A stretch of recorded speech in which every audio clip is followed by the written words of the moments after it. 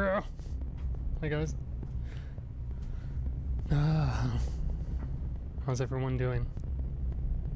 Hope you're all having a good Tuesday evening, afternoon, morning, wherever you are right now.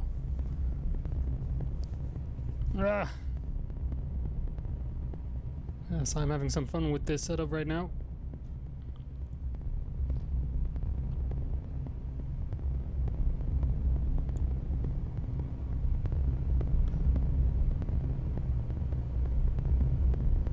I'm battling a bit against a couple of sound settings that I have going on right now.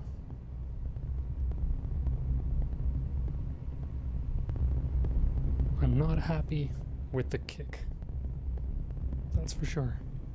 Let's see if we can fix that.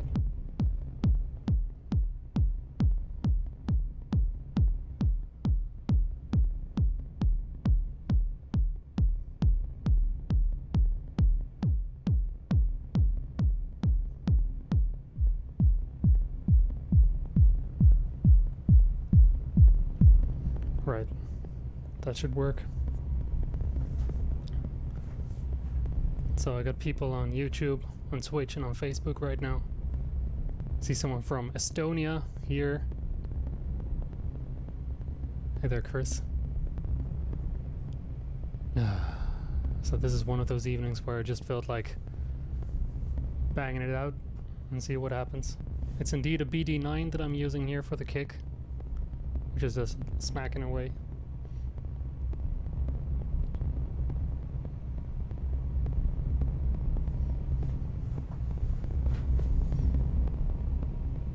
Let's see if I do something like this. I'm gonna mangle some of these settings a bit.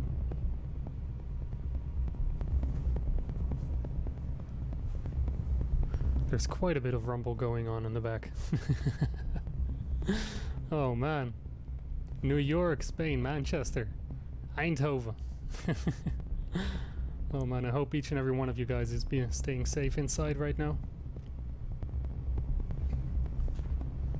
Here, on my end of the pond, I'm just doing what I can to make this global lockdown situation a little bearable. And I'm doing this each and every day of the week.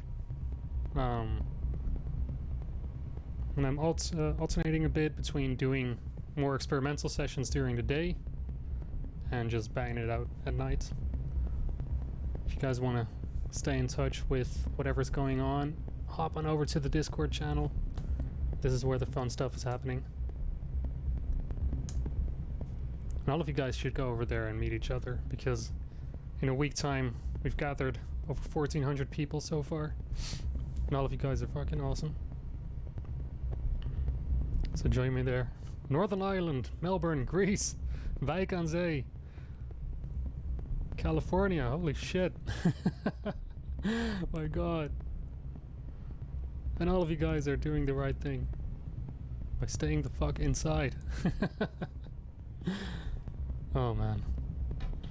In all seriousness though, I wish I would be able to just do this live in front of you all, because man, I really miss just the live atmosphere of things. But until then, I guess we'll just make do and do it this way and keep the music going.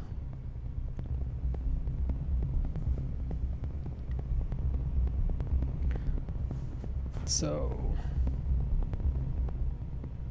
I'm gonna see if I can get something interesting out of this groove and see if we can sing into the end of the night for this. But thanks everyone for tuning in so far. My god, seeing all of you people typing out your locations like this is insane. This is literally the most global community I've ever met. You guys are all awesome. Oh yeah, by the way, when you're entering the Discord channel and you're not authorized to chat yet, you have to click the green checkbox and then go over to the lounge. And the lounge is where you can chat and be merry about it. Here, let me just link it one more time, just for the hell of it. You should all go there. Oh my god, you people are from all over. This is fantastic. Keep going. Okay, I'm gonna see if I can get a little more bass groove going here, because there's one thing that I wanted to do all the time but just couldn't get right. So let me just fix this real quick. Yep, there we go. Because I was missing an octave switch, and I think octave switches are the best invention ever, but it really sucks when you don't have them. So yeah, let's see.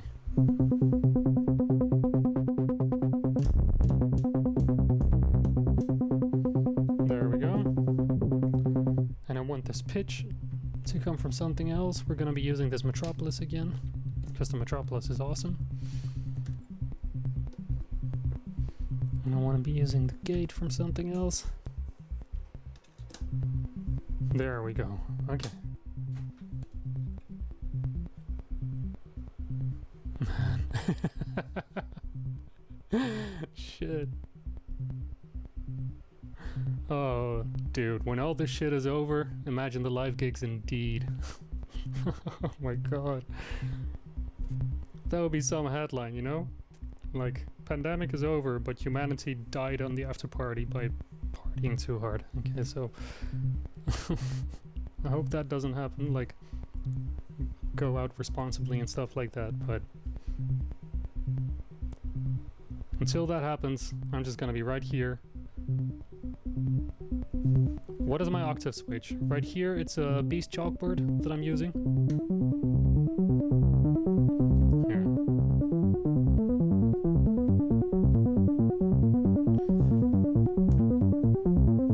You know what?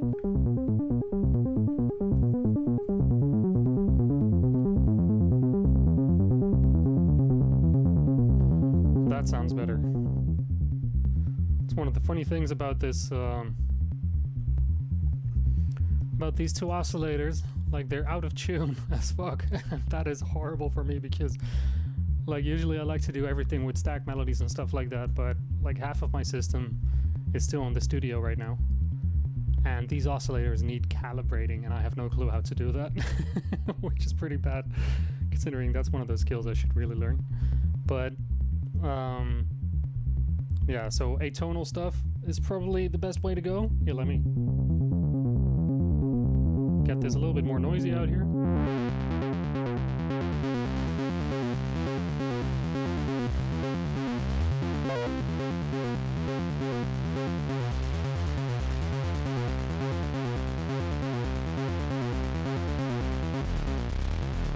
That's the stuff.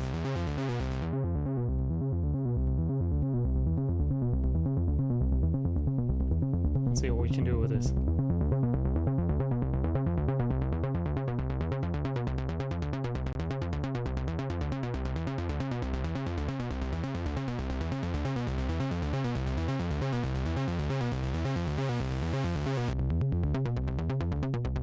Alright. I'm gonna jam out with this a little bit. The reason for calibrating oscillators is that they track a little bit better over the octaves and stuff like that. Otherwise, when I do an octave jump with CV, it doesn't actually track a full octave, but slightly less or more, stuff like that. Anyway, I think this is gonna be an interesting bit.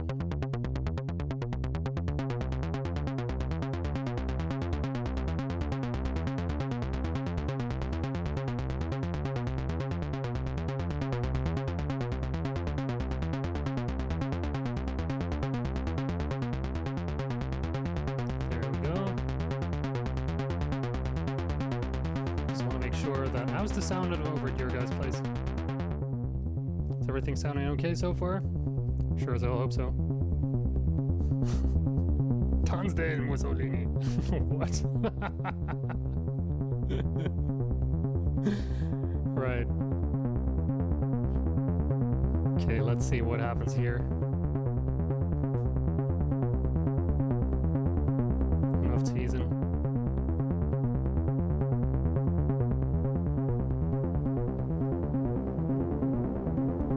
Okay guys, see you on the other side. Enjoy.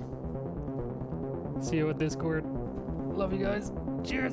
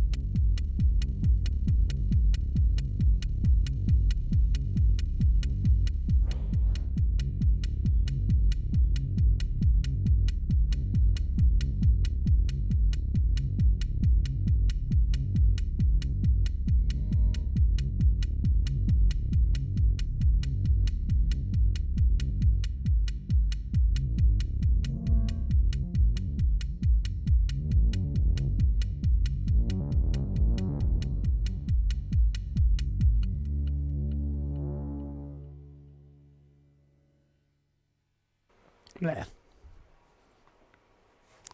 Yeah. Fucking hell.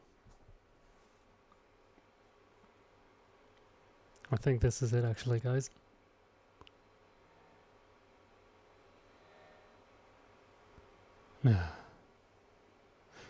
This was fun. Ton of fun. But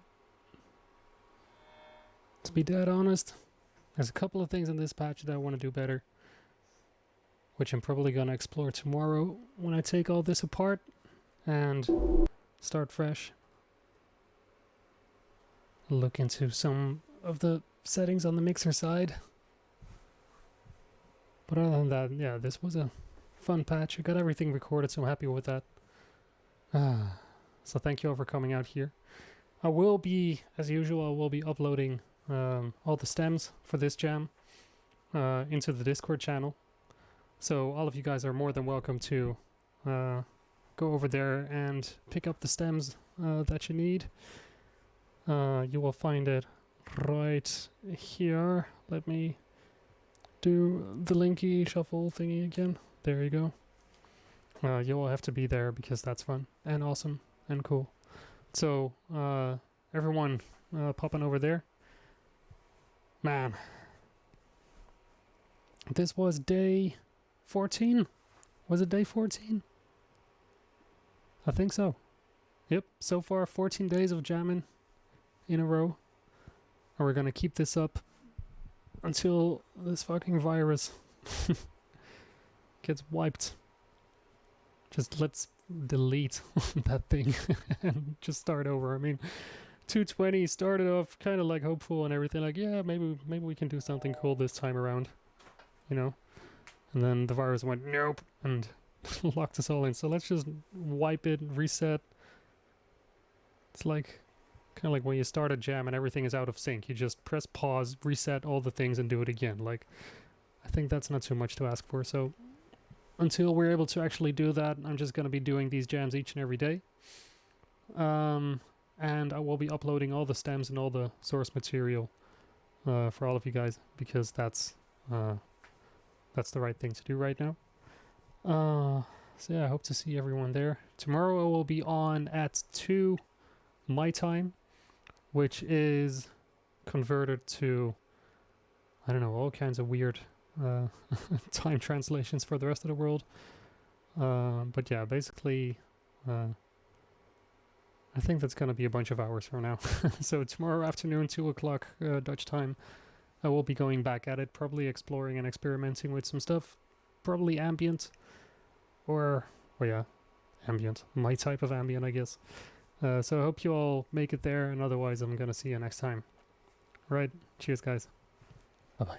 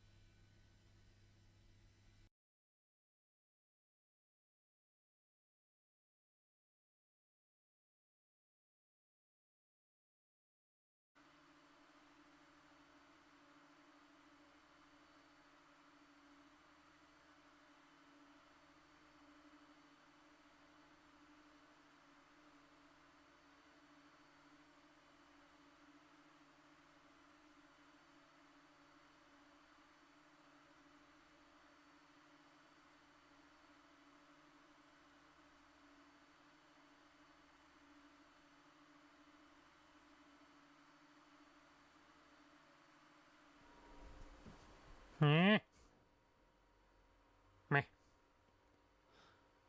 Yes. And we're back.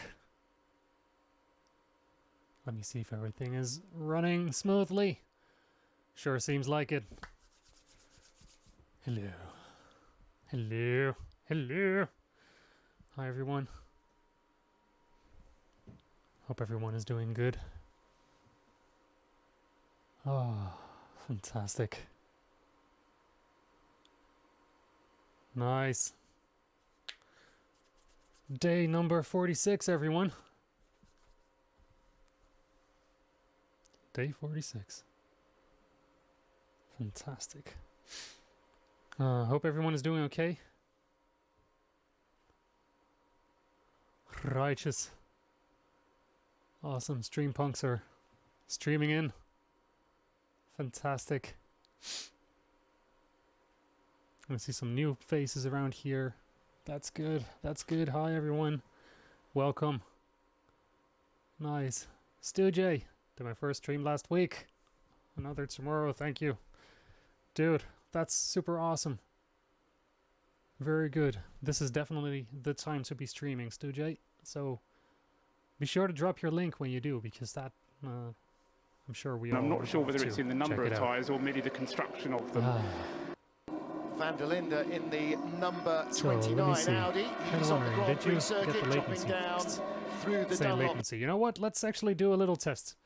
I'm going to count down, and I would like all of you to just type the letter X when I hit the countdown and we get to 0. Everyone type X. And I'm not sure whether it's in the number of tyres or merely the construction of them. Recovery. Might be, yeah.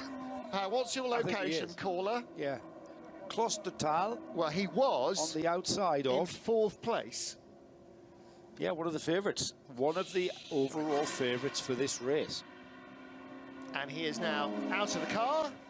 I can see in the rearview mirror, and he is walking away and walking around the front of the car, and he's going to go and head over the barriers. Now, he's clearly in a position where the TV crew do not have an external view of the car, because all we've been shown so far is the onboard. It would be very handy if they would replay the incident. We could maybe identify, looked sort of Clio-y, Seat. It was a hatchbacky kind of thing, I thought, briefly, as I saw the incident. Very narrow there, isn't it, to be going round the outside of that sweep. Yeah. And then what, sorry? Last left into Klostertal, yeah. Ah, yes. Very yes, quick. That's right. It narrows right down. And that was what was happening. And from the onboard, it was all funneling in on him. Barrier coming in from the left, car coming in from the right. And unfortunately, he was between literally a rock and a hard place. So that car still shown as in 4th position. But Robin Freen's now up to 3rd. And the number 5 Audi will also move. In fact, everybody will move up, apart possibly, at least for the moment, from the number 1 car, which is in the pits. So the Team Black Falcon number 1 car is in. Going to be a while to see that 44 Porsche recovered from there. That's a 135 mile an hour part of the track on a tourist lap in a fast road car, in a not so fast road car.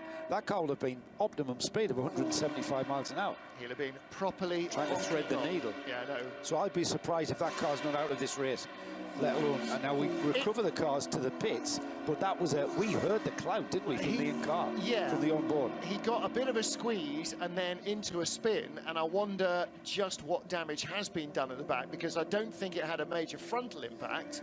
Where's the important bit on a Porsche 9? At the front. Do you think so? Yes. I wouldn't. Well, how many times disagree. How many times have you seen a 911 style car retire because it's got a smashed engine block, compared to the number of times they retire because all the coolant is leaked out at the front end? I would rather go in rear end, because there's lots there. Yeah. You know, yeah, exhaust, gearbox. Exactly. If you engine. go in and nerf the front, then all your cooling goes all over the place. Now, you don't have to nerf the front very hard. I said it didn't look like a major frontal impact. It doesn't have to be fair. It can be a little shunt in traffic and you're still absolutely cream-crackered. So, code 60 at Klaustertal. Let's see if the helicopter can get over there. The helicopter is still flying. So, were I the director, and obviously, folks, I'm not, the helicopter would be hovering overhead by now. Number 1 car is well, just left the pit lane in 8th place, the number 1 AMG Mercedes, the SAP car, white with the blue livery. That's Adam Christodoulou having just got out of the car. Not sure who's got into it on the rotation and that car. Maro Engels starting, correct? Yeah, I think it should be Jelmer Berman, in fact, because it was Metzger who handed over to Christodoulou. So Jelmer Berman is the driver who hasn't yet been behind the wheel of it. A couple of cars, I mean, comments from either of Martin or Joe on this that haven't gone as well as I would have thought they would have done. Firstly, that SAP-sponsored Mercedes, number 1, the reigning champion, as it were, in 8th place overall. But the number 911 Manthey Racing Porsche way down in 23rd place only. And that car's not had any problems, it just hasn't had the pace. You know what, Paul? It's this race is all about just staying out of trouble and being around at about 2:30 tomorrow afternoon. So even though the number 1 car, as you see, is down in 8th place, it's on the lead lap. That's important, and I'd say that you can't really discount anyone at this stage. Any one of those. Those that I totally agree with you. There's a lot of people that's a long list. When you said who's been disappointing so far, I could give you a long list, but I'm kind of trying to, you know, recalibrate my head as we've been talking about all week, because this race is all about just going round and round, staying out of the kind of trouble we've seen Jörg Bergmeister get into with the 44 Falcon Porsche, and being there tomorrow afternoon. Yeah, I agree in general, but that 911 car out of, as I say, outside the top 20, and it has had an extra pit stop for that car, so it had a problem which it's had to come in to resolve, which has pushed it down as far as it has. So I think there's some problem there. Meanwhile, Martin, rescue vehicle is with the Falcon Motorsport car, the front of which is intact, as Christopher Mies in the number 28 Audi drives by. Another car that's underwhelming so far is the number 47 Mercedes. That's the Man Filters car, the bright yellow car, and that is back in the garage. Those were the noises off. You could hear lots of air hammers, and they're working hard to take the bodywork off the front end. Looks like the radiator might have ingested somebody's debris, and they have got a bit of a cooling issue. So those 2 cars, 47 and 911, 22nd and 23rd, both currently in the garage receiving more attention than their team would like. The 911 car has made a total of, it only did 2 laps on the last stint. Yikes. Whereas the 47 car did 6, which still isn't a full stint, but at least... Is 911 back in again then? Yes, yeah, it is, isn't it? Okay, so, yes, as you say, 2 laps on the last stint. The previous stint to that was 3 laps, so the 911... taking on board what Joe was saying, I think does have a problem that needs fixing, as you say, the Bernd Schneider car, the Man Filter sponsored HTP car number 48, also with problems in the pits and falling down the list. But such is the strength of this SP9 entry, Martin, that it doesn't matter, because obviously to the teams it's hugely important, but we've still got an awful lot of strength in depth in the top 15. Yes, as fans, we're not losing anything. Unfortunately, the 47 car with front-end damage, Stefan Mucker being interviewed at the moment, so I'm not sure whether he was at the wheel at the time, but he's clearly had a glancing blow with somebody at the front of the car, and, you know, possibly even just a relatively minor closing speed shunt with a slower car in traffic, but it does look as though it's put a kink in their cooling system. Work going on. The damage is on the right front corner. Work is going on in the left front wheel arch. So I'm not sure whether damage and visit to the garage are necessarily that interconnected. They may be looking at something else. That damage on the right corner, Martin, that just looked superficial, didn't it? It did a bit. It just snagged someone. And I think that car could have survived a lot longer. Yeah, and I don't think that's the cause or effect. They're not doing anything with it, are they? No. Edo Mortara is getting ready to take it over. I mean, the bodywork is now coming off, or bodywork is coming off. Extra driving lights are hanging off there, so that's not going to help. I think I think we're now in a situation where their to-do list has totted up, and they're getting right. Okay, now it's a full works service. I think as they've delved into it, removed pieces of bodywork. Oh, that's damaged. Oh, that's damaged. Oh, tell you what, boys, let's have this thing stripped down. I think it may have come in with a left front suspension problem. Are we shouting? We're shouting because our ears are too loud. We may have come in with a left front suspension problem this time, but then they've got a to-do list. They need those lights fixing before it gets dark. They need the cooling and the air intakes, which were broken and cracked and blocked, therefore, and not working properly. And so they need those doing. And so, yeah, it's the to-do list. Let's get it all done. In from 6th place, meanwhile, Paul, is number 50, which is the HTP Mercedes. Another HTP Mercedes, yes, the grey car, which Dominic Baumann is just coming to the end of a double stint in. So I don't see all of the TV pictures. So if Dominic gets out looking a little bit hot and bothered, that'll be why, because he's just done a double stint. And I saw Eduardo Mortara stalking through shot with his helmet on, so he's about to get in. And in fact, now the TV director shows us that Eduardo Mortara is taking over from Dominic Baumann. And they're cleaning the light lenses, and not much else to do on that rather attractive silver and black AMG Mercedes. An AMG Mercedes wearing 50 years of AMG as well, which I hadn't realised was coming up this year, as there are so many centenaries and 50-year and 60-year celebrations now. We're really into the meat and drink of lots of motoring history. So 50 years of AMG. And the number 50 Mercedes, you see what they did there? No, it's just hit me in the face at the end of that sentence, which is something lots of people would like to do. Currently lying in 6th position. You know your audience. Absolutely, yes, they know me. That will allow, of course, the second Land Motorsport Audi up into 6th place, the number 28 car, which currently has Christopher Meese behind the wheel of it. He's taken the car over from Christopher Haase at the last stop, and so that car up into the top 6, which means we've got 1, 2, 3, 4, 5 Audis in the top 6, with the only interloper, it being the Schnitzer car, number 42, which I've lost track of. I think it might be Tom Lompkitz who's now at the wheel of it, although that car is also coming up towards the end of its stint. So the Audis, certainly at the moment, being able to continue what they did earlier on in the race. They have the pace and they have the numbers, and they also seem to be able to do the long stints. Horrible noise. I'm hoping that's just an over-modulating microphone coming from the number 8 Haribo Mercedes. He does seem to be going fairly quickly, but it sounds fine. Has he got a broken exhaust? You know what I'm thinking? That sounds like an exhaust. Or an arcing plug, where he's just been passed by... Now then, has he got a problem with the engine, performance-wise? Because the Glickenhaus should not have gone... Well, he hasn't. He may have just gotten the draft there and has toured by him. Because he didn't pull away once he got by. I think that was a slipstream. So maybe that Haribo Mercedes, it's just a bit of resonance through the microphone that we can hear, and not really a I hope it doesn't sound that horrible inside the car, because that would really grate, wouldn't it, after a while? And after a while, I mean 10 seconds, Paul.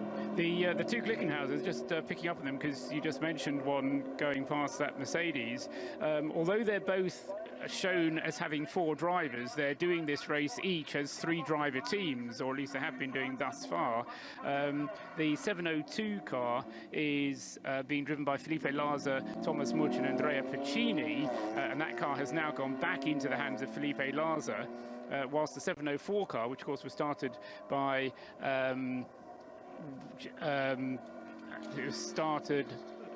Jeff Westphal.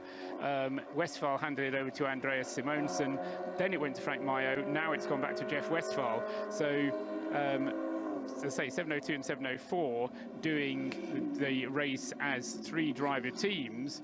Although I should mention that the 704 car has lost a lot of ground with what you described a few moments ago, Martin, with the extra pit stops to sort out the bodywork damage at the rear. Although the car was less time in the pits than the number 3 Mercedes was, it's had to do, I think, certainly 1 extra pit stop, possibly 2 extra pit stops to have the rear sorted out or double checked or something. Yeah. I think it had more tape added. And it's now down just before I get to Joe, you may have covered it, but I was asking myself on the grid, was Jeff Westphal the first American to start on pole in a Nürburgring 24 hours? That's a what? That's a I can't be good coming question. in this late and asking that question for the first time. I wasn't there for the countdown to green, so I don't know if the question was asked, but it's... I would have thought that you would have got to that, Paul, in the top 30. Yeah, so you're probably right. I can't think of another American who would have put it on pole position. Indeed, it's only the second foreign, if you regard it as a German race in their home country. Yeah. It's only the second... Only the second non-German? For a long time, okay. in the recent past, because the Ferrari was in 2011, I think it was, the last time that we had a non-German car on the pole. Even longer ago, of course, that we've had a non-German car winning the race, but let's not go there for the moment. Too far to go to the end of the race. 4.5 hours coming up. I have got a Bentley update. The number 37 has been into and out of the pits. Is that what you were going to say? I was just going to say, yeah. Thanks to Mike's here as well for keeping us updated as to what is still going leading on. the SP9-L class. Yes, it's Christian Menzel now at the wheel of the 37. And there he is, 17th overall. He's now out of the pits, having completed that pit stop. Camera's just showing us the car in 129th place, so we're not going to be able to look at the screen because that's going to take too long on the remote control. But definitely a candidate for gaffer tape special of the year so far already, the number 17. That's the Christopher, now down to 130th place. I wouldn't be happy with that. So you turn up at a race with a silver and black car, and have you packed the gaffer tape? Yes, I have. Yeah. Oh, rolls of it, mate. Yeah. What colour is it? It's bright blue. Yeah. What do you mean it's bright blue? We've got a silver and black car. That's not very aesthetically pleasing, is it? Well, maybe they can't tell where the damage is. Maybe they had to nick it from the Bilstein team because being an Audi team, we're not going to need gaffer. Hang on, Mark. It's got red as well. I think they've used all the silver gaffer tape up on the other side and black. Ran out and borrowed. I think you're right. Red around the back and blue on the passengers on the driver's side. Very slow-moving BMW. Where's that?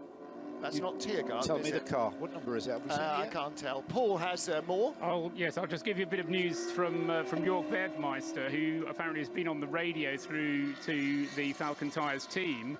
Apparently he was hit whilst being overtaken by another car, or whilst he was overtaking another car. Yes. And that contact threw him into the barriers, is what he's reporting. And the car is still in the barriers. There was a rescue vehicle there.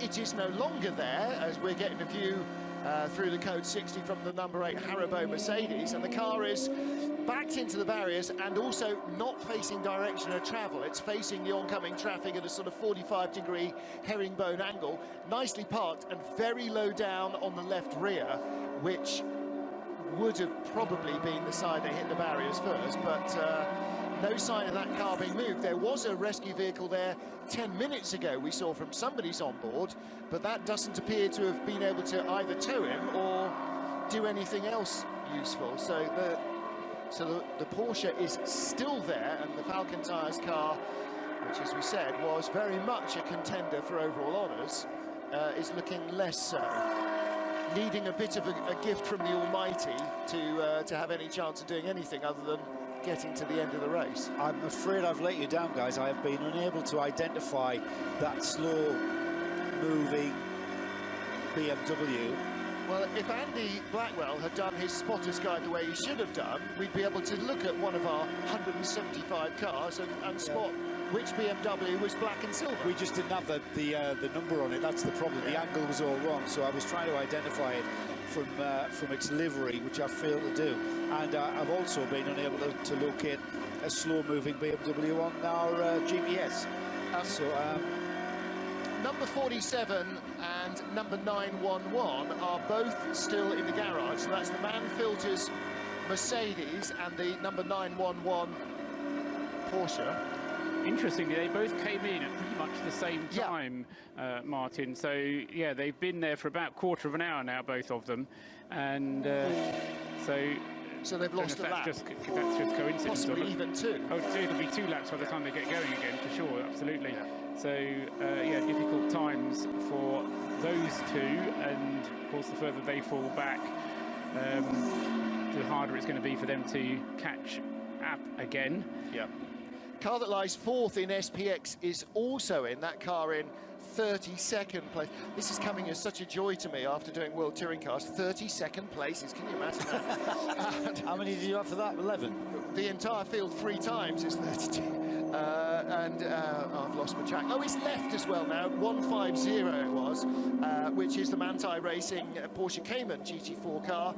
And it doesn't tell us who's at the wheel of that car, so can't tell you. Could be anybody. Well, it couldn't be anybody, obviously, but one of their 4 drivers.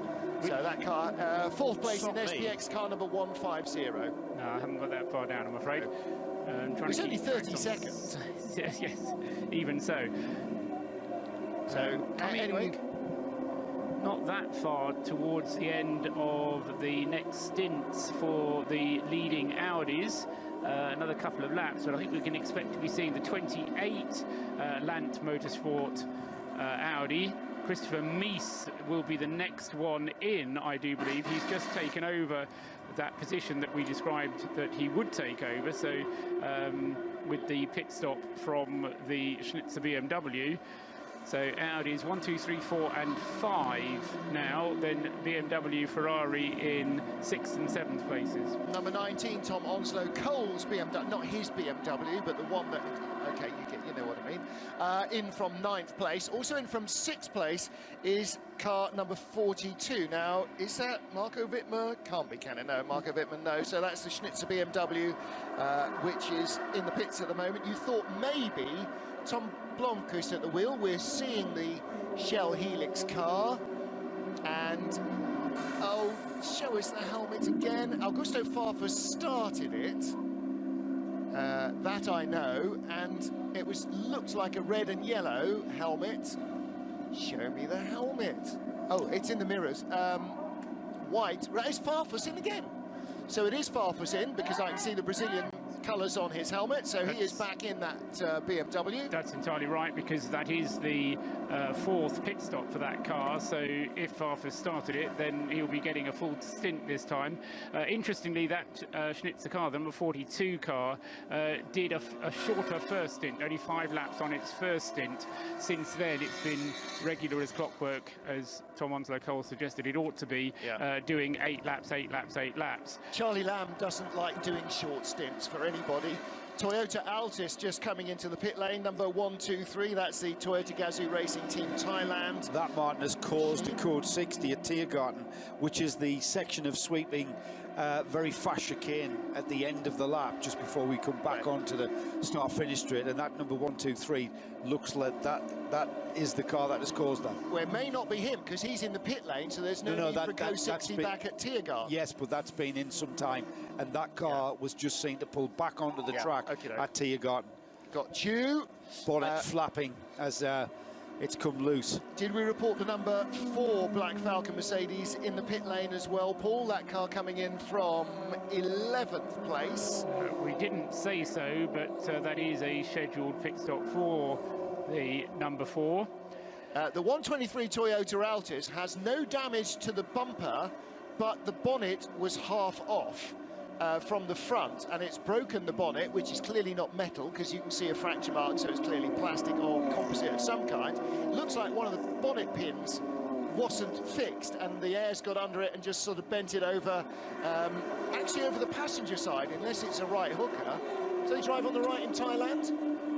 Hands up, who knows? Never been, I'm afraid. Never been to Thailand. Heindorf's been to Thailand. The number 20 BMW, this is a Schubert entered car, on its way out of the pits, having had a slightly longer pit stop, the car having been hit up the back as it went into a code 60 zone, and it was Bruno Spengler at the wheel. Ew. And he said Bruno saying that because he was hit pretty squarely on the back, it hasn't done as much damage as it would have done had he have got one of the corners, but he was going into a code 60, and that's what has brought that car, the number 20 Schubert BMW, in. That car just outside the top 20 in 21st place on its way out of the pits. Now, it'd be nice to be able to ask him the follow-up question, which would be, had you just nipped in front of that slower car and then stood on the anchors, forgetting, of course, that his brakes weren't as good as yours? That would have been the question which you would have asked, That Martin, would have been no the doubt, question I would have asked. without any embarrassment With at all. raw brutality. 123 is having the right front of its bonnet take down because there is no bonnet pin. It is a right hooker as well. It is a right hooker, right-hand so drive. that's why it was going quite so slowly. That's why he went off. Yes. I saw him pull him back on, so Blind he as was a bat. completely blinded and went off. Oh, BMW update 141 being pushed down the pit lane, and it's black and silver, so I think that crosses another box off, doesn't it? It is a clue, isn't It's it? the Pixum Team Adrenaline Motorsport BMW E90. Never accuse you of not being a detective, Joe Bradley. 47.911 still in the pits as we are at 8 o'clock. So 8 p.m. Central European time. It is still we should be in a beer garden watching this on the telly, but even more entertainingly, we're not in a beer garden watching this on the telly. So the number 29 Audi leads with Etienne van der Linde still at the wheel. Frank Stippler in the number... Kelvin, rather. I'm going to be doing that all weekend. Frank Stippler, it is Frank Stippler, in the number 10 Audi R8 in second place. It's an Audi 1-2-3 because Robin Friends must surely be about to surrender the number 9 car to one of his teammates. That is the top three. Christopher Mies in fourth position. Our class leaders in SPX... is the number 702 Glickenhaus, which is in 12th position overall. Leading SP9L is the 37 Bentley, which is in 22nd place overall. Going further down my screen, leading in SP7 is the number... is 27th place, number 66 Manthey Racing Porsche 911 GT3 Cup car. More leaders on first screen, SP3T class leader, grabbing back across to Darren Turner's number 7. Oh, no, that can't be right. No, it's number 89, which is, eluding me, the LMS Engineering Audi TT. Yeah, that sounds much more like a turbocharged class car. But right behind them on the road, SP8 leader is the 007, or number 7, as it's shown rather unentertainingly on the side of the car. Aston Martin from Aston Martin Lagonda, and that car is leading the SP8 class. Another class leader on that category, on that first page rather, is in 36th place and in the pit lane at the moment, and it is our TCR class leader, car number 175, which turns out to be the Matilda Racing Volkswagen Golf.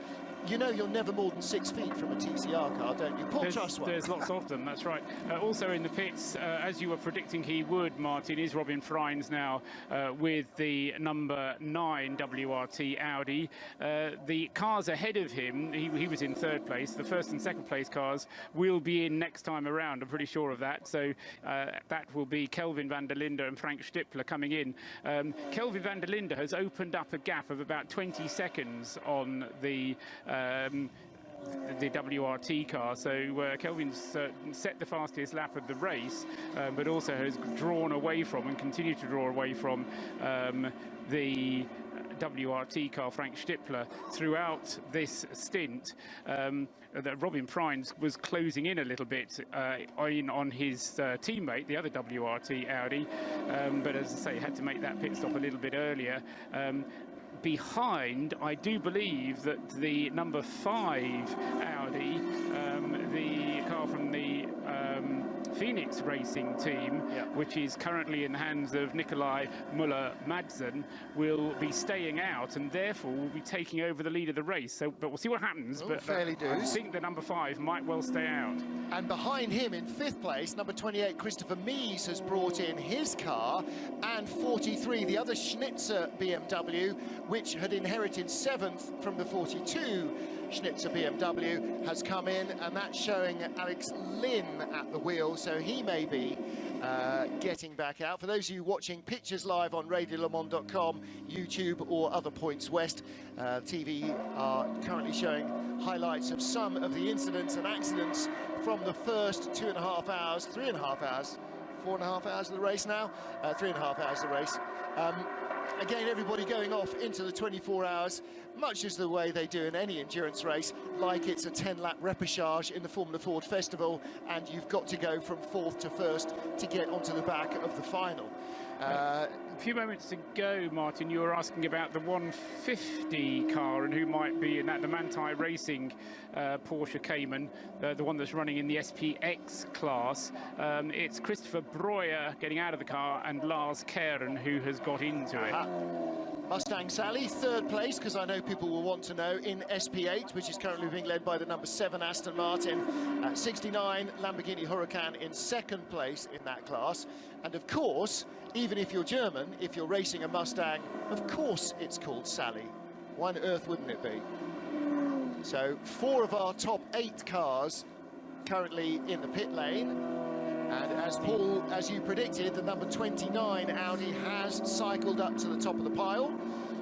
Number 9 car, which was in 3rd, leaves the pits. Yeah, but only until the end of this lap. The 29 and 10, Lant versus WRT, or Kelvin van der Linde versus Stippler.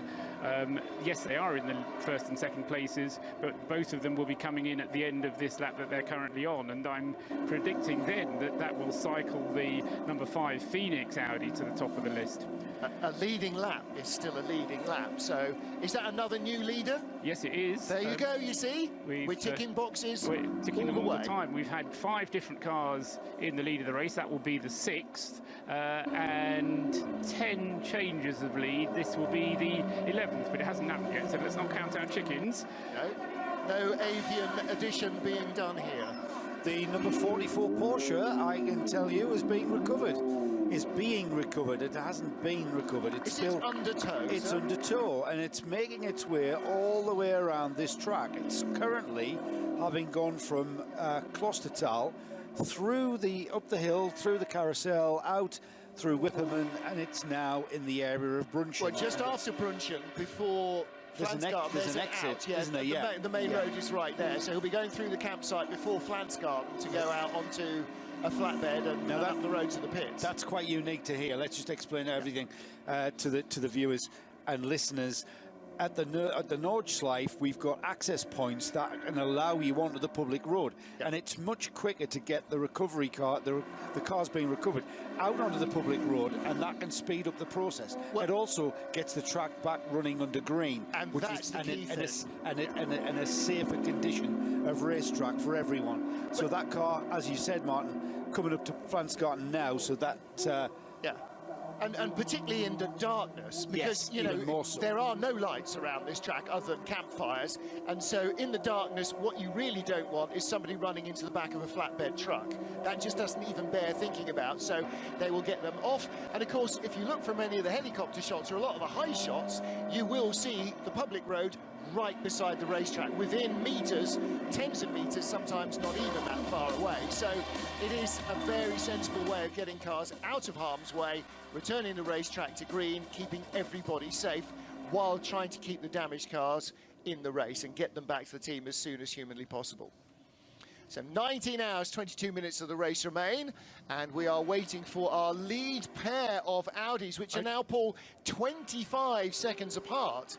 Van der Linde and Stippler, yes, but I mean, should both be in. That was 5 seconds at the beginning of the of this stint. So Van der Linde has been mighty in this phase of the race. His average lap time, and bearing in mind, normally I discount yellow phases from my average lap times, and you can't do that with this because of the way that yellow phases happen. They're just in zones of the circuit.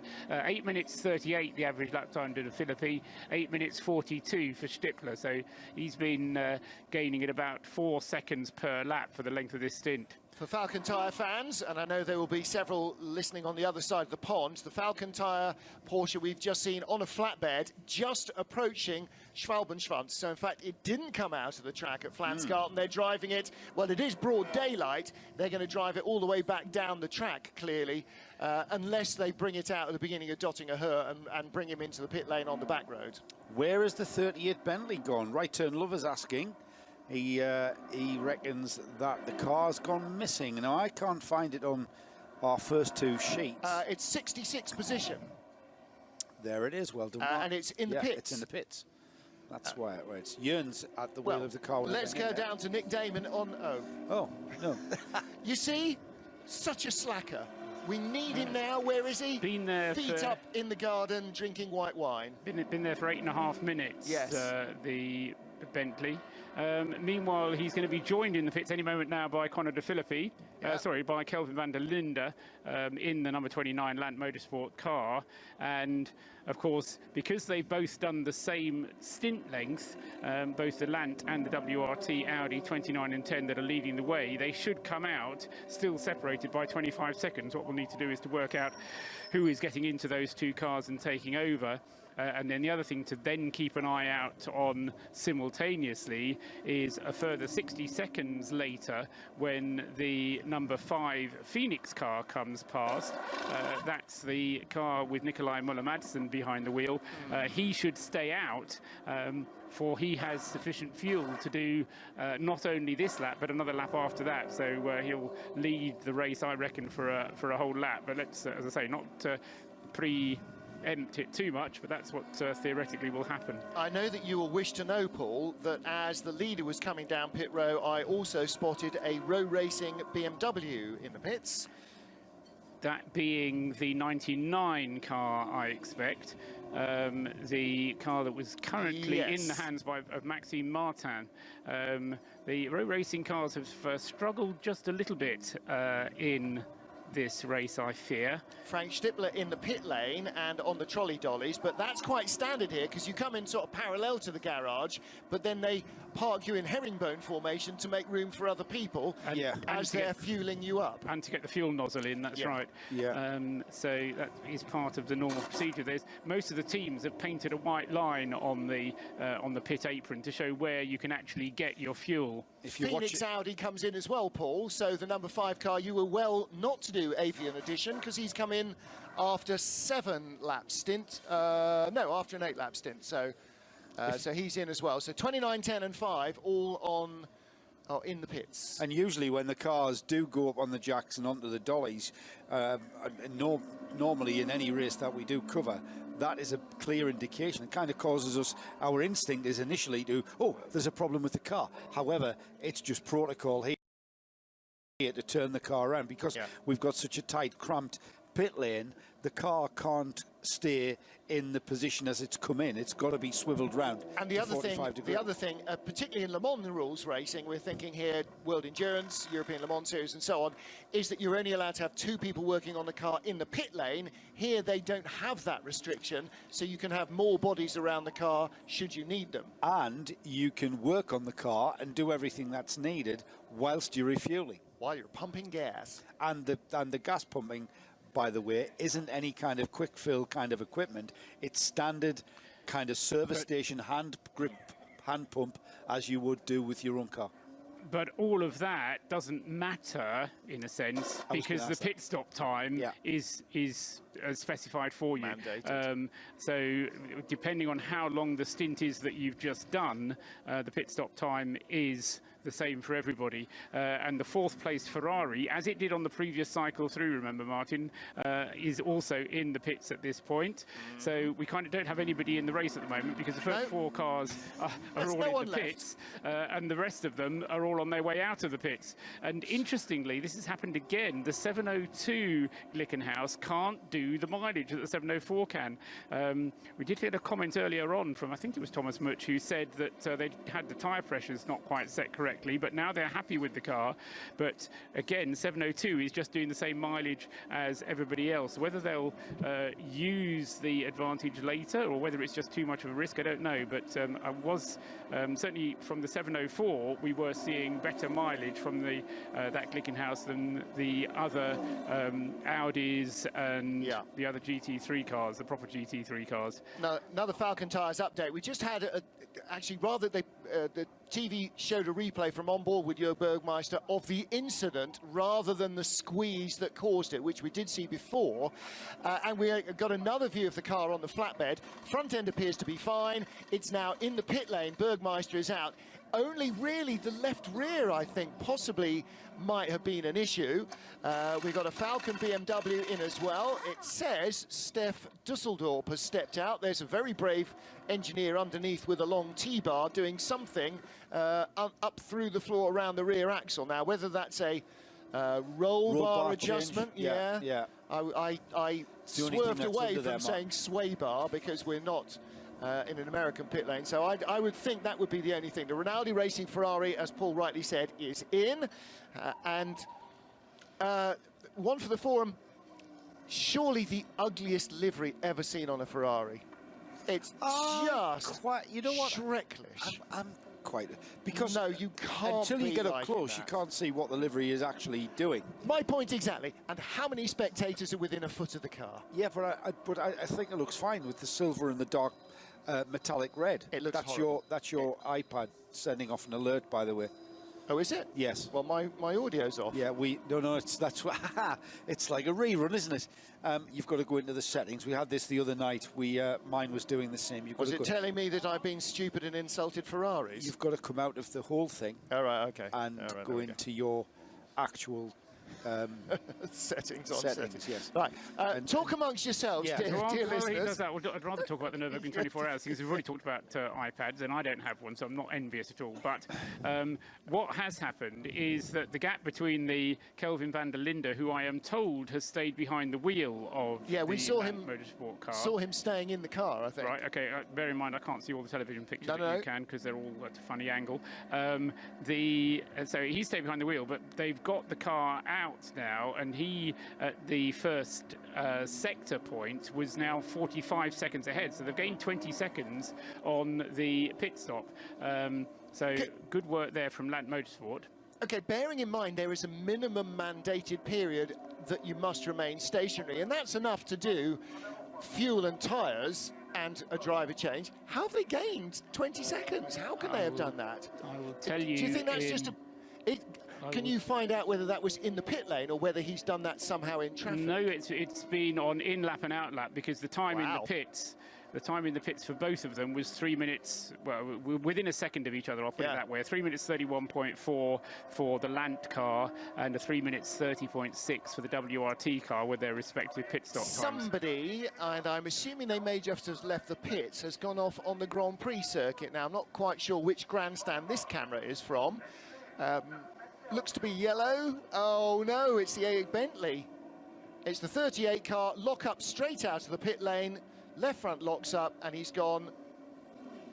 Okay, the left front has locked up, and the car has basically not slowed even remotely. So either A, brake failure, or B, it's not brake failure, the throttle has jammed wide open. No, because look, the left front was locked, the right front was rolling. The right front was turning, the left front was locked solid. So there's been a major mechanical issue with that. Just did not look right, did it? Either that or the throttle had jammed open. Nobody goes straight off, and nobody goes straight off at the first corner, straight out the pits, first of all. And secondly, they don't keep going through all of that runoff area and gravel trap in a straight line without the car slowing down. That was definitely not driver error, but that was the Bentley straight out of the pits and straight off into the turn one gravel. So major drama, unfortunately, for that car. And the other thing of significance, and it's really only significant to anoraks like me, I suppose, but Kelvin van der Linde, by virtue of that quick in-lap or an out-lap that didn't have a yellow flag that some of the others did have, has managed to preserve his lead through that pit stop cycle. And that's the first time in the race, and that, as I say, that's why I always think it's something significant, the first time in the race, 4 3/4 hours in, that a leader hasn't changed as a result of coming into the pits. Oh, right, okay. We're still showing code 60 at Kesselchen, but we know we have got code 60 down at the first turn. Barrier repair work. Repairs, yes, And very good call. And it might possibly have been that the Porsche was immobile because it was stuck to a degree down in a little ditch by the barrier. Not that there are many ditches here, but if he shunted the barrier back, he might have fallen into a bit of a hole. 38 is being dragged backwards.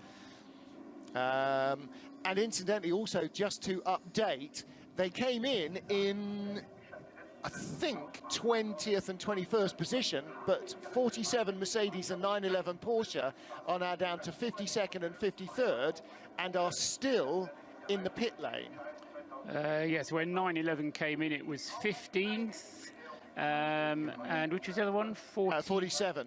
7 was in 19th. And they're now shown as 22nd and 23rd in class, but they're down in the 50s and not adding any laps to their tally. No, they're still both, as you say, being worked on in the garage. 38 Bentley has been dragged out of the gravel trap. Driver being asked if he thinks he can continue. I'm not entirely sure whether he'll be happy to do so. Number 311 pulls off to one side. This is a Porsche Cayman GT4 Club Sport. He's pulled off on the outside of the mini carousel with right front damage. And the driver of the 38 Bentley, which has got a big scuff mark on the left front corner, is asking if he can be dragged backwards to give himself a bit of room to get away from the gravel trap. And incidentally, while that Porsche was slowing down by the mini carousel, it looked like the Bilstein Mercedes having a bit of a run across the grass on the inside at Schwalbenschwanz, which is possibly not a good place to be. More work going on in the garage. Right, 38 continues, and he is going to be as judicious as a judicious thing on National Judicious Day, trying to get back to the pit lane, because having just been the willy scared out of him by going straight on at the first corner, he now needs to get the car back to the team to try and figure out what it was that happened with either the brakes not braking or the throttle not unthrottling. So, doesn't seem to be major damage. Didn't have a big impact with the barriers, and the car seems to be steering all right. Driver is looking down a lot at dash stroke controls and slowly making his way back to the pit lane. So the Bentley team will receive the number 38 car from, where was he? Oh, an awfully long way down. Yeah, he was an awfully long way down. It's Yeah, not on he page was- 1. No, I think he was probably not even on page 2 or 3. I think you're probably right. 77th. Oh, only just off page 2. In fact, he's top of page 3 then, because 76 is bottom of page 2. Okay, but of course he'll drop still further down because in effect he's still in the pits. Yeah, so this lap because, doesn't count as anything. On the assumption that he's going to come in the back entrance, as I say, it's just an extended pit stop. Plus, of course, when he gets to the pits, they then have to start working on the car. It'll be a fully extended pit stop, yes, very long indeed.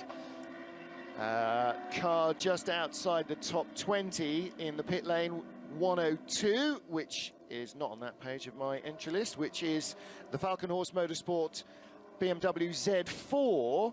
That car, Peter Pazovac, Alex Lamberts, Jaap van Lagen. Is Jaap van Lagen actually in that car? And Tobias Schultz. Jaap van Lagen appears to be in every Falcon Horse Motorsport entry, and because he's in 101 as well, the M6, I think he's much more likely to be driving that, to be honest. Jordan Pepper at the wheel of that troubled Bentley. 38, was it? Okay, yeah, thank you struggling for that. to.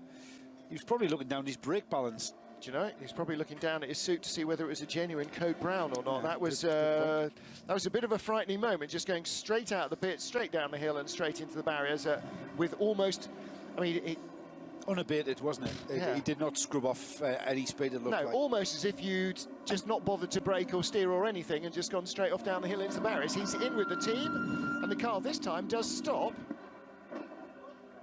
Well, they're going to put another pint or two of fuel into it. Left you may wing as looking well. very tattered.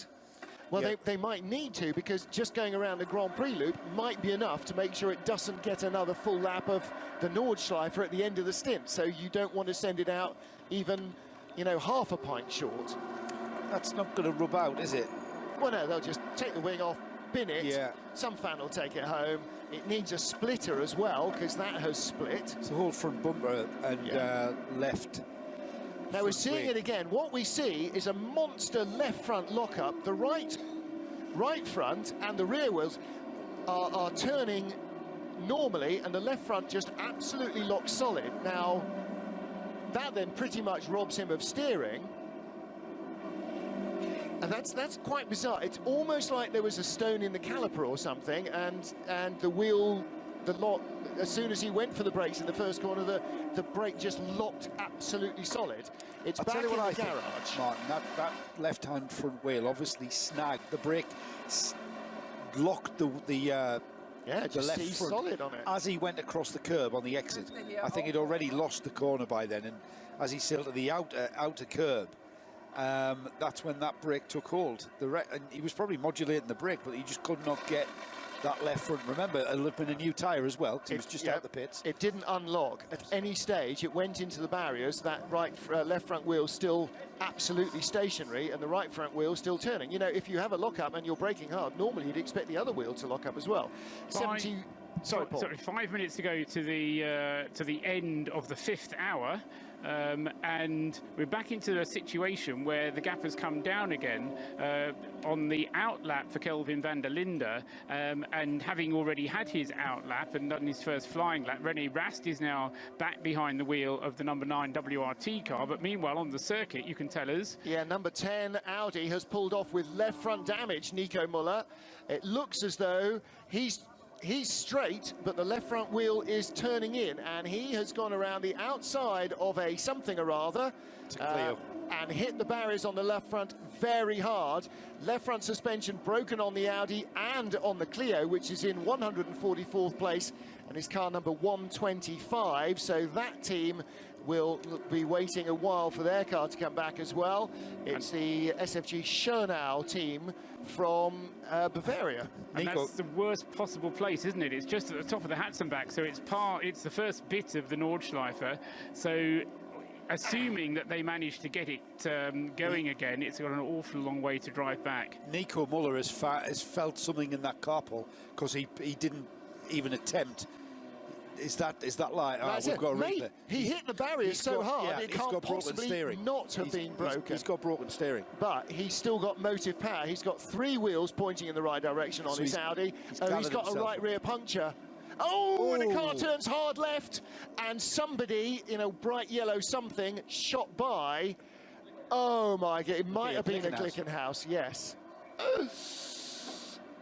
Well, he was trying to keep it going. It had a right front puncture, and then at some stage, the left front turned sharp left and dragged the car off into the barriers. It went from basically hard shoulder to central reservation in its own length, and the Glickenhaus only just missed it. And Nico Müller now opens the door and slams it in disgust.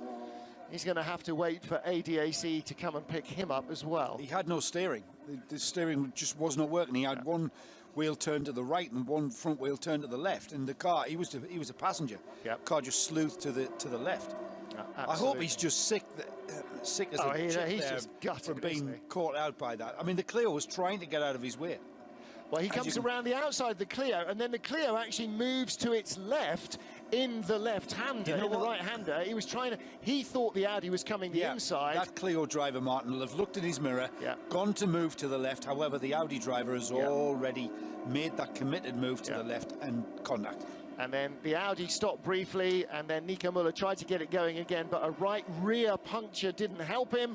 And then that damaged left front steering dragged him across the road and into the barriers, which is where it remains. And as Paul said, barely 2 miles out of the pits. Yeah. Not out of the race, though, guys. Not out of the race. No. We can recover that back to the pits. Yeah. But what we're doing now, and as I was in the process of building up to the end of the 5th hour, you know, we've getting the attrition slowly beginning to happen, and all of a sudden it's important to what the team manager said in the team manager's briefing. We've got to keep it clean, boys. If you get a 50-50 situation, just wait, make it into a 70-30 situation, make it into an 80-20 situation, even better, where you're not going to take so many risks. And that seems to have been what happened to Nico Muller. And that car, that was the 4th placed car, and of course one of the leading Audis in the number 10 from the WRT. So we've got one Lant, one WRT and one Phoenix Audi still in the battle,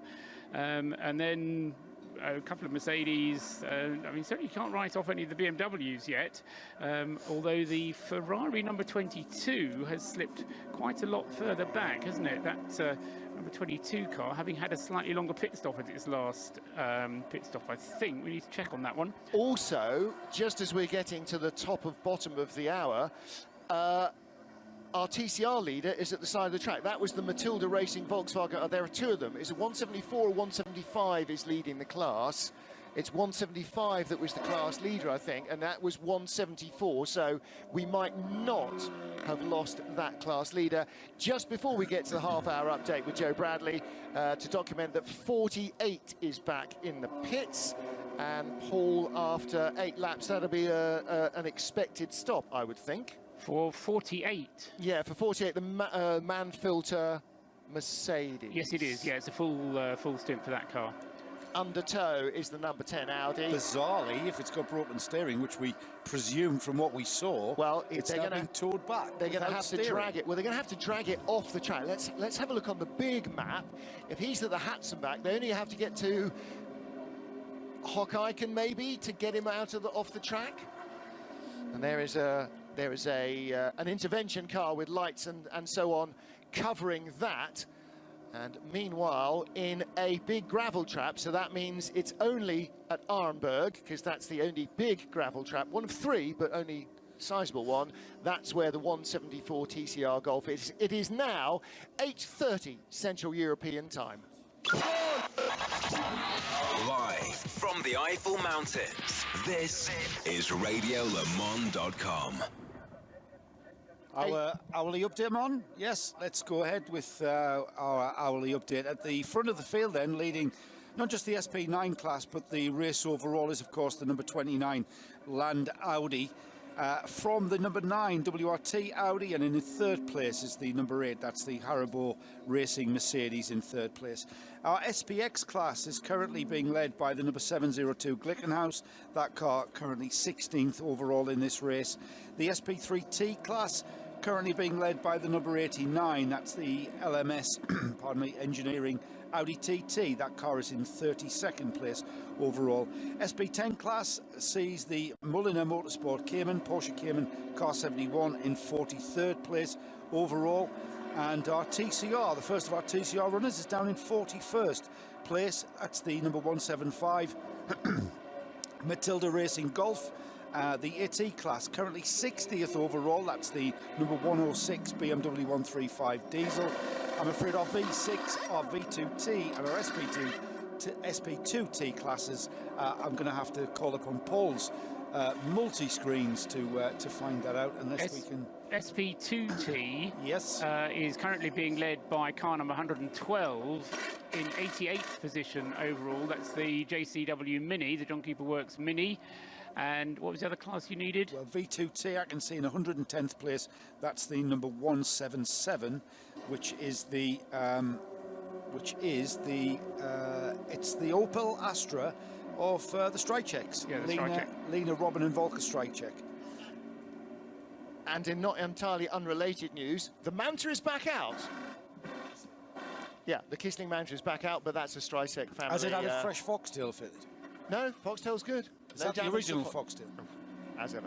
It looks in pretty good condition. Yeah, yeah. absolutely. For the amount of miles it's done hanging from the roof area. Yeah, there's only one stride check in the Kissling Motorsport Manta, but there's So three. not unrelated, though. No, absolutely no. And so Volker stride check is the common link. He's the very common link, isn't he? Exactly. Between the Opel and the Opel and the Opel. And back to the top of the pile, or at least third down from the top of the pile, the number 8 Haribo Mercedes is in. That's another 8-lap stint completed by them.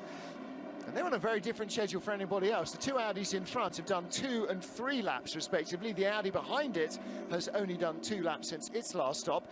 And the number 174 Matilda Racing Golf, which is 4th in TCR, is now back out of the gravel pool. Yeah, the number 8 car, that should be Maxi Gertz finishing his double stint. Remember last time we left him in the car whilst they refueled and changed the tyres. And so Maxi has done a good stint there, and that should now be the complete cycle of drivers, and they'll go back in the Haribo Mercedes to the driver who started it. Who was? I don't actually know. I think it was Renger van der Zande. Well, it was somebody in a black and yellow helmet. The camera's also showing that it's got a tow bar on the back now, a tow hitch on the back of the number 8 car. I think it's a foam rubble. I think it is Let's a not foam spoil rubble the one. illusion, though, shall we? No, but it's absolutely so. There's a lot of people asking this question, and it's been highlighted to me by Paul Marquardt. How are we seeing Audis using Michelin and then Dunlop tyres? We're having a mix of make tyres. Paul, you know the root of this issue. It's not that now these teams, as far as I'm aware, are not contracted like we would see in, say, the World Endurance Championship. They are customers who can buy whatever tyre they wish. That's right. I mean, the intention was that they were going to use Michelin. There was a slight discussion. There's a strange rule as part of the ADAC 24 hours, which means that if you have what's called the confidential tyre, you have to make it available to the organisers, and the organisers will then say, okay, yes, this is the tyre that you're allowed to use, but you have to give it as an option to other teams to use. Now, Michelin weren't prepared to do that, so they were basically providing their customers with what they call as a customer plus tyre. However, some of the Audi teams decided that the Dunlop was quicker, so on not only quicker but also lasted longer. So on those grounds, a lot of the Audis decided they were going to use Dunlops on basically sometime on Friday, and then they used the Dunlops for the top 30 qualifying. What is not at all clear is whether they will switch from Dunlops back to Michelin's in the middle of the race, because Michelin have said that isn't going to be what they want, and Martin can give us further information on that. Yeah, Michelin said you're either with us or you're not with us. Yeah, well, in effect, that's what I said. Exactly. So effectively, you can buy our tyres. You either use our tyres or you don't. Or you can buy our tyres if you're going to use them. If you're not going to use them, then we're not allowing you to buy our tyres. Yeah, we're not talking about these tyres being given away, are they? In effect, that's what's happening. Now, whether that actually happens during the race, obviously we just have to wait and see. I mean, people like Black Falcon, they have two of their Mercedes running on Michelins, and one of them's running on Dunlops. That's the way they were planning to run it.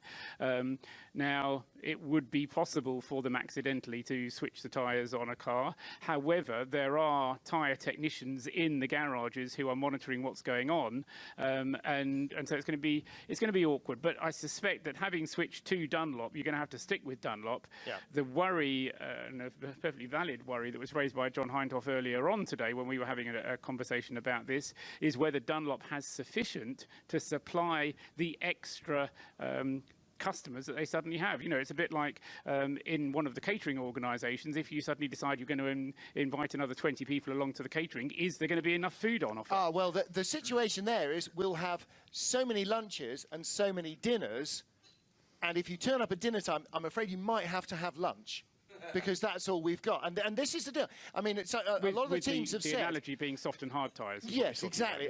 And you know, everybody's going, oh, we don't want the soft, we want the hard tyre. Well, we didn't bring, you know, a truckload of hard... We brought several truckloads, but not that many, because it's never been this hot. Everybody wants the soft tyre. So I'm afraid you're going to actually have to use soft tyres. I mean, hard tyres. Yeah, hard.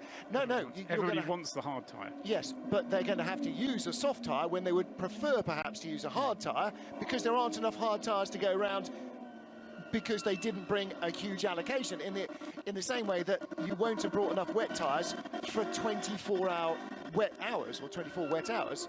So at some stage, So by midday tomorrow, we could well be running short. And we heard Tom customer Onslow tyres. Cole was telling us this, is that not that we're short of customer tyres, there'll be enough tyres, but you might not necessarily have the absolute pinnacle of choice. And he said that their car, their BMW, has already tried the medium and or the hard and the medium, because they assume that they can't always go for the number one priority, so they're trying to work out. And he was saying pretty much by maybe 9 o'clock in the evening they'll be going on to a softer tyre than they've used the hard tyre during the day. And he said maybe by the time he gets back in around 9:30 they'll already be double stinting or on a soft tyre, and it'll be cool enough, the track will have given up enough heat that will be a perfectly acceptable option. But again, the drivers, particularly the BMW drivers, talking to Augusto Farfus about this earlier, and he said, yeah, we can do an entire VLN race on a soft tyre because it's so cold that it doesn't generate that much heat. We've never looked at a hard tyre, never needed to. Yeah. And suddenly now it's become the one that they think they all need, but how much that's going to be the case remains to be seen. Yeah, and the other thing is how long the Michelin tyres will last. On the subject of pit stops and such like, the number 48, the Man Filters Mercedes, Ben Schneider's now behind the wheel of that one. He's just taken it over from Patrick Assenheimer. It was in 20th place. It's already slipped back to 22nd place through the pit stop, and so that car is on its way again. Also on its way again will suggest it's Renger van der Zande at the wheel of the number 8 Haribo Mercedes. He was in 3rd, but will slip back as a result of that pit stop, I would say, to around about 6th or 7th by the time they cycle round at the completion of the lap. Waiting for them to come through at the moment. The gap, remember, it was at 25 seconds last time around. Kelvin van der Linde has just come round again. René Rast is the man who's chasing him now, not Frank Stippler. René Rast in the other WRT Audi, and he will come through in a few seconds' time. We'll see what the gap is, whether René has managed to close the gap or not. Remember, in the early stages of the race, René Rast was the fastest man on the track in that Audi. And of course, talking about Land Motorsport, the lead car, and talking about tyres, they announced yesterday, didn't they, that they were changing from Michelin to Dunlop. There were one or two teams yesterday that changed, so they are on the Dunlop, and so is the number 9 car of René Rast in 2nd place. So those are both Dunlop shot Audis that came here expecting to be Michelin shot Audis. Yeah. So they have decided they've seen the writing on the wall and they've jumped ship immediately. And of course, Dunlop's tyre operation, like Michelin's, is a commercial proposition. If they don't sell tyres, then they're going to be shut down by the owners. So to be able to sell onto these cars and now see them leading the race for the Dunlop guys is really good news, Joe. Have we been caught out by the weather? Because this is my 4th 24 hours Nürburgring, and it's never been as hot as this. It's always been quite chilly. I mean, last year, remember, around about this time of night, we stopped the race because of ice. Yeah. I mean, the weather... It doesn't help that this race moves around a lot. Yes. It follows the Ascension Day bank holiday. No, not even. No, right, not even. I see. Right. Sometimes it's at Corpus Christi. Sometimes it actually happens after Le Mans. Back in a while ago, it clashed with Le Mans. It was the week before, a few years ago as well. Wasn't it? We've had just a week between them. As I say, this race does move quite a lot. However, having said that, it certainly is unexpected. I said earlier on, it's a bit like a sunny bank holiday in the UK. It doesn't actually happen very often, but you make the most of it when it does. But whether you're caught out or not, I mean, I looked at the weather forecast at the beginning of the week, and it was set fair. I mean, that doesn't mean you don't bring any wet weather tyres, but... No, but I mean, it's very hot today. It's 25, 26 degrees. But the point is that we've known since the beginning of the week that it's going to be hot. These guys, Michelin, have been providing tyres to both WRT, Phoenix, all three, and Lant, and they've been pounding round here earlier in the year, doing the testing to try and find out what Michelin would work best for them. Track temperature then 7 degrees. track temperature at the start of this race, clearly 40 degrees higher than that. Yeah. So, you know, and for a tyre, that doesn't just move it slightly out of its window of opportunity, that moves it 2 compounds away from where it ought to be. So, and you're right, you know, the weather forecast a week ago, maybe even 2 weeks ago, but by that stage, the tyres have had to be manufactured, chosen, barcoded, put on a truck and started on their journey. So and also submitted to the ADAC for acceptance by the ADAC scrutineers, because all the tyres have to be submitted and accepted. So to an extent, yes, they probably have been caught out by the weather, but then again, you know, the trouble is, I said this, I can't remember who it was. Everybody should be in the same boat, shouldn't they? Tyres, it's such a difficult thing to kind of get your head around. What I mean is, Martin, the different manufacturer of tyre, in some conditions the Dunlop will be better than the Michelin and vice versa. Yeah. And it just so happens that the conditions that are prevailing now are disadvantaging Michelin, and it's no one's fault. You know, the weather could have been a few degrees cooler and it could have been the other way around. Yeah, and there are certain teams who have Michelin contracts who have stuck with their supplier, Manthey Racing, for example. The Mercedes are Black Falcon, as far as I know. The ones that are contracted to use Michelins are going to carry on using Michelins. It's the Audis who have decided that this is what they want to do. But you know, we all are free to choose which restaurants we go to. You know, so. I think the only issue is going to be if the supply starts outstripping demand. But I don't know. Let's just see how it all pans out. And I mean, thus far, it's provided us with a great race. We've had some very fast times from the Audis. The Audis have been dominant, but you know, we've just seen a few little chinks. We've seen the kind of accidents that can happen, the incidents that can affect things, and as we've said so many times before, the Nürburgring leaves you so little margin that you've got to be absolutely on it for the 24 hours, but without making any mistakes at all. And with, I said, you know, if you've got a 50-50 situation, don't do it. We got no code 60s, yellow flags or anything else out on the circuit, and 2 cars have just set their fastest second sector lap of the race, or second sector time of the race. Renger van der Zande, the race leader, in the number 29 Audi, and in the number 42 Schnitzer BMW, whoever's at the wheel of that, has done an identical time, a 1 minute 4.9 sector 2 time. That's as you go out from the Wiedol chicane onto the Nordschleife, and sector 2 ends at Arenberg, doesn't it? No, it doesn't go down as far. Yes, no, not even down as far as that. It ends at the bridge over the... okay, after Hocheichen. Yeah, sort of between Hocheichen and Flugplatz. One of our class leaders has just found a gravel trap at Arenberg. That's the number 112 John Cooper Works Mini. That is leading the something T class, isn't it? The something T class. Well, V2T or it's something? in 86th place, and it is in the SP2T class. Yeah, there you go, SP2T. I knew it was a something T. Give You're me a right. break here. Yeah. The number one Black Falcon Mercedes, now performing perhaps more to expectations. I was complaining about it earlier on because it was way down in, what was it, 12th place, but it's crept up the order to position now where it is in 4th place. However, it's running out of fuel. Adam Christodoulou is the driver at the wheel at the moment, but they're getting to the end of their stint, so I think Christodoulou will likely be in the pits at the end of the lap that he's currently on. Yeah, he's been shown the pink flag, which is the Paul Trustwell thinks you're not doing things the way you ought to flag. No. Yeah. Just looking at history and trying to make predictions about what's going to happen as a result of it. Great shot of our race leader through Flansgarten. That sort of, it's like a skimming stone now. So you get the little skip and then the big jump as it sort of skates down the hill there, and the road drops away underneath. Can I just clarify, not just for my benefit, but also from our listeners and viewers, that we are seeing stint mileage of 7 laps, apart from the 704 Glickenhaus, which is stretching it out to 9.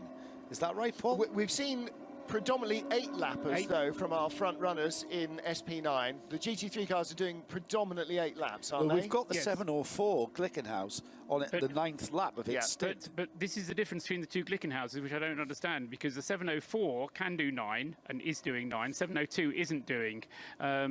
most of the others, as Martin says, are doing 8s. However, people like the number 1 Black Falcon Mercedes has been doing 7s. Now, whether that's down to fuel, whether that's down to tyre wear, I don't know, but certainly something that I was discussing with somebody earlier on was suggesting that if the tyre won't do 8 laps, then you're better to come in on 7 laps rather than lose 5 seconds on the in lap because the tyre doesn't give you the grip anymore. Yeah, it's interesting. Tom Onslow Cole was saying that their strategy is that they are basically stay out for 8 laps, make the tyre last. That's your job. You're the driver. Jolly well get on with it. And so he was saying, you know, early in the stint when you're fat with fuel and the car's heavy on its springs, you push less hard, and then as you feel that you've still got life in the tyre, you kind of creep on a little bit further. I think the other aspect to that is whether or not if there are areas of the circuit, big areas of the circuit that are slow zones, then obviously that's enabling you to save fuel, but it's also reducing the wear on the tyre because if you're not sliding it through the corners, then you're going to be able to look after it. And the skillful drivers, that's another aspect to it. The skillful drivers will be able to preserve the tyres through those code 60 zones. Exactly so. Right, we have countdown to green. We're now going to have countdown to chaos because Paul is going to step away from the screens and try and grab He's only going over food. there, though. I know. He's only going to the food table. The gods of racing will sense the lack of pressure on his seat and immediately... You know when you sit down, the sensor in the bottom of the bathtub makes the phone ring? This is the reverse of that. Let's just bring you up to... Oh, hang on a minute. Oh, no. Hindhoff is in charge of mission control. That can't go well. Let's bring you up to speed. What does this button do here? Oh, dear. Why does it say, are you sure you want to delete? All of that fuel, all of that fuel data gone. Roland, the number 47 and number 911, which is the Man Filters Mercedes, one of the Man Filters Mercedes, 911, Porsche 911, having come into the pits from just in the top 20, are now just out of the top 100. They have dropped down to 102 and 103 on our leaderboard. So those cars, well, it remains to be seen exactly when we're going to see them. And let's have a quick squiz. Joe, you can do this because you're looking at there. What are you looking stationary? I'll tell you what I'm looking at stationary. The number 36 car has come to a halt on the climb out of the carousel towards Hohacht, and the number 36 car is the Bentley, of course, and we've brought out the code 60 out of, it's definitely the 36 and it has not moved. I'm picking this up on the GPS. May or may not be Stephen Kane, Guy Smith or Maxim Souley. It's shown in capitals, but yeah, so not sure who's at the wheel of that car. We'll wait for an update from Bentley Motors. It might not even be that car. I'm just trying to pick this up on the. Well, our timing and scoring. It's going very slowly shows now. It. No, that's the wrong line. The car is travelling very slowly. It's now in moved. sector 4. It's at Horacht, which is after the carousel. So he is moving, but he's moving very, very slowly. Black Falcon Mercedes in the pits. This is car number 1, as predicted by Paul. And driver change here. Joe, a guess on who's getting out and who's getting in? Adam Christodoulou is getting out. Okay. And I didn't see the helmet. Maro Engels started, and the number 5 Phoenix Audi has made contact with the barriers on the left rear. He's now, the cameras have picked him up. That's Moller Madsen, 3rd place car. He's 3-point turning to get back, but he's got left rear damage. The right front wheel is in the air, so he's got a puncture, and he looped it round. Now, was that cause or effect, Martin? Did he go off because of the puncture, or was the puncture caused by the impact with the barrier? A BMW comes past almost as he comes to rest. I think he went round the outside of the BMW, got into a bit of bother and backed it into the barriers. So he is... Where is that? Just on the hat. He is coming at a lot of speed. He's got a lot of the Nordschleife to get around. He's down towards... Was that in the Hatzenbach? It might have been. Oh, my. Yeah. Gee Willikers. He's now heading down towards Arenberg, is that right? Well, he's shedding tyre and body. He's going far too quickly to nurse that deflated tyre. He's going to destroy suspension and certainly bodywork. Yeah, he's at trading course. I think his thought now is, I'm going to shred the tyre so it does less damage. However, well, you're going to... Oh, there it okay, is. so the entire carcass is now rolled off at high speed as he gets down to Arenberg. Maybe half the carcass has. Yeah, well, that's what remained of it, and he's somehow wrestling his way Cresta-Run style around the rim of Arenberg, which is a right-hander with no left rear wheel. Porsche number 911 is retired, says Tom Walker on the Twitter sphere. So we've got that Audi causing consternation, and already going very slowly is Guy Smith in the number 36. He's through Brunchen now, heading towards the latter stages of the Nordschleife. He's heading towards Flansgarten, but we still have that So it's Audi. now dropped a couple of places down to 39th spot, but still still third in SP9L. Into the pits, 98 and 702. So the Glickenhaus this time has done 5 laps. 7. Oh, 7 laps. No, stint 7, laps 5. That's right, yeah. So that's its 7th stop, and no surprise given the fact it's doing a 5 lap. That's its shortest so far. Paul Truswell nods mid-mouthful. 98 has gone back out. Wow, that was a quick turnaround for the... No, Paul, don't go...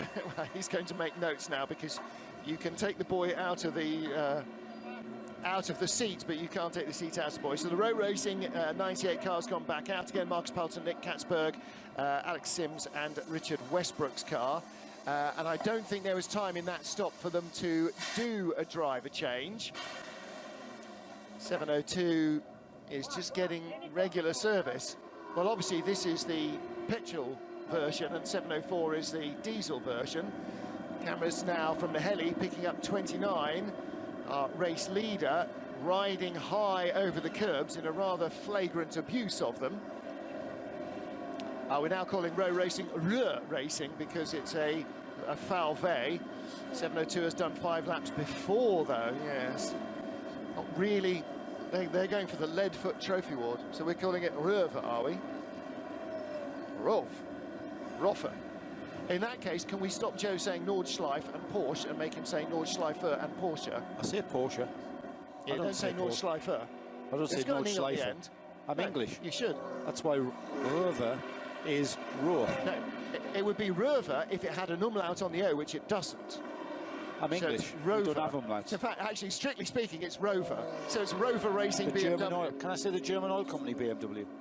Yeah, okay, we'll go with that. Still unsure of the problem at Bentley for the 36, which is just, he's gone through, he's just coming onto the Donninger Horn now, according to GPS. So he is going very, very slowly. Still no information regarding the problem though. Number 7 Aston Martin, meanwhile, is now in 30th spot, and it is still leading the SP8 class.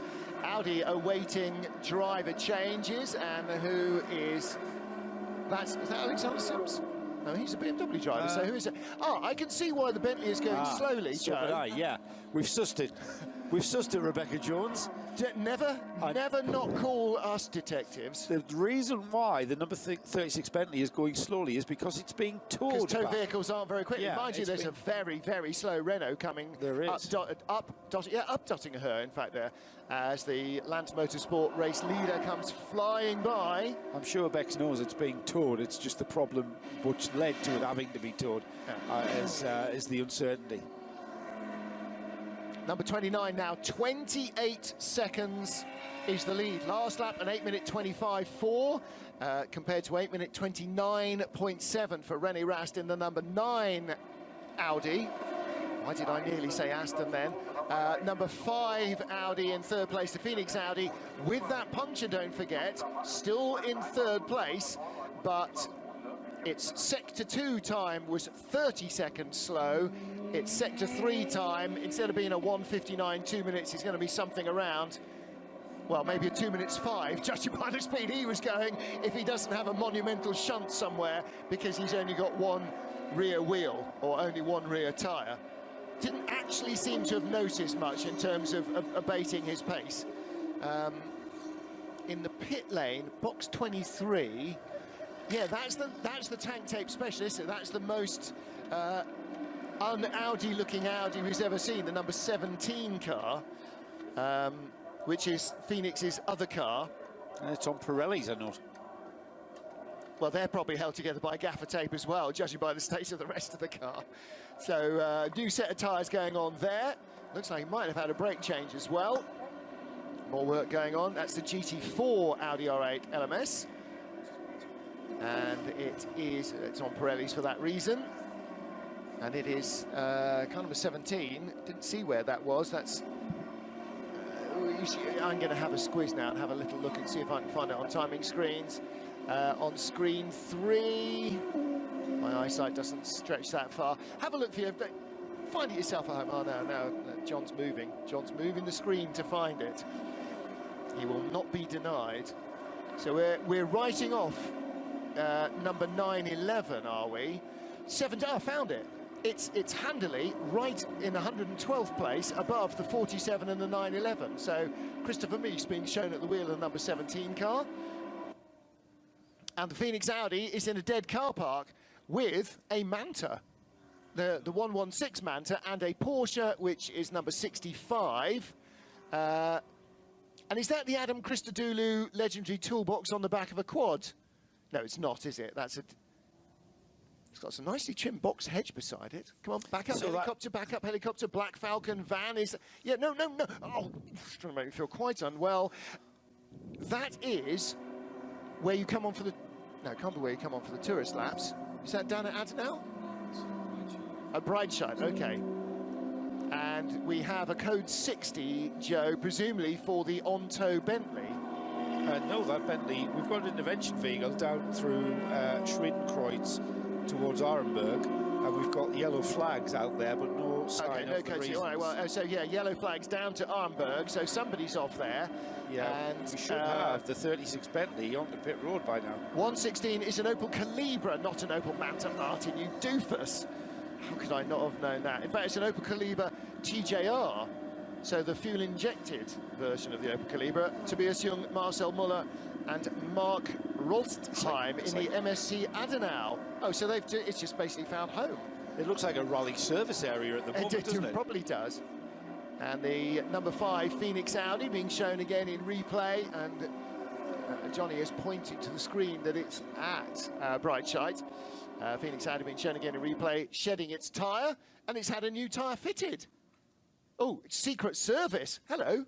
Oh, no, it hasn't. No. No, it's smoking heavily from the left rear. He's pulled something from it to stop. Well, to make it smoke more, in fact. All he's done is he's gone into full Red Arrows mode. Has he put another wheel and tyre on there? Now the bodywork is catching the he's got the space saver spare on, hasn't he? Yeah. Maximum 80 kilometres an hour. Well, we've now got him back on the track. He's making his way back towards the pits with smoke pouring from that left-hand rear wheel arch. Yes, that's got all the hallmarks of bodywork gouging in. We're directly over it. We're directly over the car. Yeah. And it has got 4 wheels, and it didn't have 4 wheels on it before. It had wheels on, but it didn't have 4 tyres, and it has got a 4th tyre on. So, yeah, Cesare Fiorio has sent a secret service van out there. But unfortunately, you see, he could never have got away with that if they had helicopters with cameras on back in the day. Back in the day, helicopters were just for getting your tyres to the middle of a stage to service your Lancia. There's an Audi R8 at Breitscheid that's missing a left rear tyre. Yes. Yeah. Would the driver of Audi R8 M93JJJ please come to the Phoenix Audi garage, where we will compensate you for the loss of your wheel and tyre? He has now abated his speed because it's run out of smoke, and that's clearly the only thing that was keeping the car going at flat chat. So number 5 is on its way. It's now dropped down to 13th. Meanwhile, in the pits, number 5 and number 50 and number 20. So 5 is on its way. 50 is in, which is Team Schirmer's BMW M4. By the way, I think the reason that there was intervention vehicles on the way up to Arenberg was, I've got a feeling that the carcass from that number 5 Audi went off and started a fire. Might have done. Really? Wouldn't be surprised. I saw some Marshall actually earlier on. Another car shed its entire carcass, and it rolled up against the barrier, and the Marshal leaned over and looked at it and very, very sensibly put his fireproof gloves on before he hoiked it back over the barriers. I thought, you don't want to be picking that up. There is another car without a left rear tyre, and it is a Porsche of indeterminate description or vintage. Let's just document for Paul's ears, if no one else's, that number 20 has made a pit stop, and I found that and lost it again. That's the Schubert Motorsport BMW M6. Jesse Krohn, Jörg Müller, Bruno Spengler and Kuno Rittmer's car. That's in 12th place. That was an 8-lap stint, so he is keeping up on the fuel schedule. And 37, the Bentley is back in. It's gone missing off the GPS as the number 5. That's because really he went off has, the track. because he's gone off the track or something. So But he's Bentley's- back on the track. So Would we should the be picking him up. driver of Audi R8 M33 JJR please give us our transponder back? Yes, exactly. Only if you give him me spare wheel back, he's saying. Well, you know what he's done? He's nicked a road car and put a wrap on it briefly, and now he's that's why the Yeah. transponder's not in the car. So number 37 Bentley is in from 15th place after an 8-lap stint, and that still leads the SP9 L class. L presumably for long wheelbase. Right behind them, SPX1 class leader 702 back out after its 5-lap stint. L is LG, last generation, by the way. Indeed. Yes, just for those people who perhaps are joining. Well, like me, who aren't up to speed with the rules. See, that's why I say these things, so we can educate the crowd at the same speed as which I'm learning. The Phoenix Audi has stopped smoking, so presumably the tyre has worn away the bit of bodywork rather than vice versa. I think that's brilliant that someone's taken a wheel and tyre out to somewhere that the car was going to get to. It's like the Ricky Christodoulou with his mates turning up with a quad the other year with a trolley jack and tools. Adam Christodoulou, yes. Yeah, you know, and I like the way that they're not immediately going, right, you're excluded. Oh, Well, right, if a car you know. can come back on a flatbed Yes, exactly. on the public roads Then and you've- turned around, then what's the issue? Then about your friend's taking finding a tyre? toolbox and a spare wheel and an upright in the bushes. Exactly Absolutely, so. yeah, absolutely. Exactly so. Fair dues, because you're not going to win the race. So, in the end, why protest? Phoenix Audi on its way back to the team still. It's on the dot to go home now. Yeah, Yeah, he's gone missing off the GPS. well, He's non-existent. GPS was yeah. fitted to the left rear. Yes, clearly. that is Clearly. it's a figment of our imagination that the Phoenix. That It is the doesn't case. look comfortable, but well done to Phoenix Audi for getting a tyre out there quite so quickly, or a wheel and a tyre. So I'm sure they didn't just take the tyre and fit it at roadside. And whatever was catching that wheel and tyre has completely rubbed itself Yeah, out, because it's been we've got rubbed no, off, hasn't it? we've Yeah, got yeah, no yeah. smoke coming from the wheel Well, you know, arch and now. he's done exactly the right thing. Right, it's smoking. I don't care. I'm going to give it all the noise, and we'll sort it one way or another. He's still going slowly though, Martin. He's not Yeah. going. He's not at racing speed. No, he no, is no, bringing that absolutely. car in. For those of a certain vintage and of UK persuasion, there is nothing quicker than a quick fit. Clearly. Indeed. Except a Phoenix fitter. He has arrived at the pit lane entry, and the number 5 car peels in. It was in 4th. It will come into the pit lane in... Oh, I've lost it now. Oh, yes, I've lost it because he's down in 20th. So that's what that has cost him. He's gone over the ride height thing just to make sure he doesn't get penalised for that. Whether it passes the ride height or not remains to be seen. Seems to have been okay. And so in comes... who is it? It is Nikolai Müller-Madsen, we Yes. believe, at the wheel of Now that. then, let's And that have a was a look. double stint for him, so he's probably more than enough. It's a wet tyre. It's an actual treaded Dunlop that they've put on that. So they've had that tyre taken out to him by members of the team, and they've just slapped it on. But that's really smart. Yes. Because why would you use a slick tyre Good, yeah, to get the car back very and smart. potentially with damage? Ruined you out would of another ruin set. the tyre, which means you'd have one. And remember, these guys are using Dunlop tyres, which Dunlop weren't necessarily expecting to. Oh no, that's Phoenix. They were Yeah. expecting to supply. Well, but Dunlop have more customers now. Now they're trying to get the left rear off. That's And been- of course, the other thing with the wet is, what does bodywork do when it rubs on a tyre? It cuts a groove. Well, the wet... Okay, well, actually, having brought the wet off, it hasn't got any lateral grooves like your road car has. It It's got hadn't feather been, grooves. it hadn't been gunned on, man. It had been gunned on by hand. It had been put on by hand. So arm tight It would have been... with a big lever is it a was- lot tighter than the air gun. Well, Yes, normally that's air true. guns are tighter than FT, but that was FT, wasn't it? Yes. Yeah. Damaged bodywork being examined.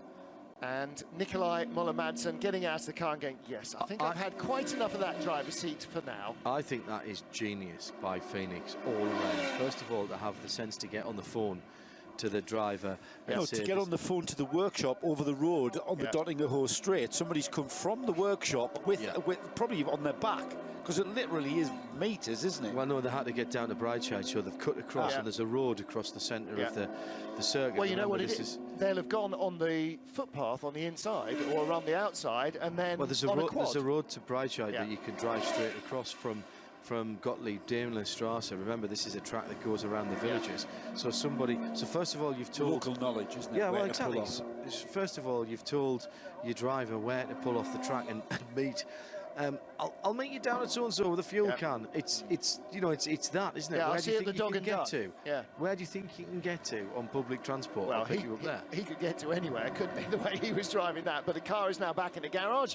He's been interviewed by the track speakers, and Timo Glock was hovering in the background there with a microphone, because Timo Glock, on his week off from DTM, is also TV interviewing. So Nick Damon can't be bothered, but we've got a DTM driver patrolling the pit lane. I love the fact that Phoenix did that, and I think also really sensible that they gave him a wet tyre or a transport tyre or whatever it was, just to get that car back, so they didn't eat in to their race allocation of tyres. It's still I've just been out onto the Balcony. There's a huge thunderhead about 20 miles away across the valley, and it's extremely steamy outside the Aston Martin lounge. I think this is really sensible stuff. It's warm. I'm not sure when they'll be able to go to the softer tyres. It's not going to be anytime soon. It will be after the sun goes down and the temperature has gone out at the track.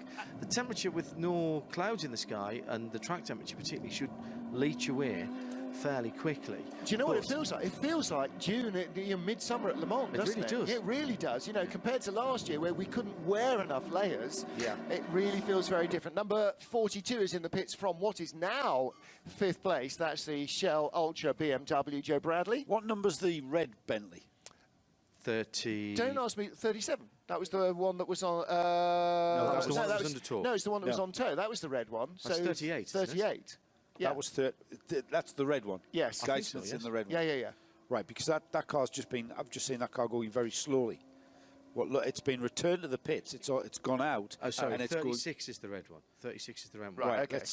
I'm going to find out I'm where pretty certain that the is. 36 was the one that was under tow. It was being towed, but it's already been in the pits, and I've just seen it. Can't have been in for long. It's back out onto the circuit. It's at the floodplaats. And it's not at full racing speed, it looks like. Yeah, it's really not, is it? Right, well, hopefully we'll get a little Bentley Motorsport update on that. 42 is in, 19 is in as well, so 5th and 6th place cars both in the pits. So 19 is Schubert Motorsports BMW M6 GT3, and that was John Edwards who has double stinted that car, I think, the Wilson, Wyoming driver. 42 BMW. 42 is historically Schnitzer's number, so they go with 42 and 43, don't they, traditionally? The 42 car was the better place to the two. It came in from... Am I right in thinking that came in from 4th? Or had 43 got ahead of it in the pit stops? When's 43 is due in next lap, so... 43 was ahead of it. On the road? Yes, 42 was in 5th place. Yeah, so... But 43 is due in next lap, because it's done 7 of its 8 laps of this stint. Now there's a very attractive livery for those of you watching, and for those of you listening, a very attractive livery as well, but you can't see it. It's BMW. Describe it, Martin. It's mainly green with lollipops on it. It looks like Sweeties. It's a nice green background with some multicoloured Sweeties on. What is it, 138? What was that? So that's certainly nicer than the Ferrari. No, it wasn't 138 because there is no 138. So just a thought that has come to me via at RSL_studio is that a wet tyre went under that BMW. Are they allowed to use wet tyres if it hasn't been declared a wet race? Well, it's not FIA rules, so I'm assuming that pretty much anything goes in these rules because they've fitted it and they're clever, obviously. Well, I still think it was a great idea. Yeah. Don't get me wrong, but a number of people saying, really, was that what happened? Now, hang on a minute. If you can get towed all the way back to the pits by a vehicle, or if you can get on a flatbed truck, there was a fire indeed, John Hindhoff. The TV pictures are now showing that the remnants of the carcass, the steel was so hot that it did actually set itself and a little bit of surrounding grassland on fire, hence the yellow.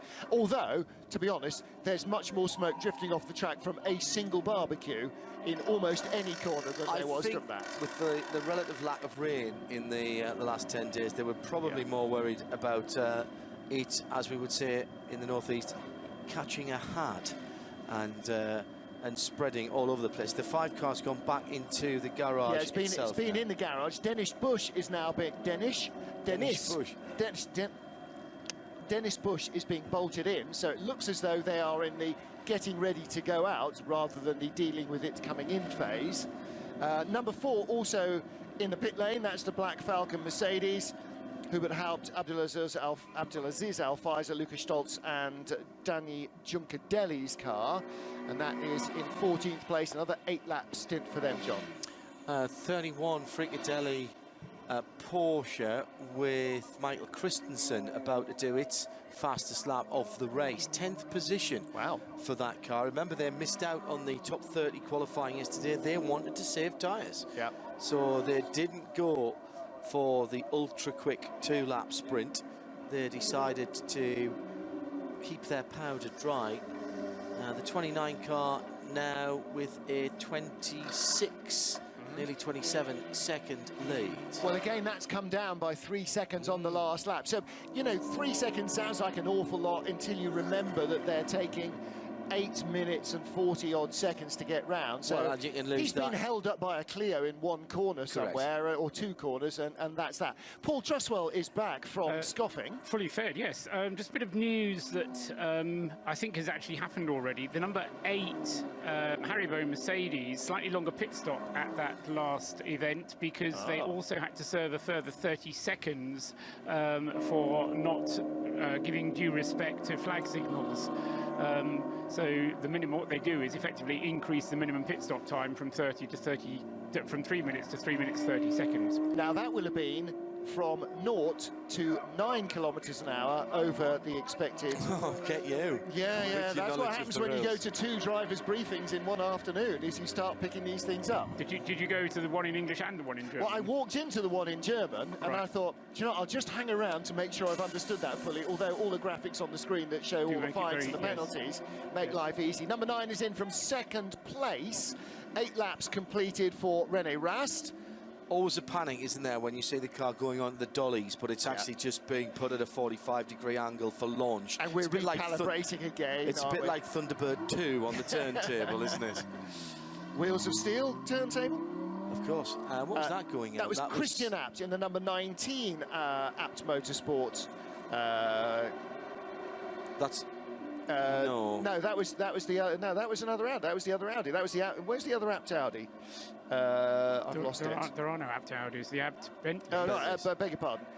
No, so that was number 19. That was Christian Abt in the number 19 Phoenix Audi. Not that was the Audi. GT4, which came in quite a long time ago, I think. Oh, no, it was the 17 that was in before, wasn't it? No, that was the tank tow. No, number 19, I think, had a standard stop. 19 is a Schubert BMW. It's not an Audi. No, you're right, 18. Ah, sorry. Right, okay. I'll get because it was Christian. It was Christian Abt in the car. Massive thunderstorm off into the distance, and it is raining in the distance. It's the first time we've seen clouds this week. It really is, Martin. That is a very fair Even point. a cloud. I mean, any kind of cloud.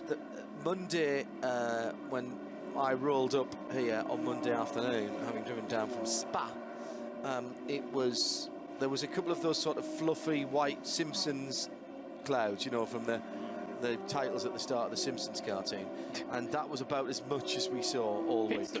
Pit stops for the 2nd, 3rd and 4th placed cars all at the same time, as we've come to expect. Martin has the count of laps and what's happened and what will probably happen again is that number 29, the Land Motorsport Audi, Kelvin van der Linde, coming to the end of a double stint, but he will again maintain the lead through the pit stop cycle, most likely. We'll see what happens, but that's what I expect to happen. What should have been in with them, of course, should have been the number 5 Phoenix Audi, because that was in the same group and on the same cycle, but he's already in the pits with damage. And John, we just saw a damaged Porsche, Manthey's 59 car. This is one of the GT3Rs, a full house FIA GT3 in SP9, running in 21st. Oh right, okay, yeah. that's And he was on the Grand Prix circuit, I think. There's a light being changed after damage on the right front corner of Pierre Caffer's number 28 Land Motorsport Audi.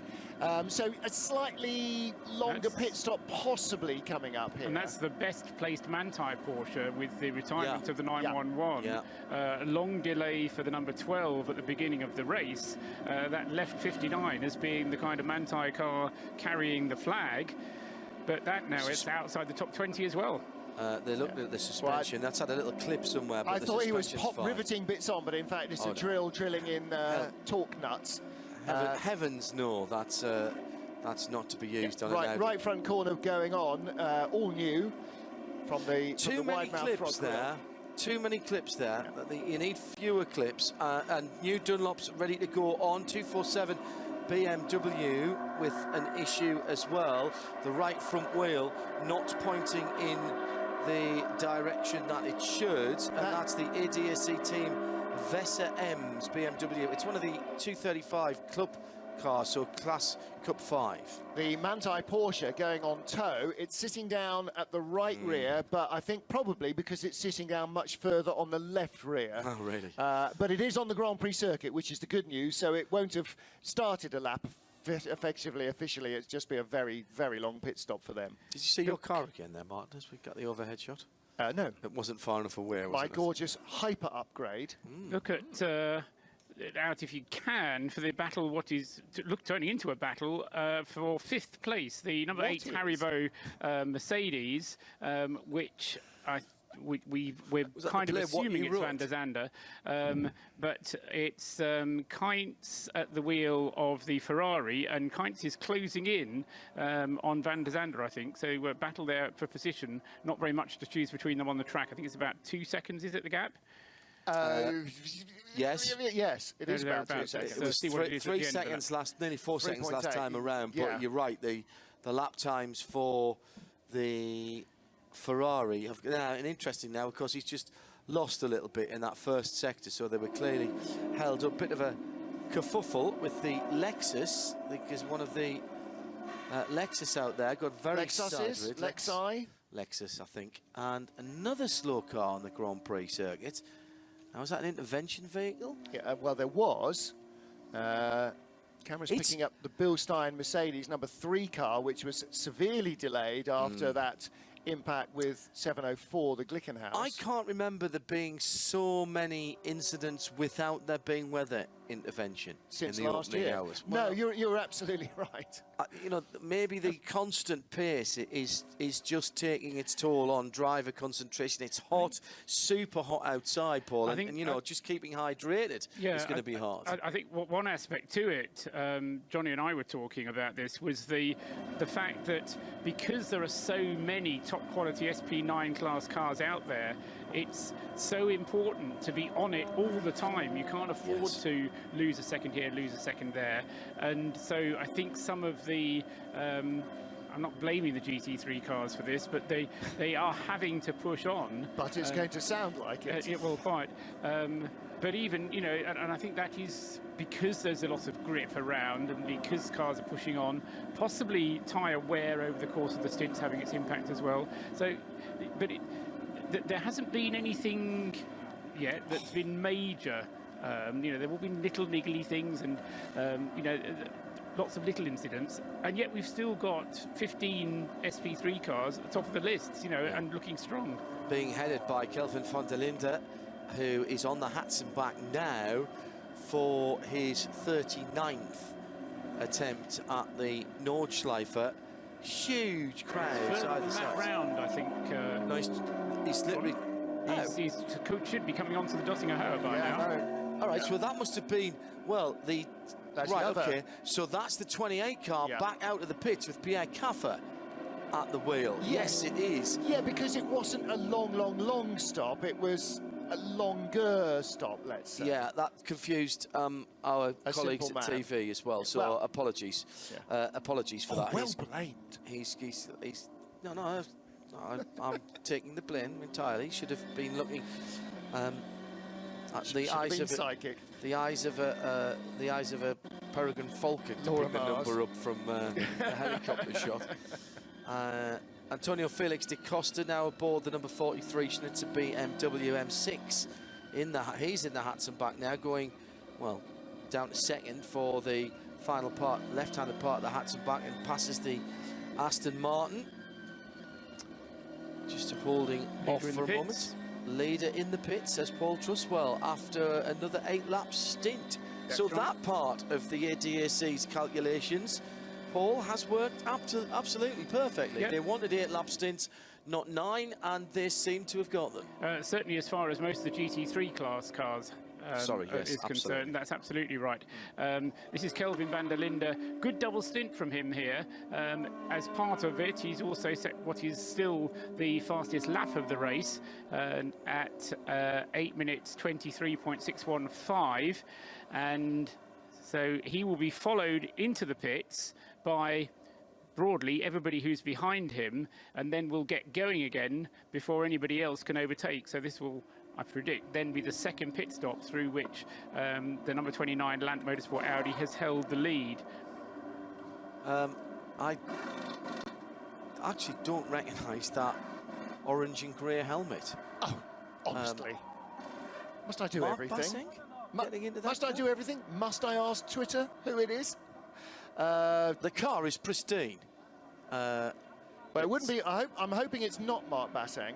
Oh, sorry, this is the 99 car I'm talking about. Yeah. It's Oh, just right, come into okay. the pits, the Rove racing car. Rover. No, just Rove, apparently. Okay. We've specifically asked the question of the team, and the answer has come back Rove. Well, in which case, what's So the name they've told us. of France's that- last world champion?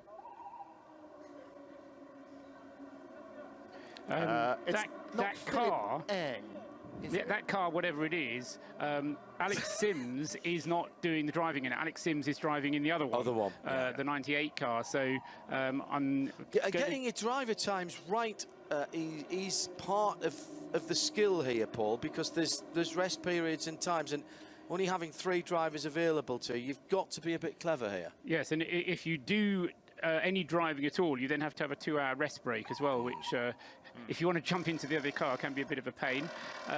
So it's just had the 99 has just had Max Martin behind the wheel, and so yes, it's probably going to be Basseng getting into it. I want to see a car with Philippe Eng, Thomas Enger and Maro Engel all in the same car. Yeah, I want to see one with the two. Ronnies? No, the Good right night from you. the right one and the wrong one. Thomas Jaegers. The 2 Jaegers. Both, yeah. And then And then the best one. we will find out, indeed. And then the best one would be the Jägermeister. Correct. Thank you. I It's got the it there. correct answer. Thank you and good night. That's it. We're done. We've got Try that one the in. chicken. Here all week, everybody. We'll By never the get Martin field. Short and Patrick Long in the same car, will we? Oh! That would be the short and the long of it, wouldn't it? Yes. Frank Spencer and... Leave it. Indeed. Phoenix Audi has yet to leave the pits, now down to 25th from where it was 5th. Who's in the 704? 704 Glickenhaus, I don't know, whoever it is, he is enjoying himself muchly. Yeah. Just out of the Caracciolo carousel and now heading up the hill in close contention with the red and white Porsche. That's the Swiss Porsche, isn't it? Their Traum Stripey car. Start became, what's the German for Kuschmare? Traumert Sport, Traum Start, Dream Start, became a nightmare. yes. I don't know the German for nightmare, so I had to Albtraum. change language. Sorry, I was not trying to work out what you're trying to say. Albtraum is nightmare, so it's Ah, definitely okay. an Albtraum. Yeah. So we're changing the name officially on the side of the car. Lights are on the barbecue areas everywhere. Everybody's got their lights nicely decorated. It's like Christmas Day out there. Right, leader is back out of the pits, and the 29 car is now in the hands of Marcus Winkelhock, having taken over that car from Kelvin van der Linde on the rotation. Absolutely standard pit stop for Lance Motorsport, and it's back on another set of Dunlops, just for those asking. But he's behind the Rene Rast car, isn't he? The WRT car. So Rast's gone through, yeah. Rene Rast has already gone through in the WRT car, having done the same number of stops, but Rast either slightly quicker in his pit stop, or that theoretically isn't possible, on his in or his out lap, or, as very often happens, you get a lucky break with the code with the yellow flags, and you can go through a yellow flag zone just before your competition gets to it. I don't see that on the timing screen, because Winkelhock is already through Sector 1 and Rast is yet to go through Sector 1. There was Rast must have stopped the lap before. Yes, there was he a did. 4-minute gap. Yep. I think Rast is yet to come through. Okay. And complete that lap. And there he goes now in yes. second place. Yep, absolutely, yeah. So it was close, but no cigar. So the gap between them is, what is it? It's down to probably about 15 seconds. So it was 25, remember, at this point on the out lap on the previous stint, now down to, I reckon, about 15. Further update for gaffer tape fans. Yes. You remember we complained about the silver Audi largely being held together by blue gaffer tape. The rear of the blue Phoenix Audi, note the colour, now being held together by yellow gaffer tape. It's not very Audi, that. German efficiency, my butt cheek, is all I can say. Really, I mean, you know, honest to goodness. Chris Renke, where are you when we need you to explain? Clearly, they in having to make cutbacks, the gaffer tape budget has been shelved. The new gaffer tape the new colours of gaffer tape have had to bite the dust. Number 8 in after after 6 laps, Paul. 6 or 7, yes. No, 6. 6 laps, yes. Which is shy. And we didn't see damage This is the Haribo Racing on the Mercedes. Haribo Racing Mercedes. Also in 33 and 31. I'm looking at the wrong piece. So Black Falcon's Mercedes. And just a quick update in SP8, Aston Martin number 7 leading in 30th position, and the better part of a lap up now on the Lamborghini in second. I'm handing John a piece of paper. You have 28 seconds to do your... Don't look at your watch, you haven't got time for that. So it is fast approaching 9:30 Central European time. We have 18 hours of the race remaining. We are 6 hours down in the 24 hours of the Nürburgring.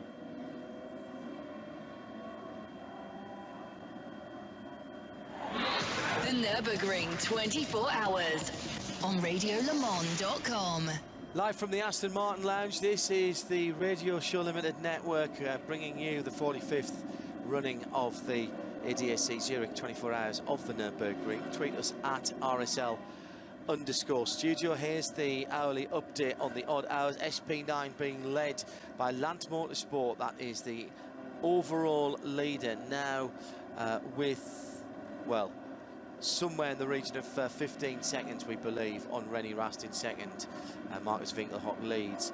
The third place car, the number 8, has just dropped into the pits for Haribo a little bit early, we think, and that will allow the 22 Ferrari to come through into third position. In SP7, Aston Martin leads in 30th position. Sorry, no, that's SP8, excuse me.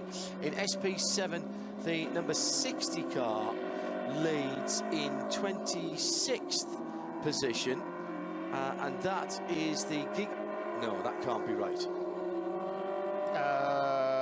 The 60 car went off earlier on. The Gigaspeed car, that was the one that had the big accident. Well, fair play to them, still leading. The Gigaspeed Performance Porsche GT3 Cup 991, that is the SP7 category leader. In Cup 3. On the first page of timing now, the number 308. Now, all of these cars are Caymans, and at the bottom end, this is the Teichmann Racing Porsche GT4 Cayman Club Sport, the MSC Adenauer EWM ADSE machine, leading that in 30th position. SP6 leader is where? That car dropped way back, Page didn't it? 3 somewhere. SP6 leader. Oh, Thank good you. eyes. Good eyes. 78. From David sitting behind us. Sitting behind us in 76. 76. The 76 car. Thank you, David King. And that car then sitting in 45th position is the another GT3 Cup car, but this time a 991 HRT.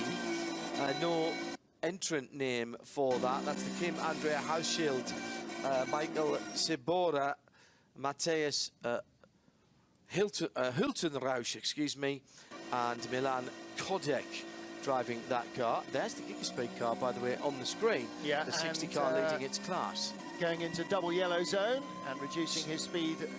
Stress level going up as the speed comes down. Yep. SP8 is the Aston Martin. Yes. And that is sitting in 30th position. This is the number 7 car, with the Lamborghini sitting in 2nd position there. Cup 5 is... Oh, that must be further up than there, then, because there's 5th position. 1, there it is. It is 51st. 51st. And that is the 249. Now, Cup 5 is for the BMW 235i's. What did you say, 251? 249. 249. Okay. Yeah. 2 years out. ADSE Team Weser EMSAV. And that is the Yannick Mettler car with Patrick Hinter, Mark Eret and Michael Schrey driving that car. The FK Performance ended, well, that's the sponsor at least. SP8T, as that comes up in this. Now, there's 38th place, car number 40. That car 40. Oh, you're there. I was already on the right page. No, I wasn't. You weren't. You're a page 2 previous. Almost there. Stage 4 is the Securtal Zorg Rennsport. That's been leading that class forever. As we've got a slow Lamborghini, and that's significant in the SP8 class because that's the 2nd place car. The 69 car, isn't it? That's running in SP8, second to the Aston Martin. This is the black and yellow car, the Bumblebee car, and that indeed, Martin, is a left rear. Has that not just left the pits, Paul? I don't. I thought I saw that black and yellow colour scheme in the pits about 5 minutes ago. He's currently lying in 39th place.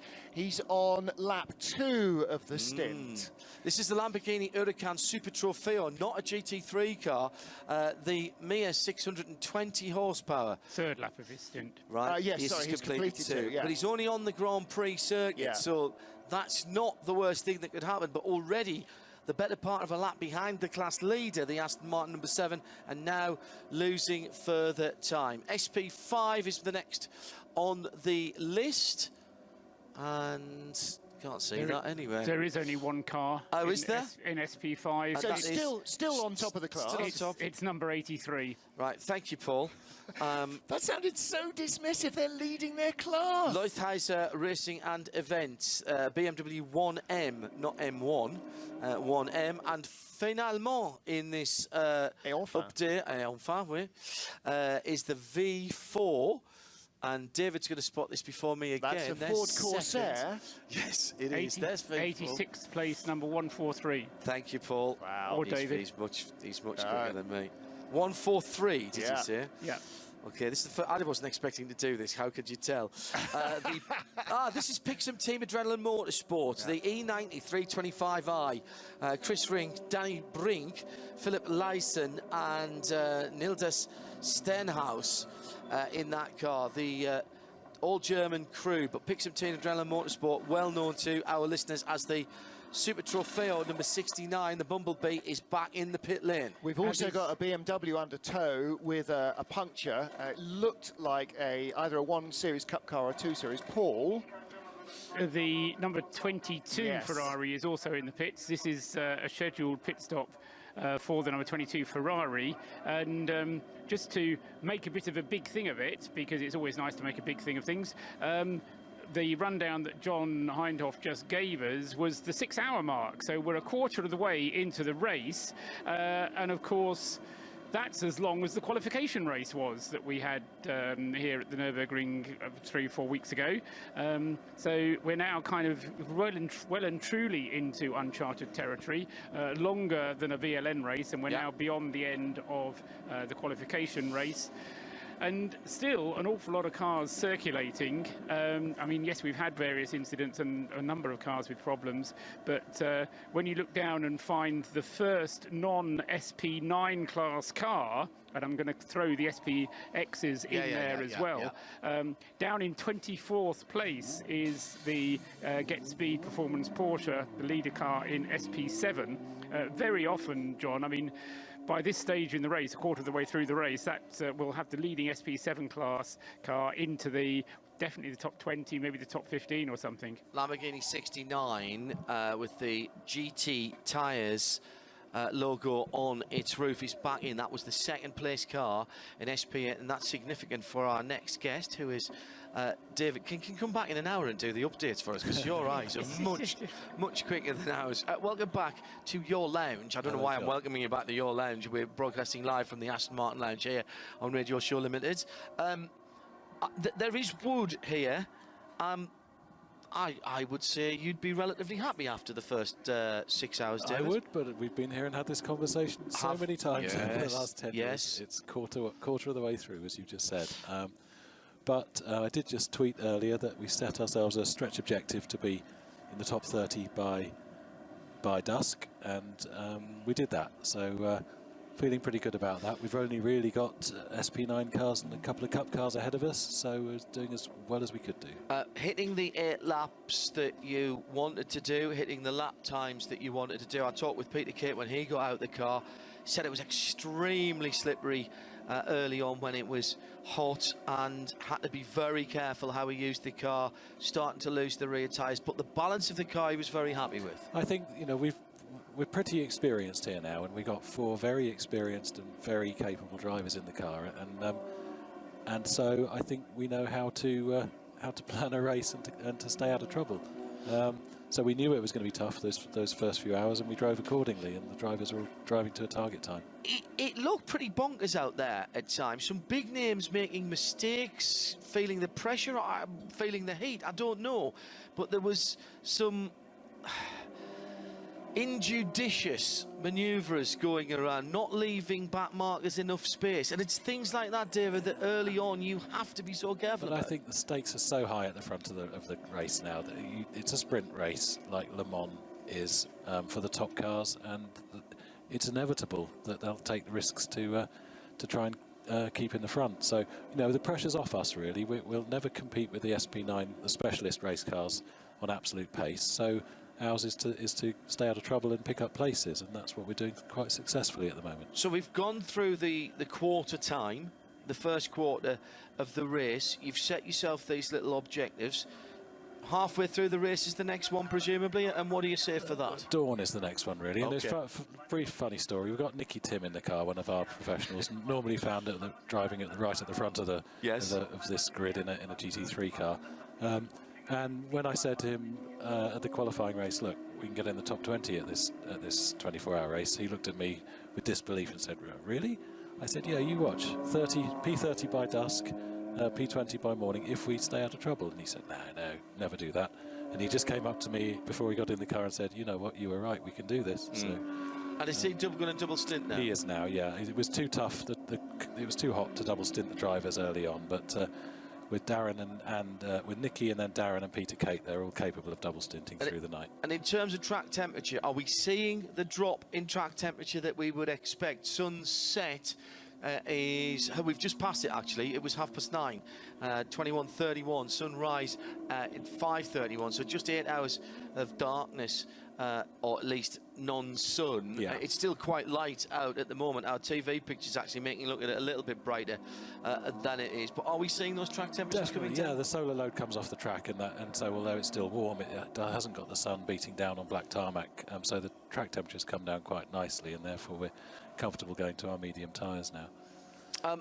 In terms of what you've seen from the GT3 cars ahead, I know you'll be sort of keeping an eye on what's going on at the front end of the field, even though, as you say, you're not racing them. It's been a pretty solid pace. It's awesome, isn't it? It's just fabulous to see those huge cars. Smile on your face as you say that, because you're enjoying the event as well as looking after your cars. You have to, yeah. It's absolutely loving it, and to see that for those first few laps where they're running nose to tail, absolutely going for it.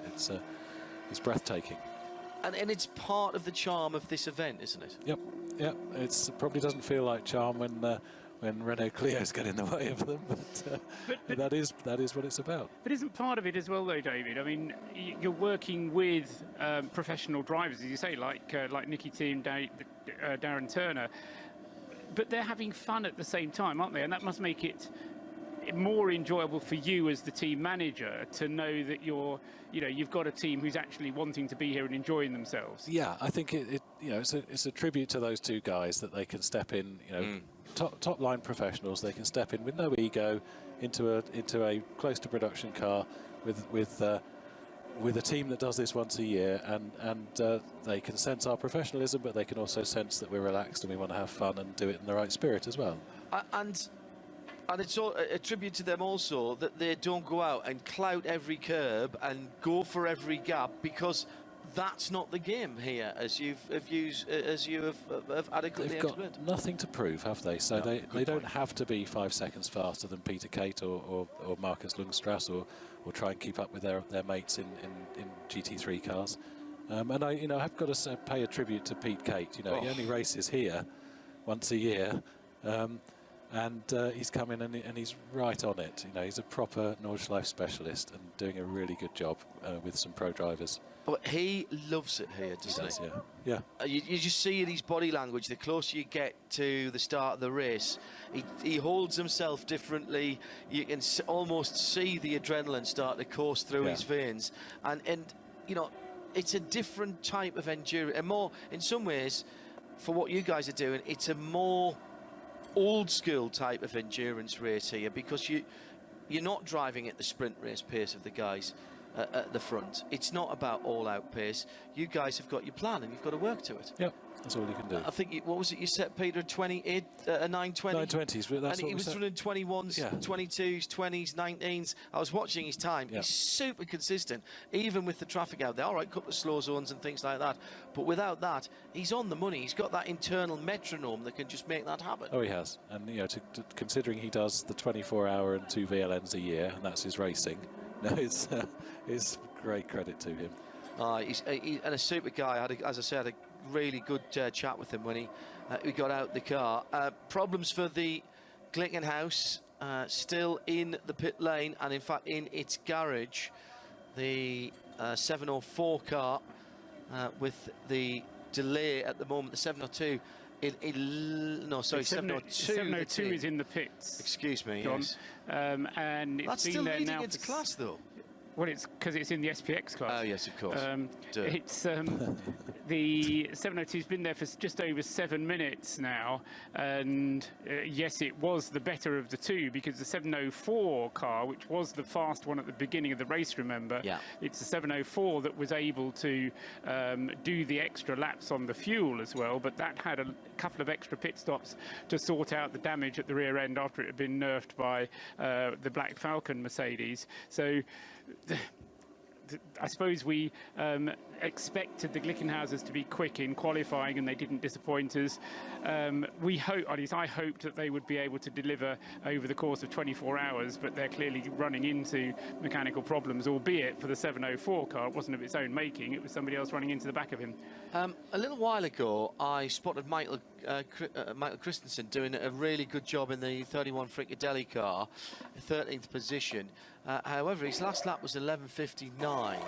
There is some yellows. Oh yes, I've just spotted it in a couple of long laps. There are a lot of lots. It's in the second half of the lap. Clearly, out lap anyway, I think. Oh yes, he's only on his second lap. So Thank you, David. Does that include the pit stop then? It includes coming out of the pits. Exactly so. And sitting in 13th position, that's the car that didn't do the top 30 runoff on Friday. Live from the Aston Martin Lounge, Radio Show Limited, with you right through this race in sound and vision.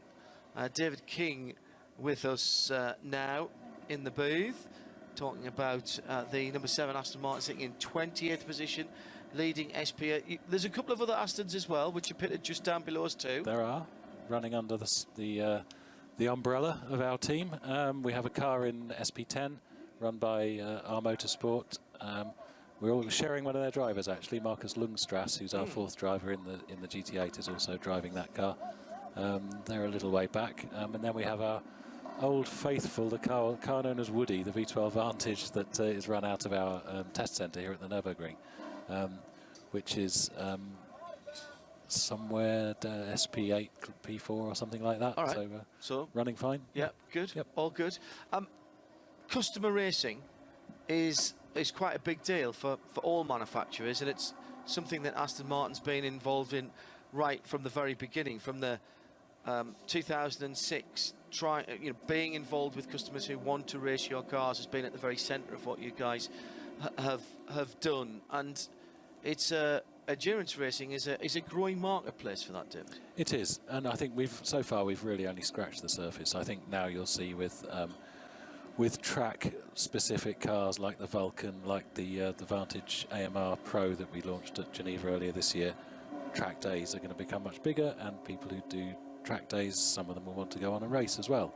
And yeah, we are talking to 1 or 2 customers, Vulcan owners, who might think about racing their cars somewhere in the future if an opportunity arises.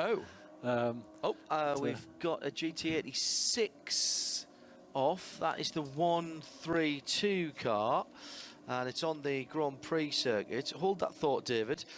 This is the Toyota GT86 of Dale Lomas, Lucien Gavris, and Morris and Werner Gusenbar. Can't tell you who's at the wheel there, but that looked like it happened all on his own. Pulled off, in fact. So problem with the car on the Grand Prix circuit. Looked like it was coming down through the fast right-hander before the Vidal chicane, and has decided to take a somewhat unconventional line but stay off the racing circuit. That might be a car that's losing fluid then, as in the pit lane the Glickenhaus that is still there, with Jim Glickenhaus overlooking the situation. That's the 702 car, just having the last of the fuel put back into it. The Vulcan is a really interesting concept that has come out of your special projects department, for want of a better word. Now sold out?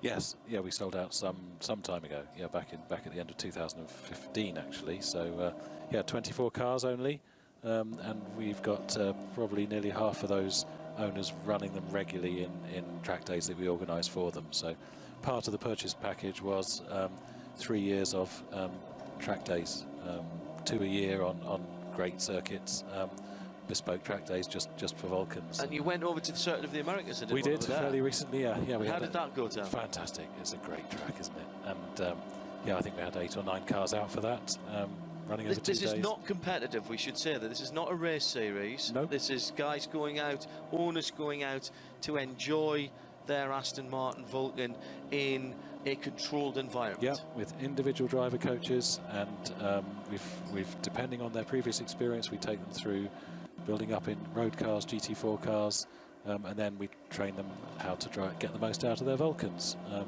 including getting onto the 3rd power setting of 830 horsepower when they're ready. Just the 830 and everything else. Yeah, very good indeed. Now, I did, and I know this hasn't come from you, but didn't I see somewhere that there has been, you were talking about people going racing cars, this wasn't necessarily built as a road car, but there are some of your owners who want to take these cars on the street. We have some tentative interest in road conversions for Vulcans, yes. So we've been working with RML, actually, have semi-independently taken a look at doing a Vulcan conversion through the individual vehicle approval process. I don't think they've actually got one through yet, but it's quite it would be quite a thing to see one on the road. In fact, we have tried one on the road, just on trade plates, actually, just for a different reason that I won't explain now. But, okay. It would stop traffic, let's put it that way. It's an amazing thing standing still. I can't even imagine it seeing it on in any kind of public road environment, let alone in a city street. That would be just extraordinary thing. That area of Aston Martin's business, these almost bespoke cars, these special editions, something that has contributed to Aston Martin being back in profit. We spoke about it earlier on, but people joining us all the time, back in profit in the first quarter, genuinely back in profit for the first time in a while. That it's no longer Aston Martin, a company in turnaround. This is a company now in profit and doing well. It is, as I said to you earlier today, there's such a buzz about the place now. You know, we in the specials in particular, we didn't set out to make money, we set out to make great cars. And you know, if we get it right, there's a bit of margin in the special cars, which has helped as we've bridged between the old mainstream products and the new platform cars like the DB11, which are coming out. So the specials have done a great job for us there, but they are now here to stay. You know, we've shown that we can make great limited edition cars that people want, that the value increases, and that is part of our plan as much as the mainstream cars. So we'll talk about new Vantage in a moment, but whilst we're talking about those limited edition cars, the tie-up with Red Bull Racing, Adrian Newey and Marek Reitman working, I mean, that's the brains trust for a start off, isn't it? A man who can see air moving in Adrian Newey, and Marek Reitman, a racer himself, still races a clubman's car, among other things, who... prototype phase and a testing phase to go through, and pre-production and so on. Sometime in 2019, I think you'll see. I mean, that cars. Far ahead, that's how far you're planning? Yeah, wow. to deliver cars to customers, yes. Right, yes. Okay, that's very good. I've got some bad news for another British brand. The number 30 at Bentley, the damage that it sustained earlier on has led that car to be a withdrawal. Quick pause on the circuit for the Audi S5 Coupe that's running around. Very purposeful, that car, near production spec car as well. It's still the 29 Land Audi leading by around about 52 seconds. So after the pit stops, Paul, last time around, that has just eased out a little bit. Yeah, I think it locked in with yellow flags, because we noticed that the lap time suddenly went slower, and they did so just after Marcus Winkelhock had gone through the zone, so he locked in there. Just to tidy up the bad news section for a minute, another retirement, officially notified retirement, is the number 47 HTP Mercedes. This is the Dominic Baumann, Christian Hohenadel, Stefan Mucker car. Remember, we saw Stefan Mucker in conversation earlier on, that car also having had damage, and the HTP team deciding to withdraw that one. I'll ask David King this question. This comes from Paul Markart, who's tweeted in at RSL_studio. How does the sharing of the pit lane work? What happens if two cars sharing the same garage need work off the pit lane? But there's also the thought of refueling as well, because actually you don't even have your own fuel pump, do you? It's a really good question, and I think doing this race teaches you a level of patience and tolerance that you can't get anywhere else, because you have to cooperate with you're thrown together with some other teams in your garage that you might not know, and you have to learn to cooperate with them. Generally, you can negotiate time on the pump. Occasionally you see if there's rain or something and everyone piles in together, that it gets a bit messy. And it's one pump between two garages, or a pump per garage? It's a pump per garage. Right, but you could have... There are two pumps in between each garage, so you can use either of them, if you like. But you can sometimes have 6 cars in a garage, can't you? Yeah, we have 5 in ours. We're lucky this year. We only have 5. Only 5. It only becomes... it's tricky early on, the first pit stop, so you normally negotiate for one to stop a lap early or something, just to get out of phase. But, you know, worst case, someone comes in and goes on the pump just 10 seconds before your car's in, and then you just pile down the pit lane to the next available pump. Just drag all your tyres and your kit down there. And, Oh, that's what happens? Yeah, there's you've got no rights over your pump. You can go to anyone. Is it a public pump, like it would be in a supermarket? Yeah. So you pull in and, all right, that one is the one I really wanted, but I'm going to go 2 down because that's free. Yeah. Oh, wow. Now, what about then when a car needs work in the garage, and there's more than one car needs work in your garage? It doesn't happen that often, but there's room for 2 cars in the garage to work on, and you can move one to one side and squeeze a car beside it if you need to. And normally, you know, if you're going in for a long time, then you're not too worried if you get boxed in for a while. It rarely becomes a problem. That would be a good reason not to bring a Vulcan, because you'd never get another car alongside it. They are quite wide, aren't they? Yes. The 60 gigaspeed machine on the end of a tow rope at the moment behind one of the 4x4s on its way back to the pit lane. The driver's stress level showing at 142 beats per minute, despite the fact that he's under tow. I think he'd be probably worried about getting thumped up the back, actually, at the moment. But the yellow lights are flashing.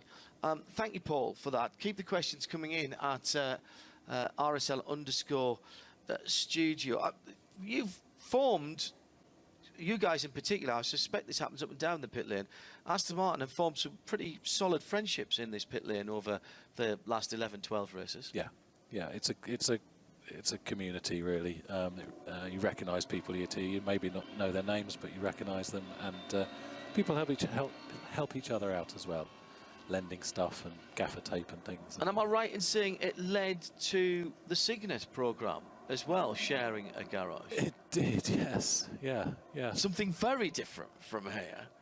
That came directly from the relationship that sprang up between our previous chief executive, Dr. Ulrich Betz, and Akio Toyoda, the boss of Toyota. So, yes, that was feels like quite a long time ago now, John. The opportunity strikes in the oddest of places.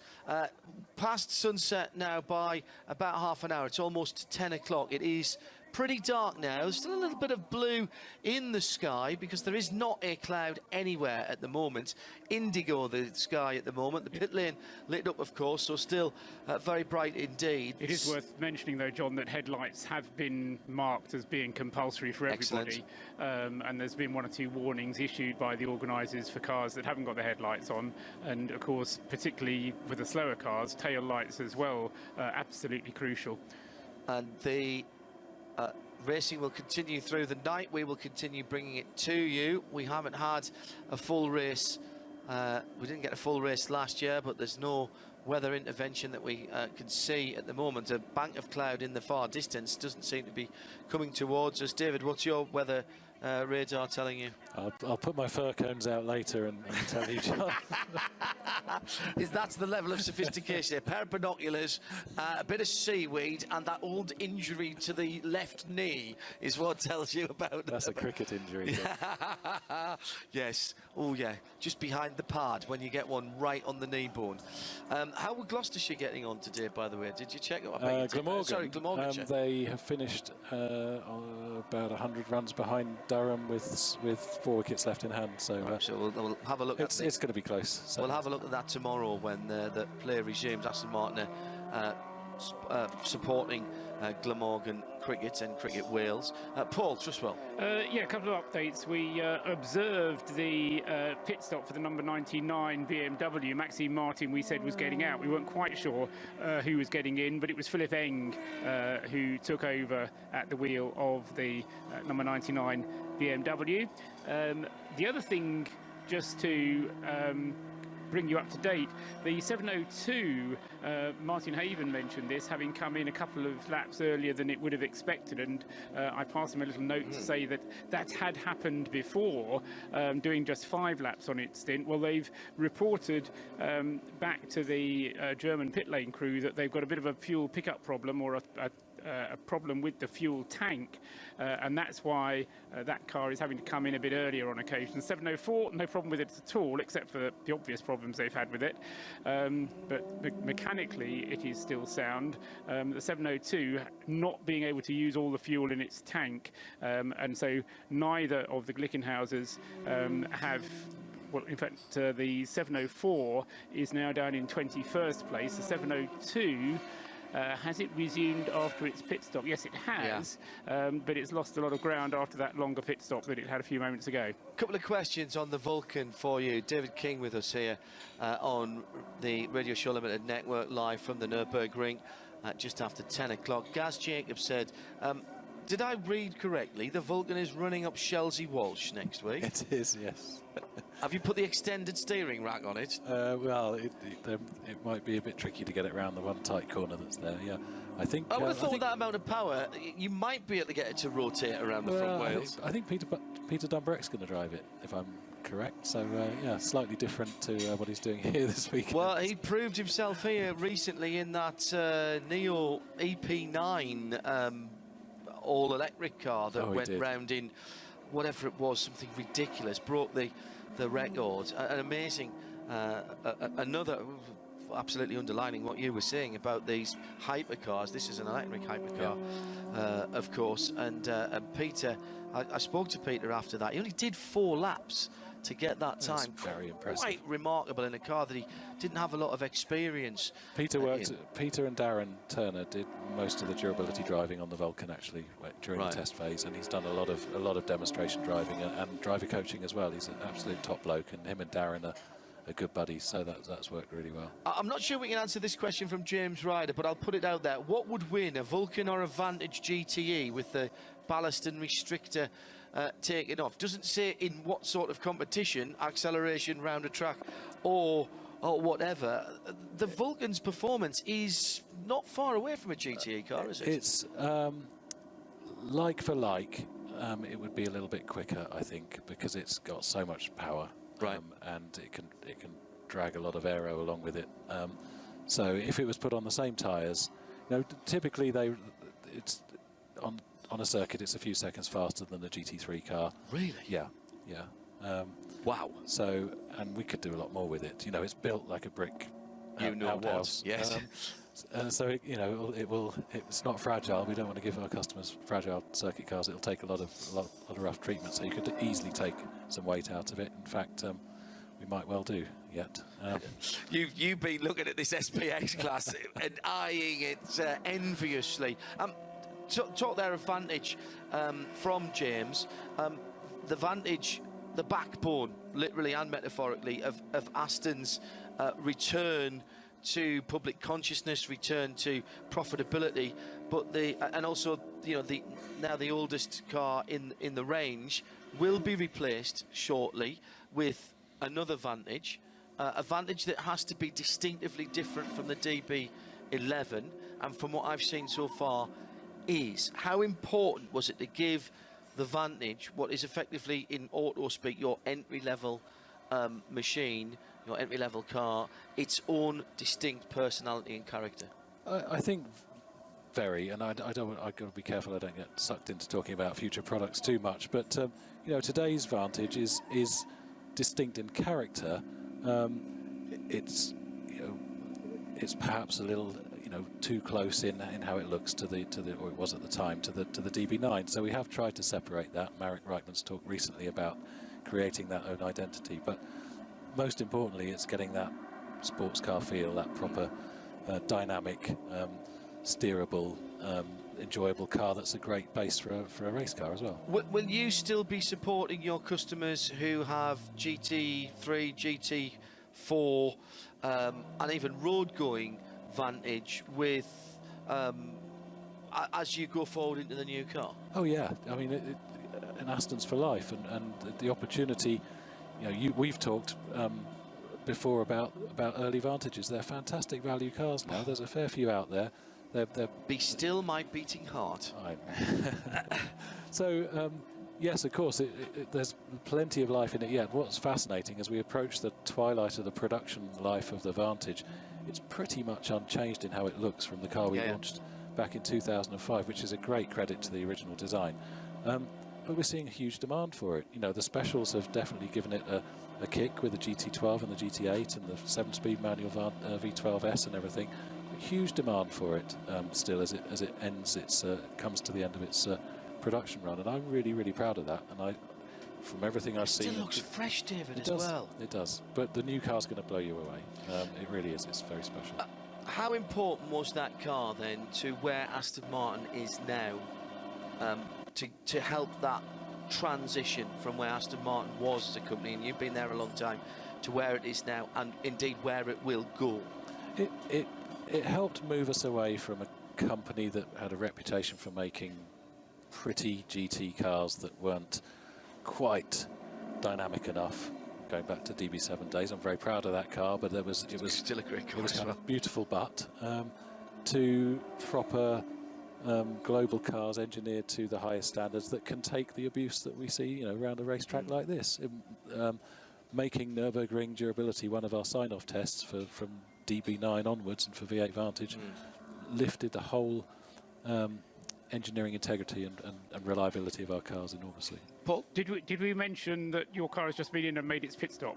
Yes, I saw it. Did It you was on screen, need to? Okay, wasn't sure. Cause I can't always see that screen, so I don't think we mentioned anything on air. But I knew it was about to come in, and we actually had a nice overhead view of excellent. it. Yeah, and it looked like a perfectly routine stop, and that was going to be a double stint as well, wasn't it? Tyres and fuel only, and leave Nicky Tim in for another 8 laps. Yes. Good. Yeah, when he will come out grinning even more than he normally does, I have no doubt. What's next then, David? In terms of this, I mean, is this just this works program from Gaydon, from Aston Martin Lagonda? Is this now just a couple of VLN races and the Nürburgring? Is that where you see it for the moment? Well, I think racing. We've recently announced that we're going to extend our partnership with ProDrive, which is Aston Martin Racing, for another 4 years, and that gives everybody security to develop a new car and to carry on achieving even more at the highest level and doing a lot more at the customer racing level as well. So that's WEC, Le Mans and all that good stuff that we've seen down the last few years. So the old days of us doing something independently at Gaydon and racing it completely independently here to prove our production cars, that we've sort of blurred those boundaries now. We work much more closely with the Aston Martin Racing guys all of the time in everything we do, so they're contributing to the GT8 that we're running here as well, and it's really very positive for the future. I can't wait to see the new car. Everything I've seen and heard, spoken to people about the philosophy behind it. The DB11 is simply drop dead gorgeous, and we wish you well. And again, thanks very much on being the amount of tweets that coming in about people wanting to say thank you to Aston Martin for getting us here in the first place and keeping us here in the future.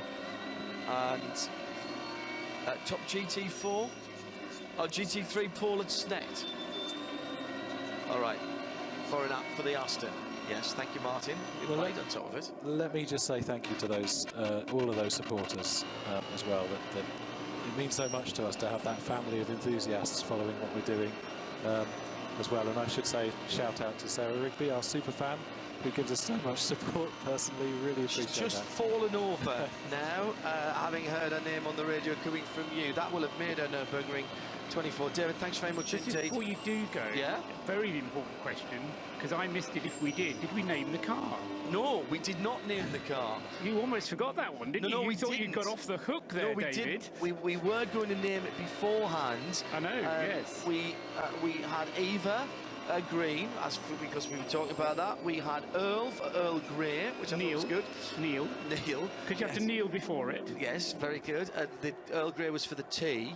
I didn't see anything better than that come in, so I think what we might do is let that run a little bit. I think their fans need to try a bit harder, actually. Right, so tweet RSL_studio to name the number 7 GT8 Aston Martin that's out there. You know that we've had Rose on the wall behind us, we've had Kermit, we've had Elroy, Elwood, excuse me, Woody, which is out here again. Zig and Zag, the 2 Zagatos. Yep.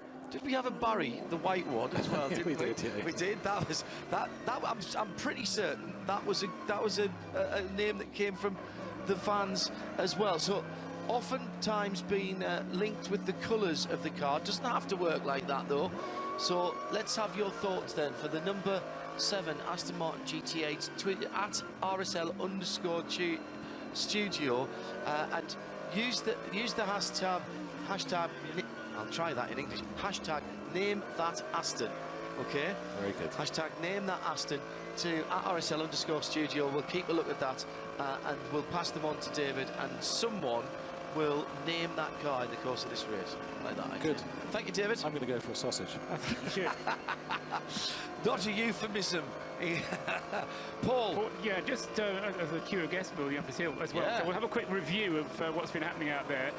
Still the Lant Audi leading the way in the hands of Marcus Winkelhock, and he's keeping the gap pretty much consistent, and if anything, extending it a tiny bit from Rene Rast, who's in second place in the WRT Audi.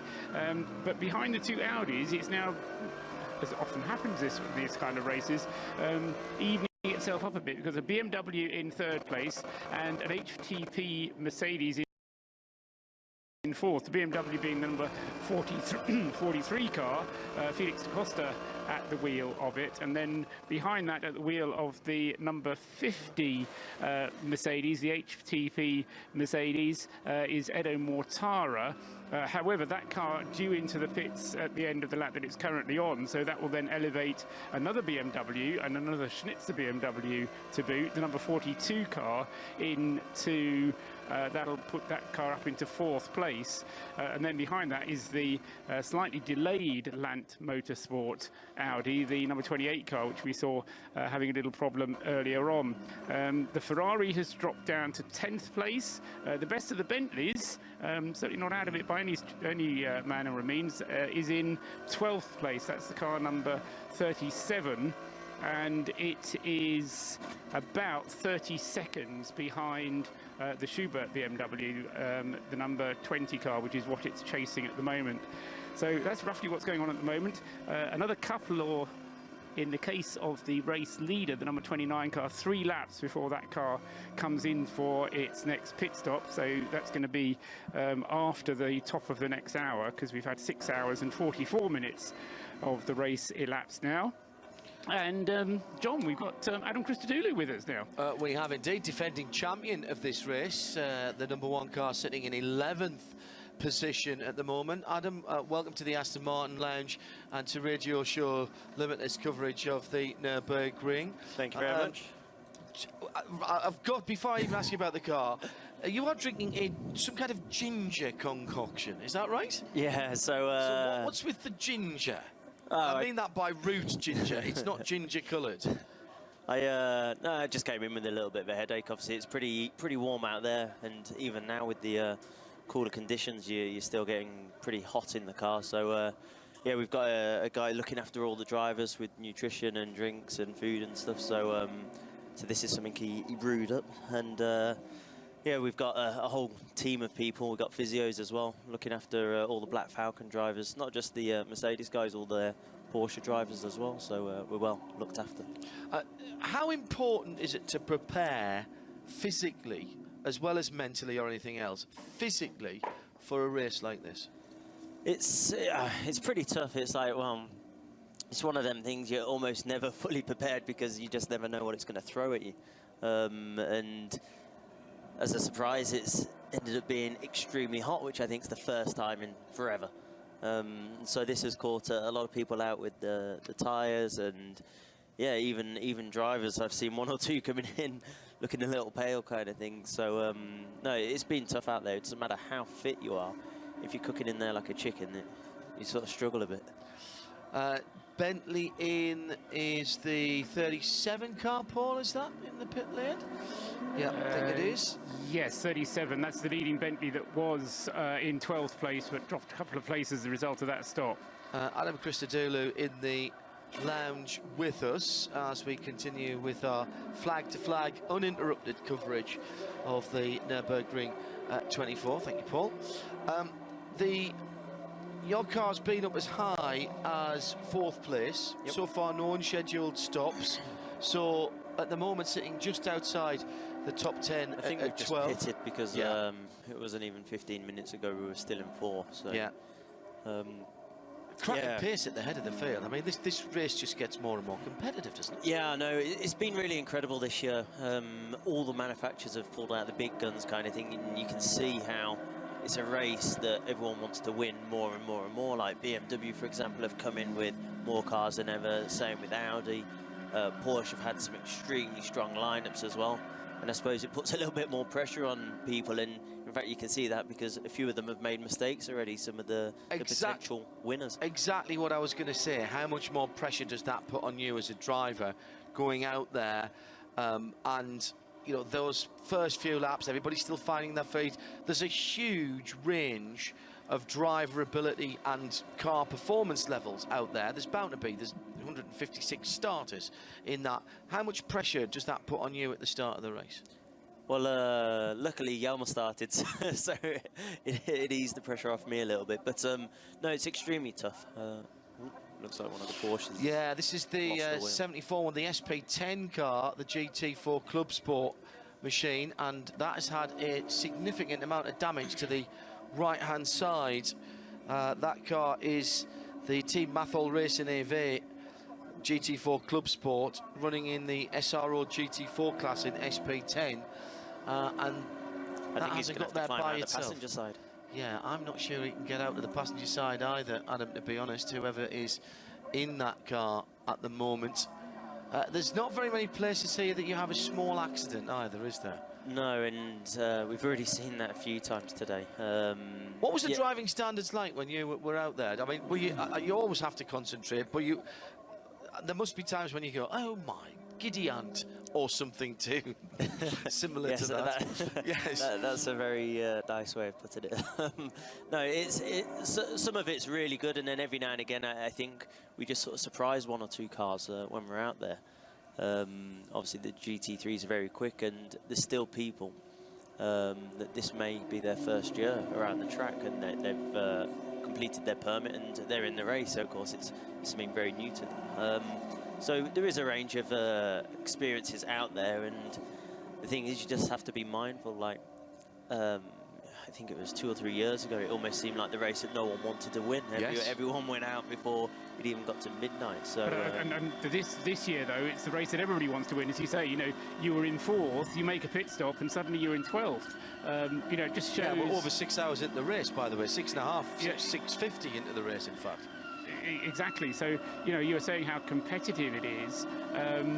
And I mean, to what extent are you kind of managing risk at any point when you're thinking about doing the overtaking move, you know, that kind of 50-50 move?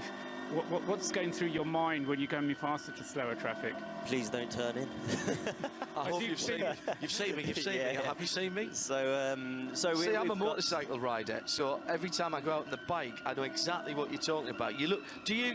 When I'm out on the bike, I'm looking for clues. I'm looking at the front wheels to see where they're turning. I'm looking to see if their heads are moving, to see if they've seen me in the mirrors. Yep. Are you doing that same sort of thing to try and pick up the clues? We are. So what we'll look at is we'll look at the car sort of characteristics, and obviously whether they're going to indicate or not, or how they're managing the traffic with the cars in front. You do see it that if the car in front struggles to overtake, then generally I think sometimes the smaller or slower cars are a little surprised, and so of course you have to give each other enough room and enough respect around here, otherwise it could be the end of both your races, kind of thing. And I think the smaller cars understand that as much as the big cars. We were quite interested to see that we didn't see a huge improvement in the times from final qualifying into the top 30 shootout. There was a classic race before that. Was the track just too slippery? You qualified the one car in the top 30? Yeah, so the track was different. So in the morning, I was feeling pretty confident with the tyre, but of course, with the car even. And it's been a big question of tyres and cars' performances. And so I think everyone's been a little unsure of where they stand. And unfortunately, with how the pre-qualifying goes, is we have to go out the pits, line up on the grid, and I think the tyres have cooled down a little bit too much, and unfortunately I just couldn't get them back up to peak really? performance. Couldn't get them switched back so, on again? Of course, this is something that when you come out the pits you don't have to worry about, because normally they're either in the blankets or they've just come straight out of the oven. So so even with a full run round the circuit, which is what you had, you couldn't get them switched back on again? Well, it's one of them things, of course. A tyre is always at its peak performance when it's hot and fresh. So even with just doing the Grand Prix circuit and stopping on the grid for, even if it's just 5 minutes, you just lose that peak performance a little bit, and unfortunately I seem to struggle just a little bit with the car balance more than I sort of expected. I was hoping to go at least 2-3 tenths quicker, and it seemed that I didn't quite have a peak, but it seemed to have a little bit of a drop-off. So I think obviously our pace, now we're in the race, of course we're able to stick the tyres on straight out the oven, so we don't have to worry about it. Of course, during some of the Code 6s, they'll cool down a little bit, but generally the core temperature of the tyres remaining high. 42 BMW from Team Schnitzer, 4th position for that car when it came into the pits. That's the red and white car. The 43 is in 3rd position. Its teammate, they're filling the tank. Still can't get over the fact that it's a pistol grip going into there. Another car, quickly, John, that's still in the pits is the number 5 Phoenix Audi. Remember the one that shed the wheel? They got it back. They thought they'd repaired it, but it's still vibrating, so it's obviously done some damage underneath the skin somewhere, and that car's now lost an hour in the pit lane. So, you know, that's another one that's kind of dropped away, and I don't know what Adam thinks about this, but it is turning into a race of attrition, but there's so many cars out there that even if you have a dozen cars falling out, there's still 20 left. Yeah, it's extremely tough. So all the manufacturers have got a handful of cars that all have the potential to win.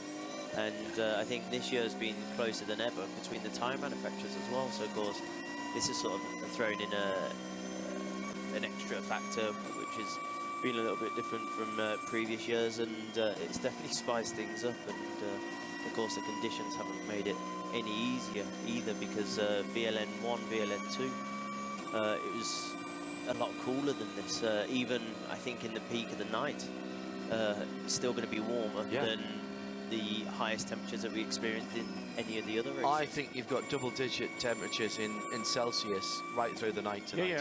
Even with 12 is the minimum that they're predicting. Even with no cloud cover or little cloud cover. Just mentioned, by the way, the car's engine you can hear behind is the Gigaspeed Porsche, the 60 car, which was on the back of a tow rope not so very long ago. It's back out. Also, we've got a slow zone, a Code 60 on the Hatson back, with work going on, I think, to the barriers on driver's left, about 3/4 of the way down the Hatson back. 19 BMW in from 6th position. This is the grey, some serious lights on that. Yeah, that frontal area, that is quite impressive. It was Jens Klingman who brought the car in.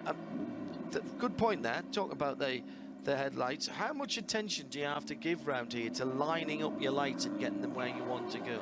It's extremely tough because, of course, you're bouncing around all over the place. You're bouncing around all over the place, plus the different heights of the track. So, of course, if you have them pointing up too high in some parts of the track, you're not going to have enough light on the you're spotting helicopters if you're not careful, aren't you? Yeah, exactly. So, and then, of course, you need to have enough spread to the sides to be able to get to your apexes as well. So, here's going to be tougher than any other track, I think, and of course, especially going through the Kettering after the Niki Lauda kink and all of that section. Of course, that's pretty flat out and it's extremely tough in the dark.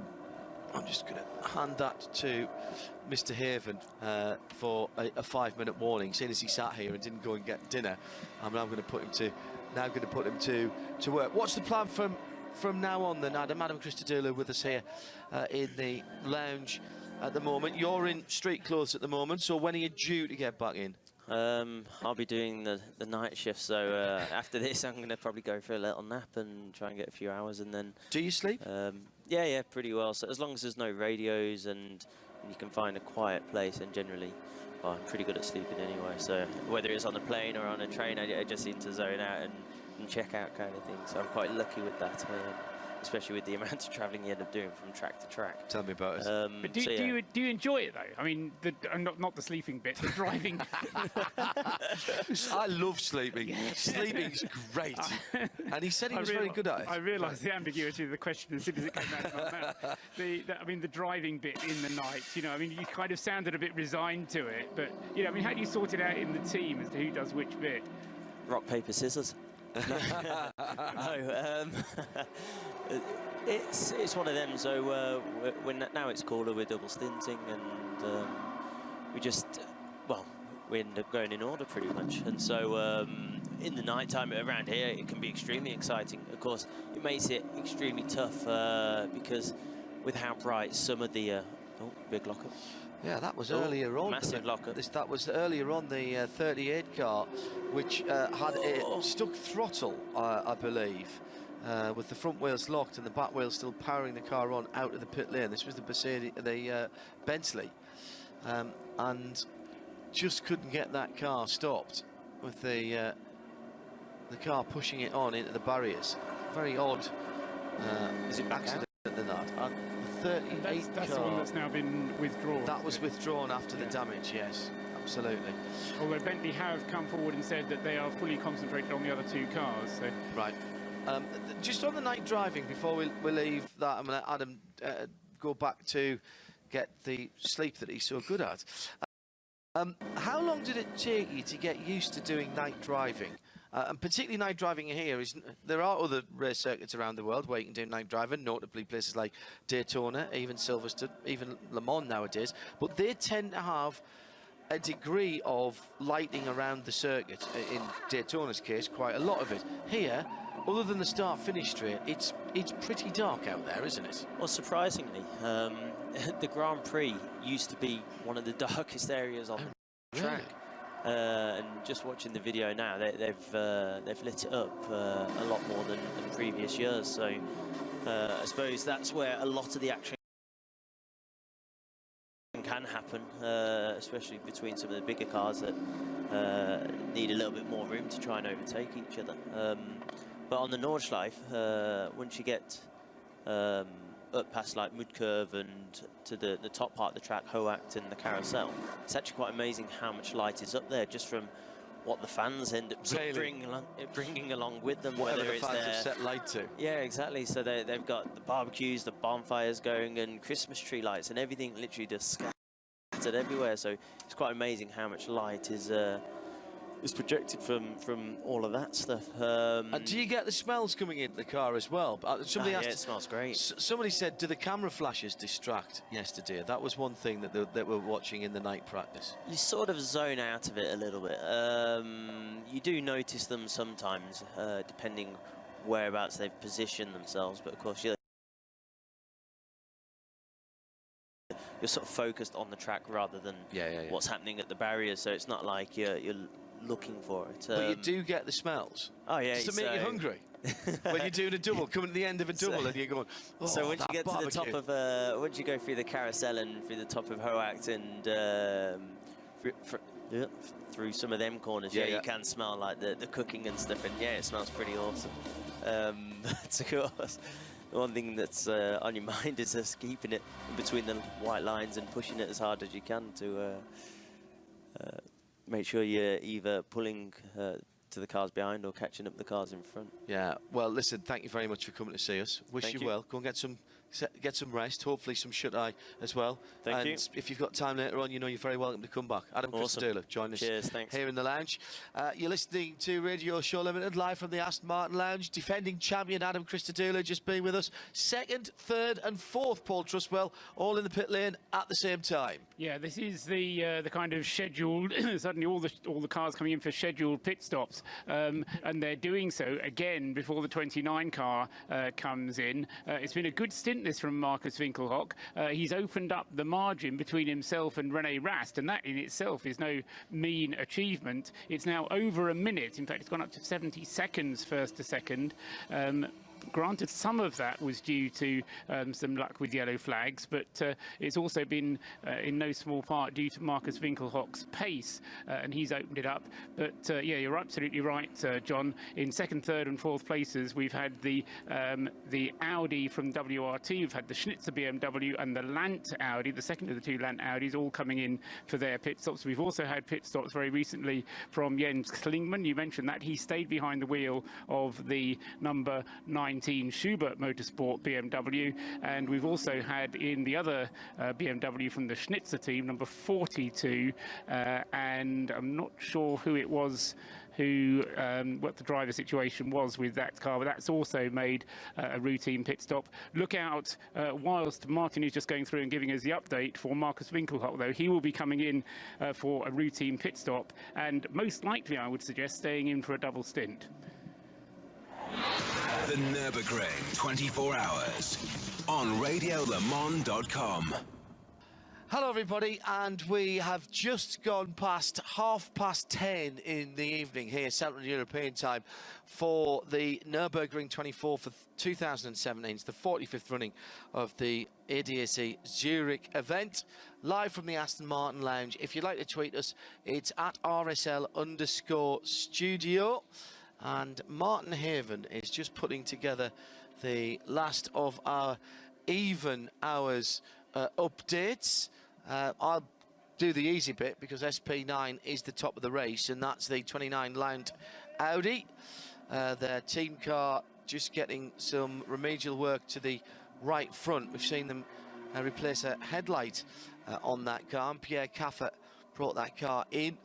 Second place at a gap of 1 minute and 11 seconds, René Rast in the number 9 Audi Sports Team WRT.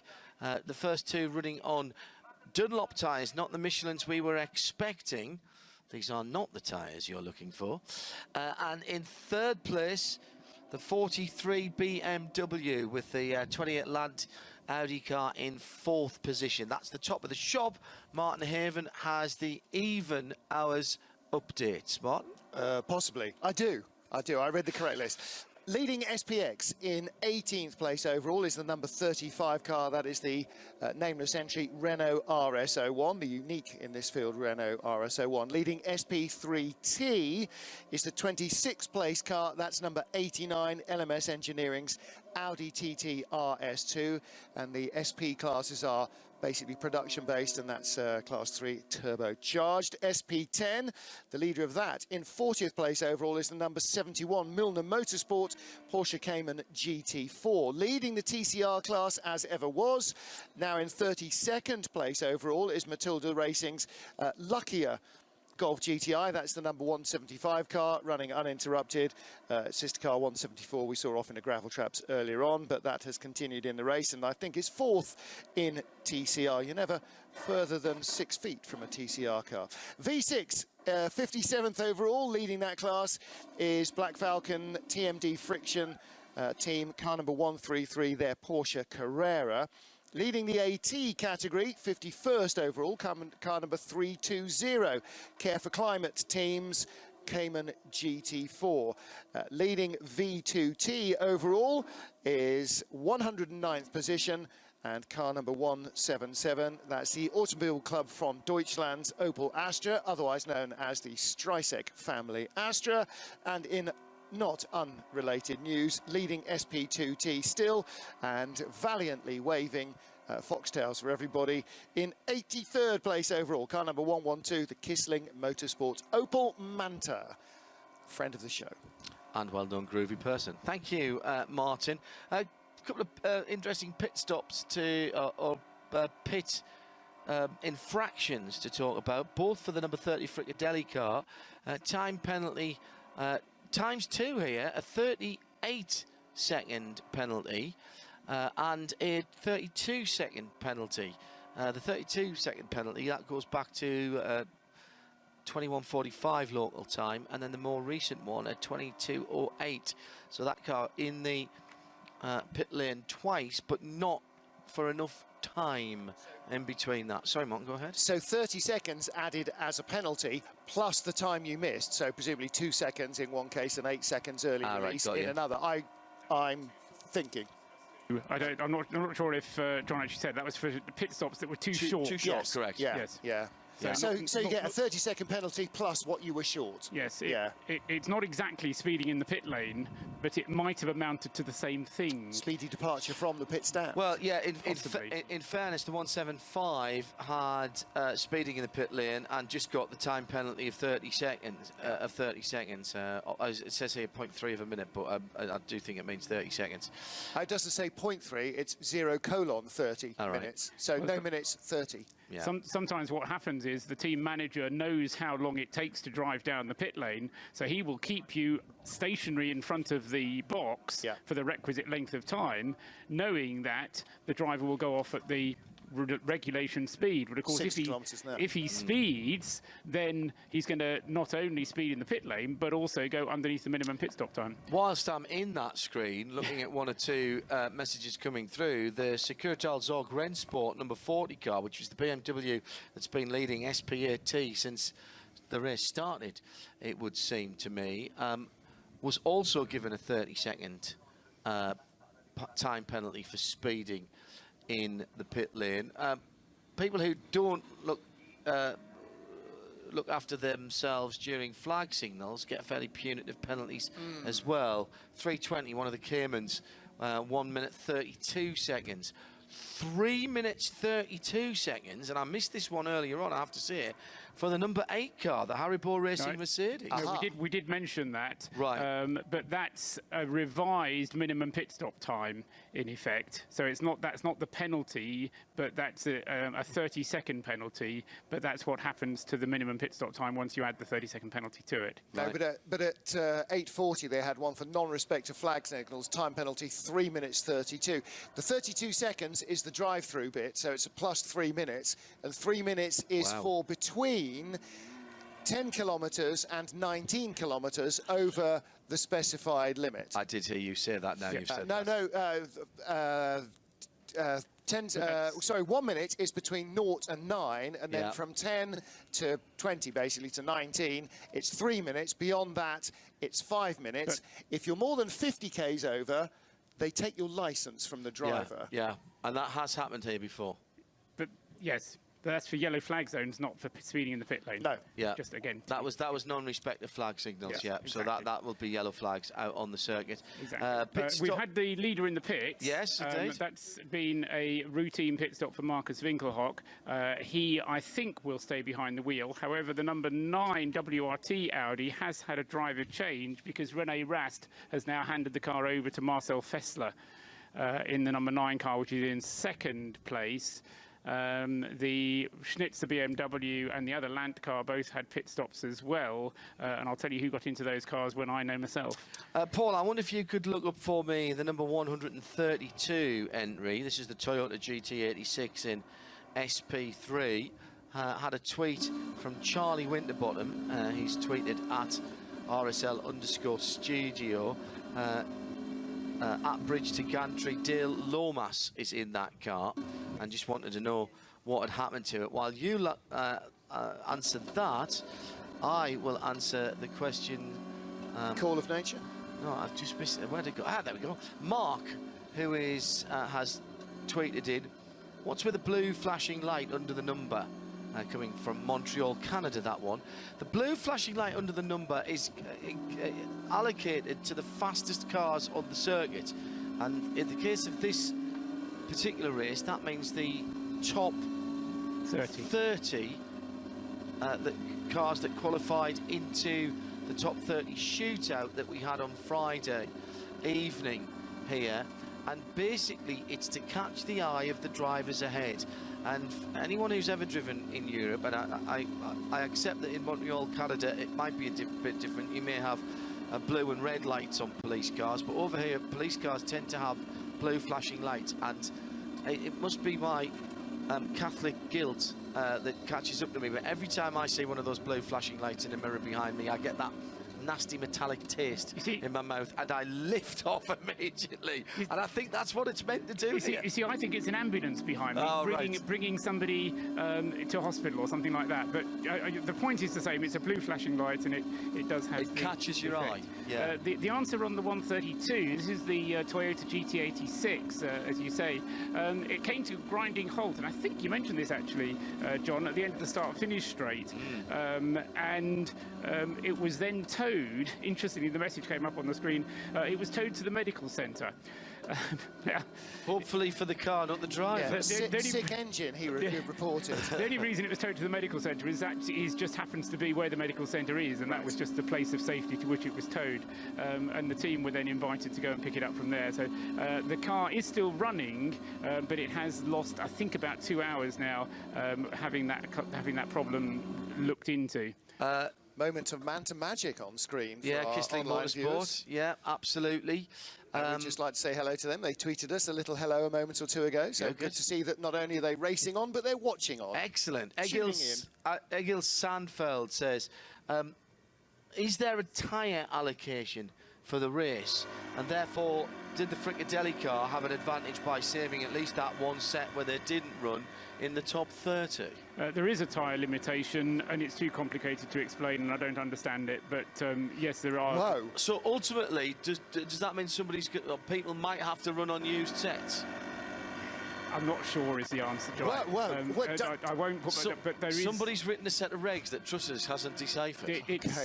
It's hugely complicated. They are all on the net, so if you want to pick them up, and I just went through, but you have to read the bulletins because they've been amended and amended and amended. Have you seen all the amendments, Martin? No. Okay. No, I've kind of gone through them, and I thought, do you know what the trouble with tyres is? That it's just far too complicated to get my head around. Yeah.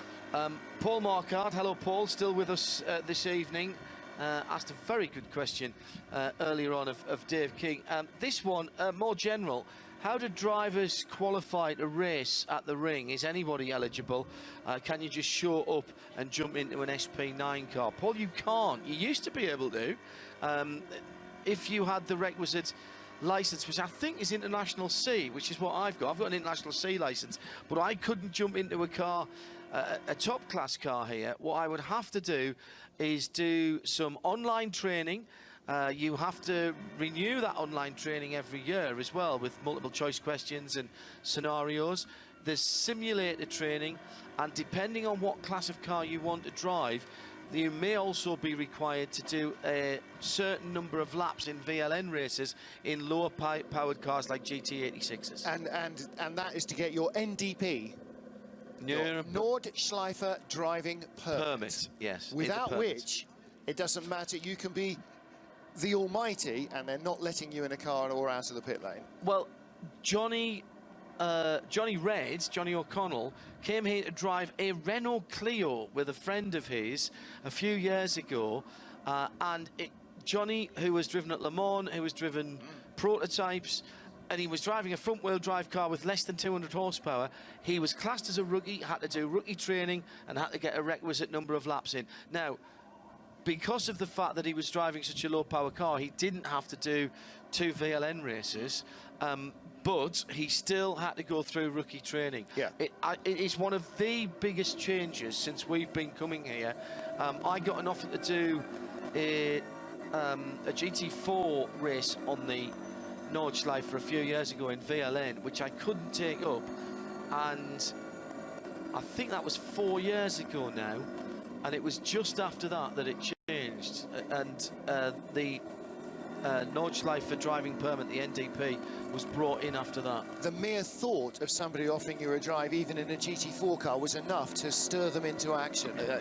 You're almost certainly correct there. Yeah, the hind-off regulations. The other change that has happened is that a lot of the slower, smaller capacity cars have been taken out of the entry, which has in itself had an impact on the number of people that participate. Bad news for Aston Martin, I'm afraid. The number 49 Aston Aston, which is the V12 SP8 class car, which has, amongst others, Wolfgang Schumacher, a great friend of ours here in the Aston Martin lounge. The car has ground to a halt over at Breitscheid, which is practically as far away from here as you could possibly be. So not sure who was at the wheel of it at the time. No doubt somebody downstairs will know, but that car, the number 49 Aston, is stopped out on the circuit with it's a mechanical problem. It's not an accident, so that's probably relatively good news, because if they can get it back, then I'm sure the Aston Martin Lagonda guys will get down there and try and get it fixed. Yes, and remember, that's the other thing that is different here than, say, somewhere like Le Mans. Outside assistance, absolutely allowed, encouraged, in fact. And if you can get the car back to the pit, get it fixed and get it back out again, doesn't matter how you come back, on the end of a tour rope, on a flatbed on the public roads, clearly you won't get credit for that lap, but you get the car turned around, get it back out again. You're not going to win, but you still get out and do your laps, and that's a very different attitude. There's a lot of people here who are not going to win, and they know from the very start they're not going to win. One of whom, our old friend Wayne Moore, that's the car that Michael Eden crashed in the very early stages of qualifying. It is still participating, but they've now had 2 penalties for speeding in the pit lane. I'm sure they just want to go home and tell their friends that they were penalised for speeding. They were just too fast. Don't know, but that's the number 39 BMW. Hello to Gareth Evans, who's in his garage painting a plane, and I'm trying to get it up so that I can see. That's a big garage. Yeah, I'm not sure it's a full-size plane, Martin. You're another plane geek. I can't quite say what that is. He says points for anybody who can guess what it is. Looks well, sort of if it was Hawker bigger than a Hunter-ish. thumbnail. Yeah, no, well, I can't get it any bigger. Sort of Hawker Hunter. It is a bit Hawker Hunter tail fin, isn't it? Yeah, and the swept back wings.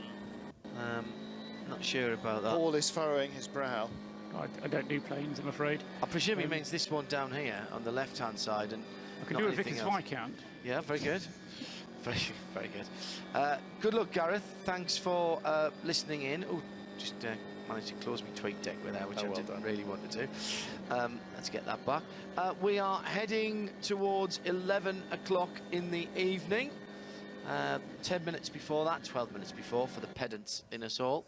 Timo Scheider behind the wheel of BMW Team Schnitzer's number 43. Blue light flashing away in the top right-hand corner of the windscreen as he heads down into the foxhole. On the track, the battle to look out for, I would suggest, if you're in a position where you can look at the track, third place between the number 30, sorry, the 40, just on here. That's because the 31 car has just come out of the pit, so it's not further down the list than it appears. So it's shown on the screen as 4th, 5th and 6th, but it's actually in 3rd, 4th and 5th.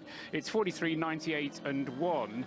So you've got 2 BMWs, one from Schnitzer, one from Rowe Racing, and the number 1, the Mercedes that won the race last year, the one that Adam Christodoulou is driving at some point. Maro Engel, I think, is currently behind the wheel of the number 1 car. But those 3 cars, there's less than 10 seconds separating them. So a real battle on for 3rd place in the race. Nick Holland on Twitter saying, "We will all remember where we were." I've just retweeted that. I've just retweeted that. The tyre reg, which just, you know, clearly, keep it simple, stupid. If Paul Truswell can't fathom them, then you're going somewhere in the wrong direction. The Foxtail Manta still circulating nicely. Foxtail looking gorgeous. We did have a tweet from David Titterington, and we're not going to answer that question because you got to us nicely. Any relation to Desmond? No, I don't think so. Well, it's not that common of a surname. Indeed. At RSL_studio, hello to Andy Blackmore, who is tuned in as well. Good to know that, Andy. Thank you for tuning Spotter's in. Guide, a little slow coming through Blackmore. Shoddy work, that's all I'm saying. Nice take on the fuel helmet just being shown on screen. Seems to be slightly more in keeping with the vintage of Schloss Nürburg rather than the car that they're running. Team Lancelot looking for a better result this year on that one. Very good. Rob Chalmers said that looked a bit Cold War-y. Is it a MiG that was being painted? Could have been as well. Good question. Yeah, well, we'll need to find that out from Gareth. Gareth needs to post a decent picture. Yeah, bigger one. The Aston Martin number 49 is back in the pit lane. This is the one that Paul reported as having a wee bit of an issue a moment or two ago, but it's back. I'm guessing it was a right front puncture, judging by the filth on the back of that wheel arch, which we're just having a look at. The front of it looks fairly clean, but there was a lot of black debris around the back rim of the wheel arch, which is normally the sign of a flailing tyre. Not centre lock wheels on that car. That's 5 lug nuts. Now, wheel nuts. Now, in a NASCAR styly, can they do up as few or as many as they like, as long as it stays on? No. What's that rule about? No. Dear. A couple of people also asking about pit lane regulations for safety equipment. This year, I think for the first time, the teams have been asked to wear fireproof overalls, not just the fuelers, and helmets as well. Only if you're going into the pit lane, though. Yes, correct. They suggest fireproof underwear as well, although that isn't mandatory. But that is only for the teams. You will notice that journalists, cameramen, reporters, and some of the reporters were servicing a car earlier on, did not have helmets on. They did have the fireproofs on, but you will also see people there without fireproofs in the pit lane. Cold War, not Migoyan. Not Hawker Hunter well, either. It's definitely not a Hunter, it's not a Foxbat. So that makes it Chinese then in some way. Oh, very good. If it's Cold War, it's definitely not American, it's not British, so it's some sort of Chinese thing. Is that just what it's standing on? Oh, yes, it is. It's on a spray eternity table. Yeah, I got you. Sukhoi, Johannes Guaglica says. Supermarine Swift. Steve Borowick, you goon. Is that the Supermarine African Swift or the Supermarine? Oh, I don't know. I like the Sukhoi from Johannes. The Hyundai are back this year again with their i130N, throwing a lot of weight behind. This was a Hyundai drive out before the race, just having come through the carousel, proving that you don't have to have huge amount of horsepower and do many miles an hour to still have fun and compete here. I have to say, by the way, those who are asking about competing, the young timer race that supports this race, which is a 3-hour race, which was yesterday, you don't have to have a driving permit for. You can jump into that on the requisite license, which I think is a national A in Germany. Excellent. Morris Minor a go-go. We're there. All right then. We're so there. Looks like a flagon or a fish pot. If you've got that was the helmet, I think, I'm sure, rather than that was a something pot. We'll save us from ourselves. Down into Brunchen for the Hyundai, and trust me, that car is being pushed along very, very hard indeed. Oh yeah, flagon SU15. So it was a fellow clone spotter. Clone spotter Graham Goodwin. What does it mean, says Scott, NASCAR GT88, when drivers flash their lights? Get out of my way. Yeah, pretty much. Hello, I'm here. Because they aren't allowed to use Tomahawk missiles. Well, don't forget the drivers were told that they shouldn't really have their full beams on all the time, and certainly not, Paul, I think they said, not down the straight, down the Dottinger. That was particularly down the straights. And there's also a limitation to the number of flashes you can give. They say please no more than 3 flashes. Yeah. So there was a time, there was a fad for having a single button that would give you 10 flashes, a bit like some of those cyclist lights that you can get. Yeah. And they were just deemed to be too irritating, too distracting.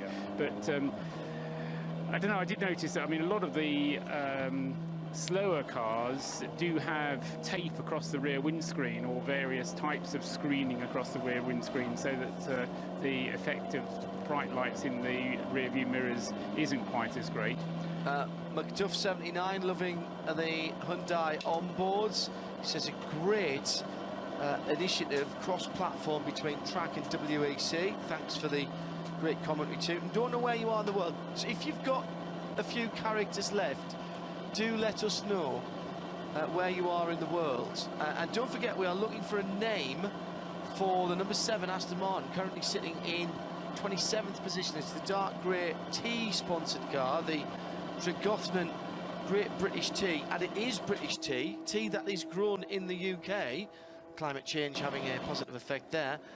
7th position, and at the moment being caught by the 89 car behind it. Remember how when Adam Christodoulou came up here, we were saying how he had been in 4th place, and by the time we finished talking to him, he was 12th. Well, the car is back into 5th place again, and that's purely the rotation of the different pit stops.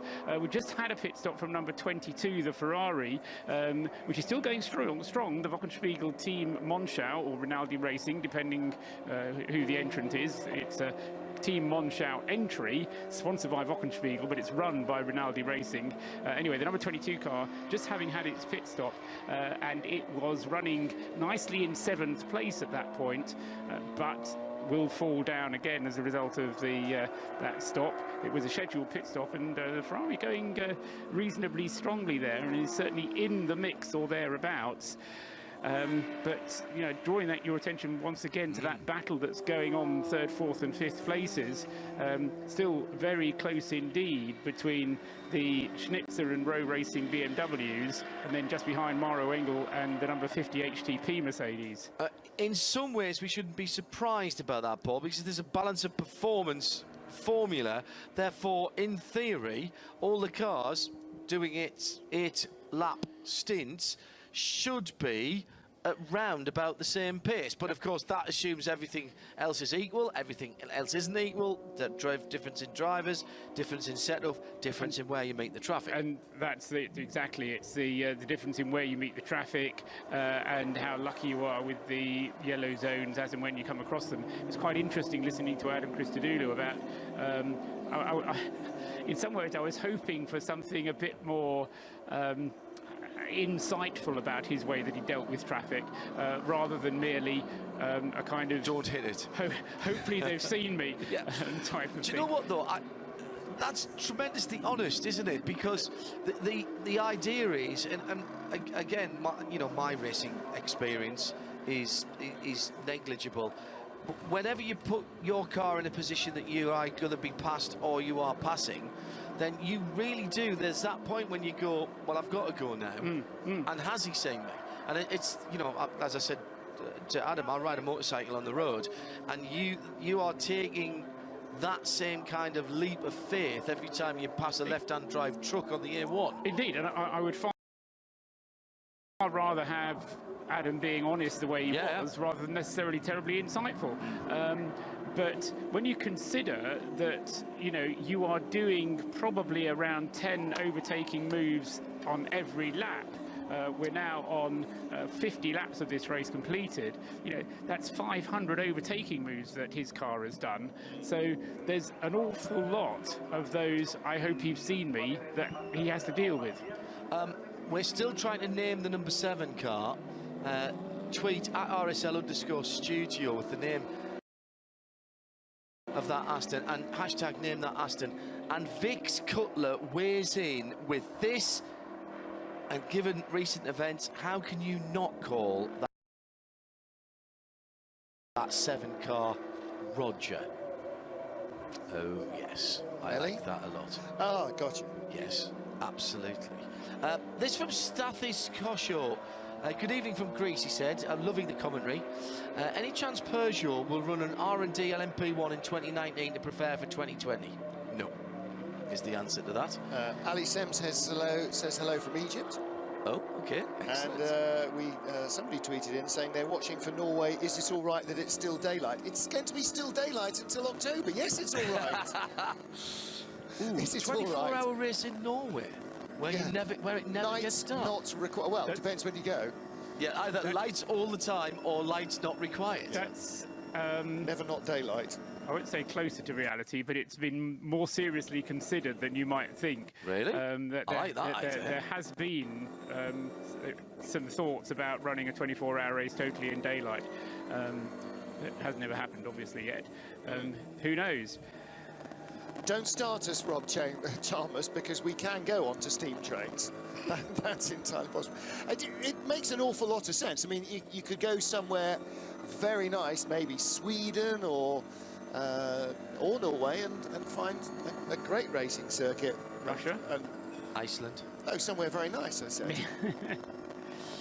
Yeah, talking of Iceland. Which is where Paul's going for his holidays this year. Absolutely, looking forward to that. Yeah. Still very warm, humid even outside, sticky. Graham Goodwin will be joining us in just a few moments' time. The 175 Volkswagen Golf GTI TCR. Apparently you're never more than 6 feet away from a TCR, says Haven. Not sure where that's come from yet. I'm going to have to get... Sorry? Oh, they're right, okay. I see, they're everywhere, is what he's saying. Just going through the kink down towards the Tiergarten off the end of the Dottiger. And that car was leading its class for a very long time. Is still, John, has been from the start of the race. Inside the top 35, Graham. I mean, not a surprise, bearing in mind the pace of that car all week. It has been stunning, to be honest with you. Right, OK, TCR comes into the pits from the lead. Not everybody's cup of tea, but nothing cheap in motor racing, a relatively cost-effective way to go endurance racing. Is that the best way to go contemporary endurance racing? It's not a bad way to go contemporary endurance racing. It's certainly a pretty affordable way to go contemporary endurance racing. Bearing in mind you can take the car back to the workshop, fiddle with it a little bit and go sprint racing the following weekend with the same car. What's not to like? And they do look good as well. Keeping an eye on that, John, also keeping an eye on the car currently shown in 27th position, which is the number 7 Aston Martin. Darren Turner is at the wheel of that car, and he is more than nibbling away at the advantage of the number 150 car. That's the Montai Cayman ahead for 26th position. That gap now under 50 seconds. Darren's brought it down, certainly in the few laps that I've been watching, by around 30 seconds. And it was 11 seconds closer last time around. So the number 7 car putting in a bit of a charge at the moment and moving further and further up the order. But coming towards the end of his stint, unfortunately. But no, I mean, you're absolutely right, Graham. When David King was last here on the microphone, it was just going dark. It had just got dark, and the team had already achieved their first objective, they said, which was to be in the top 30. The next objective that David King has set them is to be in the top 20 by daybreak, which is a tall order for the next 8 hours. But as you say, moving up from 30th to 27th already. Right turn lover started with Q1 in Doha in Qatar, listening in, and now he's in central Switzerland in the canton of Zug. Good to hear that you're tuned in, RTL. Question here from LMP Dragon to at RSL_studio. What's the different? What's in a name effectively? Mustang GT, Mustang WR. That's from Coventry. Mustang WR. Yes, I've seen that on the list. WR, I think, of Welter Racing. There are many and various. Is that from the different tuners, Graham? Well, there are many and various different makes of different iterations of racing Mustang. We've had a couple of 3 of them. One of which is called Sally, I noticed out there. Got Sally on the rear of the car, which is absolutely giggle. It's fantastic. But WR, I don't know. I heard you a little while ago mention the Hyundais. Yes. Are you aware who's running those cars? Is that the Rally team? No, the reason that I mention it is because you said to me it's WRT are running those cars. Oh, here. really? So the team, Vincent Voss's team, obviously of much repute in terms of racing Audi R8 LMS cars, and for that matter an LMP2 car very quickly, are also racing the 2 Hyundai i30s here. I'm racing them very well indeed. Well, you know, as I said before, just because they're not the fastest thing out there, let's not discount them. They're having a race, and in fairness, our listeners and viewers, right on board with that. If you're out there, you're having a race. Whether you're racing the guy who's 2 centimetres off your rear bumper, you're racing the clock, or you're racing the guy that's, you know, half a lap ahead of you, you're still racing. And it's a magic stuff. It's a factory-backed effort, make no mistake. And Hyundai, over the last 2 or 3 years, they've upped the ante very considerably. You remember, I think it was last year, John, where they flew out a number of people from UK and other European markets just to come and see these cars and their test and development centre down, I think it's in the Gottlieb Dehnerstrasse Skunk Works area. It's certainly not far away from it. The number 22 Ferrari, having made its pit stop, did mention when it came in that it was getting itself not quite into the top 6. It was 7th when it came in. However, has now changed from one driver beginning with K to another one. Krumbach to Keilwitz. It has been the driver change. Apparently, the Jochen Krumbach, who has got out of the car, reporting a bit of a vibration on the car, and they're not quite sure what it was and whether they've been able to resolve it, but they will hopefully find out once Daniel Keilwitz gets into his stint and starts lapping more quickly again. The noise in the background is the Hyundai i30N, entered by Hyundai N. Vincent Rademacher, Stuart Leonard, Christian Gebhardt and J.K. Kim in that car, the number 92. I didn't realise that Stuart Leonard has sneaked into that. And his regular racing team is WRT. Yeah. And a number of Korean race drivers here with this effort. I'm trying to remember, who was the driver? Was it Vincent Rademacher that was entered in both cars for the qualification race? Yeah. And we presumed at that point they were trying to qualify an entire Korean driver team, but they've opted not to do that. Yeah, they split the Korean drivers up, haven't they? In fact, actually, I think they've only got one Korean, two Korean drivers now. Jae Kyun Kim is in the 92 car, and in the 95 car, Peter Shorthurst and Yong Sung Jae, who is Korean. Well, and sorry, Jong Hook Kwon as well as Jens Dreley. So yeah, 3 Korean drivers in Peter that. Shorthurst, no mean driver either. Very much a front runner in the Renault RSO 1 Championship the last year that was around. We have 17 cars still on the lead lap, and the first car which is not on the lead lap is the 704 Glickenhaus, which still is able to do 9 laps and has been doing so as it's tried to catch up, having lost ground earlier on with a couple of pit stops. Initially one to repair rear bodywork damage after he'd had a Mercedes run into the back of him, but then they had to stop again and do more work to the rear end of the car. Since then it seems to have been running okay, but it has dropped off the lead lap, and it is the first car that is a lap behind. Without that one, as I say, the 70, it's in 18th place. The 17 cars ahead of it are all on the lead lap. When you've got 25 kilometres of a lead lap, of course, it's not quite so significant. And with no chance at all of safety cars or full course yellow, the point of being lapped isn't quite such a significant one, but it's kind of more of an emotional one more than anything else, I suppose. Bang on time, as predicted by Paul Truswell just a few minutes ago. Darren Turner brings the number 7 Aston Martin GT8 down pit lane from 27th position and had closed to under 50 seconds behind the car ahead, the 150 Porsche Cayman. Yeah, David was just up here actually with a job for me, and I then sent him off to try and find out what had happened to the other 49. Aston Martin, the 49. Right from puncture, it looked like when it was in the pits, Paul. It did get into the pits and has rejoined. Oh, it has. Okay, good. That was the car that stopped out at Brightshide. Yeah.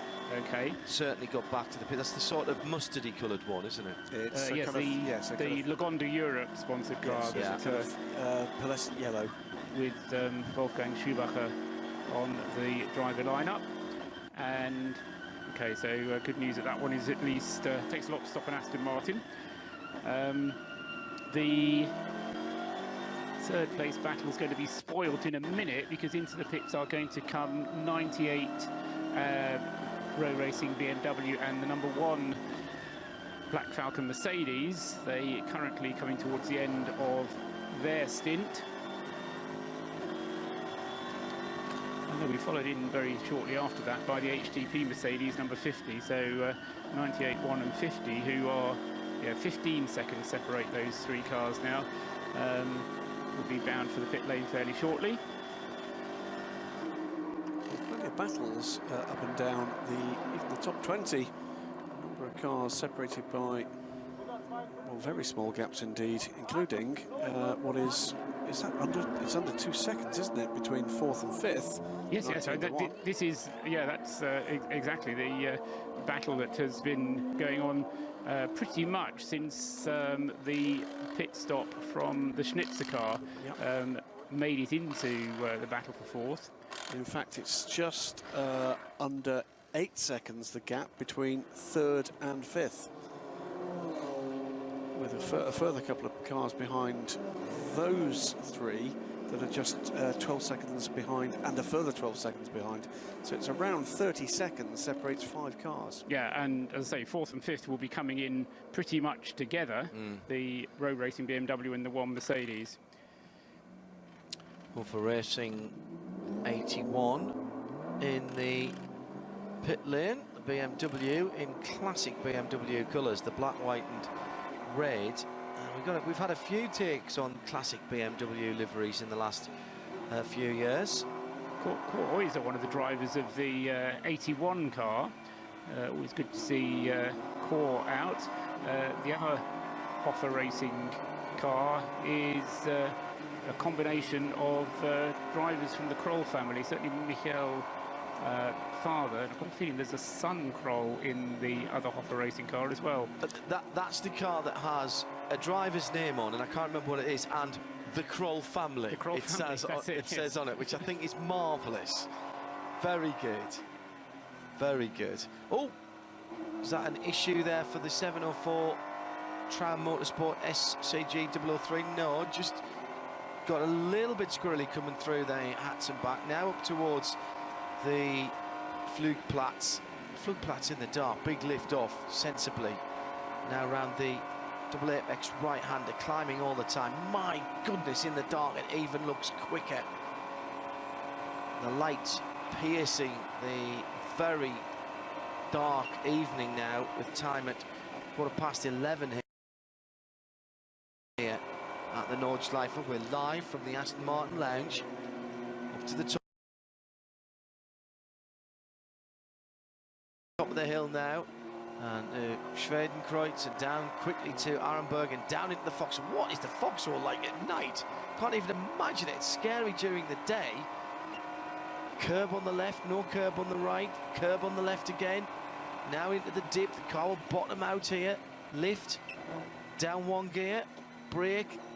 You never feel like you're going to get it slowed down at this point. Koenigsegg went over the barriers there where they were trying to break the lap record for production cars.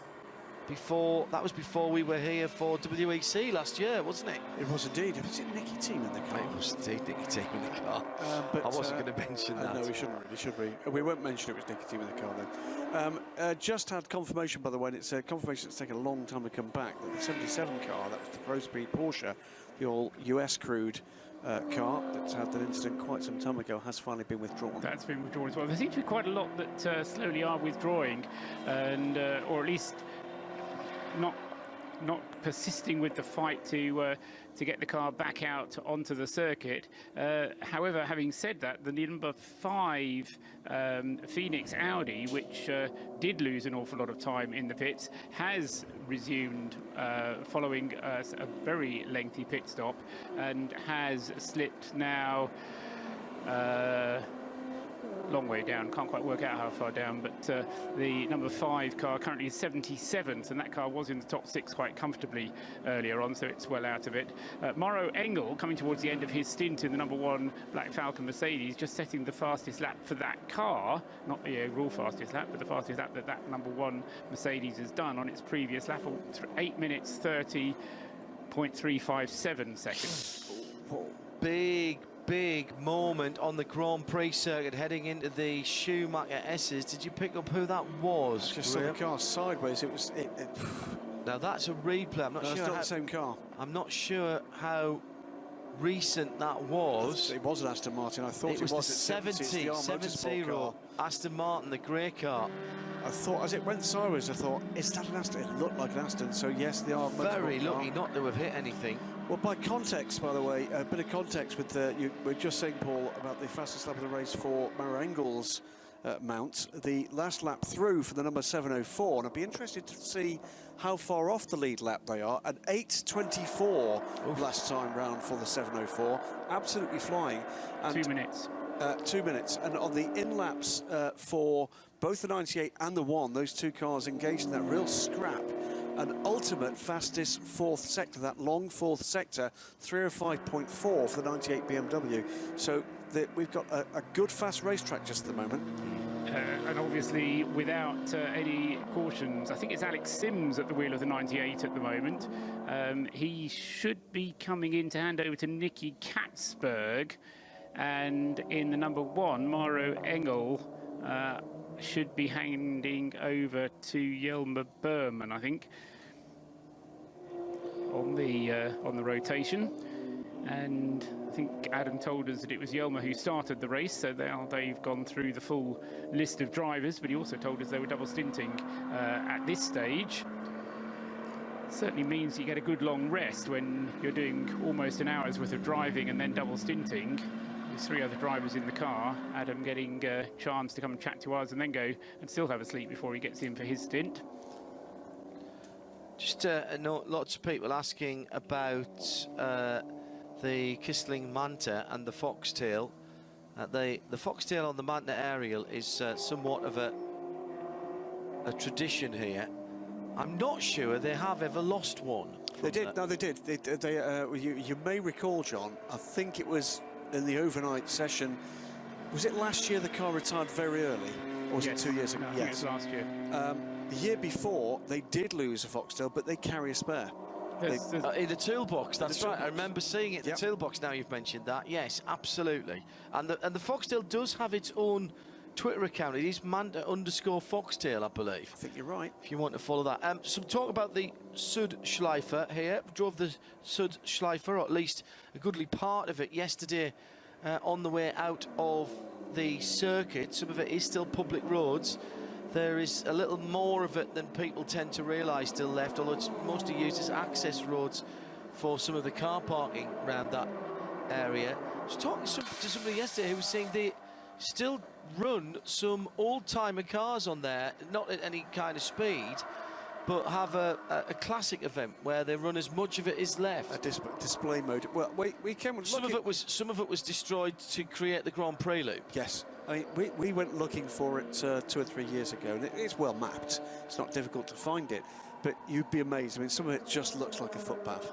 Yeah, it is because it's grown back. Well, actually, you know, even some of the original side of it, it's very narrow. Look at the pictures, Graham, and you'll see that they didn't. A lot of it didn't have Armcore, of course. In those days, it was earth banks with foliage around it, and an extraordinary. The bit that you can drive on the public road is a brilliant piece of road, and it loops back around to one of the more usual ways in and out of the circuit. Puts me in mind a little bit of the downhill section of Rouen-les-Arts, actually, although it is much narrower. The 968 clubbed admirably, I would say, on the way back there. I don't think I've been on a dull road in this region, ever.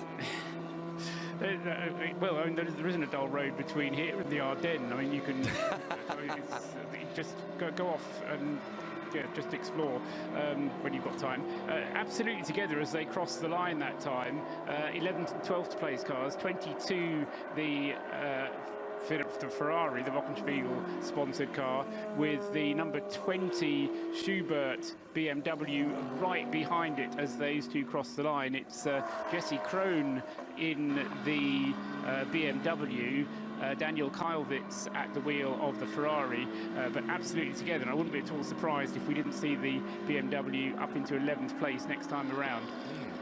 For those of you in the UK who fancy a bit of endurance racing yourself, even if you're a club racer, Jim Cameron, good evening. Mission Motorsport and their Race of Remembrance over the weekend of the 11th of November down at Anglesey. We'll have some late night driving and some darkness driving in that. It's a technical, challenging little circuit, fantastic place to go and race, and a fantastic set of people running it as well. And if it's not already oversubscribed, it will be shortly. But look up the Race of Remembrance, Mission Motorsport, the brilliant set of people who help us keep our covenant with the lads and lasses who go off to protect us and fight on our behalf, and don't always come back in the same pristine condition that we sent them out. They do great work, and that is one of their major fundraising efforts of the year. An endurance race at Anglesey, the Race of Remembrance. If you haven't heard about it, go online and look it up. It's wonderful. Fabulous nighttime pit lane shot here of the Foxtel Manta, the 122 car, and the team go to work, the Sting Motorsport team go to work. The thought did occur to me, was there ever a race car that the public around something like the Goodwood Festival of Speed need to see more than this? That really does deserve its place at an event like that. Just tells another part of the story of motorsport that many people don't know. A couple of quick updates from the Aston Martin garage. First of which is, indeed, John, you're absolutely right, it was a puncture for the 49. The car has been refettled back out and running. The second is we did misidentify driver in the number 7. It was actually Nicky Team finishing a double. Yes. Darren Turner was getting aboard the car. I knew that. My apologies. And so Nicky, having done a fine job in whittling away that advantage to the number one, to the 150 for 26th position, that's now handed over to Darren Turner. And that's not a position in class, but it is a position overall. Remember, what we're looking for here is we're looking for as low a number with a 2 at the beginning as is humanly possible. Well, even better if it could be a 1 and an 8. Wouldn't it be great? The best position, finishing position for an Aston ever was a 4th place for a GT3 car. That was in the top SP9 class. A non-SP9 finished 19th, I believe, was their best finish. Plenty of time yet. We're not even 8 hours in, not absolutely. even 1/3. So David King has his plan. Softly, softly, catchy monkey. Somebody who's not going softly, softly, whoever's in the 704 Glickenhaus at the moment, just done an 8 minutes 24.392, which is the fastest that car has done. So you were saying, Graham, he would like to get back onto the lead lap, but it's going to take him an awful lot of laps, even at that speed, for him to get himself onto the lead lap. We've had the pit stops from the 98 and the 1. They came in together, they've gone out together, and still waiting for the battling Ferrari and Schubert cars to come through. The Ferrari and the Schubert BMW went past us, separated by almost nothing at all, and then they've just gone through, or we're just waiting for them to come around at the completion of another lap, and then at the end of this lap, those two, the number 50 HTP Mercedes should come through in 4th place, but as it comes through in 4th place, number 50 probably coming into the pit lane. So Mercedes then currently lying in 5th and 6th places. The 2 BMWs, one from Schnitzer, one from Rowe Racing, in 3rd and 4th places, and still Audi 1st and 2nd at the top of the pile. Best of the Bentleys down in 16th place, still on the lead lap, but only just. That's the number 37 Bentley.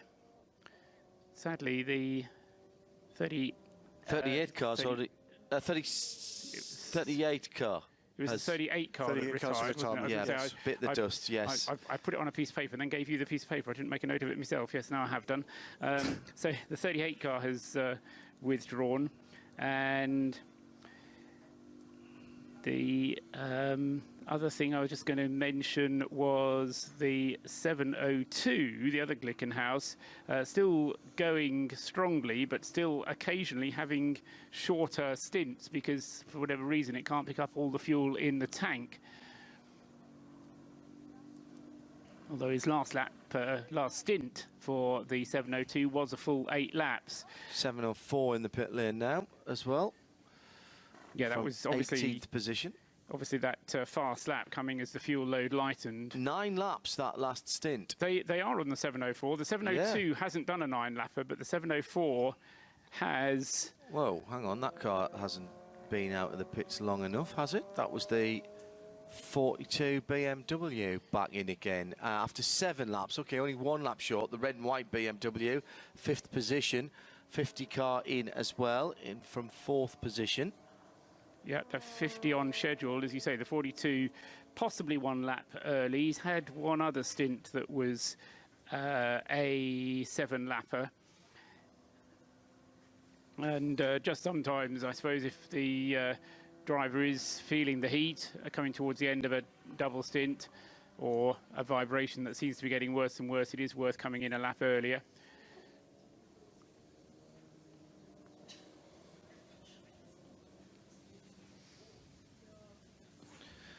This from James Counter. Could you give us a rundown of how much of a victory threat the top cars pose? Well, at the moment, any car in the top 20 could win this race, and probably beyond that. And we're still on course, John, for record distance. Yes. It's too early to say that, but I mentioned earlier on the. Do you remember the number? It was 6.7 laps an hour that you need to achieve. Well, we've been not quite metronomic, but we've been oscillating between 6.5 and 7, so that's exactly what you need. So the record distance is certainly on the cards, and of course with no full course yellows, but we've had plenty of section yellows and section code 60s. So there is just still the question of what the weather is going to do during lunchtime on Sunday, but apart from that, we're set fair for the rest of the race. So let's just keep our fingers crossed and hope that this pace can be maintained. Certainly the way that the strength of that top 15 still, John, so impressive that you know, you'd be foolish to write any of those out of it by any means. Still looking for a name for the number 7 Aston Martin. It's the grey car with the Tregothnan Great British Tea sponsors, and I have to say the recuperative effects of said British grown tea is outstanding. I'm just about to have a cup myself, to be honest. I heard the session earlier, which I thought was pretty close, which was Roger. Of course, it should be Sir Roger. Sir Roger, very good. Sir Roger is what that car should be. Yeah, that came in from Vix Cutler, who's at Finky Dink Design. I made a note of that earlier because I like that one so much. I think that might be tough to beat with, for my money, one of the best bonds. Sean Connery, yeah, loved it, but I did like Sir Roger Moore. Big air by Timo Scheider. You heard the engine revs rise there on the 43 BMW. It's still throwing the car around and passing one of the slower cars so quickly that there was not a chance that I could identify even what make of car it was. It was a yellow thing that was coming down through Flansgarden and down towards the second carousel. My goodness, he was on it there. I suspect that Timo Scheider wasn't too interested in what it was either that he went past. He just so long as he got past it. Yes, fair point, well made, Paul. Thank you. It's Tom Blomqvist, by the way, in the 42, the other Schnitzer BMW. And so he has taken over the 42 from Marco Wittmann. And that car, having made its pit stop, will be out of the top 6 next time we see it across the start-finish line. But of course, Schnitzer still in with a big shout here. 2 cars currently in the top 6. But such is the competitiveness at the front that any time you get a pit stop, a big change of order. Although having said that, the 29 Land Audi certainly seems to be able to extend that margin, and no matter who you put in it, Marcus Winkelhock was able to extend his lead while he was driving it. I think Marcus stayed in the car at the last pit stop as well. Yes, he did. So Marcus Winkelhock continuing to lap faster than anybody else consistently in the lead of the race. Live from the Eiffel Mountains, this is RadioLeMans.com.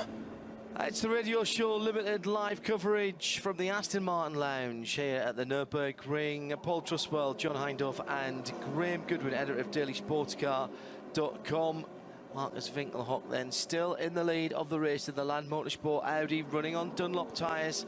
And that car still running metronomically, an 8:31.7 last time around.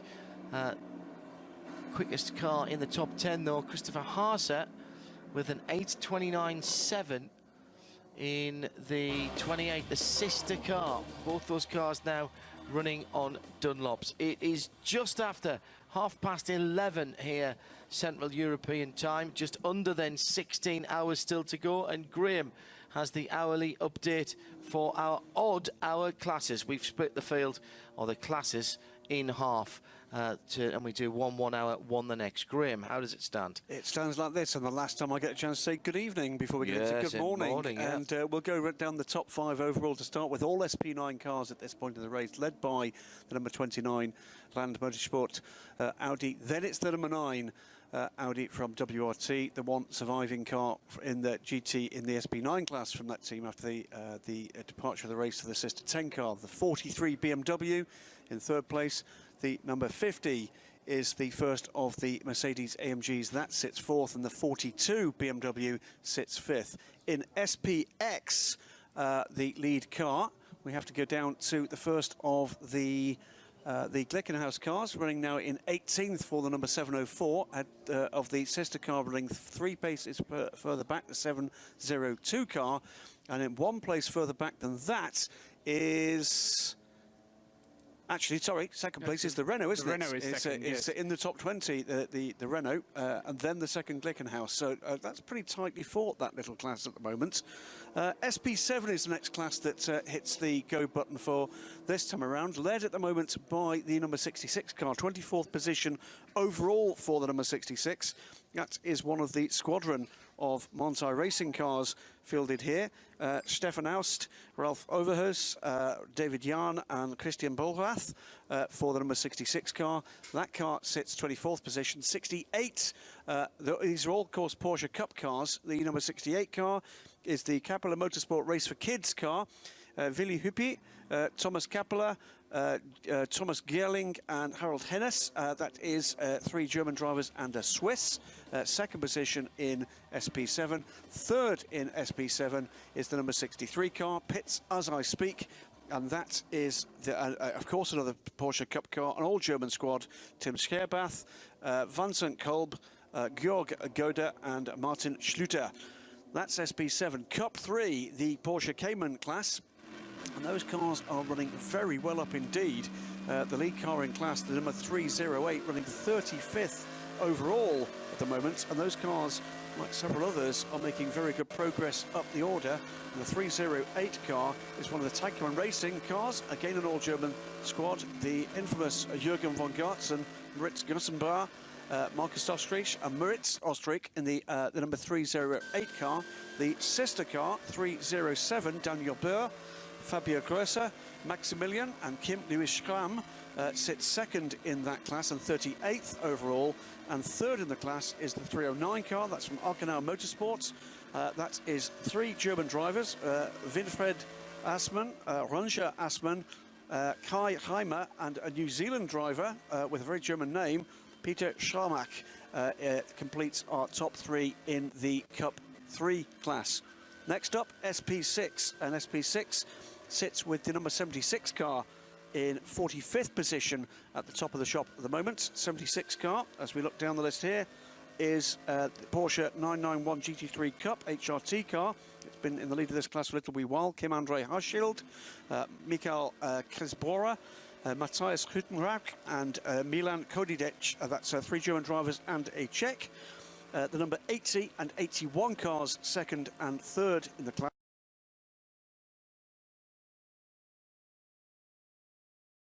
But they're way further down the order, and that is the Hofer Racing BMW M3 GTR for the Kroll family, and Roland Eggerman, the number 81 car, the other Hofer Racing BMW, this time M3 CSL for Christian Titzka, Bernd Küper, Michael Fischer, and of course the estimable Cor Oyser. That is the SP6 class. SP8, meanwhile, excuse me, I've missed SP8. I'll have to come back to that one. SP8's easy. Go Led for it. by number 7. Of course it is. Aston Martin in 28th position, and they have a relatively healthy lead now. It was the Lamborghini. It still is the Lamborghini. 42nd. That's a Dual Motorsport car, the GT tired car. But that has dropped more than a full lap behind the Aston after it's had a problem. Long way back for anybody else in that. It is the number 2 car that actually sits third. Very nearly 20 minutes is the extent of the Aston Martin's lead in SP8. Say it quietly. And it is the Mustang in third, the WR, which stands for Volflick Racing, at the end of that Mustang derivation. Cup 5 is next on my list. That is the one-make class for and indeed the Mustang is actually on pit lane at the moment, the M235R racing cars, led by the 249 car. I think that's been a leader for a little wee while. This has been a class that's had quite a lot of trouble, Paul, to this point in the race. There's been a lot of those cars that have hit trouble, not like them. This is the Adak Team Weser MS-EV. It's Yannick Mettler, Swiss driver, then 3 German drivers, Patrick Hinter, Marc Arret and Michael Schrey in the 249 car. 236 is the Valkenhurst Motorsport car, Thomas Hetcher, Raoul Owens, another ex-Renault RS01 driver, and Thomas Leher. All down here as being German drivers, but Raoul Owens is very much British. It will be his racing licence, I'm sure. 251 is the third place car in Cup 5, and that is Jose Manuel Balbiani, Roberto Fernando Falcon, Harold Gessenhardt and Gleb Kutapov, I do apologise, sir, in the 251 car, completing the top 3 in Cup 5. SP8T, and that is led now by the number 40 car. That is the BMW M4 GT4. That car sits in 37th position, ahead of the 52 and the 53. I'm pretty sure both of those are BMW M4s as well. Yes, and indeed they are, and both fielded by Team Schirmer. It's been those 3, but in different orders throughout the race so far. Actually, 53 is an M2. It says You're right, absolutely right. It's a different Team Schirmer car. My apologies. That car has made its way up, with the 51 dropping back out of the top 3. And I think the 51 actually did leave that class for a little wee while, and that's now running in 4th position. SP5, meanwhile, only one car I can find on timing and scoring for that class right now, and that is the 83 car. That's the Leuthäuser Racing and Events BMW 1M Coupe. Harold Rettich, Fabrice Reicher, Dominic Nuri and Ricard Putscha. German, French, Austrian, a nice international group for that lot. And then the V4 class, I can find 2 cars on the list for that. The leading car, running 77th overall, is the number 143 car. That is a BMW E90 325i from Pixum, Team Adrenaline Motorsports. Christopher Rank, Danny Brink, Philip Leisen, Nicholas Steinhaus, ahead of the 156 car. That is another Securital Zog Rennsport cars. It's another BMW. It's a 325i for Torsten Kratz, Oscar Sandberg and Kevin Varum. Thank you, Graham. The next hour we'll do the other classes, of course. 13 car, the Chrysler Dodge Viper Competition Coupe has had a mechanical flag. That was 10 minutes ago, a little bit more than that, black with orange circle flag. And that means that car will have to come back to the pit lane. I haven't seen it in the pit lane. Not for a long time seen that car. That was the car that had a sparkling start and then, I'm afraid, pitted at the end of its first lap, didn't it? Well, it was given a black and orange flag at 25 past this hour. So it's been back out in that case. Right. Amazingly enough. News from the Haribo racing team, number 8. Uwe Altzen isn't very well. Oh dear. He was due to be doing a double stint, came in at the end of his first part of the stint, complaining that he didn't feel very well, got out of the car. They had to quickly put another driver in, and apparently now he's been to see the team doctor, and they've decided not to use Uwe for the rest of the race. So not a problem necessarily, because they are a 4-driver team. Lance David Arnold, Maxi Gotts and Renger van der Zande, the other drivers of the car. But it does mean that Uwe Altzen hasn't completed the 15 laps that he needs to complete in order to be classified as one of the drivers of the car. One of the rules is that if you're going to be classified, you have to complete 15 laps. However, if you tell the organisers that you're withdrawing one of your drivers, then you're still allowed to carry on. It's just that he won't be amongst the classified drivers. Used asks on at RSL_studio, why is the Glickenhaus competing with GT4 cars in the SPX class? Seems rather unfair to those GT4s. The SPX class is for cars that aren't, strictly speaking, homologated or legal in any of the other classes. So the GT4 cars that are in that class will be GT4s in the future in the case of the Audis. The Audis. There's one exception. The Manthey GT4 car Correct. is there, so they are not competing against their own customers. That's correct. The Manthey car, I believe, is the car that we saw as we see the number 43 car on the feed here, coming in from 3rd position down pit lane. Yeah, the number 150 car, which is the next target for the number 7 Aston Martin. Wash my mouth out. 26th position overall is the next target for the number 7 Aston Martin GT8. That is, I believe, the car we saw racing here under the Manthey Racing banner as the development car for the Cayman GT4 last year. It is a car that's owned and run by Manthey, as it is being here. Manthey build those GT4 cars for Porsche, and you're absolutely correct, John. That is a move to take that car out of contention with the customer cars bought from the same team. And the two Glickenhaus, reason that they are SPX is that they don't fall in to one of the more easily classified categories. So they're not a conventional GT car, I think is exactly so, Paul. It's not a GT4. It's not really a GT3, although it has GT3 levels of performance, and the same can be said of the Renault RS01. Exactly. Reason for that: Renault RS01 has never been a street car. A road car derivative hasn't been built. Jim Glickenhaus has built road cars. Indeed, he runs one himself. Yep. And there are at least a couple or three more, but they haven't produced them in big enough numbers to qualify those cars as a GT3 car. GT3s have to be based on a series production cars in the same way as the GT Le Mans or GTE cars have to be built and based on series production cars. In the case of GT Le Mans in the US, it's 200 or 500, depending. Depends on the size of the manufacturer. So, for example, a manufacturer like Ford have to build 500 before they can... Oh, wait. Right.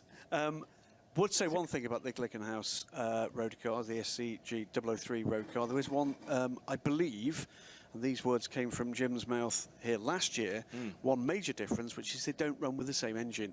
The engine in the race cars is the twin-turbo V6 from the HPD LMP2 car of recent years, and my understanding is the road cars, although I've not caught up with Jim since production started those cars, very limited production started those cars, I believe is a BMW unit. Oh, really? I believe so. Right, okay. Second, third and fourth place cars all in the pits at the moment. That is to say the Lant Audi, the Schnitzer BMW and the WRT Audi, not the leading Lant car. That still Markus Winkelhock stays out for another lap, as has become his wont. So that number 29 car, incidentally, that 29 car has been leading the race since I think it was 6:30 it took over. I was going to say 6:30, yeah. No, sorry, 7:30. Yes. 7:30 it took over the lead on the last occasion, and it's now 11:45. And that's uninterrupted by pit stops or anything. That car has been in the lead of the race. But the second, third and fourth place cars all in, and to cars behind on outlaps following their respective pit stops. And the 28 car, being the 4th position car, still having remedial work to the right front of that car. We saw a headlights unit being replaced on the Christopher Harty car early on in the race. More racer tape going on there, and clearly Land Motorsport not happy about how that front splitter and aerofoil area is hanging on, as it were. But it's not wasted time. No. The beauty Good point. of the minimum, Good point. The beauty of the minimum pit stop time is that you can take the time that you have to spend in the pits to do useful things to the car. They're coming up now. What are they? They're 3 minutes 27. They're going to have to go within the next 5 seconds. Otherwise, they will start wasting I think time. he's already gone. Okay, well, that's good then. Okay. Christopher Mees was looking there, watching just over out the work. now. Good, Indeed, okay. With a bit of a concerned face. Second busiest racing driver on the planet after Marcus Seefried, Christopher Mees. How many weekends was it he told us he raced last year? Oh, it was something ridiculous, like 37 It was something completely ludicrous. Chatted to Christopher at the Bathurst 12-hour this year at the start of the year, and was telling us just how busy he'd been in 2016. And I think he's only marginally less busy in numerical terms this year. Paul, sorry, I think I cut across a point you were about to make. No, I don't think so. Well, as long as he went out in the car before the limit was, and I think it was about 3.5 minutes, which was what the pit stop time should be for him.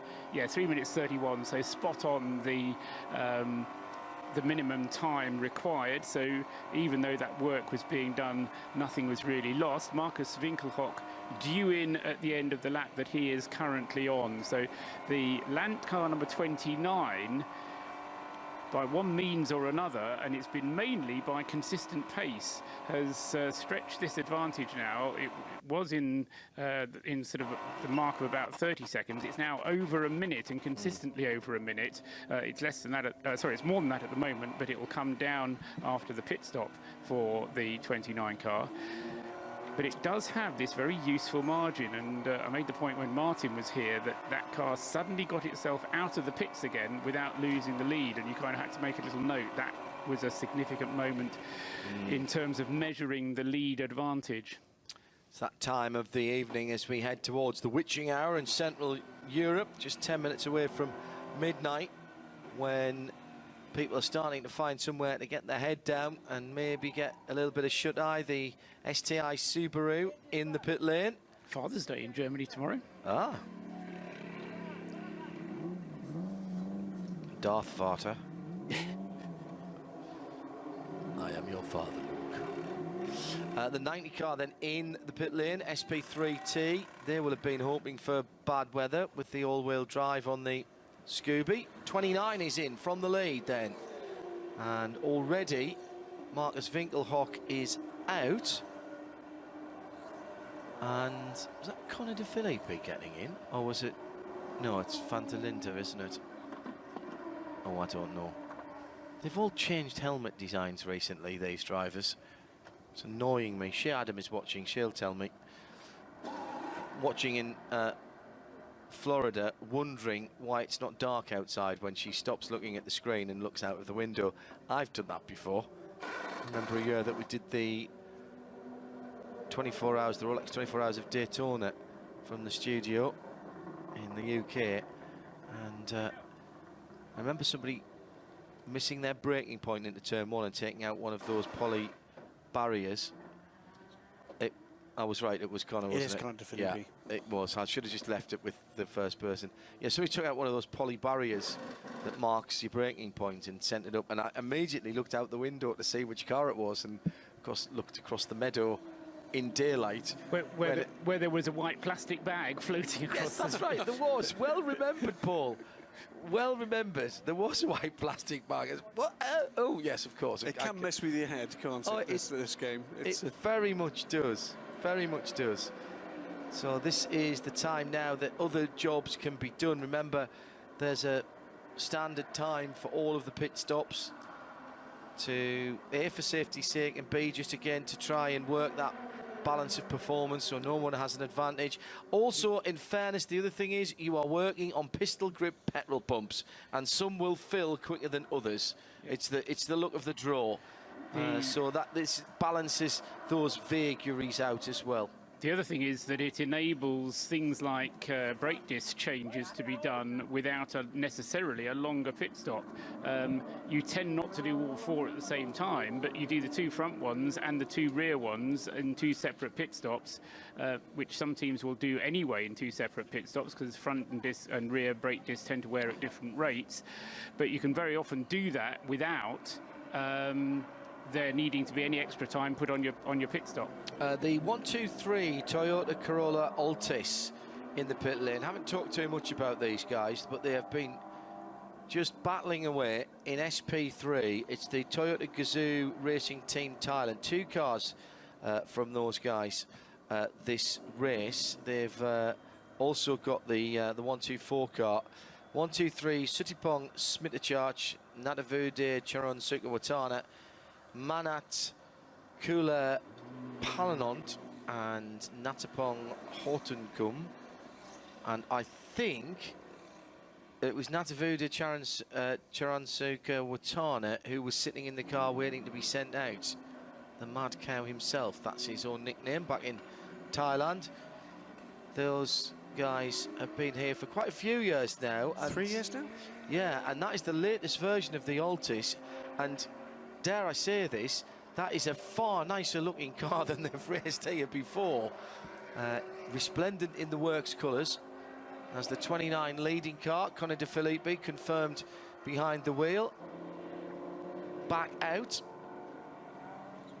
And those 2 Corollas, by the way, way down the order, but they'll be doing what they've always done here, which is run their own pace, run their own race, run for the finish. They're in SP3. They're not in the top 114, I can tell you that. Are they not? Right, let's have a quick flick through and we'll find out where they are. It's 1, 2, 3 and 1, 2, 4. Oh, there's one there. That was one there. 1, 2. What did I say? 123 is in 120th position. Right, that's the one that's just pitted. Yes, and 124 is just ahead of it in 115th position. So that's 8th and 7th in class. Correct. Yes. On the cusp of the 3rd page of tying and scoring, though. Yeah, 1, 2, 4. That's a heady triumph. I will tell you that there is quite a bit of intra-team rivalry there, and the 1, 2, 4 ahead of the 1, 2, 3 will be causing a little bit of concern for the 1, 2, 3, who would think of themselves as the lead car and the more experienced drivers in that pairing.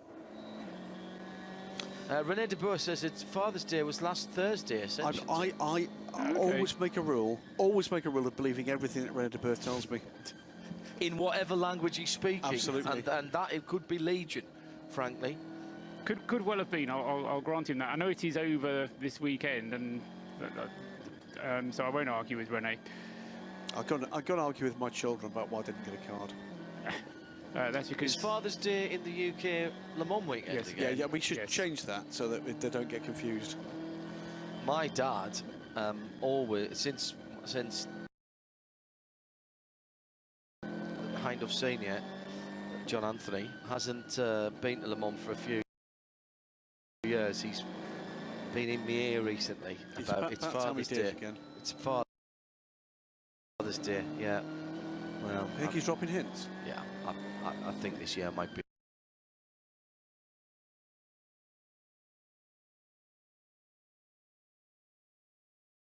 the year.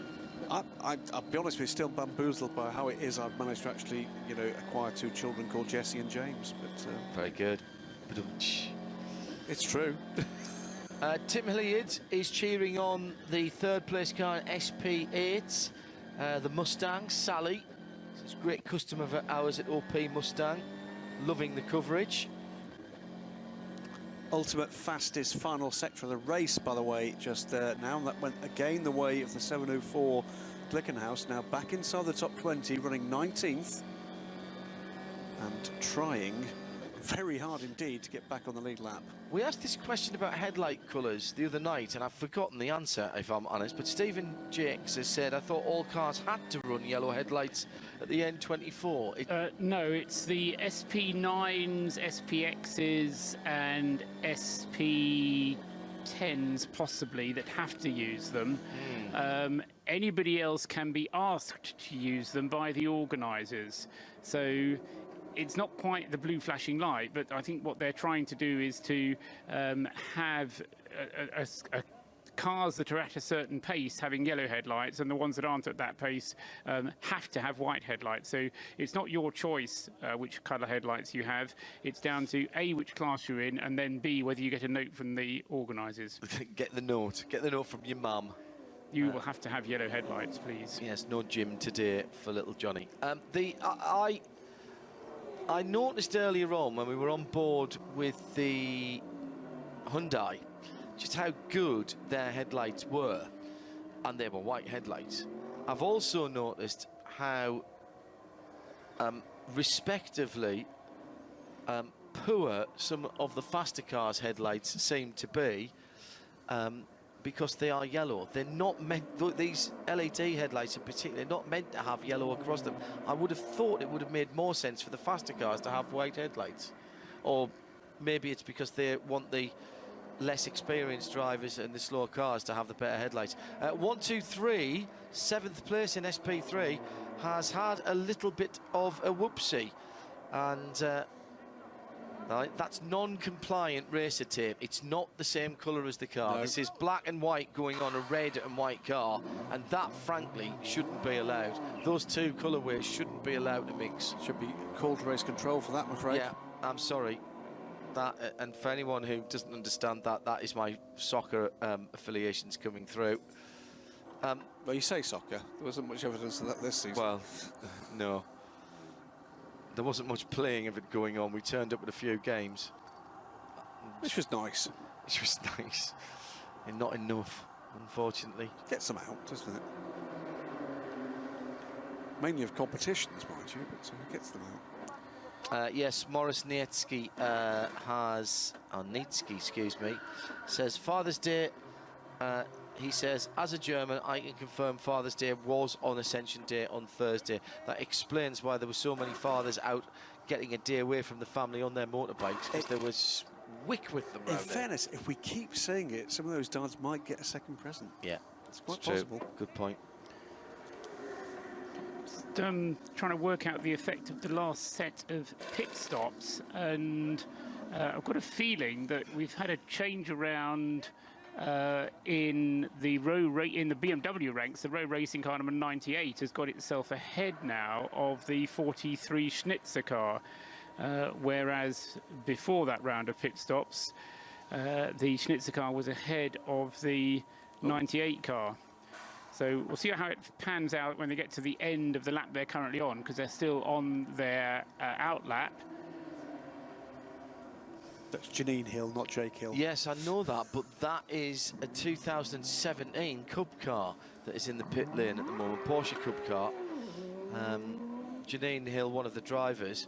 I didn't think we had any 2017 cars here this year. You could tell that because it had the slightly different rear spoiler. The engine note is a little different because it's got a different exhaust and therefore more power, considerably more power. But the big giveaway looking from the outside is the escape hatch. Yes. In the roof. The extraction hatch is its proper name, actually. A few moments ago, on board with the Glickenhaus through the Hatson back, just firing its way through the traffic. I think a fairly special lap underway just the moment as he grabs 27th place from Darren Turner. 9:07, that time around from the number 7 car. Still taking offers on a potential name for that car. Yeah, hashtag name that Aston to at RSL_studio. And at the moment, and it's not me that has to pick, but at the moment, my favourite comes from a Vix Cutler at Finky Dink Design, and she said, Roger, Sir Roger, I think we've decided. You've got a big Union Jack and Tregothnan and Great British Tea on the side. I like the idea of that. Fabulous. Earl Grey, very popular as well. Either Earl or Grey, and the car is a deep grey colour. Stunning looking car. Car did the race, that actual car did the race last year, was at Bathurst this year. I believe is the only race version of the GT8 that's been produced. Might well be. Might well be. I know Darren Turner's got a road-going version. Keeps telling us that. Yeah. It's quite irritating. Yeah, I find that, frankly. I think we should tell him next time to he stop. says that, I'm just going to... Really, Darren? Oh, sorry, your microphone's failed again. Yeah, exactly. It's midnight. Good morning. Oh, it's not actually 30 seconds early. I was there. Dear me. No. By the time that goes through the World Wide Web and gets to everybody who's listening, it will actually be after midnight. I'll fill for another 15 seconds for you. By the time I finish this sentence, which will be in about 10 seconds' time, it will almost be at the cusp of the point in 4 seconds' time when you can actually say in 1 second's time, John. No, it's not actually. You were weird. Talking to time. RJ Bourne says, watching from just outside Sebring, Florida, glad to see those spots on the circuit just as bumpy as my home track. And it is now Sunday morning here in Central Europe, so good morning. Suzuka tweeting at RSL_studio, the Glickenhaus still doesn't have a foxtail. I think it would have the overall lead if it had one. It's very quick at the moment. Notice the times that both of the cars were putting in at an 8:29 last time around from the 7:04 and an 8:30 from the 7:02. And both into the top 20 now, 19th and 20th on recovery runs from both the 7:04 and the 7:02. One question, I have to say, actually, normally it's a question I could answer, but this year, for whatever reason, I've not followed this up, which is what fuels the AT class cars are running this year. Yeah. So we'll follow that one up for you. I didn't That's from see... LMP Dragon. I'll have to say I didn't see the methane or LPG containers or tankers down the pit lane.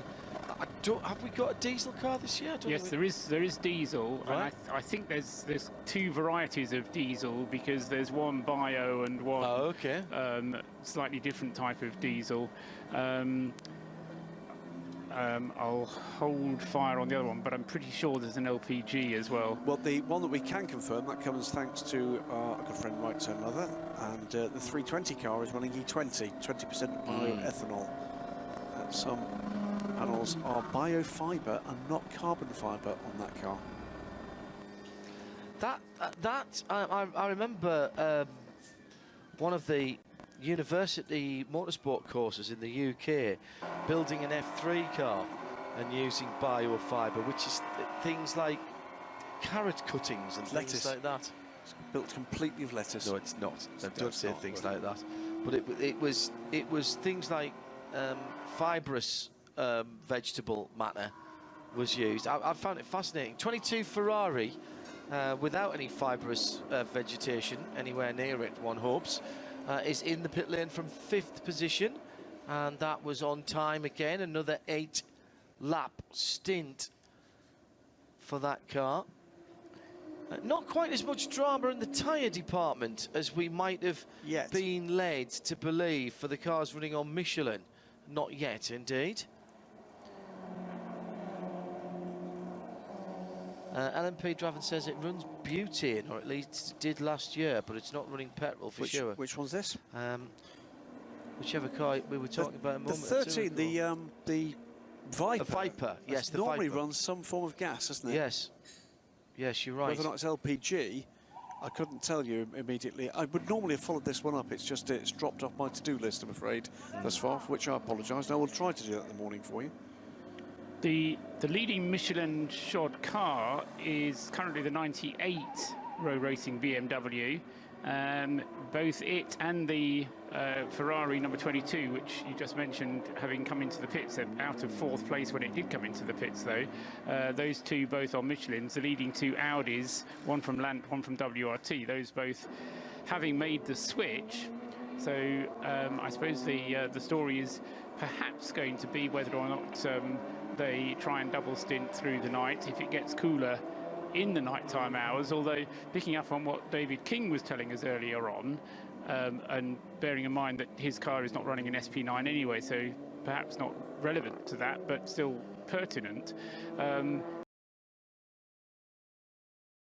because you've got the minimum reference time within the SP9 class, you have the time to change the tyres. So in some ways, why wouldn't you? Yeah. As I say, the restriction, I'm not sure whether it's in the number of tyres or merely the construction of them. And somebody will no doubt be able to tell me in the end.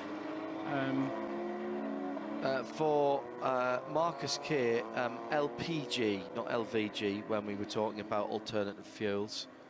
Sorry if that didn't come through quite clear. Liquid petroleum gas. Yes. The cars have run here on LPG. Yeah. Including a VW Scirocco. Yes, I remember that. Those big one that Stucky was driving with Hans Junior and Junior.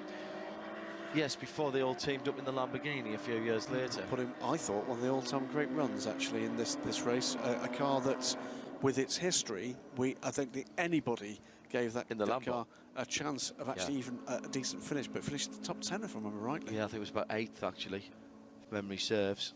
Great run.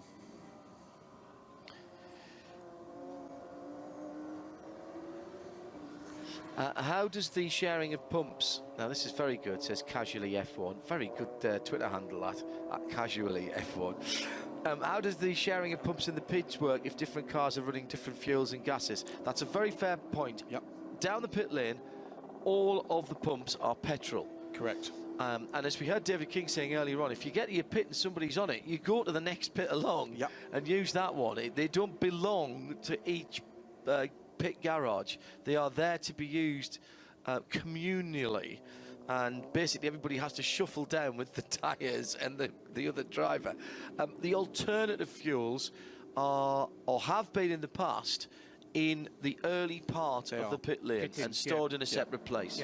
So whether it was diesel, a liquid petroleum gas, or any other of the gases like butane, they were in a different spot. It basically looks a little like some kind of alternative fuels trade show down the end of the lane. Yes, that's right. With all sorts of weird and wonderful gizmos to actually make sure the cars are refueled safely and quickly.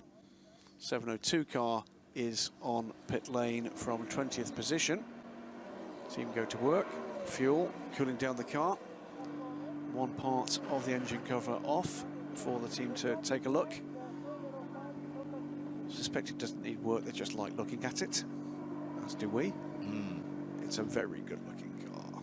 They're checking the brake pads as well on the front end, just getting an idea of how far through the friction material they are on those, if I remember rightly, that runs Brembo's. New set of Dunlops going on, and that was new. Certainly on the left front. Oh, didn't quite get the nut on to start with. Give it another go. Pole position for the team car, the 704, in what was a very, very interesting top 30 shootout. That one will live with me for a little while. Yeah, the race is compliant for a mixed class endurance race with the addition of this Seat. It is the law. Have to have a Seat Super Copa in the race if you're going to mix touring cars and GT cars. Well, we talked about cost-effective ways of going endurance racing. The Super Copa out of single make competition for quite some time now. That's a car that campaigned across Europe. Huge amount of aero on the back of that car, as the Glickenhaus is getting some remedial work around the turbo area of that engine, I believe. I've seen them doing work in that area of the car on several occasions, on both cars, in fact. Do you know what the lights are for down the side? No. They've got sort of different yellow, red and green lights on the side panel of the Glickenhaus. Tools are coming out for that car now. Just to finish off about the Super Copa, that car, very, very standard in the mechanicals area, very, very sophisticated in the aero area, and with the DSG gearbox, the ones that certainly ran the Seat Cup in the UK, you could actually slip it across to D and not use the paddles, just let the box shift as an auto box. I wouldn't be remotely surprised if getting into conversation with the geniuses behind the TCR concept to be told it was that car that inspired them to do it. Well, because it just looks like it's the second iteration, and it's granddad, doesn't it? The Copa Negra, yes. The Boca Negra, the blackface car that they used in the Seat Championship in Spain, with a little more aggressive and boxy arches. I absolutely agree with you. That does look like the muse, if you will. Haribo Racing Team Mercedes back out on the circuit, the number 8 car. That car in 14th position and heading down the foxhole in the darkness here in the early morning hours at the Nürburgring Nordschleife. Yeah, I've got an apology to make to Jonathan Gitlin, Gitlin or Dr. Gitlin on Twitter. I'm afraid I am now barred by contract from making puns on air, and that includes reading out your puns, even though it's a very good one. Let me see. Did I say it out loud? Yeah, very good. That's very good. Yeah. D.R. Gitlin. Yeah. I can recommend them, but I just can't read them out. Is that right? Yeah, that's fine. You can retweet that. Can I? At DSC Editor. That's fine. In has come the Man Filters Mercedes, the 48 car from 18th position. Kenneth Heyer and his teammates waiting for that car. Yeah, that includes Bernd Schneider at the wheel of that car. Has Bernd driven that car yet? Oh yes, right. He's done at least 2 stints. All right. But I don't think they were consecutive ones.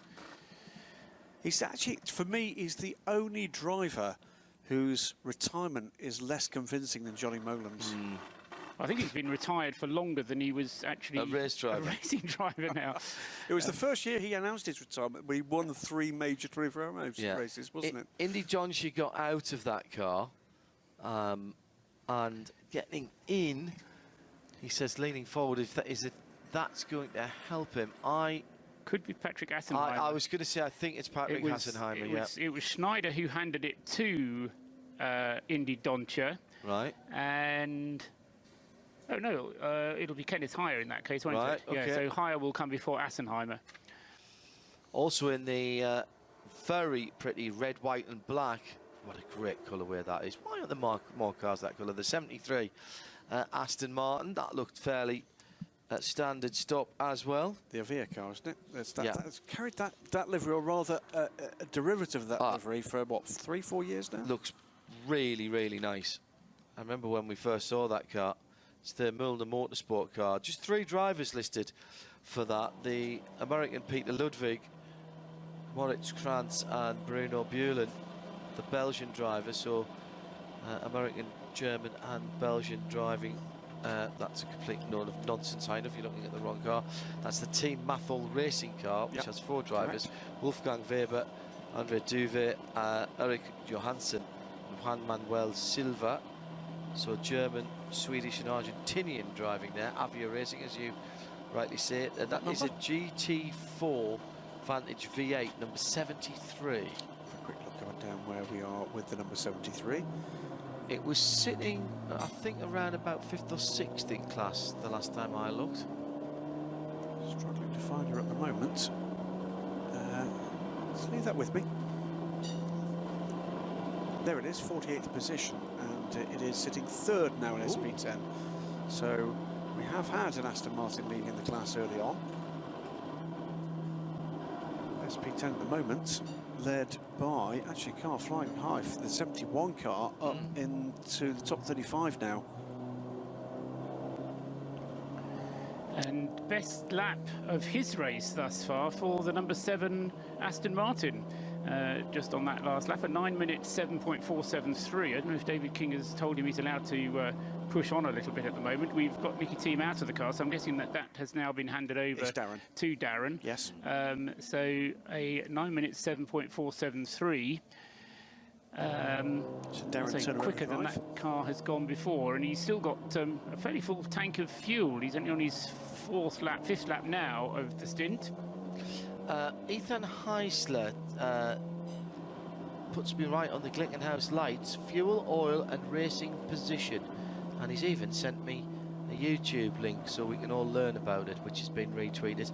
And drivers who have retired but not really, Shea Adam submits Tor Graves, who retired in 2014 and is doing 2 Le Mans since then. In fairness, though, in Tor's case, he was a bit miffed and said he wasn't going to race again, but then realised he couldn't do without it. And he is, I think, one of the standout nicest guys in motorsport. Agreed.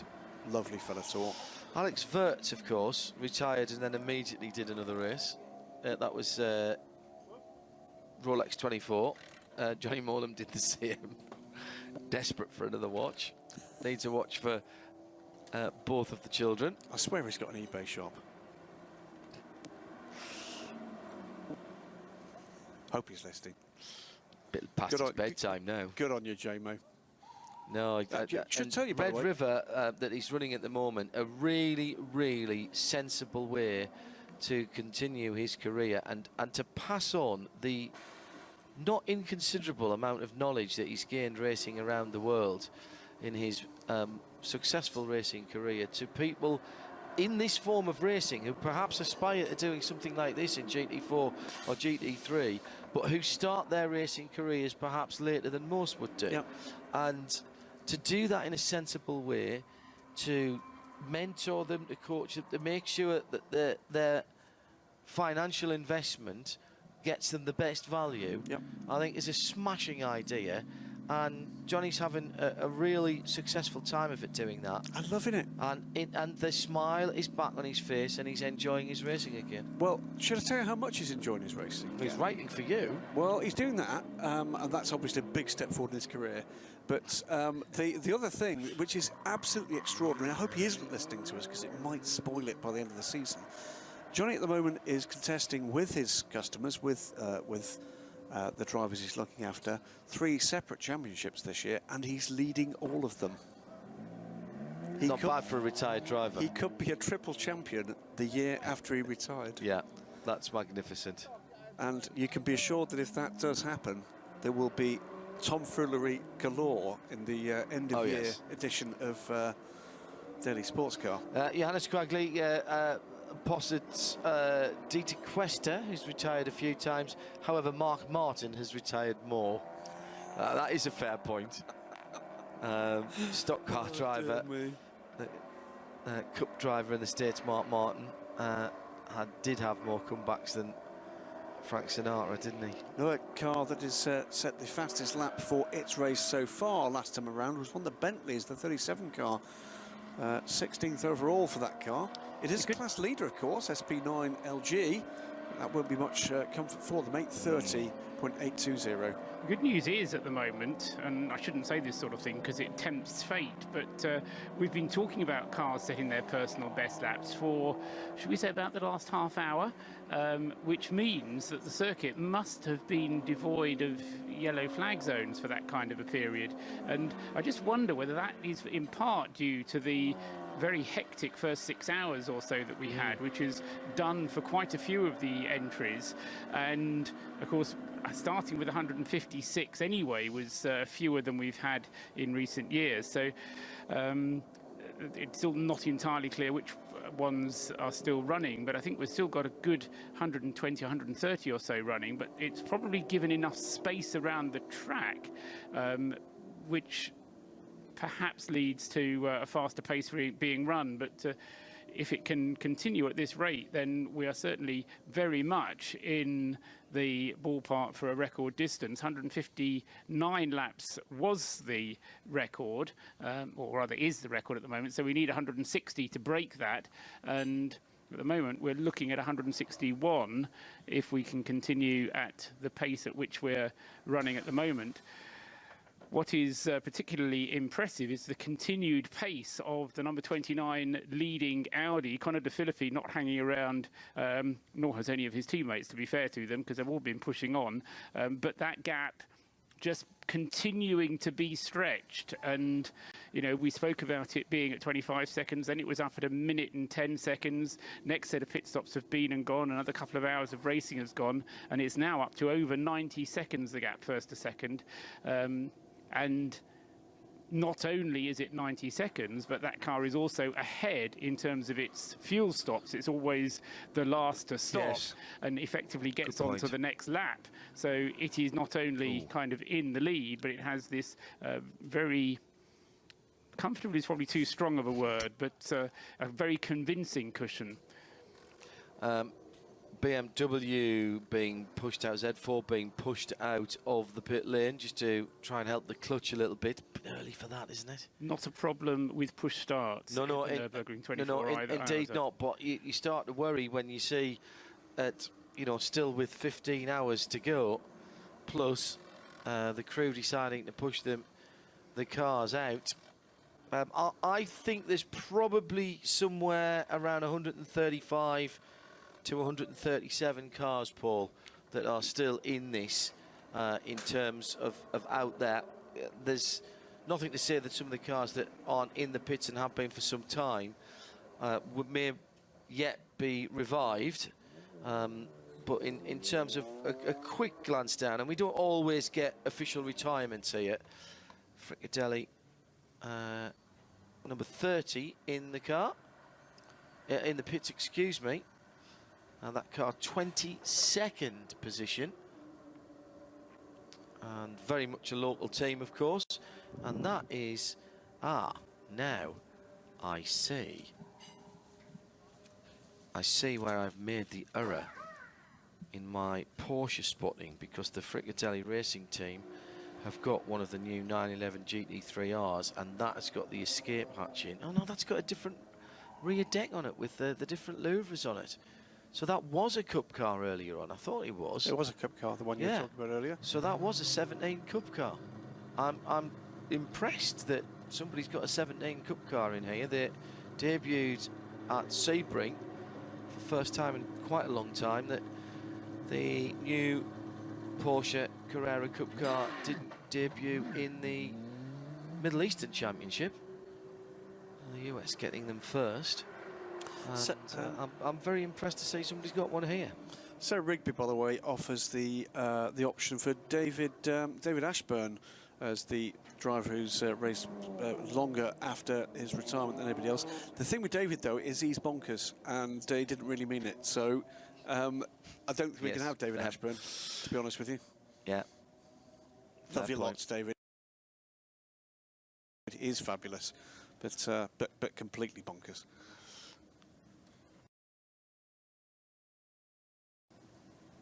Pastor Maldonado being offered, but I think that's a misinterpretation of the question. And it's not the driver that's retired most often.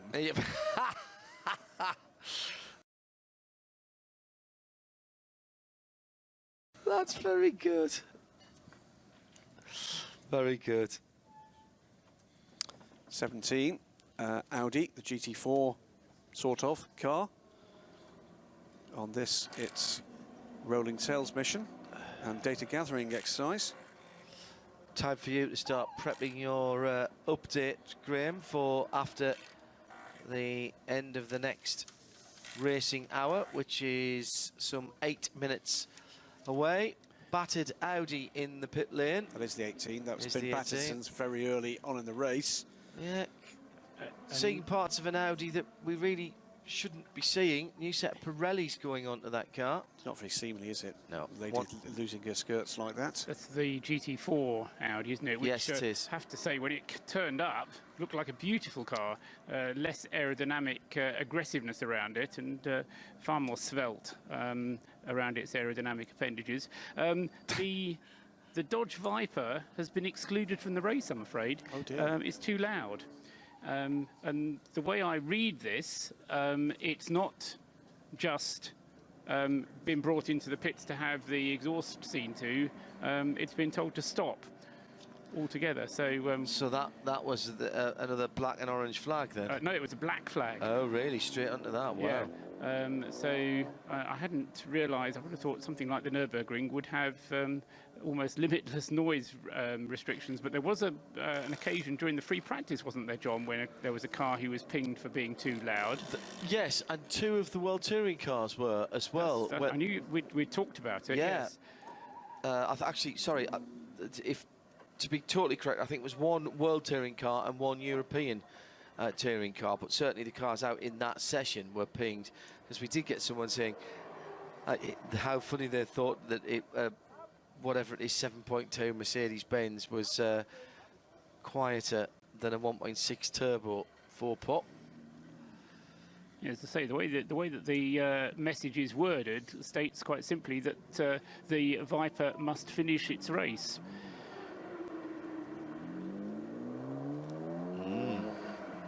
Enough warnings given.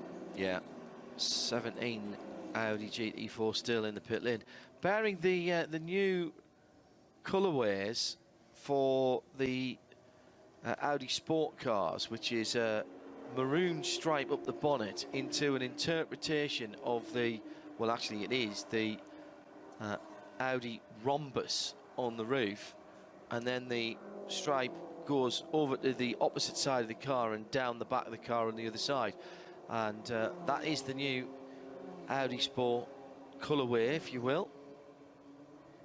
Only works if you can see the roof, though, doesn't it? Well, yeah, sort of, from the front as well, and you wonder where the stripes are coming from.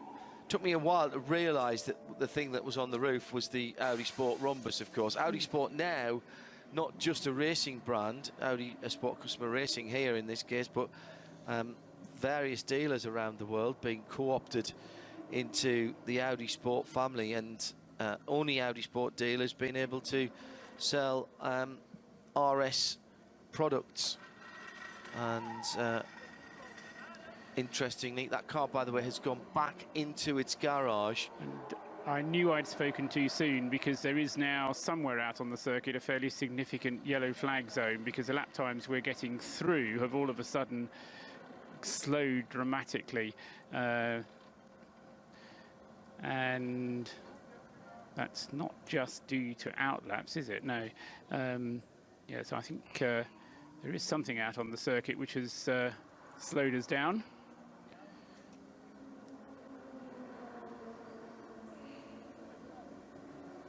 Yeah, and 8 minutes 52 was the last lap time from the number 29. And we'll see when it comes through. The second placed, that's Conor de Philippi. Nico Muller now at the wheel of the number 9 WRT Audi in second place. He was a minute and a half adrift. And then a further 3/4 of a minute behind him is the 98 Row Racing BMW, with the Ferrari up to 4th place for the moment, but coming not yet towards the end of its stint, but it doesn't have so far to run. The battered Audi, people standing looking at it and not working on it, that's never a good thing. The car that won last year, Mercedes-Benz AMG GT, or the team that won last year with the Black Falcon team, out on the circuit at the moment in 6th position. The eerie blue light flashing on the top right-hand corner of the window, and also the blue light inside the car, which is lighting up the appropriate switches. A little bit of black light paint on there, looking like a 1978 disco. And let's face it, you'd know. Oh, would I ever, mate? My misspent youth. Every discotheque coming through the second of the carousels, by the way. Every discotheque in those days had a black light, didn't they? And some of the more funky ones with things painted on the wall. I have no idea. I was way too young for that. Yeah, sort of thing, like 78. Yeah, right. On to the Dottiger then from the 6th place car. Marcus Paltala has, excuse me, not sure it was him at the wheel of the 98 Rove racing car into the pit lane, and this is the start of the next set of, oh well, that's a little bit early for the 42 car. Just 6 laps completed for the BMW. 69 back in as well, second in SP8. The GT competition tyres sponsored Dürr Motorsport Lamborghini Huracan Super Trofeo, and the leader in the class is in as well. This is the Aston Martin. Is that early? Well, only 2 laps completed for that car. So yes, is the wait a minute, I'm looking on the wrong line on that. No, I don't think it's 2. for the Aston number Martin. 7, yes, it's done a full 8 laps. 8 laps, so no, that's fine. That's gone through quickly, But hasn't it? the GT car is, I think, in strife here. Tribute to Nicky Hayden on the side. I noticed a couple of the Honda teams wearing the 69 numbers with the stars and stripes as armbands on the grid. I thought that was a nice touch today. Absolutely. Yeah, this is a problem, and it may be planned maintenance. Looks like it could be. Oh no, I was going to say it looks like it's a brake stop. They clearly knew what it was. It's something in the suspension, and they've got the requisite tools out to work on the damper on the left rear. Bit of good effort from that team. Yeah. 69 team. In comes the number 1 car. Having just completed that lap, this is right at the end of the pit lane, the white and almost Manchester City blue, sky blue stripes on that car. Last year's winner, as we mentioned before, in the pit lane. It's Radio Show Limited live from the Aston Martin Lounge. We're bringing you full uninterrupted coverage of the 45th ADAC Zurich 24 hours of the Nürburgring. The Nürburgring 24 hours on RadioLeMans.com. So as we head towards 1 o'clock in the morning, just after midnight, Johnny Palmer will be in the hot seat next, but only after Graham Goodwin has done our hourly update for the classes that we are watching on the even hours. Graham, how does it stand? It stands like this. And good morning, everybody. SP9 leads the way, and in fact, it's a train of 17 SP9 cars at the head of the field, with only the SP9 LG, the earlier generation car of the number 37 Bentley Team Abt car, in 16th position, spoiling any kind of pattern there. The number 29 Clan Motorsport Audi still leads the way from the number 9. Then the number 98 BMW are the top 3 in SP9 and the overall. SPX have been in the mix courtesy of the 2 Glickenhaus SCG 003Cs and the Renault. They still fill the positions 1 to 3 in the order 704, which sits in 18th position overall. The 702 sits in 20th position overall, and the number 35 Renault RS01 in 21st position overall. They're your top 3 in SPX. SP3T is headed by the 28th place car. That's the number 89 effort, and 89, excuse me, is the LMS Engineering Audi TT-RS. That's a car that's been in a strong positioning class throughout the race so far. The consecutively numbered number 90 car is the Subaru. That sits second in SP3T. And the number 90 car is where in the order? 28th or... It is just behind. It's 89 and 90, 28th and 29th, so a real battle underway in class and overall. Then the 170 car is the third car in class, and the 170 car, as I look a little further down the order, is the Toyota Gazoo Racing Lexus RC, the SP3T car. So 170, not that far behind the 89 and 90, so SP3T looks already like one of those battles that could last all the way to the end of this race. SP10, that's the class for FIA GT4 homologated cars. It's the rather neatly 71 from 72 and 73, which makes it far more easy for me to look up the cars in that order. It's the Milner Motorsport Porsche Cayman GT4 MR that sits in first place in class and 42nd overall. That's Peter Ludwig, Moritz Krantz and Bruno Bühlen in the number 71. 72 is the Black Falcon Porsche Cayman GT4, and that's Carlos Gomez, Ronnie Mustafa Mehmet Kaya from Turkey, and Italian driver Gabriele Piana. And in 73, as we noted a little while ago, Aston Martin back into a podium position in the GT4 class. This is the Avia Racing car of Wolfgang Weber, Andre Duvet, Eric Johansson and Juan Manuel Silva in the 73. 1, 2, 3 in SP10. swapped around because the Aston Martin has just moved into second place in the class. Excellent news for Aston Martin fans, and why wouldn't you be one? TCR, and that's another class that has seen cars riding high. Actually, the TCR leader has dropped back a little in the order and back onto the second timing screen. 43rd, though, is by no means a disgrace for the 175. That is the Matilda Racing VW Golf TCR car. That car, I think, has led for almost the entire race, if not the entire race. And it's Andreas Gulden, Benjamin Leuchter, Dennis Wüsthoff, and Konstantin Kletzer in the 175 Matilda Racing VW Golf TCR. 172 is the second place car in TCR, and that is an Audi RS3 LMS, wildly successful customer product for Audi Customer Sport. It's Bonk Motorsports, Hermann Bock, Rainer Partel and Max Partel, an all-German squad in the 172. And 171, another Audi RS3 LMS and another car from Bonk Motorsport, Michael Bonk, Volker Piepmeier, Alex Burkhardt and Andreas Muntmann, another all-German squad, completes the 123 for TCR.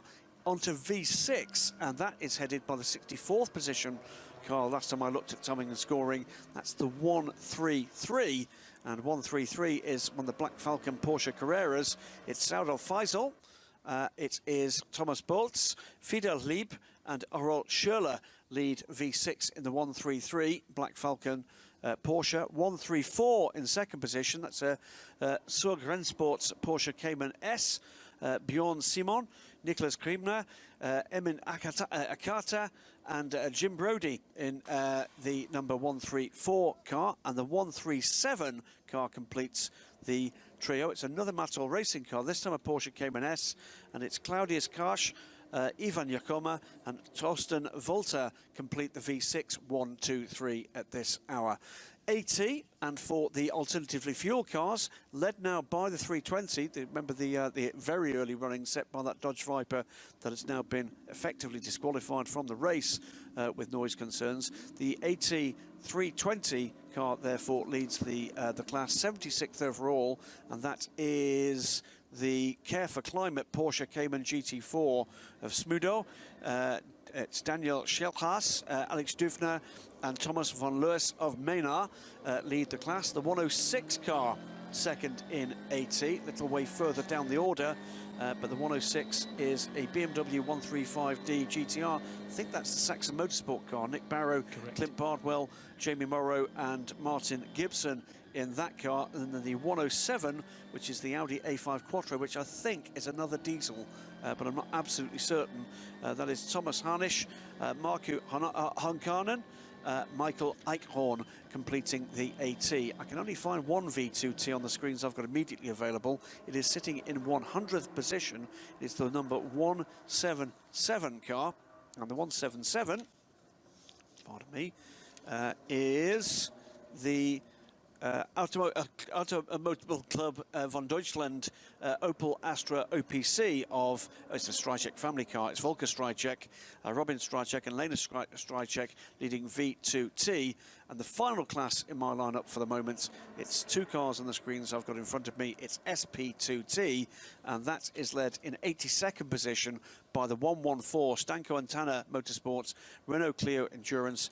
It is Stefan Hughes, Sandro Rothenberger, Sarah Tonuti and Rolf Weisenfels in the number 114 car. Second position in class is the 112. It's the BMW Mini JCW of Ralph Jensen, Ralph Beck, Fabian Peitzmeier and Frederick Lestrup. That completes the 1-2 in SP2T and our rundown of the even number classes at the top of the hour. Great job, Graham. Well done. And yeah, good news is you've got a little bit of time now to ease back and wait for the next report, which is a way off. So congratulations.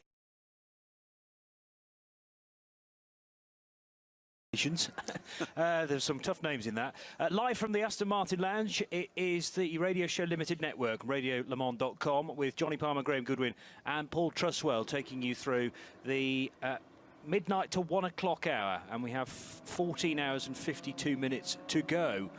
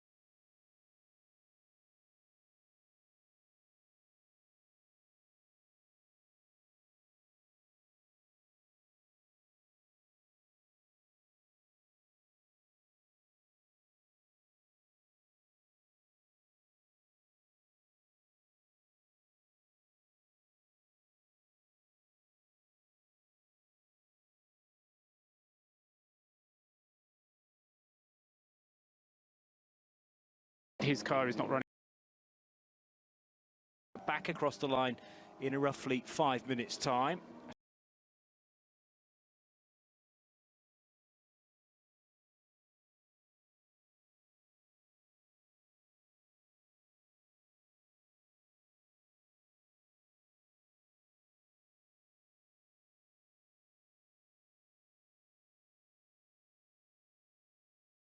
Back across the line in a roughly 5 minutes' time. So that's the Audi Sport Team Lant Audi R8 of Connor De Filippi, Christopher Meese, Marcus Winkelhock and Kelvin van der Linde. And it is the American currently at the wheel, Connor De Filippi, who is, well, based in California these days, 24 years old. San Clemente is his hometown in Orange County. And we have in second position Nico Muller, driving the number 9 Audi Sport Team WRT R8, the Swiss. And then in third position, it's the 43 car for BMW Team Schnitzer. So those two cars recently switching positions, 43 and 28 rather, changing positions for third spot. Coming out of the hairpin at the bottom of the Grand Prix track is the car. That's one of the AMG Mercedes, yes, the 4 car, thank you. So Hubert Haupt has been at the wheel of that car, sharing it with Abdelaziz Al-Faiz, Ulrike Stoltz and Daniel Juncadea, and that car in 17th position in SP9 and the overall standings. We have SPX represented in the top 20. We've got SP7 rather, represented in the top 25, courtesy of the class leader number 66 and 68. So told you to look out for the Porsches, the GT3 Cup cars of various variety and vintage, but that was always going to be a close class, SP7, with 10 cars in that division. Great sunset earlier on, by the way. I was enjoying that as the sun slowly went towards the horizon, and this place, as atmospheric as it is in the daytime, just takes on a whole new being in the midnight hours, and through the darkness, the carousel, still as daunting as ever, whether that be under headlights or natural light, and still very, very busy laps for these SP9 cars. Yeah, the big man upstairs, his paint box just seems to have some extra colours here, doesn't it? It is a spectacular area in every single way. And, just before you came on air, I know that we're talking about the roads around here, the public roads around here being as amazing as they are. And then beyond that, John talking about the bumpy sections of this track. It's fair to say that the bumpiest road anywhere in this region is the one we're actually watching and commentating on. It's the racetrack, because the public roads are absolutely astonishing. Yeah, like billiard tables, most of them, but this one has kind of deliberately been designed to test even the most, the biggest experts of current GT3 racing and motor racing across the world. Let's face it, superstars descending on the Eifel region for this annual twice around the clock event. You just feel like if you're not in this place, you're probably not good enough for this sort of standard of racing, I guess, because people have been called from all over the world. There is, I know, a Grand Prix taking place in Monaco, and there are some half-decent drivers there, but they're not here. Is there? Graham says. Really? Which Grand Prix? Something to do with one and Formula, I think. But I haven't watched any of that. Have you? I saw somebody crashing earlier. It was a brief kind of, it'll make a video. It'll be fine. But I mean, it is a spectacular international weekend for the sport. We've got the Indy 500, of course, coming up later in the weekend. That's true. There's some decent drivers in that as well. But this is a very special event. Make no mistake about it. There's still something out on the circuit, though, which is slowing the lap times, and has done really, I suppose, for the last 20 minutes or so.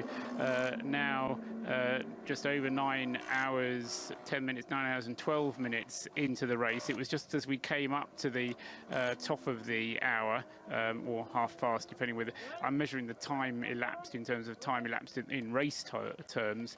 And for about the last 15 minutes, the lap times have been way out over. We went out to 8.5 to 850s, and now we're we're at 9-minute lap times for the leading runners. So something is out there which is slowing us down. It definitely isn't on the Grand Prix loop because we're getting green sectors for some of the cars. So it's, and here we've actually got an in-car shot. We get a moment, get a chance to see. You can see the bollards, can't you, on the side of the road as they're being feddled through. Now, where is that? Possibly on the way up to the carousel. Well, we're on board on the video stream with Timo Schade. He's in sector 4. That's a long sector, unfortunately, in terms of us spotting where it is. But I've not got the tracker up, I'm afraid, at the moment. Yeah, okay. He's in 43, isn't he? He is indeed. So that's the third place car as Connor De Filippi goes back across the line, and it is that fourth sector that he's losing about 30 seconds, I guess, the leading Audi. Yeah, I think it's a stretch coming out of the carousel and going up towards Hohe Acht, possibly. But say at the moment, and that is leading to gap still being pretty consistent. But I thought that Nico Muller was actually closing the gap a little bit on Connor De Filippi, but I think it might have just been that Connor experienced more yellow, as it were, than Nico Muller did, and that just enabled him to put in a slightly quicker lap time. You see the last one again there from De Filippi, 9 minutes and 23 seconds. That's a full minute slower, so that's not a problem, I don't think, for Connor De Filippi. He's just gone through and completed another lap, but losing a whole minute on his best lap time, right. And so it'll be about a minute and a half before we get the second placed WRT Audi coming through. And on the sectors, it suggests he's losing 30 seconds in the third sector and 30 seconds in the fourth sector. So it's maybe something that's straddling both sector 3 and 4. Or two separate incidents. Or two separate incidents. I thought Paul suggested it was just the one yellow area. Only because I noticed that the lap times had gone up. I mean, I don't have access to the track mapper to the track mapper thing.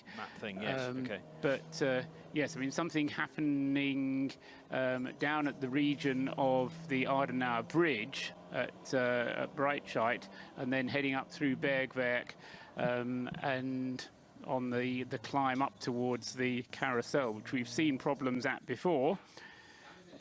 Yeah, so everybody doing sector 3 times of 2.5 minutes rather than the sector times that we were seeing during the top 30 qualifying, for example, far closer to the 2-minute mark.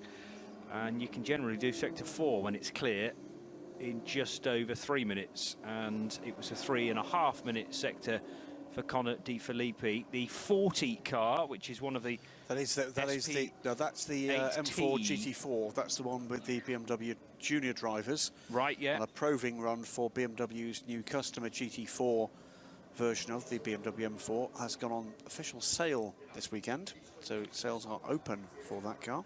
Securtal Sorg Rennsport M4 GT4 from SP8T, and the drivers Dirk Adorf, Ricky Collard, Jorg Wiedinger and Jethro Bovingdon in the number 40, and it's been in the top 3 in SP8T for pretty much the whole race, and the 4.0 car 8T is led by that car indeed. So I can remember my first Audi roundup for that group, it was in 3rd and it's made its way to the front. Yeah, good performance by those guys, and can't tell you unfortunately who's been driving that most recently, but they're all pretty quick, being BMW junior drivers. So with the exception of Jethro.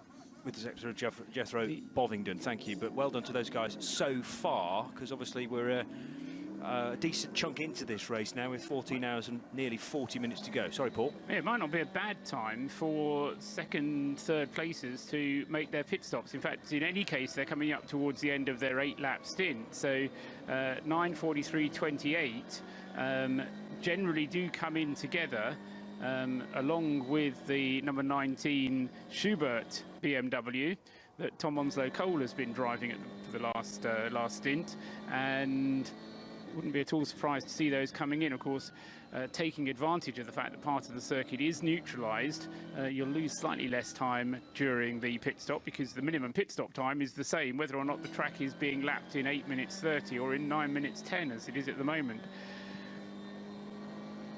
So expect to see a flurry of pit stop activity, as I say, amongst the top SP9 class cars. The question then for the Land Motorsport team is whether they decide to come in and lap early to take advantage of the slower lap times, or whether they run Conor De Philippi for his full 8 laps. He's currently on his 7th lap, whereas Nico Muller, Timo Scheider and Christopher Haase are all on their 8th lap of their stints, respectively. Well, the lead 2 cars into Sector 3 now. Third place car still making its way through Sector 2, so we'll know in what's that, about 6 minutes, whether or not we are going to see those cars onto pit lane, as Paul says, taking advantage of that potential or lack of disadvantage, really, as well as a minor advantage, I guess, of losing less time out on track, should the track go green whilst they're on pit road. The other Land car is already in, the 28. As is 704, from 16th position. It is, yes. So that's a couple of cars stopping from the top 20, and the 62 is in, which is 4th position in SP7, I have it. I think that car has dropped back a bit, because that car was in not that long ago. Ooh, I don't think the 62 car. So if you can tell us, Paul, that's one of the SP7 cars. That was the car that's got Janine Hill aboard. And John and I seem to recall we're talking about that car not long before Johnny took the mic. Well, I took a note of the order at about 10 minutes to go to my stint, and 66 was out front from 68. But you may well be right that 62 has dropped back, well, sort of midnight time and out of the top 3. But it is good to see at least 4 SP7s in the top 38, and therefore on our first screen of timing and scoring. In fact, it's the top 5 now that are represented from the Porsche Cup class. 66 leading 68. Yeah, 62 was 3rd, Johnny, on the lap 43 for those cars. They're now on lap 57. Yeah. So, but it was only in 3rd place for a lap. The rest of the time, 62 was outside the top 3 positions, and as you say, now back in 5th place, yeah, in the class. Yeah, so 63, 54 is 4th, and 62 slipping back to 5th position.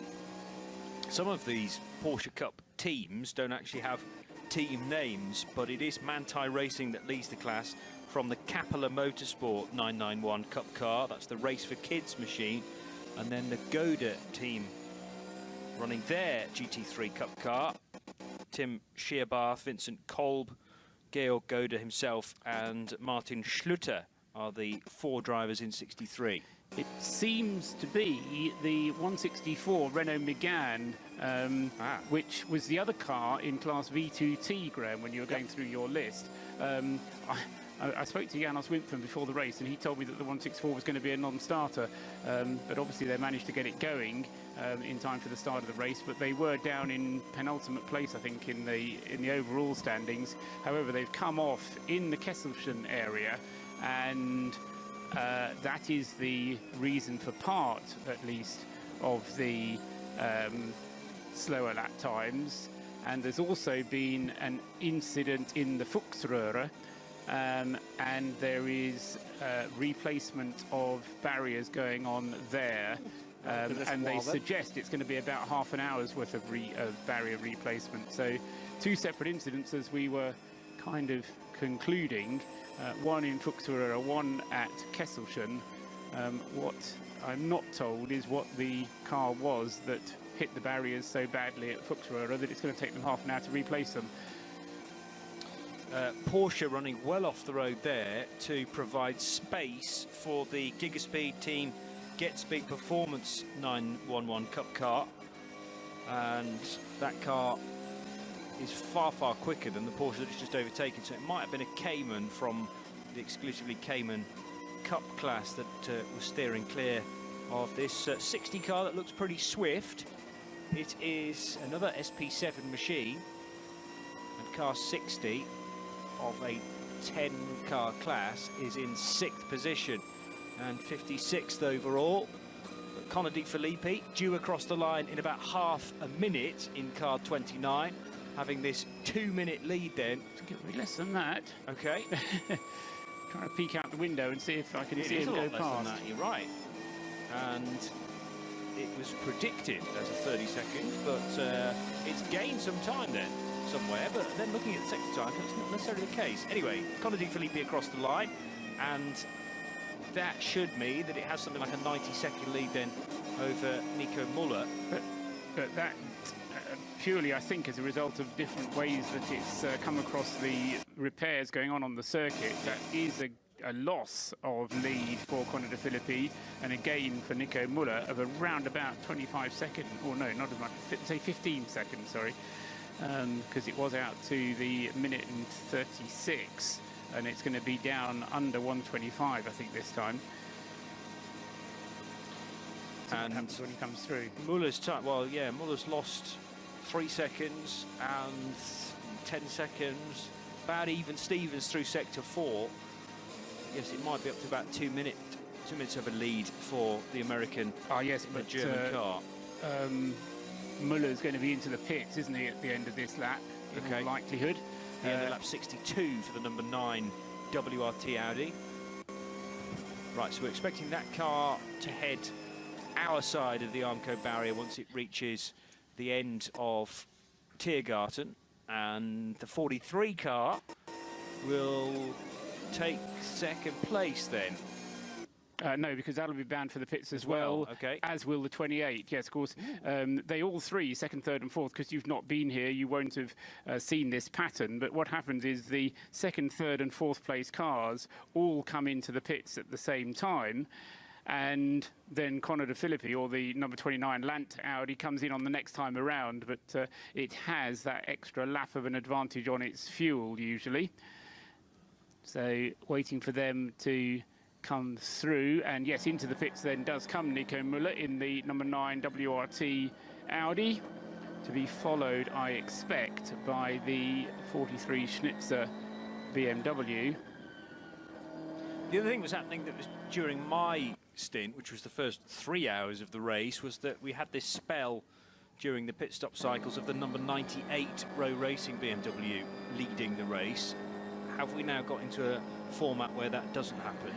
It doesn't lead the race, but it does bubble up to second place. But then, actually, doesn't it? No, it bubbles up to third place, but then goes back down again when it has its relevant pit stop, because the 98 slightly later on the pit stop cycle. Okay. 33 has managed to get ahead of 31. I noticed That's recently. the Falcon BMW ahead of the second of the Frickadelli Porsches, isn't it? Yes. And again, that might be due to second probably is numerically, due to pit stops. sorry, the first on the road, second numerically. It's a battle for 9th position. So Peter Dumbreck started that BMW, I remember. I guess we've been through all of the other 3 drivers. Meanwhile, quite a queue working its way down pit road. The 43 BMW, which was 3rd on the road, and we were expecting this one in to make a stop, coming in right behind a Porsche Cayman, and looked like the Cayman wasn't going quite as quickly as Timo Scheider wanted to go as they hit the pit lane speed limiter. But the Schnitzer team are there to receive the 43 car, and it's a very congested pit lane around the Schnitzer garage, with the 130 Toyota GT86 in just ahead of it. And going into the garage, that little Toyota, that almost stumped the 43 from actually making its pit box. But luckily there was just enough clearance. The car has been turned around to the echelon formation, if you like, for fueling. Driver change for the number 43.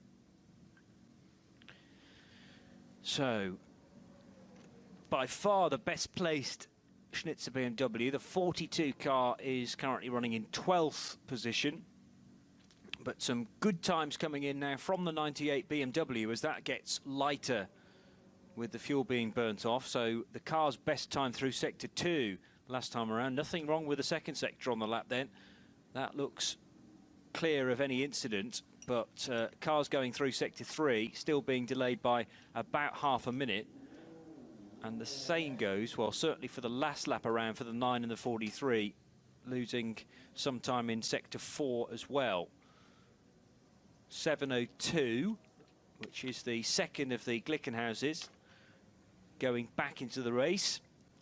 And SCG 003Cs in 18th and 20th positions. They're on lap 61. The leader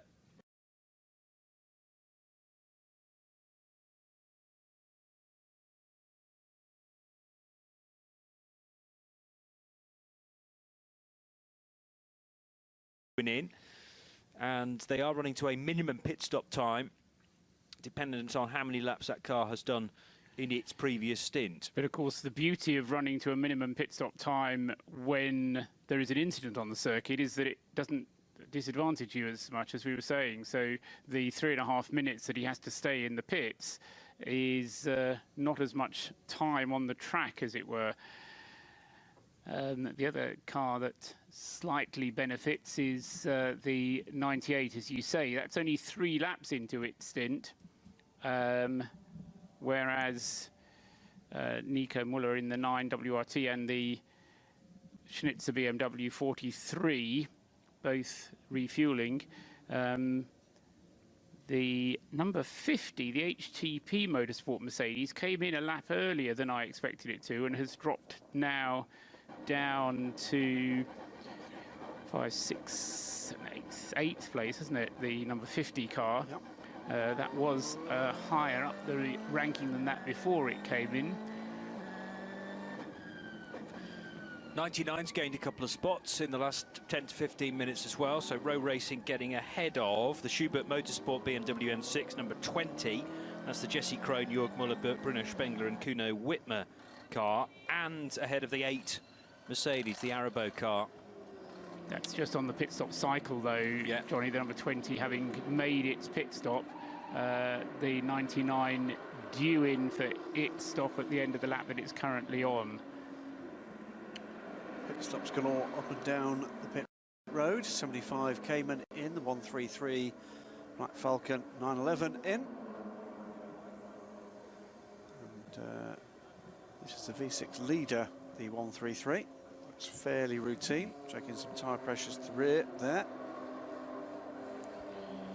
And the 133 started 3rd, by the way, at 3:30 yesterday afternoon in the V6 class. It was 5th on the road in the 3rd batch, where we had quite a number of V6 machines. So you said it was leading, did you? 133? Yes. Very good. Okay. Yes, it's running in 15th position before that pit stop. Powers away from just beneath the commentary booth. And 136 and 137, are they still going concerns in Class V6? Let's have a quick look. Who's second in V6?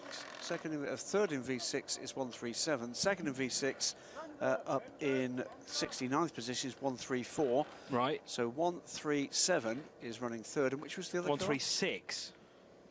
Pole sitter in V6. I'm looking way down. Oh dear. Okay, so that's lost quite a bit of ground by the sounds of things. Certainly slipped to at least 4th. It's off the 3rd timing screen. Okay.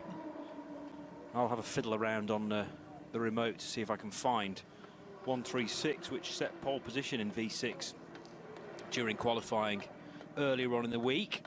The lump hammer again being brought into action, this time for one of the Team Sherma BMWs, I think one of the M4s. And the exhaust pipe being given a damn good thrashing this time. Precision engineering there. 136 currently in the pits, Johnny, in 153rd place out of 156 starters. Cars, yes. And has been in the pits for just under 8 hours. Given that we've had 9.5 hours, I think we can probably call it a retirement. Yes. Oh dear. Okay, well, commiserations to the guys that set the pace in qualifying, the Aesthetic Racing Porsche 911 Carrera. I'm afraid no longer likely to trouble the top three rather, in V6, or indeed for the rest of the race by the sounds of things. On board shot with the number 99 car coming through that zone where we've got the barrier repair still underway, and plenty of repair crews and the associated intervention vehicle protecting that work site still on site, so a little way to go yet. Race leader in, by the way, number 29, Connor Di Filippi, and it lost even more time on that. Well, that's a bit confusing actually, because it triggers the pit lane timing loop at pit in, and makes it look like a very, very long sector 4 time. So that's a bit deceptive. Certainly 2 minutes and 35 though is still about half a minute, 35 seconds slower than it should do in a clear track. So there is still some recovery work taking place, speed restrictions in place on a racetrack, remember. But this place, the Nordschleife, is a bit special. New Dunlop tyres for the number 29 Lance Motorsport R8 then. So no sign yet of the dramas we expected might happen. There's still plenty of time for that to come around, with the controversy throughout this racing week about tyre selection, particularly for the SP9 cars. I think the troubles, if they come, will come when the temperatures start rising again, Graham, because it's been the heat. I would say that it's been the heat that's been the source of all the problems, but certainly it's been one of the triggers. And as the temperatures cool off, so the tyre wear won't be as serious. And so I think it might be as dawn turns into a nice sunny morning, and whether or not that rainstorm that's promised to come at around lunchtime transpires or not, it'll be in that kind of area when we'll see what happens. Anyway, the car is still being serviced. It's a routine stop. It was an 8-lap stint for Connor Di Filippi, as it was as well for Nico Muller and Timo Scheider, who were also in the pits just before him, in respectively the WRT and the number 43 Schnitzer BMW. So 29 car still on pit road. Clock ticks down before it can rejoin the race. And up into 4th place then comes the 22 Ferrari. Yes. That's had a great run. Touch wood, yes, softly. Just had that one spin, didn't it? It was side-to-side contact with another car at turn 1, if I remember rightly, for that car rather early in the race. Just looking out for the 2nd and 3rd place cars in SPX, because the 35 is pitting now, but the 35 will have done 61 laps, I think, and is therefore ahead of the 702. Yeah, yes, it is. As it pits. Yes. So I realise a lot of this battling is on pit stop cycling, but shows how close at times the 35 and the 702 are getting. Car 35 is the Renault RS01 from G-Tronics 360 team, and then the 702 is the second of the Traum Motorsport SCGs, the Glickenhaus cars. Great to see the RS01 here, it has to be said. You know, Johnny, you and I have enjoyed commentating on the One Make Series, now defunct, I'm afraid, the Renault Sport Trophy. But the reason why that trophy has been defunct is because all the customers for the RS01, there are still plenty of them, wanted their cars in endurance spec. Yes. The Lant Audi back out onto the track now. Connor Di Filippi making it a double stint. So he certainly did a good job, although did lose ground towards the back end of that stint, but I think that was largely due to the misfortune of the timing of his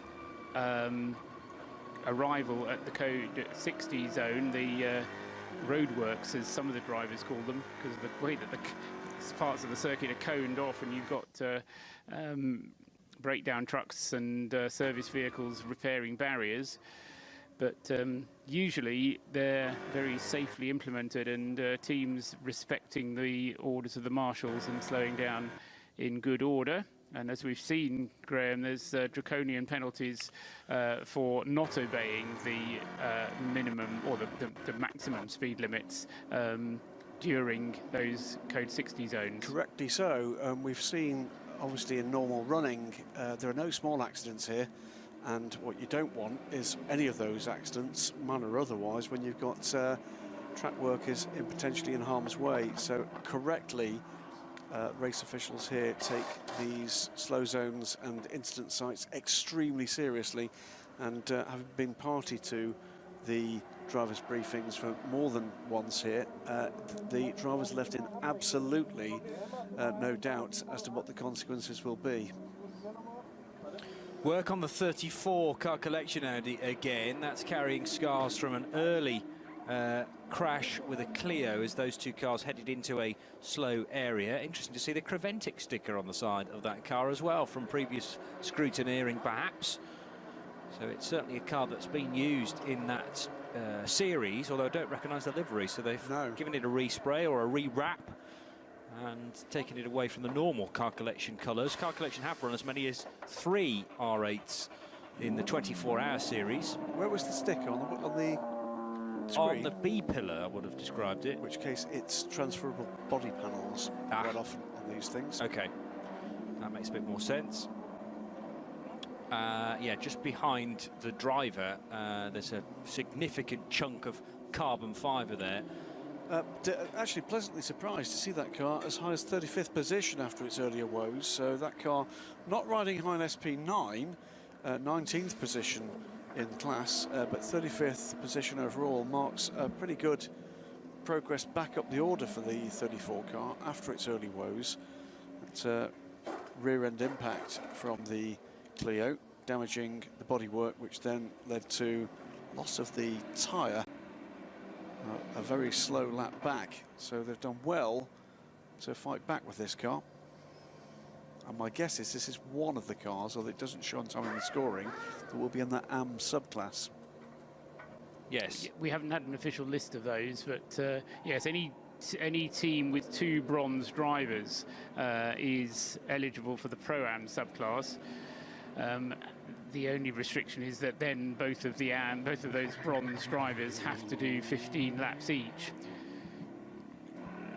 It's away and received a fair bit of attention, but they seem happy with the rear left bodywork now. That was all straightened out as best as they could manage on the fly a little while ago. One of the 2 Hoffa Racing BMWs is in. That's the 80 car from SP6. This is the Kroll family car. It is, and Roland Eggerman breaking the Kroll tradition, but he's a regular with the Hoffa Racing crew, of course. So I mean, that's not their family car. That would be ridiculous. Well, it kind of is, but just their family race car. Yeah, it's not the one they take down to Lidl. No. No. Good to put that point. Or other similar supermarket, obviously. Lap times are sorting themselves out, so I'm just wondering. I said it would be a half-hour repair job, but I think that was 15 minutes ago, and I think it was probably 10 minutes ago that I saw, or 10 minutes before that the message was actually put up on the screen. So I think we might be back to some half-decent lap times. Connor De Filippi is still on his out lap, I think. Yes, he is. So we'll wait for his lap when it comes at the end. Will be a lap including this pit stop time, which was as it should be, around the 3.5 minute mark. Race for position about to come across the line for 4th and 5th with the Ferrari from Wochenspiegel team Monschau and then Alex Lynn at the wheel of the Schnitzer BMW. So BMW fresh from its pit stop, and they're competing for 4th and 5th positions, heading down to the Yokohama S now. Yeah, and the Ferrari toughed that out beautifully. Lost in admiration, you know, for drivers like Alex Lynn, moving from top-end single-seaters and adapting at the same time to prototype and GT racing. He's got drivers in both and appears to be equally able to be competitive in both. Not something that everybody can actually do, even at this level. And whilst the Ferrari got the better of him there, certainly Alex looking pretty racy as well. Blinding speed at night. There's something about the in-car footage at night around here that is just absolutely mesmerising. The speed is astonishing. I think, however, the Ferrari is going to be bound for the pits at the end of this lap, so that will make Alex Lynn's job that much easier. And that might be the difference in pace at the end of the Dottinger Her, because a very light Ferrari versus a very heavy BMW that's just been fueled to the brim, you would think. Only just has taken its fuel on board, hasn't it? Yeah, it was just a way that Ferrari could ease its way into Tiergarten, almost braking, I don't know, 50 feet later than the BMW, but fully laden is that M6. Dan Kylewitz, it is, at the wheel of the 22 Ferrari at the moment. The man that set that fabulous time late on in standard qualifying, wasn't it? Which 22. was the best lap we've seen all weekend, in fact, because that time wasn't better during the top 30, and it was better than any other time that we saw during qualifying. So the lap from Daniel Kylewitz was a 8 minutes 14.591, whereas the way, pole position eventually was 8 minutes 15.4. And that moment gives me an opportunity to correct something I said incorrectly at least twice, which is that the Glickenhaus was the first non-German car to set pole position since the GT2 Farnbacher Ferrari back in 2011. Of course, what I'd completely forgotten was Kevin Estre's record-breaking. Oh, in the McLaren, yes. In the McLaren, the Dura Motorsport McLaren, an 8:10 for that car. Yeah. And I vividly remember that lap because I think all of us consecutively fell off our chairs because in those days we didn't have sector timing, remember? Yeah. That was 2014, I think. Yeah. I wasn't here then, but I've looked up the time as the fastest lap around the current configuration. Yeah, 8 minutes 10.921 was around 16.1 miles. 25.378 kilometres. Yeah, it's impressive, isn't it? It is, yeah, especially when you've driven around it and see how tight some of the corners are, or walked around it and see how long it takes to walk around it. If you are a fan of watching in-car footage, I heartily recommend the in-car footage of that lap from Kevin Estre. And remember this, at this point, this was a slightly different circuit. That was a first generation of the new generation, or if you like, of GT3 cars. Way less aero on that McLaren than the current 650S GT3. That was as edgy a qualifying lap in a GT car as I've ever seen. It's absolutely mind-blowing. And Estre, I mean, a fabulous driver, but he held his hands up to quite a big accident that they had last year in the Porsche, because that's an indication of just how much they are on the ragged edge and how much they're willing to push to try and get the times. When it works, it's fabulous, and you do an 8:10. When it doesn't work, he had a big off. I seem to remember on the run-up out of the carousel. Yes, so that sort of area. Yeah. And I mean, you know, when you are leaving so little on the table, those are the sort of breaks that you're running with. But Estre, very honest and owned up to the fact that it was entirely his own fault. 55 Porsche Cup car on pit road at the moment. This was a car that was in trouble early in the race. Lost a front left wheel, if I remember rightly, after an incident out towards the end of a lap. It's a car, certainly from this angle, looking splendid at the moment, although it's a long way back, 126th position overall. But also say from the pictures we've seen, in-car pictures seen from the stream, that barrier repairs still underway in that Sector 4 incident zone. So Sector 4 still slow compared to usual speed. About 40 seconds down on what we've been used to. Yeah, there's another incident at Kesselchen, and it's the number 64 Porsche 911 Manthey Racing car, which was... Could I ask, Paul, are we sure that it's not that we've misidentified the 164 from earlier? Because that was the car we thought was involved in that area. Yes, it could be. I'm reading out the messages that are coming up on the ticker, so it's just flick back through the times. I spotted one to do with 64 and had presumed that that might have been the one that was correct. earlier reported as a 164. It could that be. 64's been that message has been there for a little wee while. Yeah, in 10 minutes, but it was definitely 164 before then, because it reports the car make as well. So it was definitely reported as a Renault Megane. Difficult to confuse the two, really. Quite. But in the darkness, you're looking out for car numbers, really, aren't you? Really dark. Yeah, exactly. True. A minute and 37 is the difference at the line between Connor De Filippi and Nico Muller in the number 9. We have seen Nico Muller drive the 10 and the 9 now, haven't we? Because there's certainly a spell at the start of the race where Muller was at the wheel of the number 10. Well, Muller was at the wheel of the number 10 when it went into the barrier. Yeah. Okay. So he's been trusted with the 9 now as well. I'm saying nothing. Okay, fair enough. So just remind me, because I did see the incident, but remind me how we think it ended up in the barrier. Well, we know exactly how it ended up in the barrier. It was, I think it was the 118 Clio that had the was rudely shunted by one of the Porsche Caymans quite early in the race, and lost its front bodywork and trim. And I'm not quite sure what the Clio driver thought he was doing, but as the 10 came around to go by, the Clio just seemed to turn left into the Audi. The Audi left the track, clanged the barrier heavily. That, I think, damaged the steering. Well, clearly damaged the steering. Struggled across to the other side of the track. Eventually restarted, rejoined, and as it was trying to make its way back to the pits, clearly whatever was holding the steering together failed, and it took a sharp left turn into the barrier on the inside. End of race. And another incident I can offer you out on the circuit at Hohe Acht, at the top of the hill after the carousel, and that's 251. It says here the BMW that Balviani, Falcon, Geiselhardt, and Kutapov are driving.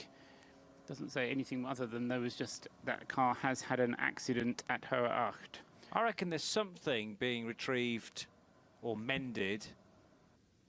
Now, I'm just trying to identify exactly where that is. It looked like the run through Adenauer Forst, and then the double left-hander after that. Yeah, so just before you get to the left, right at Adenauer Forst, there are cones out on the track.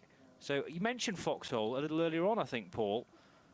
Yes. And there are still cones out there and barriers being fixed because the 160 BMW 325i has just been through that area, and just before that tight technical section at Adenauer Forest, sort of between there and Foxhole, there's certainly at least 4 service vehicles out on track. Yeah, just as they came through the instant site and got back on the power and up to speed, was remarkably passed by a low-flying fighter jet, which on closer inspection was an SP9 car. The departing speed, I think we'll call it that, was utterly remarkable. Yes, I misidentified the lap times. I don't think we have had any improved lap times in the last half hour or so, and it did say that the barrier replacement at Foxhole, was going to take around half an hour. So we've had, for the drivers, what must be very frustratingly slow lap times, but nevertheless, you know, when you've got 25 kilometres to play with, if you do have to replace barriers at one point, then get on with it, do it, and then deal with the rest of the racetrack as a racetrack. Yeah. Yeah, that's always been your argument. You know, you've got a long racetrack still to use at full speed, and you just need to dip your pace past what looked like just barrier repair. Couldn't see a car there.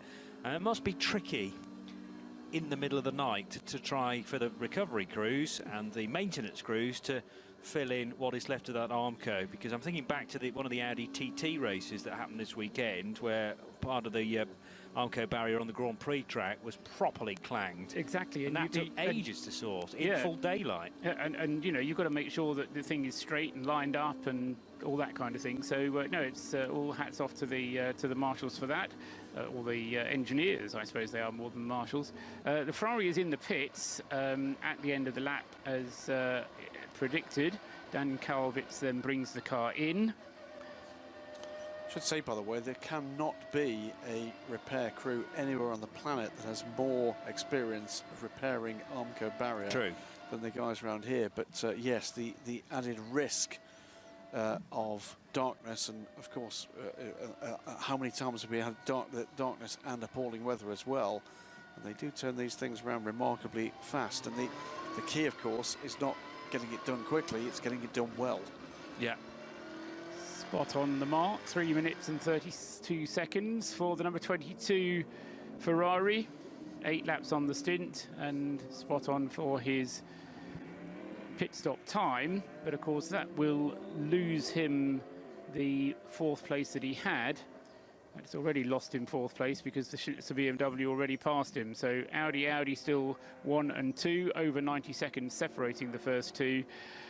2 BMWs, one from the Rowe Racing team, Schnitzer in 4th.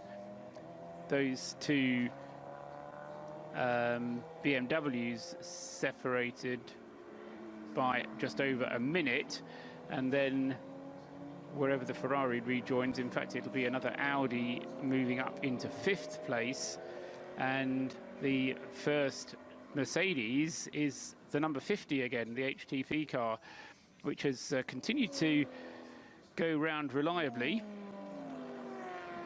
One of the HTP cars having been withdrawn already, the number 47 Mercedes. And if people possibly weren't listening earlier on, just news from the Haribo Mercedes racing team. Uwe Altzen has withdrawn from the race, not feeling very well. So the rest of the Haribo race number 8 car will be done by the remaining 3 drivers. Being Lance David Arnold, Maxi Goertz and Renger van der Zande, by the way. Is a pretty good selection of drivers to have left in some ways. Yes, it's very, very good indeed. Renger van der Zande, the 31-year-old from the Netherlands, and Maxi Goertz, the same age, and Lance David Arnold at 30, based in Duisburg still. But yes, Uwe Altzen, I used to watch him in DTM racing when it came to Donington Park, not in the early 2000s. I remember seeing him in an XJ220 at Silverstone. Very good. Phenomenal driving. Driving with great gusto, should we say, even in those days. But Lance David Arnold, probably the Nürburgring specialist out of those. I mean, certainly to take nothing away from the skill or expertise of the other 2, but as we've said many times before, the Nürburgring is a bit of a special case, and local knowledge can be very useful indeed.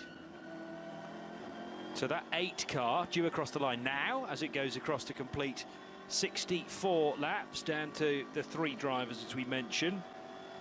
The number 7 Aston Martin has gained a spot. That's probably again down to the cycle of pit stops. Doesn't increase its position in class, but it has got ahead of the SP3T leader.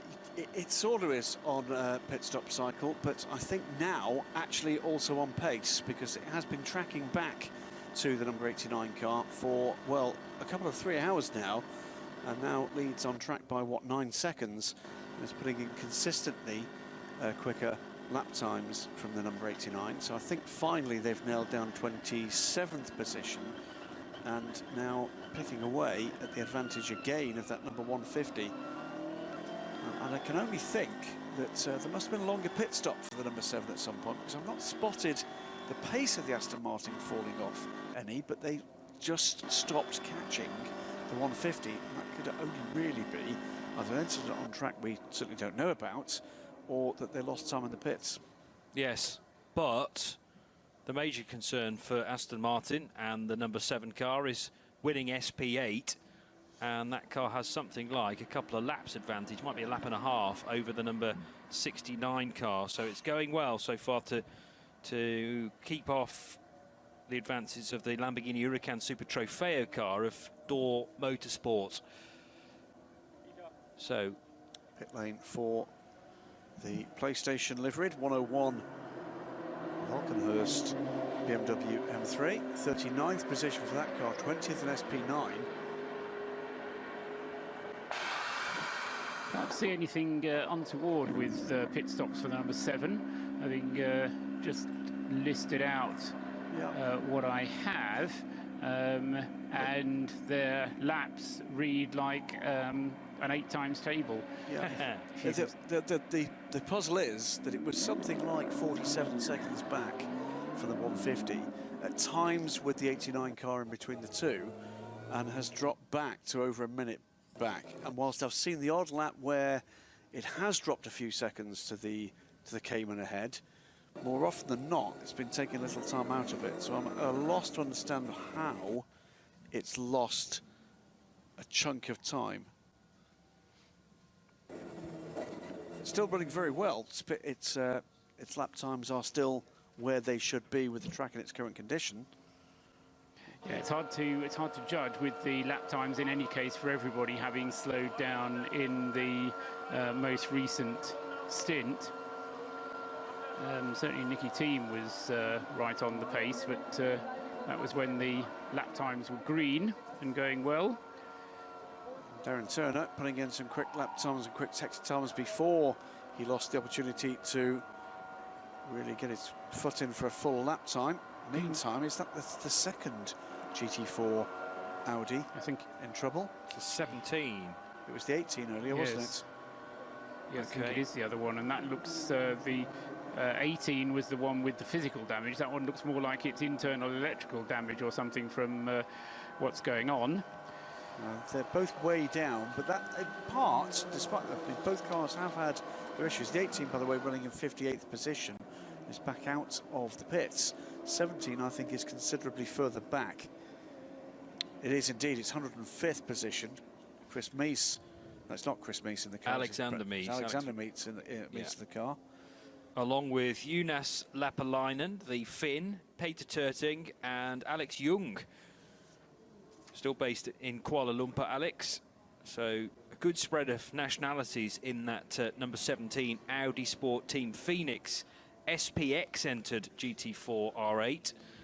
So despite GT4 being in the title of that car, it's not in the SP10 class where we find the Hankook Shod SP10 GT4s, but actually labelled as an SPX class. So trying to hunt down things like the Glickenhaus and the 35 Renault. But yeah, difficulties for the 17 and the 18 cars at various points in this race. Meanwhile, the TCR Golf works its way through the carousel, and we're about 30 seconds away from our latest hourly update. You're tuned to Radio Show Limited and RadioLeMans.com, live from the Aston Martin Lounge for the 45th edition of the Nürburgring 24 Hours. Thank you for joining Paul Truswell, Graham Goodwin and Johnny Palmer for this spell of the race, and we're nearing now 14 hours to go and 1:30 in the morning here in the Eifel region of Germany. The Nürburgring 24 Hours on RadioLeMans.com. So, latest hourly update. Here is Graham Goodwin with the facts and figures. It's the odd-numbered classes this time around, starting with SP9 and the lead cars, therefore, in the race. The race being led at the 10-hour mark by the number 29 Audi Sport Team Land car. It's the Audi R8 LMS of Colin de Filippi, Christopher Meese, Marcus Finkelhock and Kelvin van der Linde. Chased down, or attempted to be chased down, by another Audi. It's the surviving Team WRT, Audi Sport Team WRT, number 9 car, Nico Müller, Marcel Fessler, Robin Freins and René Rast aboard the number 9. And then BMW, first of their cars, currently sits in 3rd position. It's the number 98 car, the Row Racing car. And that car, Marcus Paltella, Nick Katzberg, Alexander Sims and Richard Westbrook, the 4-man crew for the number 98. SP7 is the Porsche Cup class, and that car, that class rather, led by the number 66 car at the moment, as it was just 2 hours ago when we last wrapped this one up. Monza Racing, Stefan Aust, Ralph Overhaus, David Jahn and Christian Bollrath aboard the Porsche 911 GT3 Cup MR for, of course, Monza Racing. 68 is next up, and next up on track as well, 24th and 25th for these two cars, and 68 is the Capella Motorsport Race for Kids Porsche 911 Cup of Willy Huppi, Thomas Capella, Thomas Gerling and Harold Hennes. And in 3rd position in class is the number 54 car. I don't think that was there the last time we looked. I don't recall a car being in the 50s the last time we had a quick look at this. Oh, indeed, it's the Willie Moore, Bill Cameron, Peter Bonk car, the Porsche 911 Carrera Cup. So Willie Moore up into a potential podium position. Yeah, he did that 2 laps ago, Graham. Did he? So, wow. So well spotted. Sorry. No, go on. Cup 3, meanwhile, this is the class for the Porsche Caymans.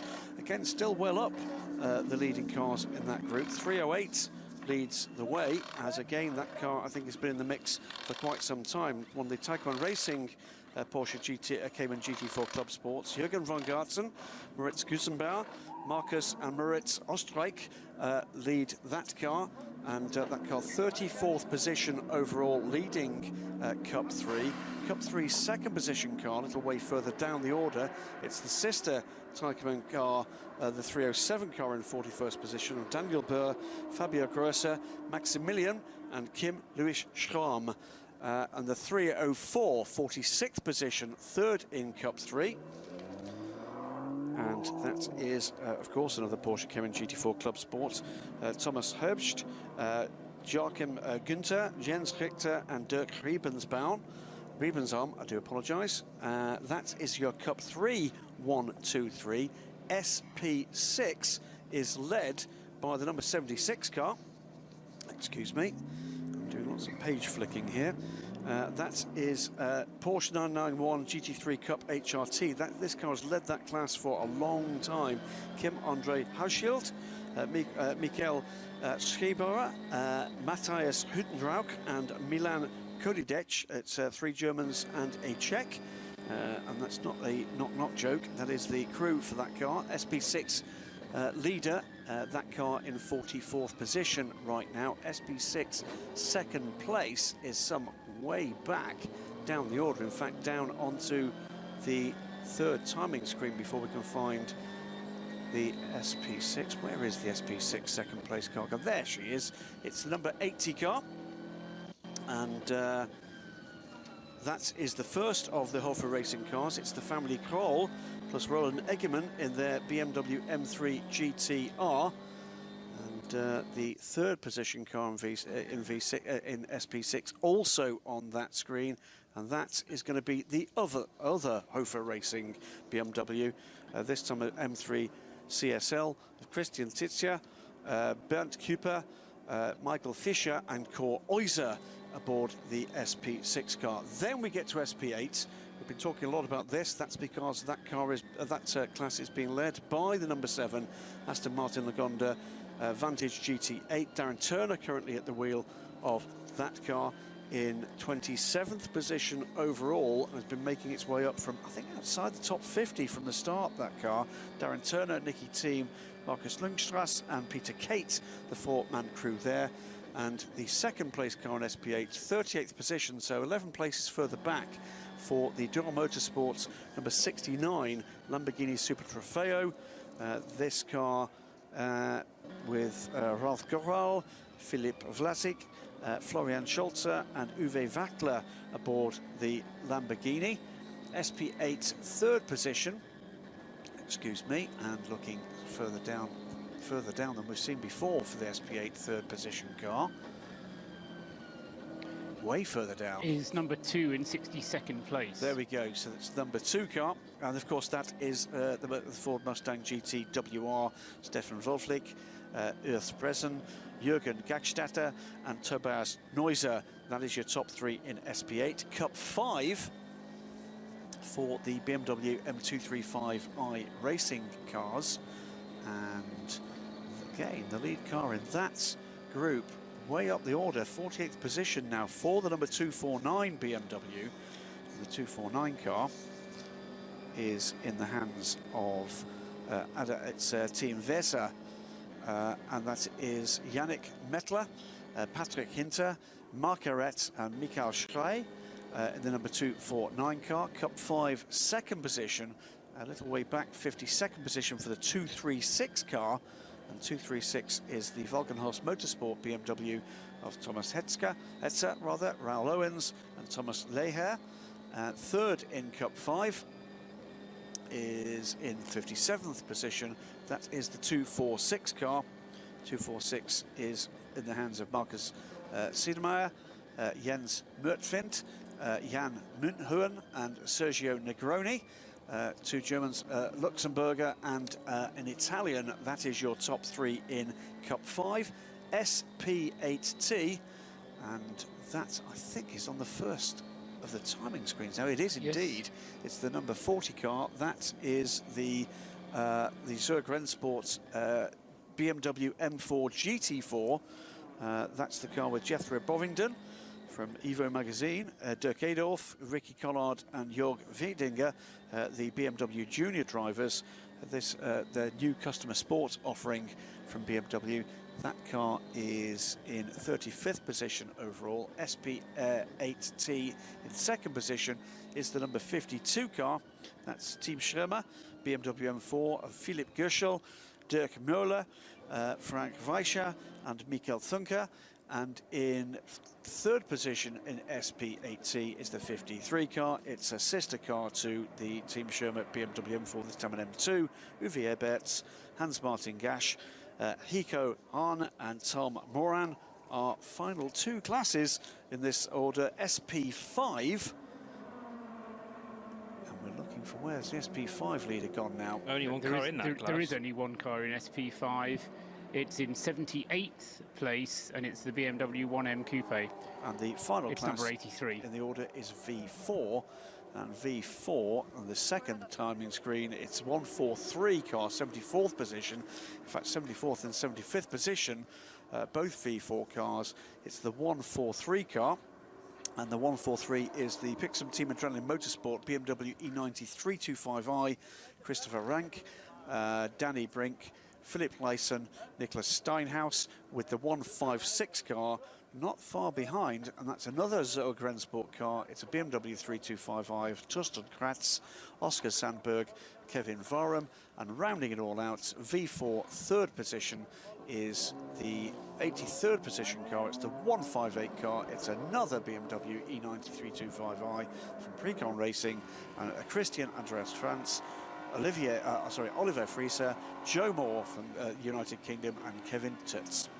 Well done, Graham. Can I just pick up on one thing, which wasn't a mistake, but you were talking about the lowest position that the number 7 Aston Martin had been in. It was 48th. Oh, right. So it wasn't actually outside the top 50, but the lowest position, at least as it came through, was in 48th place.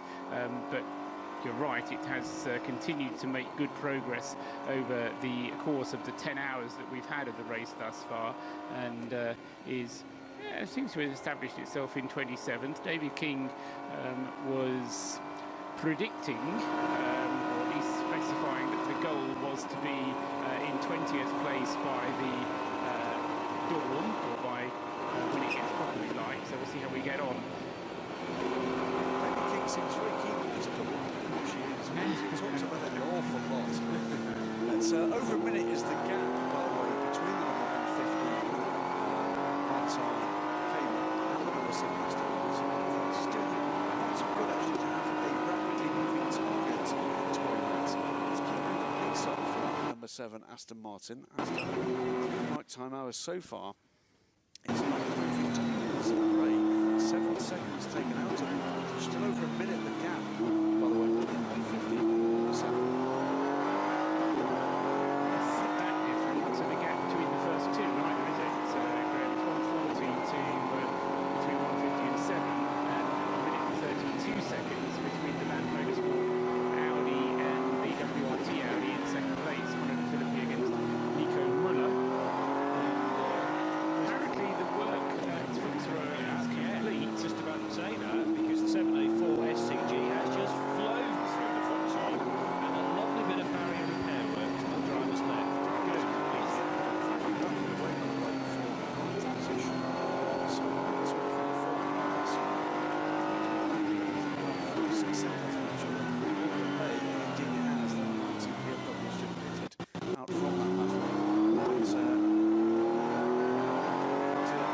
Just how quickly those lap times go down to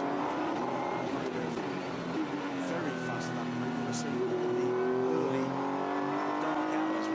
The other one, Alex Lynn, was in that battle with the Ferrari earlier on. He's got another battle on his hands at the moment because because he's got a very fast-moving second-land Audi behind him, and I wouldn't be at all surprised if there wasn't a change there. I think he's gone by. Has he gone by already? Okay, The predicted lap times seem to imply that the 28 car is by. Right, so the Land Motorsport car, I think now with Pierre Caffer behind the wheel. Oh, no, that's other one, not quite. Not quite. 43 just ahead of 28, but it is a second. Mere seconds. Yeah, 1 or 2 seconds, that's Right. all. Yeah. Just reaching the end of Sector 3 as you were uttering that sentence, Paul. Now, a slow section that isn't the foxhole. This is much further along the track. The SCG has reached this area, and let's try and identify it for you. I don't think we've yet reached, I was going to say Breitscheid. Maybe we haven't reached the really low part of the circuit. This might be the climb out of there, though, and on towards the carousel. It's the, is it driver's left or right? It's to the left. So well, the cars are going to be sent to the outer, the right-hand lane, if you like, and that's more barrier repair work, I would suggest. It is. With one of those Mercedes trucks with the crane on the rear. And that young sir is a Mercedes Unimog. That's just coming up to the carousel, I think. Let's have a look. Yes, it looks a little bit like that. Yeah, it's the left-handers that go up the hill, and you're going uphill, uphill, uphill, and then you get to where the Steilstrecke goes straight on. The circuit turns to the right, and then the hairpin left of carousel is at the top of the hill here. Yeah, just coming into that bit there, as you say, where in the old days it used to go straight up there in a really very steep kind of concreted part of the track, and this is concrete paving, of course, on the left-hand side of the carousel. It won't be concrete on the old school bit, I know, but it's more sort of stone-based. It wasn't even that heavily banked in the original circuit. It was originally dug out by people hooking their left-hand wheels into the ditch, and it got more and more dug out. But they said, we'll be able to put concrete in there and make it part of the racetrack. Right. So it kind of developed as part of the racetrack, a bit like kind of very original version of Weaver's Trench on the outside of Woodcote at Silverstone. So this SCG is back up to speed now, having negotiated Ruhr Act, and now continuing the climb round towards Flansgarten eventually. Brunchen first of all, then Flansgarten, then the run down towards the Kleine Carousel. But those campsites to the left, the driver's left, heading through Brunchen, still very much alive for the time being. What are we, 1:45 in the morning now? They'll just be getting started, some of those guys up in the forest, and enjoying this race, I'm sure. But we do still have that one speed restriction for barrier repairs then after Breitscheid, but before the carousel. Yes, and I just found the notification of that. They're expecting that to take about an hour to repair, so we're not going to see any faster lap times, and that is putting a record distance into jeopardy. If that's going to slow the lap times down for about an hour, then we're not going to be able to continue at the pace we were able to earlier on. I was looking at a 160 lap schedule, but that's going to, as I say, if it's going to continue for that length of time, certainly impact our ability to hit the 159 laps. Watching on board with the number 704 Tram Motorsports Glickenhaus, that car is, I think, pretty rapidly catching the number 4 Mercedes ahead. About a minute back now from that car. An hour for barrier repairs, is that, I mean, we've seen that in the past, I would presume. It's nothing unusual. It depends. It depends how much barrier needs replacing. And indeed the supports is the bigger issue, isn't it? And exactly, and just the resources required to get out there and put it all back together again. Yeah. But at least you can still beat full speed for the majority of the track, and just the one sector then now affected by this problem. It's the longest sector of the lap, sector 4, as into the pits comes the 704 machine. I think as much as anything else, it's just your flow which gets interrupted, because you do and we could ask drivers about this for next time we get one up here. But you know, you do get into this flow of drive, left here, right there, and then all of a sudden you have to, and we have to slow down here, and I think that's what kind of does interrupt you a little bit. But I suppose the drivers will become used to, you know, because it's such a lengthy. You get used to your flow being interrupted. I guess so, yeah. And then when it goes green again, then there's a bit more kind of adjustment required, because you think, oh, I don't need to slow down for this bit anymore, despite being used to it for the past 60-odd minutes. Might be, of course, that then it's time to hand over to another driver, which is a frustrating thing. Yeah, oh, you've got a fresh racetrack with all green around it. I had to do with that barrier repair for over an hour of my stint. Exactly. So into the pits then is the 704. Also into the pits is the Row Racing BMW number 98, which was last in the hands of, I was going to say Mark Bassing, but he's at the wheel of the other one. I think we're in Nicky Katzberg territory now for the 98. So whether Nicky's in a double stint I'm not sure.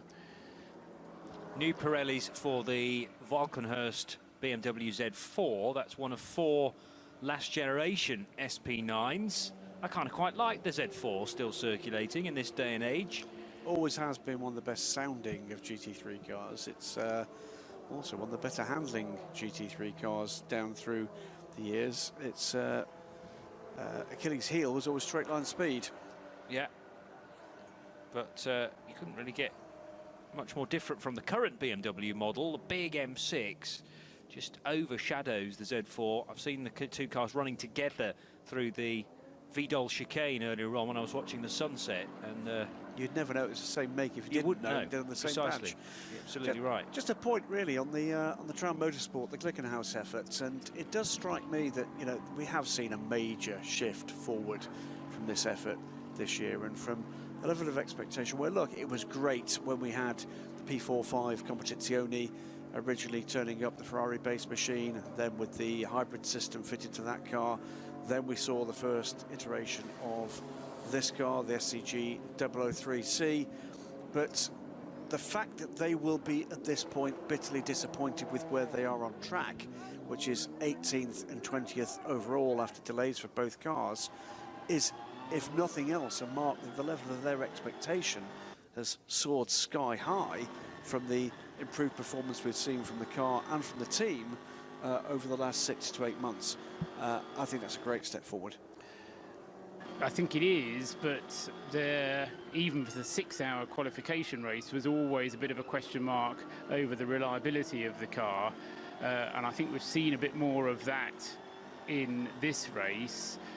But that's not something they can't necessarily sort out. You know, a quick car can be made reliable more easily than a reliable car be made quick very often. But in fairness to particularly the 704, the biggest delay they had was actually not of their own making. Indeed, it's been actually hit by another. Yes. Oh, and then, as I say it, there's a hit there from the number 33. That's the Falcon BMW. I'm pretty sure that hit the back of the Ferrari.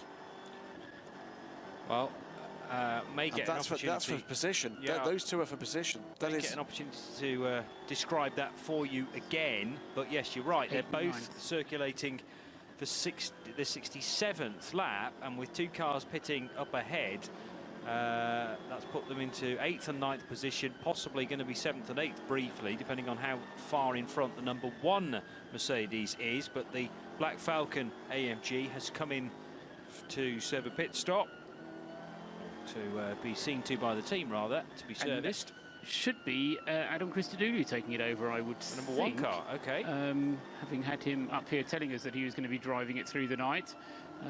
He had his rest. And also on pit lane is number 7. The Aston Martin is just beneath our feet at the moment. And we get a nice shot on the video stream of that car.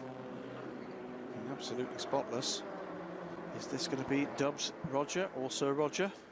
Seems to be the favourite from the collected thoughts of our very own Twitterati. I'll call it boring 8 because it's just been absolutely on the nail with its 8-lap stints thus far. The only stint that wasn't 8 laps was the one that was preceded by the formation lap. I think we've got a driver change in that car, because that doesn't look like Darren Turner's helmet to me. May well be, as the wheel nuts are tightened up, and there's no central hub on those wheels, is there? Is it 5 nuts you have to undo and redo up again? So it's going to be rather fiddly, that pit stop for the GT8. Meanwhile, the Ferrari and the BMW crossed the line with something like 0.3 of a second between them, and there might be a bit of Wochenspiegel paint on the BMW, vice versa from Falcon Motorsport to the 488. If Graham saw that contact correctly, they are absolutely nose to tail now, heading through the Hatson back onto lap 67, and this is for positions 8th and 9th. So despite the pit stop for the #1 car, but we'll wait to see actually where Krista Dooley feeds back in again. Might put the Black Falcon AMG behind these two, in which case the Ferrari and the BMW will be fighting for 7th and 8th places now. So Alexander Imperatori is aboard the number 33 Falcon BMW. Swiss driver equally at home, and in recent seasons has raced in, I think, and won in LMP2, LMP1 in the privateer class with Rebellion Racing, and so done some fine racing aboard Falcon Tyre GT cars as well. What I thought I saw was the Ferrari checking up with a slower car. Caught out Imperatori behind. If he didn't just nudge the Ferrari, it was very, very close indeed. 0.4 of a second at the end of Sector 2 for these cars. Really nothing between them at all. Imperatori heading through Arenberg now will know the back of that Ferrari, much like the back of his own hand by the end of this stint. Can't find a way by at the moment. Connor Di Filippi, by the way, just headed across the line now to start lap 69. And we're expecting the Nico Muller-driven number 9 Audi Sport Team WRT Audi over the line within the next minute. Crosser confirming, having looked back at the stream, that indeed there was some contact.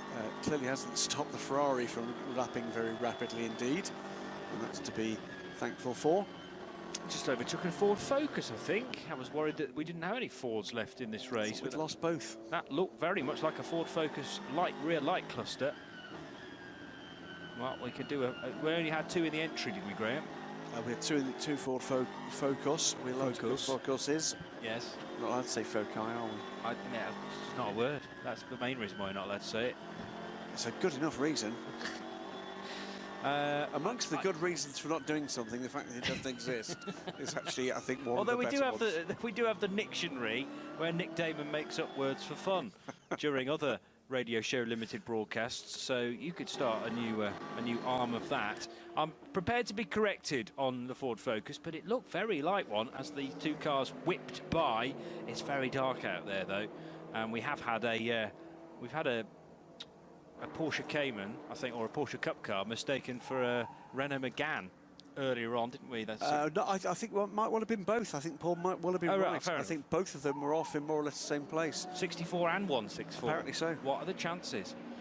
Here's the 59 Manthey Racing Porsche. It's coming from 38th position and making a stop. So slipped to 38th, in fact, from 37th. And this is the car that was running in the top 10 in the early stages of the race. The Manthey Porsche 911 GT3R being driven by Steve Smith, Randy Walls, Harry Procek and Sven Muller.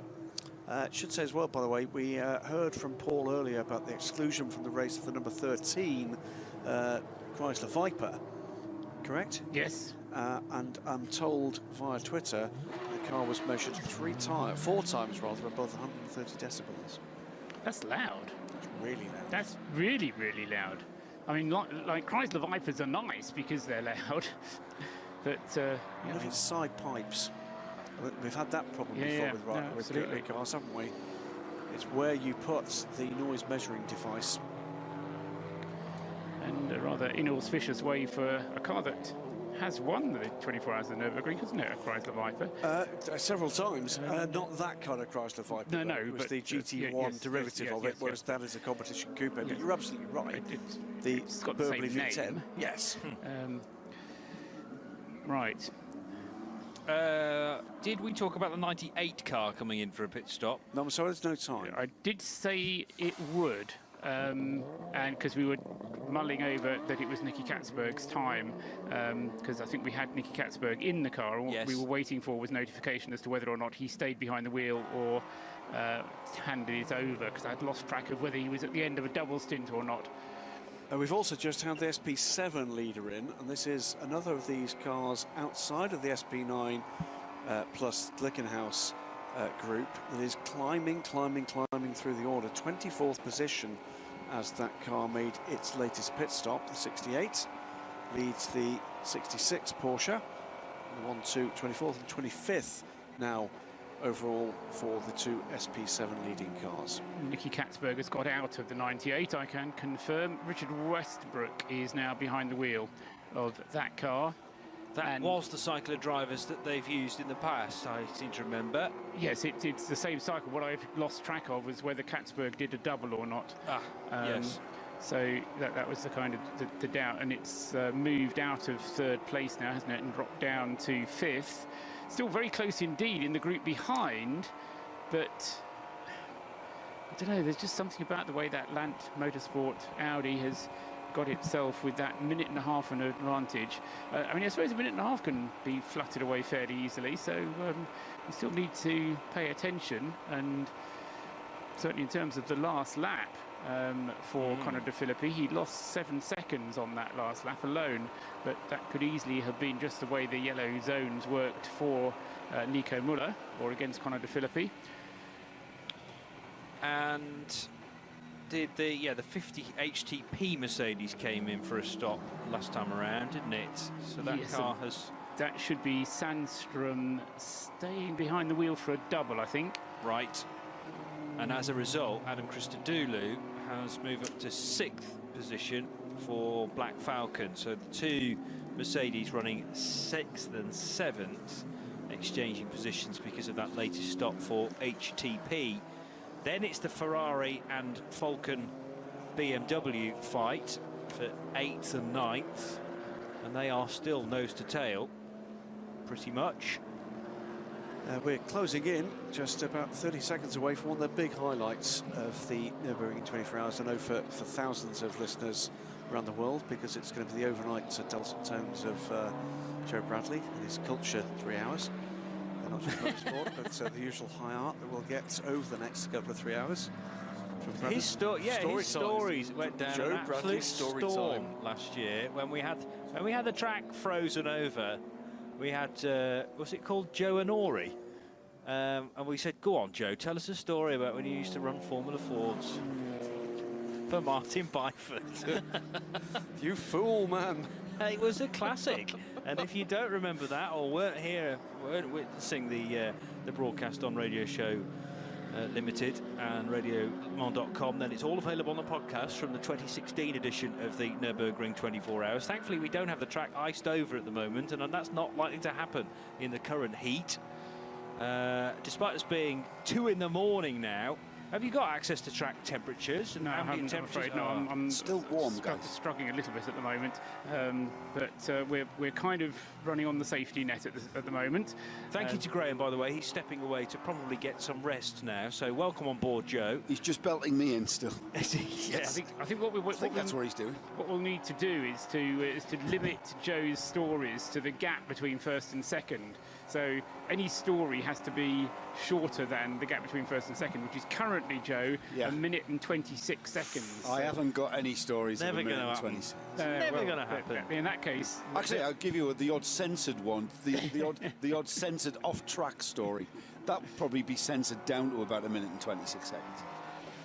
So that can be our kind of talisman as to whether a story is worth telling or not, as to whether the lead gap has gone up or not. You're not allowed to do it during the pit stop interval either.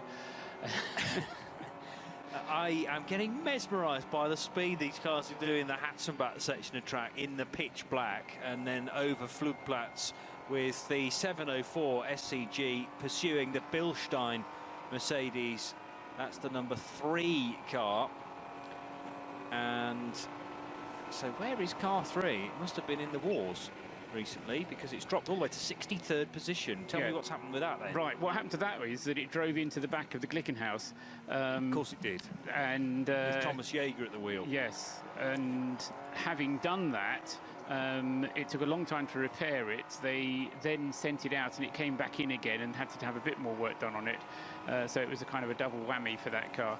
I've misidentified it though, but it was useful to get the update on the 3. It was actually the 4 car that the 704 was pursuing, and that's a move for position. So 704 overtaking the 4, heading into Arenberg corner. And that will give it 17th position, car 704. So the 704 car is the one that doesn't have problems with the fuel tank. Again, I don't know if I've said this before whilst you've been here, Johnny, but just to keep you up to date, the 702 Glickenhaus has had some problems with its fuel pickup and isn't able to do 9 laps, whereas the 704 is quite regularly able to do 9 laps on its stint.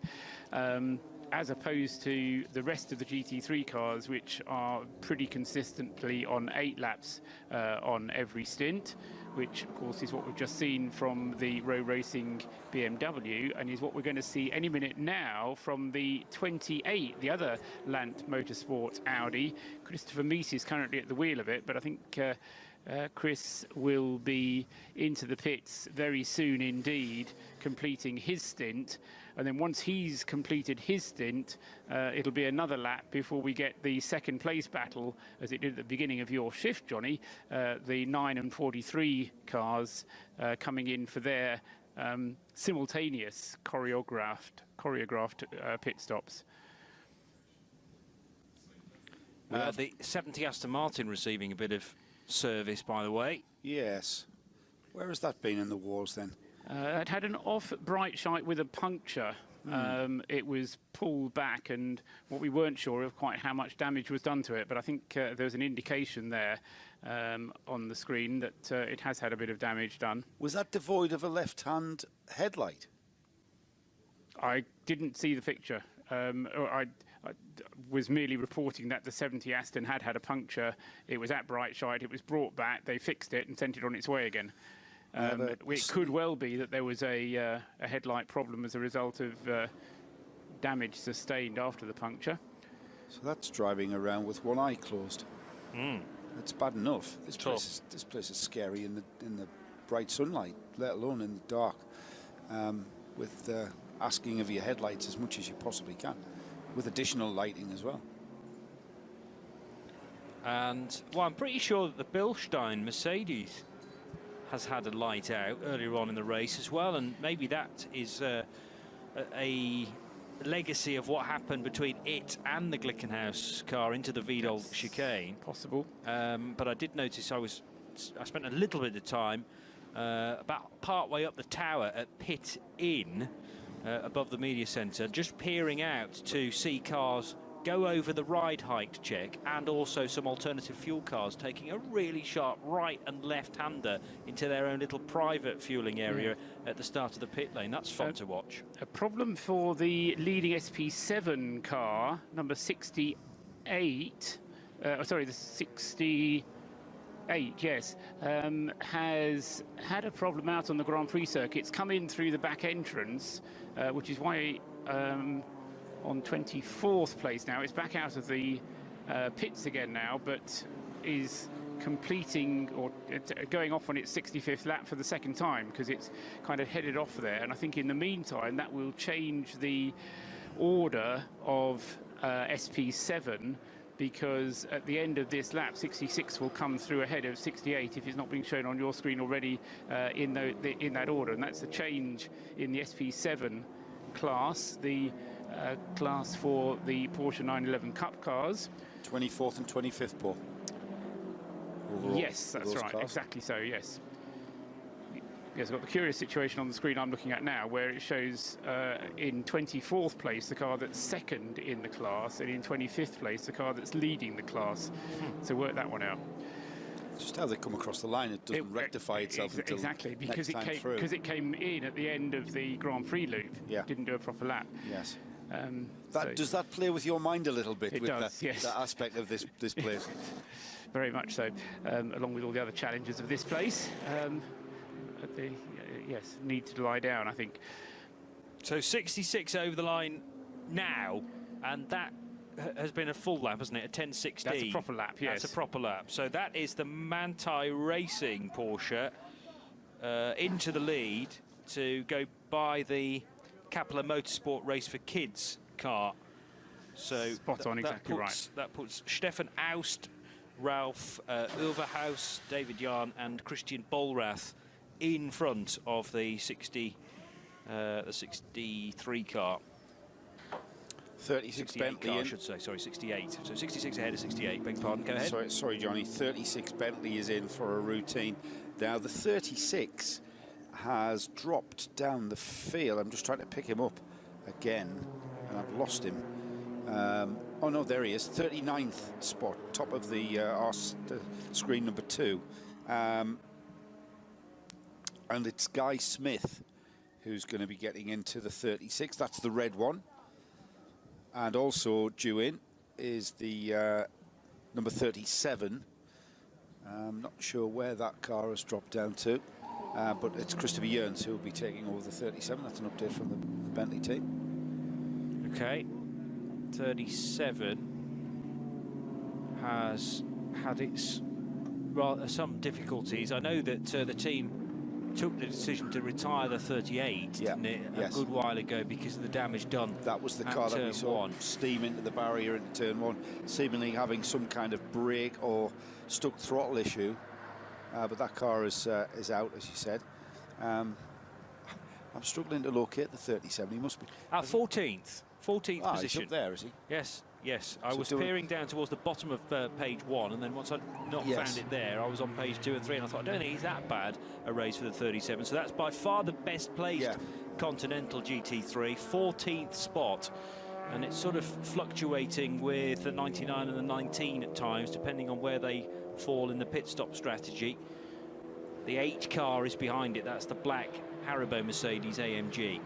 Yeah, I think the Bentley might lose out to the Haribo car because the Bentley's just had its stop and the number 8 Haribo car has already had its equivalent stop. Okay. 50, 33 and 22 across the line, so that puts the BMW ahead of the Ferrari. That might have happened on the previous lap actually, but 69 laps now in the book for the race leaders. And finally, Alessandro Imperatore has got ahead of the Wochenspiegel Ferrari. Thanks to Art Lanzarote Camel, who confirms that the Aston that we were talking about does in fact have an eye patch on the left-hand headlight. So and we also have a BMW out there who also has a headlamp now because of damage on the right-hand side of that. So I can't really begin to consider what that must be like out on the darkest parts of the Nordschleife. Yeah, you still get the ambient light, I suppose, from the nearby campsites, and if you're following somebody through, then you have a rough idea of where they're braking, and therefore there must be a corner coming up, but it's going to be all the focus on sort of one side of the track, which is fine if you're going through right-handers, if you've got the light remaining on the right side, but what do you do when you're heading through the left corners, of which there are plenty of each around here? Yeah, so ambient light from the burning campfires.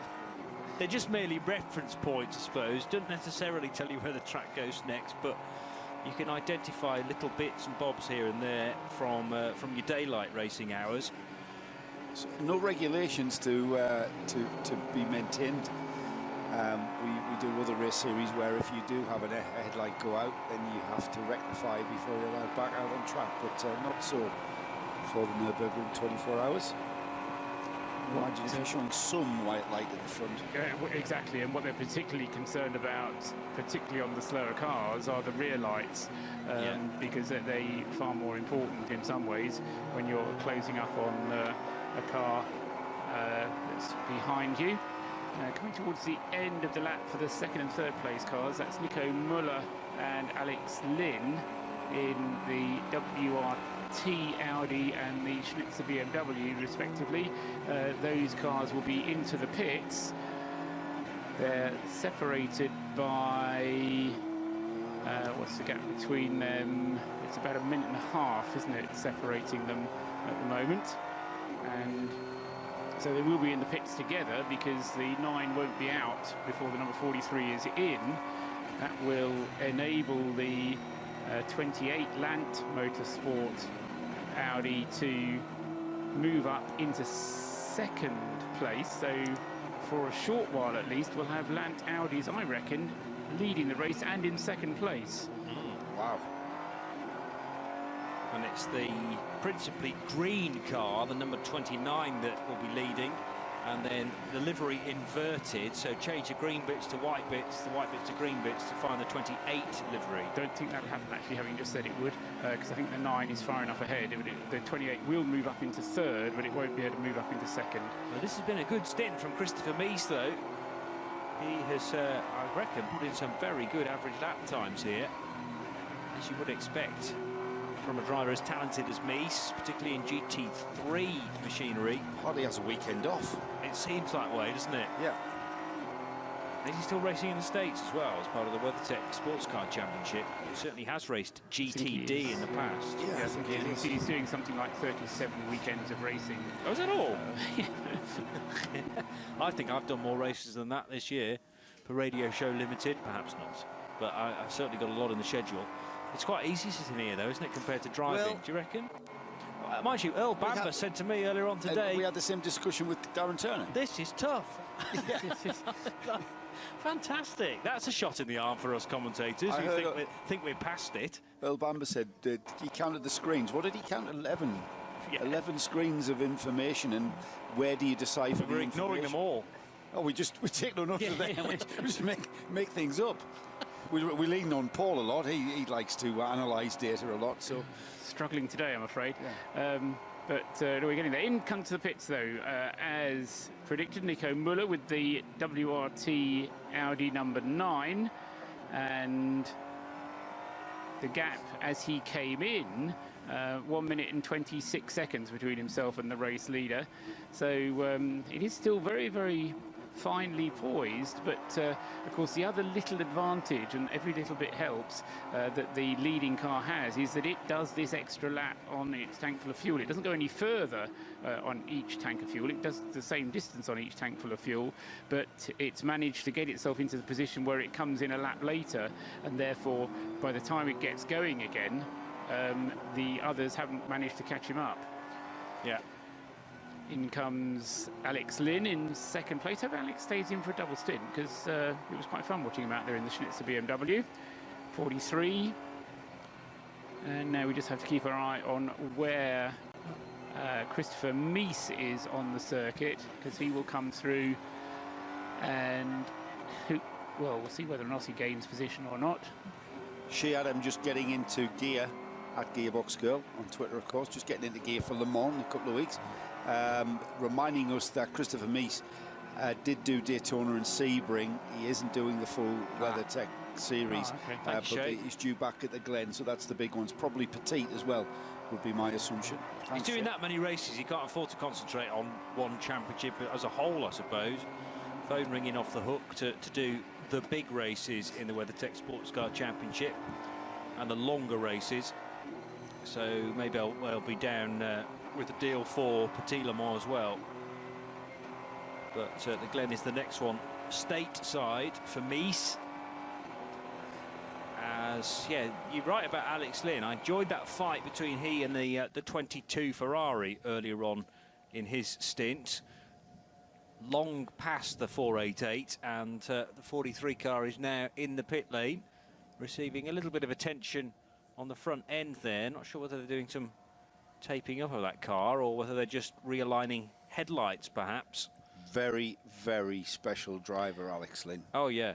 Very special driver. Shame I remember you particularly enjoyed his stint in Abu Dhabi, yeah, back end of last year. And remember, a good mate of mine was his engineer. And it was nice to get some insight from Gary, who was working for United Autosports and running Alex and his father. And for those guys, it was a bit of fun in Abu Dhabi, wasn't it, in the LMP3? But they were still very serious. I think what's interesting as well is how drivers like Alex Lynn can convert from one discipline to other disciplines. And, you know, I mean, people say, oh, well, if you can drive, you can drive. But it's a different type of it's a different type of mentality, as we've said. Doing something like a 24-hour race, communication is everything, teamwork is everything, sharing information is different. And I think Alex has cracked that. The dynamic of the car as well.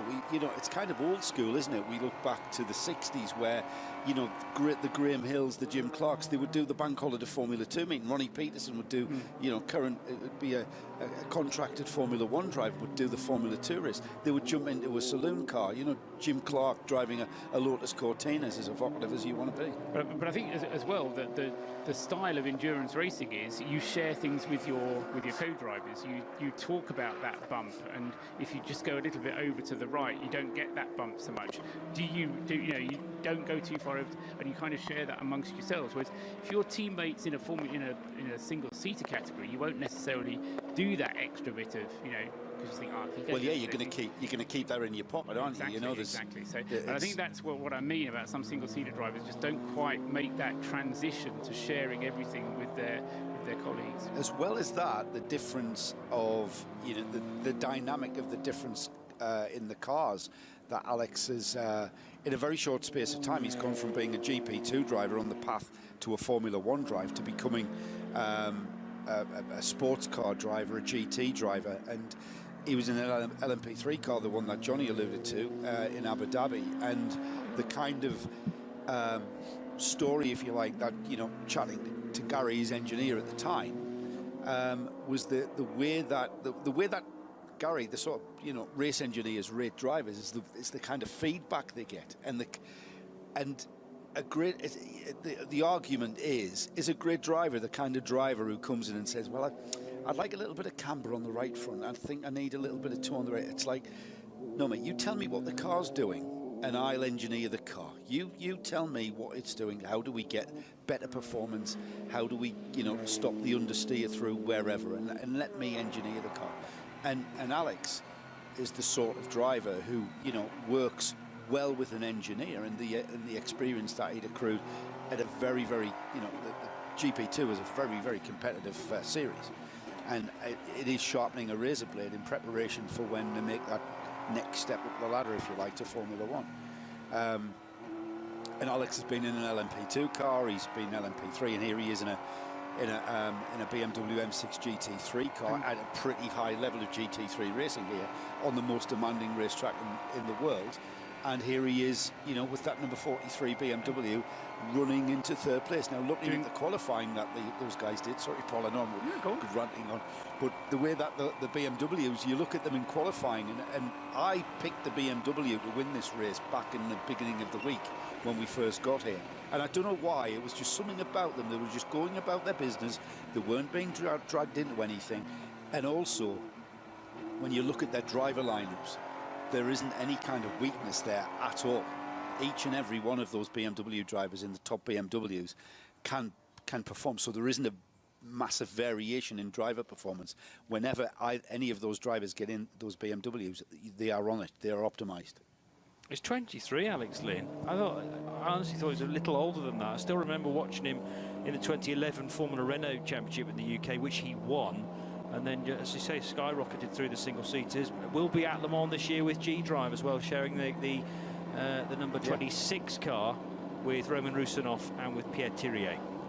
And he has stayed behind the wheel, just to emphasise that point. That's what he wanted, wasn't it? Exactly. It is going to be a double from him. Robin Freins has taken over at the wheel of the number 9 car from Nico Muller.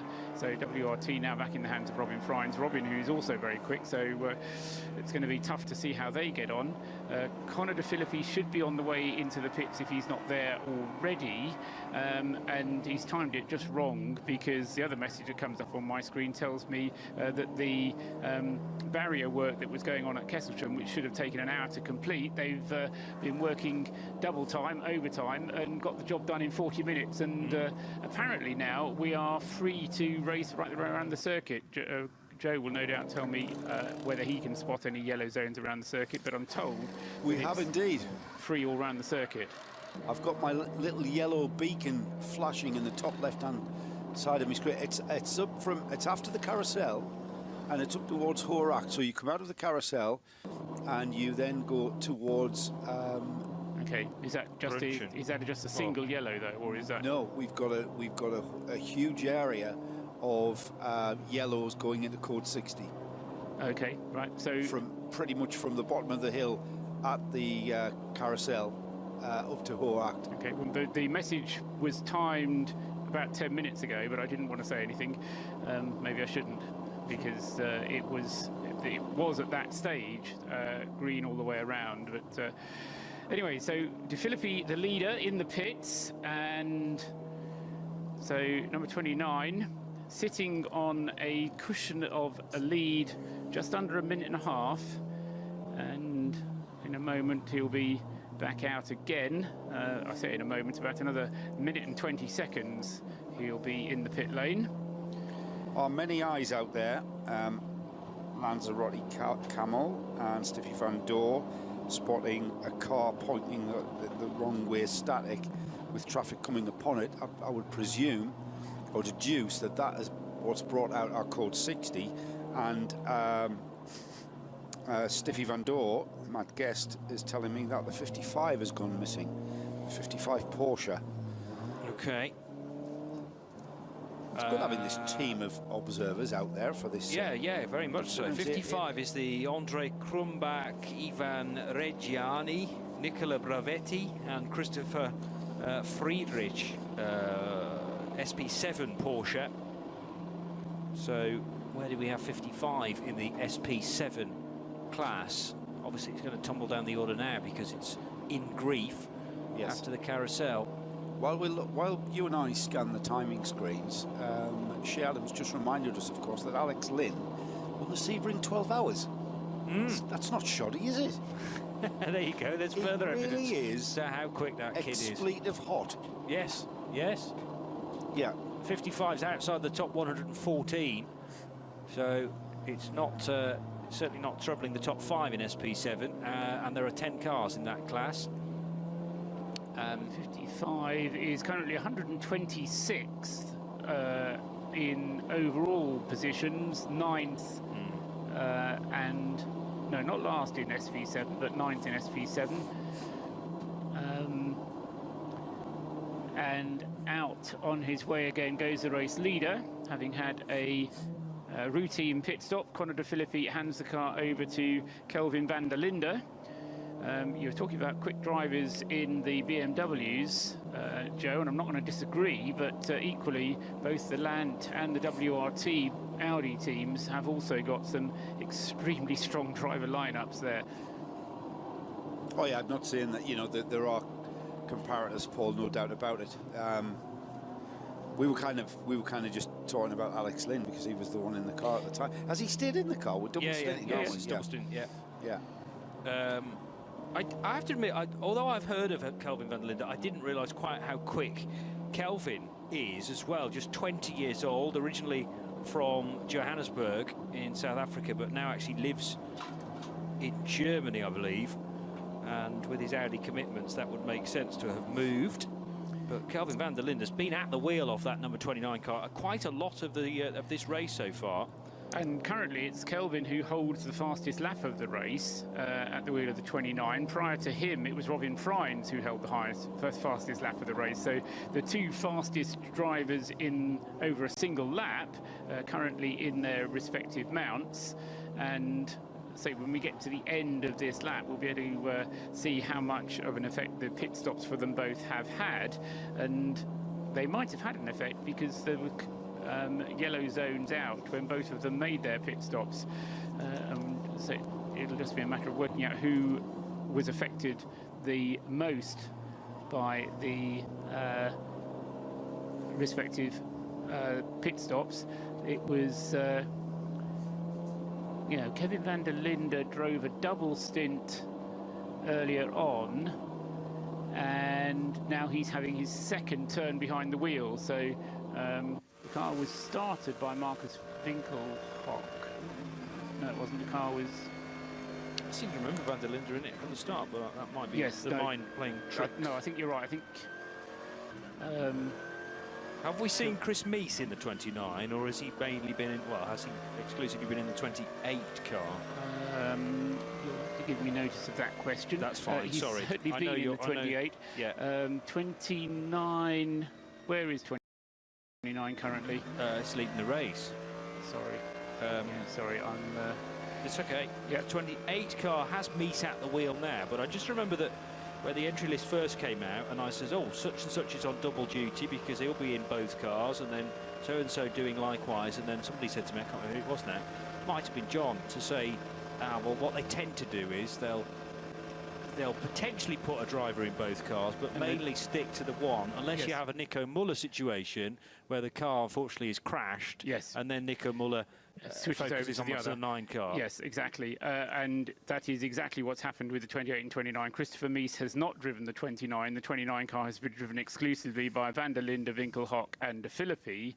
And the 28 car has been driven exclusively by Meese, Haase and Pierre Caffer. I think, let's go back. Yes, so Meese, Caffer, Haase have been the only drivers of the 28. The same thing has in effect also happened in the 702 and 704 cars, because in those two cars, who was it who's down to drive both in the two Glickenhaus cars? Well, there were two. Frank Mayer down for both. And Philippe Laza, that's Correct. right. And so Philippe Laza is sticking to the 702, and Frank Mayer was sticking to the 704, but he's actually now switched over and driven the 702 as well. So Mayer has actually driven both the Glickenhaus cars. Kelvin van der Linde came through, well, initially karting and then a lot of Volkswagen racing, and has had experience in the Volkswagen Sirocco R Cup, which is a German-based category, won that actually in 2013, and then won the ADAC GT Masters in 14. So a lot of his racing has been in this country and is now based in Kempten, in fact.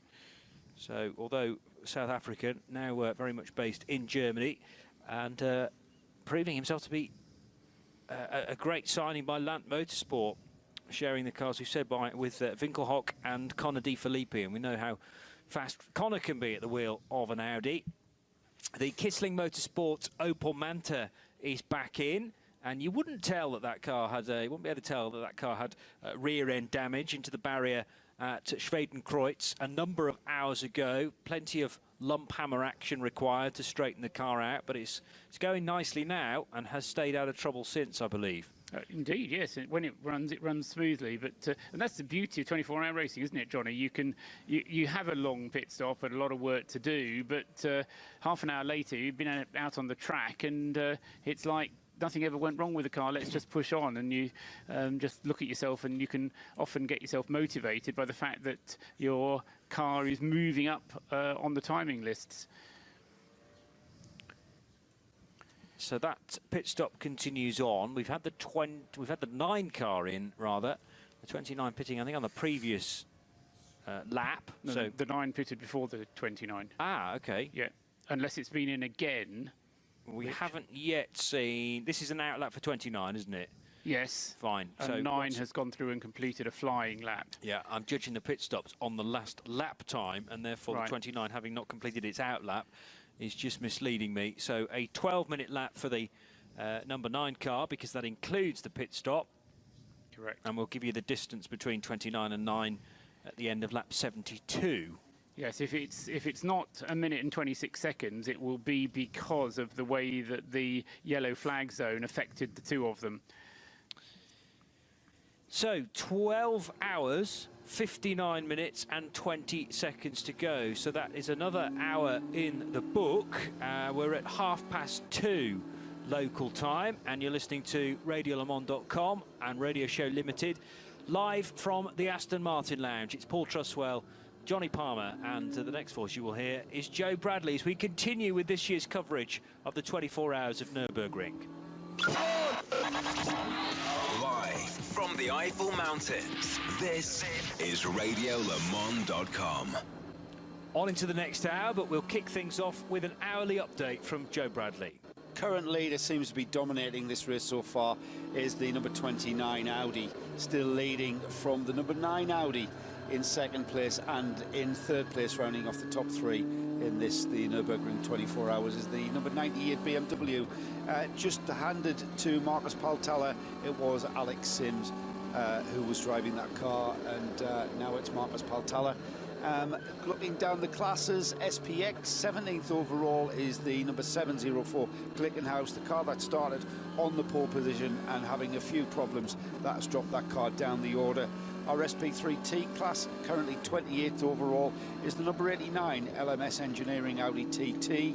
SP10 is in 42nd place, and that's the number 72 Black Falcon Cayman, the Porsche Cayman of the Black Falcon team there. TCR, a very competitive class. First of our TCR runners, though, 43rd overall, and that's the Matilda Racing Golf, car 175. V6 is in 62nd place overall. That's the 133 Black Falcon Porsche Carrera.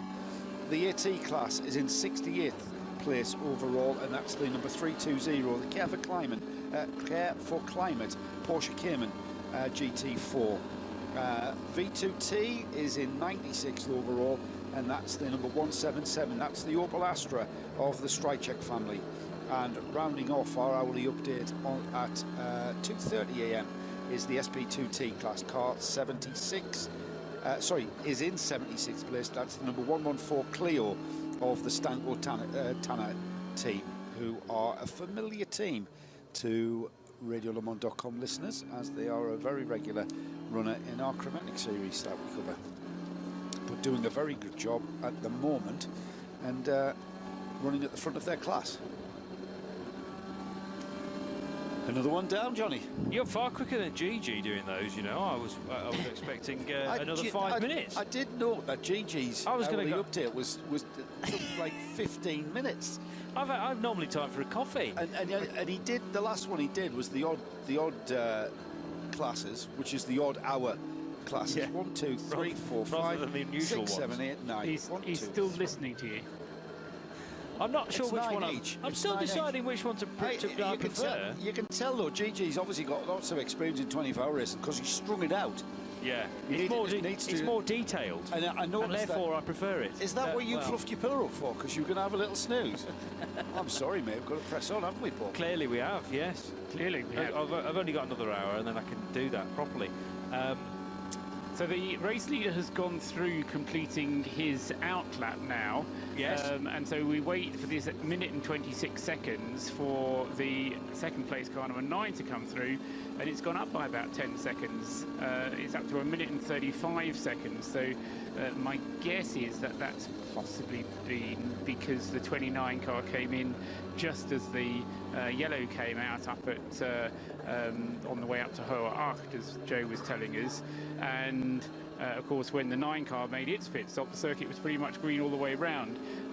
So what is going to be something to look out for now is what is it? The number 98 Row Racing car, which still has Nicky Kapsberg in.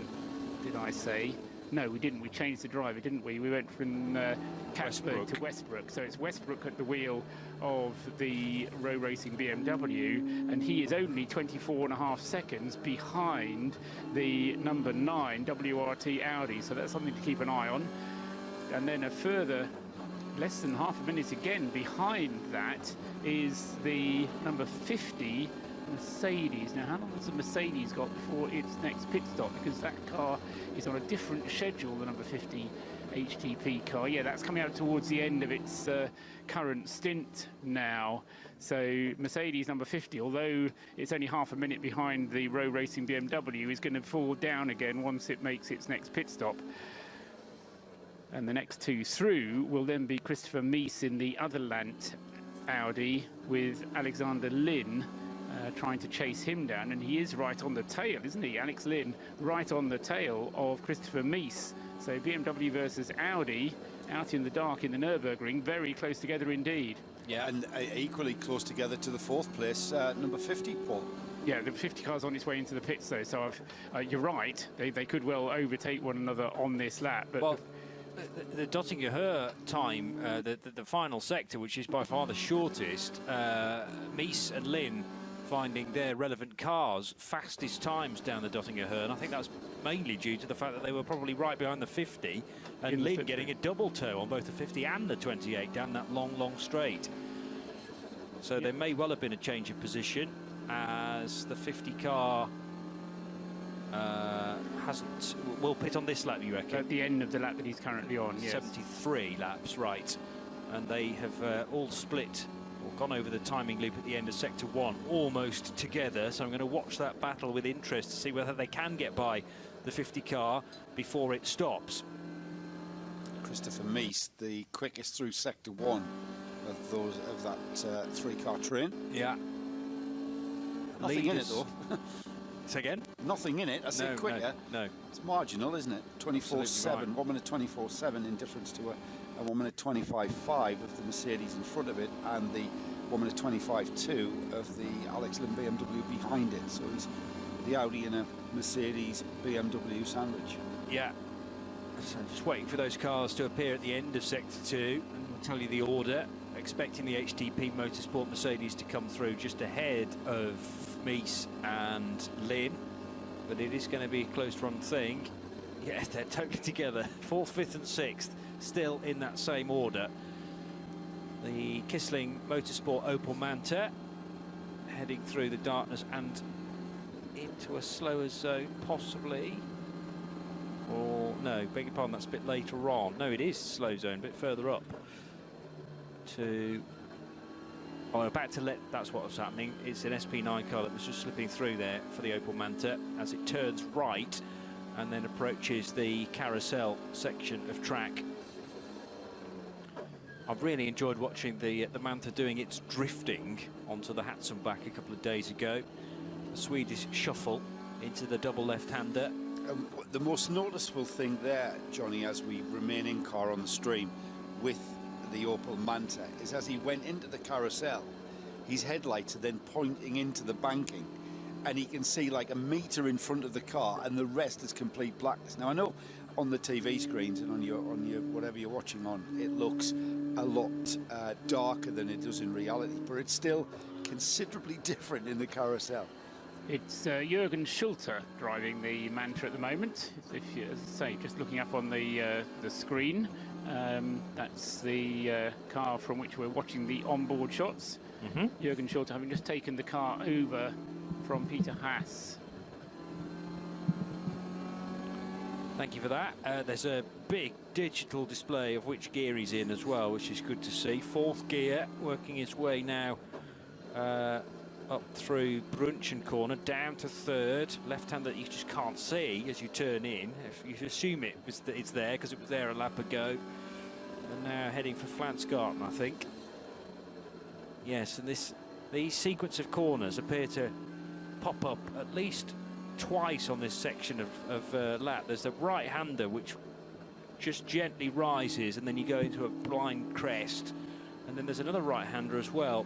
I've seen a lot of footage filmed on mobile phones and similar on social media of public days, the track days here, and things going very, very wrong into that corner.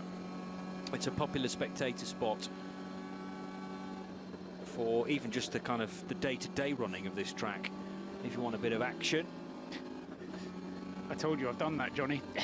You have? Yes, true. I've taken my sandwiches and just sat out at Brunchen, yes, and watched people driving around in the tourist laps. I mean, it's not that far away from the main road either, is it? So it's accessible pretty easy. It's a very easy walk. Yeah. Yes, it's a lot less far to walk than it was when we walked out to well, either the carousel last year or out to Arenberg this year. Yeah. Well, we drove to the carousel, in fairness, Paul, and we still walked a still a bit of a walk, wasn't it? Still walked a considerable way. Yeah. The walk to Brunchen though is right next door to the main car park. 2 years ago, 3 years ago, it was like being on a Japanese endurance game show, because I walked the Dottinger Hohe. Oh yeah, that was 3 years ago. Up to Hohe Acht, and on a hot Friday afternoon. The reason why we had that yellow zone at Hohe Acht that you told us about, Joe, was the number 55 Porsche 997 Cup car. Not sure who was in it at the time, but he had an accident up there. number 55. He was anyway well down the race order, so he wasn't one of the leading runners in the SP7 class. I think he's 6th or 7th in the class. So. Our collective noticed that one, Paul. Right, good. Reported on that. Did you say so and I just missed it? Yes. Oh, sorry. Well, we talked about 55 You've being... just confirmed it. We were just speculating. We talked about 55 being 9th of a 10-car class in SP7. Right. And I think it may have been struggling before that incident as well. But generally, for the top 5 in SP7, they are staying together. Well, it's more like top 4 now. Well, I predicted that to be a pretty close class, with them all being Porsche Cup cars. And, yeah, to have 4 of them in the top 32 is impressive. What has happened is that the number 7 Aston Martin has gained another place. He got himself up in the 26th now. And I think that is due to a car losing ground, and not quite sure which one it is. Try and pick that one out. But because both the number 7 and the number 68 have made up a place, and the gap between the number 7, which is still trying to chase down the 150 Porsche Cayman in a different class entirely, up ahead of it. But that has gone up a little bit now as well, so over 2 minutes between the Aston Martin and the Porsche Cayman. I say they're not in the same class, but they're just battling for positions in the overall results. The number 7 car still comfortably in the lead of the SP8 class. So you're talking about 7 and 68 gaining a position? Yes. Over the 89 car, which is the LMS Engineering Audi TT RS2. The last time I noted numbers down, the 89 was ahead of the 7 and the 68. I think that, again, is overtaking courtesy of pit stops. But that's an interesting fight to watch. The SP3T leader versus the SP8 leader.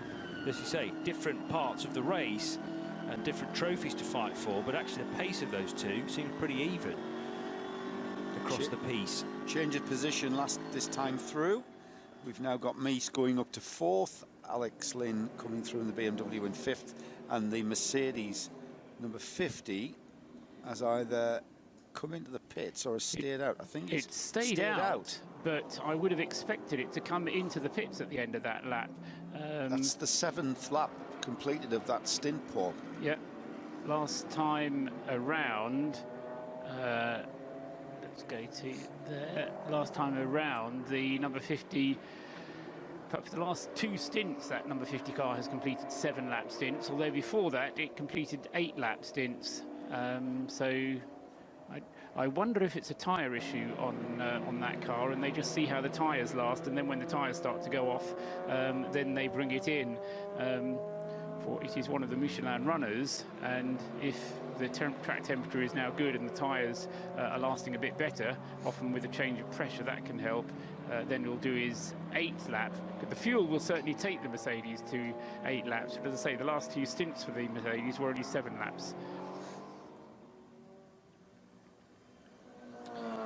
So we have Dunlop represented by the 2 Audis out front, then the 98 Row Racing BMWs on Michelin tyres, as is the Mercedes, as you've mentioned. 28 Lant Audi on the Dunlops, and then the next 5 cars all on the French rubber. Schnitzer BMW of Alex Lynn, the Wochenspiegel Ferrari, which has now slipped since I last got tabs on that, but it's moved down behind the 50 and the 1 cars, but they're all on Michelins as well, as is the 42 car, which comes down pit road now. This is the Wittmann, Blomqvist, Tomczak and Augusto Farfus Schnitzer BMW, pitting at the end of lap 73, and 74 rather. Tom Blomqvist, I think, coming to the end of a double stint in the number 42 car. Okay, it is the end of lap 73 rather, so clearly their pit garage is beyond the timing loop in the pit lane, because sometimes you get it triggered and sometimes you don't in terms of ticking off another lap. But 29 out front. We ain't far away from half distance now, are we? 40, another 50 minutes or so. 44 minutes. Okay. So we're, half of a football match. away from. Yeah, that's a good way of measuring it. So Van der Linde in the 4th sector and expected across the line in something like 3 minutes, with the number 1 car, which does that still have Adam Christodoulou at the wheel? Yes. So the Maro Engel, Christodoulou, Jelmer Berman and Manuel Metzger line up. So successful in 2016. Haven't done quite the research to work out whether that's exactly the same car that won the race last year as well. No, it's not, I don't think. Right. There have been some new chassis produced by Mercedes for the 2017 season. It's still basically the same spec of car, but they've just come off the factory or off the production line, and many of the teams running different cars even here than they ran in the qualification race.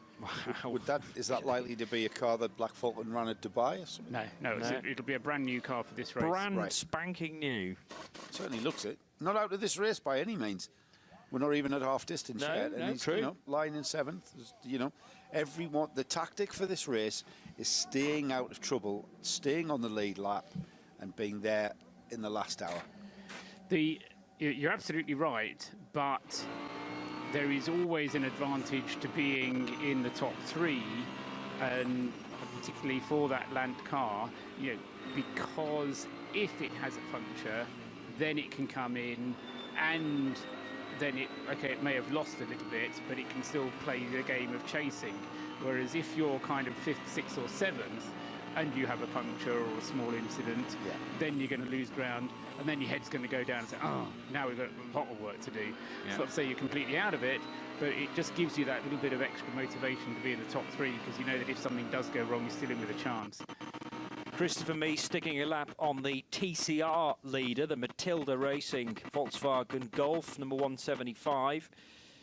And Chris Mies up to 4th position, so 2 Team Land cars now in the top 4. We didn't quite have the 2 Audis 1 and 2, but we came perilously close to it. How's the 48 car doing? That's in pit road right now, and number 19 displayed on the windscreen. So that's the Mann-Filter, the other HTP car, the sister to the 50, and Kenneth Heyer, Bernd Schneider, Indy Donchi and Patrick Assenheimer, the 4 drivers in that car.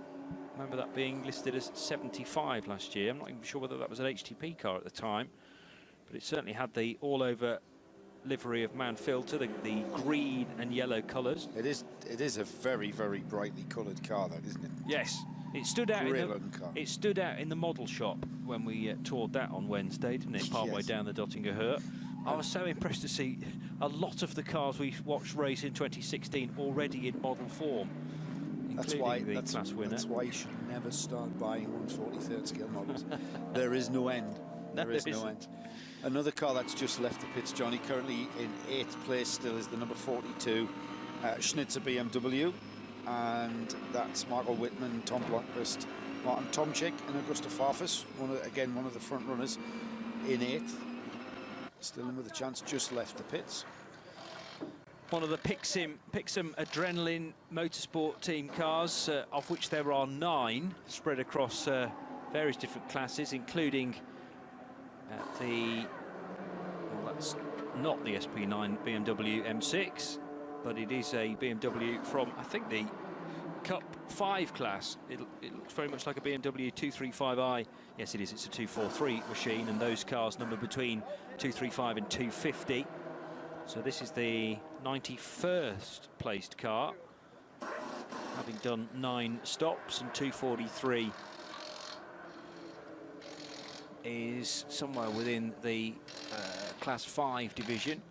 243, you might be able to tell me, Paul, where that is positioned in the class. 249 leads Cup 5. Second place is 238.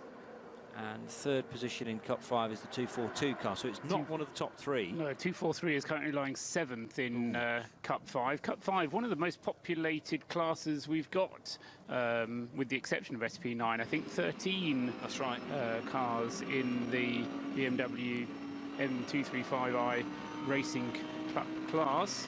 Yeah, I really like that. I think the cars look smart, but it's also by the definition of it being a spec category means it's very, very close throughout the 24 hours. We always have about 6 of the Racing Cup cars as part of the Dubai 24 hours as well.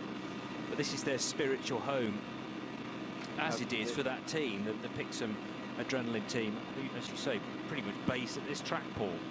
That's right, yeah, they do an awful lot of track rides, days of passenger rides, or allowing you to drive their cars around is kind of one of these experience type companies. At the Nürburgring here, a faster lap from Van der Linde, and Robin Freins losing out to the tune of over 3 seconds on that lap. That gap's expanding, isn't it? Well, yes, and it's not so long ago, Paul, I saw that as a 1 minute 26 gap. It's now 1 minute 41. Yeah, that's exactly my point. It gained a little bit through the pit stop interval because of the way that the yellow flag zone fell. That kind of gave them about a 10-second advantage, but on that last lap, Kelvin certainly pushed away from Robin Freins, and Robin's no slouch in the number 9 Audi.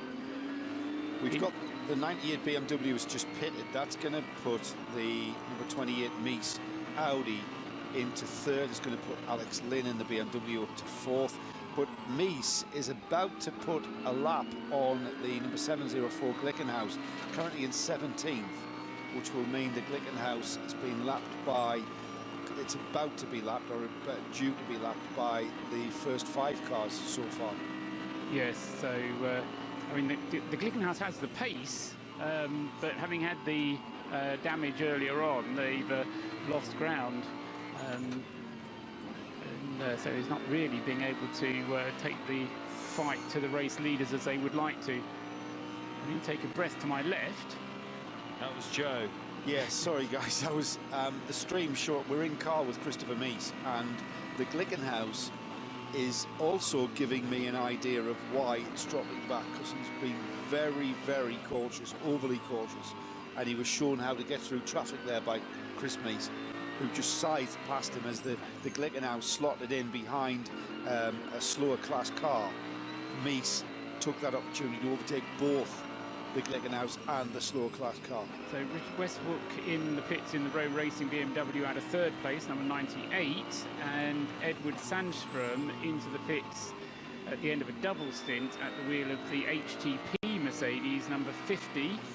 Both of those stops scheduled, although it has to be said that the Row Racing BMW only did 7 laps on its stint. And I'll just reiterate what Johnny was saying a moment ago. The Row Racing team are amongst those using the Michelin tyres. And we have seen that car do 8 laps, but that was only a 7-lap stint from Richard Westbrook. 98 back on the move, and that car was running in 3rd position. It'll slip to 5th now, I think. That's what's tended to happen, or possibly even 6th, although the 50 car stopped as well. So certainly Mies and Lynn have got by.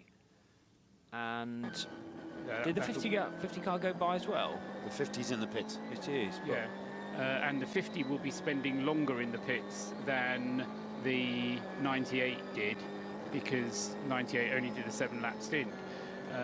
So the advantage of doing a shorter stint is you get a shorter pit stop. So, you know, in the short term, it might seem better to do shorter stints because you get shorter pit stops, but of course you end up doing more of them. I'm not sure I'm a fan of that kind of regulator. It's quite unique to the Nürburgring 24 hours. Well, I really can't make my mind up about it. Yes, I mean, I when I first saw it, I thought it's odd, but now I've lived with it and got my head around it, it does make a lot of sense.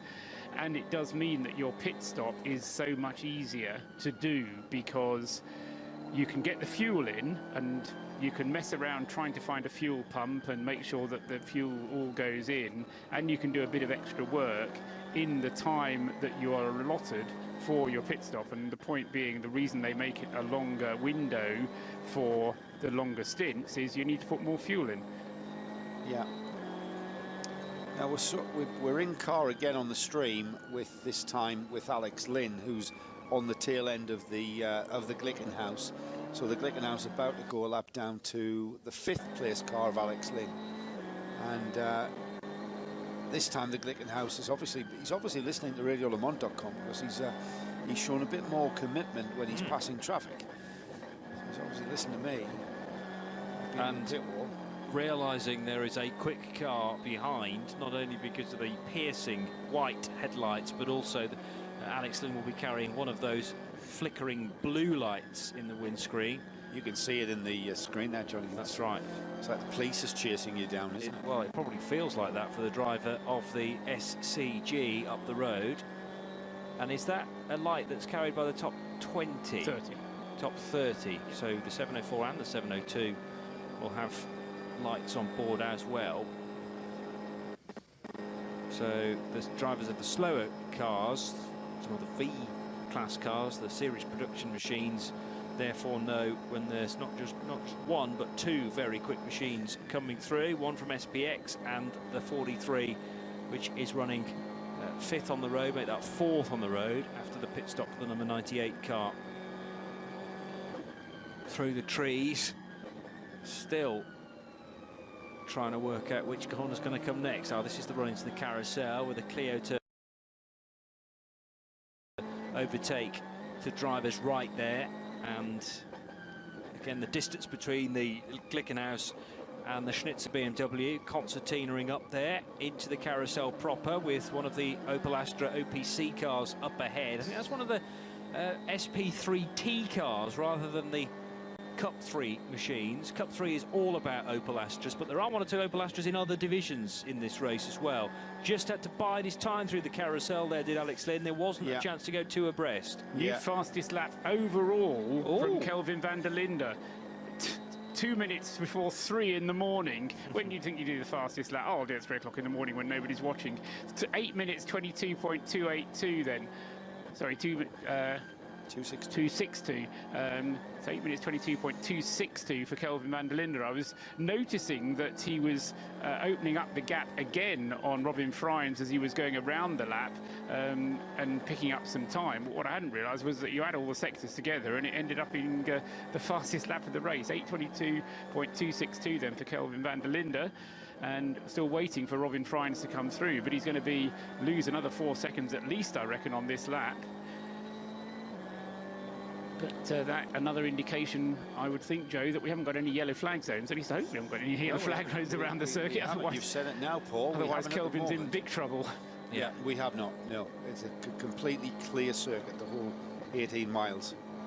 16 miles. 16 miles. Where did I get 18 from? I don't know. It's 3 in the morning. Yeah, probably. Mainly. Valid point. Yes. Yes. But clearly Kelvin van der Linde is as awake as he could possibly be, and that's a marker thrown down to everybody else, isn't it? Robin Frijns now probably needing to find a quick lap himself to gather some of that time back again, but he's solely reliant on where he's catching the traffic. Through the Kleine Carousel goes Alex Lynn, still chasing this SCG. And over the line goes Frijns now at 8:33, so he's lost 11 seconds on one lap there. We're going to see how... Oh, goodness. We're not going to see. What I was about to say, Johnny, is we're about to see how quick that M6 BMW of Alex Lynn is on the straight in comparison to the Glickenhaus. But as they came onto the Dottinger Hohe, Alex was completely and utterly slowed down, balked by a slower car. The Glickenhaus went to the left of the car. Alex Lynn chose the right, but the car was trying to get out of its way and completely blocked him out. And I would imagine Alex's heart rate probably gone up to about 80 there, because it's probably got a resting pulse rate of 40. Yeah, he was nearly forced onto the grass, wasn't he? And I thought for a second we were going to go 3 abreast there with the Cayman between the two cars. Again, a wall of BMWs here and of Opel Calibra to the right. It's trying to thread the eye of a needle, and this lap, no doubt about it, the SCG, the Glickenhaus car, has had the better luck with the traffic. Alex Lynn trying to scythe his way through as quick as he can, but particularly through that last bit of the Nordschleife, which becomes a real bottleneck. He had a car to his left, a car to his right, and didn't want to risk slotting between the two. Now they're now out onto the Grand Prix track, and it's a lot easier to pass on the Grand Prix track because it's wider. Yeah. It's a lot wider, and they're much easier to scythe by the slower traffic. Plus you've got all this turns. flood lighting. Yeah. So the headlights still doing a fantastic job picking out the road ahead of him, but all of the grass to the left and right of the circuit is nicely illuminated as well. And it looks like still plenty of spectators dotted around the grandstands enjoying some action at 3:01 in the morning here at the Nürburgring on the Grand Prix Strecke.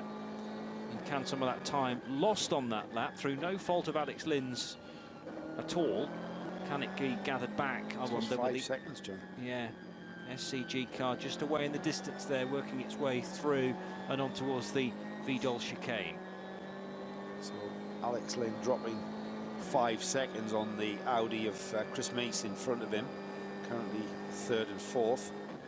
And in 5th in comes to the pits the #1 SAP sponsored Black Falcon Mercedes, and I think this is Christodoulou coming in to stay behind the wheel for a double stint. So we'll bring you information on that as and when it comes through. But the #1 Mercedes back to being the lead Mercedes, with the pit stop for the number 50 having now taken place. And I can tell you that it's Maxi Buch who's got out of that car, and Edo Mortaro, who's got into the number 50 HTP Mercedes. Should just say that although we're broadcasting once again from the Aston Martin Lounge, Paul, normally you have a position that overlooks the pit lane and indeed the Black Falcon garage, and you can identify drivers clambering out and getting back in again. I was just wondering whether to make a run for it, and then I thought, oh, well, no, Graham Goodwin will look out and find out what's going on, but... No, he's chatting. He should be in bed. He's doing what he does best. Yeah, quite. Carry on.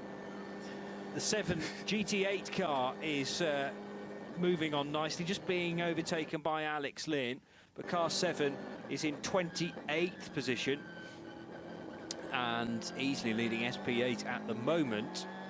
We shouldn't get too over ambitious about that, of course, and I'm sure the guys at Aston Martin will be watching carefully the progress of the number 69 Lamborghini from Door Motorsport with its GT tyres on. So, Paul? Yeah, the number 7 Aston Martin currently on its in lap, I reckon. Okay. So I've lost track actually whether Darren Turner is still behind the wheel or whether it's gone over to, I think it might be Marcus Lundstrass by now. Not quite sure how they're going to rotate the drivers through the night on that car, whether or not they leave the professionals in for the night and allow Peter Kate and Marcus Lundstrass to get a bit of shut-eye. On the other hand, Marcus Lundstrass actually has another car to drive as well, which I think it is his intention to drive both. Not sure which the other car is, but he's one of the listed drivers for another car. Yeah, I've seen that, and there isn't another Aston. No, it's not an Aston. It's not an Aston. Give me a second and I'll find out. Fine, I'll leave you to that. Whereas the #1 Mercedes, Adam Christodoulou has just, well, we think got out, although the team have now just left it alone to allow the clock to tick down. It's ready to go, isn't it? It is ready to go, so that would suggest maybe that there wasn't a driver change. Now it's sent on its way, and possibly a little easier for Black Falcon to organise their pit stops, because it will be timed, their pit stop will be timed from pit in to pit out, and pit out is a mere car length away. Which so makes they really life do easier, know doesn't it? It does, rather, yes. What you're not allowed to do is to slow down suddenly in the pit lane if you suddenly think, oh, I've gotten too early. It is another Aston Martin that Marcus Lundstrass is driving. It's the number 70 SP10 car, which Peter Lamehouse, Florian Kamelger and Andreas Benzinger are driving. So that's the car with the Hankook tyres on, won't it? It'll be that's an SP10 car, yes. GT4, so that has a spec tyre, as we call it, mandatory tyre manufacturer. So the one car back on track. Let's say it is the Lichfield-born Adam Christodoulou at the wheel, unless we hear otherwise. And working his way through the first bit of the Grand Prix Strecke. And presumably double stinting the Michelin tyres as well. There's some work to be done on the front of that Z4, not necessarily. Not necessarily, no. Certainly, the impression I got was that they might be double stinting, but if it was a full tank of fuel needed, and because refueling and tyre changes can happen at the same time, there's kind of no handicap, no penalty to putting an extra set of tyres on the car at the same time. So. So I'll leave that one open unless we hear anything to the contrary. Okay. So some taping up required on the front of the Valkenhorst BMW Z4. That's the 102 car on Pirelli tyres. And the windscreen being cleaned for the Arabo Mercedes, which is the latest SP9 car to pit from 12th position. And I fear we may have gone to a yellow zone again, because having done an 8 minutes 22 on that last lap, Kelvin van der Linde's lap following it was an 8 minutes 50.5. So he's lost some 20-something seconds on that next lap around. So it's possible, of course, that Robin Frijns caught the tail end of it, and that was why he lost as much as 11 seconds when he was going through. So these things sometimes do kind of, what goes around comes around. Yeah. The Haribo Mercedes is in the pit, number 8. This is the car which is now being driven as a 3-driver team, with Uwe Alsen having retired from the team, not feeling very well. Lance David Arnold, Max Gertz and Renger van der Zande doing the rest of the driving in that car between them. Also in, there's the number 20 BMW, which is one of 2 Schubert Motorsport M6s.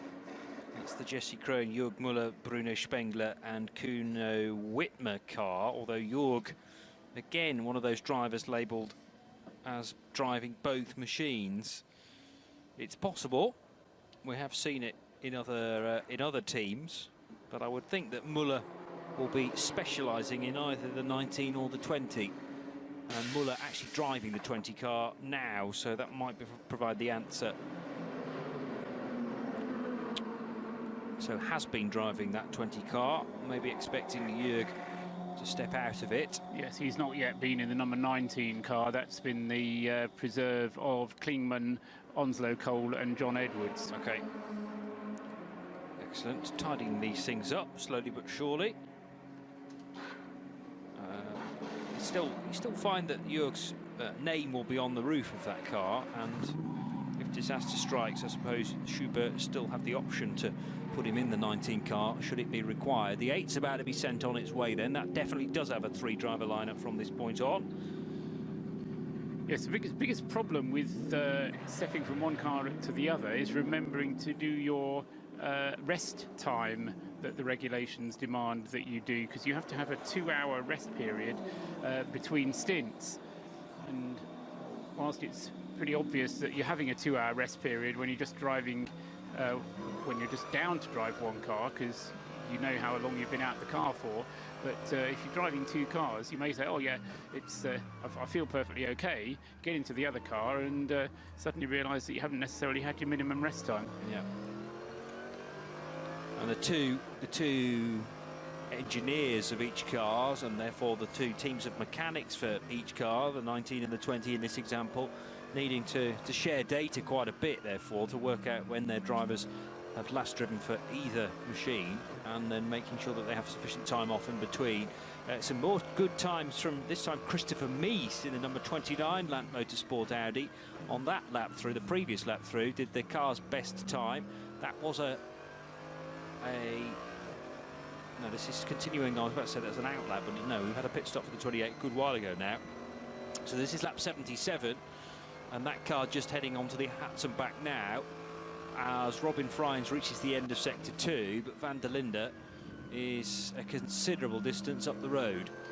Yeah, so the gap has, if anything, come down a little bit again, hasn't it, having gone up. So I suspect what happened was that Fryans got caught in the yellow flag zone as he was going through it. Van der Linde escaped, but then the next time around, Van der Linde got caught by it. Remind me to tell you the Tom Onslow Cole story when he shafted us. In fact, I'll keep it for Haven, because it's to do with Harry Volkard in touring cars. Okay.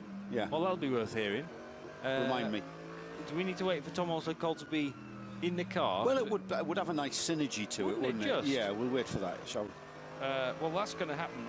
Well, depending on the rotation of the drivers. We've got John Edwards at the wheel of the 19 now. Has he stayed behind the wheel through the last pit stop? It says he is, doesn't it? It does. Yes. Okay, so it could well be that he's done a double, because Tom did a double previous to John Edwards getting into it. Right. So it could be a while before Tom's actually in the car if John Edwards is going to do another stint, and then they put Jens Klingman into the car after that. Do the story when Martin takes over at 3:30 then, I think. Yes, because Martin co-commentates with Harry, doesn't he, on WTCC? That's true. Yes. So they're good mates, and there's every chance that Tom Onslow Cole will be asleep right now, so therefore won't hear the story. Tom Onslow Cole does not remember the story, because I've asked him. Have you just made it up then? No, it's happened. It happens. It's just right, fair enough. It'll all become clear when I tell you the story. Okay. Tom, he probably denied it because, well, it'll become clear. You're listening to the Radio Show Limited Network, live from the Aston Martin Lounge for the 2017 running of the ADAC Zurich Nürburgring 24 hours, and we're nearing 3:15 a.m. and at 3:30 that will be half distance. So this really is going to be one of those races where we reach dawn, think we're nearly there, and we're totally not, because we've got to get to midday and then another 3.5 hours after that, with a potential sting in the tail as well, with rain predicted by Joe Bradley at midday today, and stretching through till about 5 o'clock. Might be time to dig out that weather app in the next 10 minutes or so to see how we're looking for rainfall in the latter 12 hours of this race. Tyre question from Trevor Austin at Cassist 27. Are the Dunlop cars on softer tyres? We're not sure about that, are we? We are sure about the cars that have chosen to go on to Dunlops that weren't down to be on Dunlops have found that the performance of their cars are better on the Dunlops, is how I would I mean, there are two Dunlop compounds available. There's a hard and a soft, and the harder one is the one that is more suitable for the warmer conditions. As it has cooled off now, although I have to admit I've not been outside, so I don't know how cool it is outside, but as presumably it's cooled off overnight, it may well be that they've gone to the softer Dunlop compound. Yeah, and they speculated earlier than they might have to. I think what Trevor Austin's trying to say is, have they sort of worried needlessly and jumped ship from the Michelin to the Dunlop, but they can put a Dunlop on a Michelin on if so choose. Or have Michelin really embargoed them buying tyres from them? I do believe that Michelin have said they want the problem is for either manufacturer to use the performance. Let's assume that you're talking about the car that wins the race. It's very difficult if the car has actually won the race on a mixture of Dunlops and Michelins. It's very difficult for either to gain any benefit out of that at all. So it's a bit like us when we commentate. There's always one who's more useful than the other. So it's a very difficult advertising sale if they mix them, and I think that's a sensible approach. Yeah, hopefully I think that's answered the question. But the other point is that there's a limited number of hards and a limited number of softs. So what they may be doing is using the softs now when the temperature is lower. The other possibility is that in the cooler conditions you actually want to go back to the hards and then use them for a double stint. But that was what we were told probably wouldn't happen. The 22 Ferrari may have been in recently, and maybe some work on the rear end, maybe focused around the diffuser, unless it's being suggested that this Ferrari's pitted recently rather than in the last sort of half an hour or so. Yeah, it's pitted for. Is it in the pits at the moment? No, well, no. Okay. Because what I'm being treated to is some highlights from the evening session. Right. I know it's dark and the Ferrari was in pit road, but I'm trying to work out, because I didn't see those pictures first time around, trying to work out when that's happened, whether it's been in the last couple of minutes or whether these are from hours ago. Right. The 22 Ferrari was in the pits 4 laps ago, which was about half an hour ago. Okay. It just looked like a bit more than a scheduled pit stop. I'm not saying it wasn't scheduled, because they were doing tyres, they were doing fuel, but they were also had the power tools out and maybe drilling holes in that diffuser to then cable tie it more securely. It had contact actually on the rear, hadn't it, from the 33 BMW. So somebody hit him at the back. That's right. I mean, one of the advantages of having the extra time during the pit stop is that it does make sense to do little bits of tidying up work in that 20 seconds, 30 seconds, whatever you need in order to bring yourself up to the minimum pit stop time. And very often we'll see them doing little bits of bodywork tidying up, and you're sort of thinking, oh, well, you're wasting time, but you're not. You're just using up the window of the minimum pit stop time that you've got to use anyway. The other thing they will use, and now is probably the time, now we're getting to half distance when they'll start thinking about doing that, is they'll use the time to do a brake change. We may well see them doing a change of discs and pads during the pit stop, but if they're good, then they'll be able to do all of that inside the minimum pit stop time. Unfortunately for some of the local wildlife, it looks like one or two animals have got a bit too close to the action, and more marshals are out on track to retrieve what is left on the Grand Prix circuit. Now, the leader is in the pits, Johnny, and this is live. In fact, both the Lant Motorsport cars are in the pits at the same time, and this is early for Kelvin van der Linde. Only 6 laps on his stint here, not yet halfway through the race, and perhaps this is the chink we were talking about, because Kelvin van der Linde, with a slow in lap, his sector 4 time extremely slow, and I wonder if he's had a puncture or something.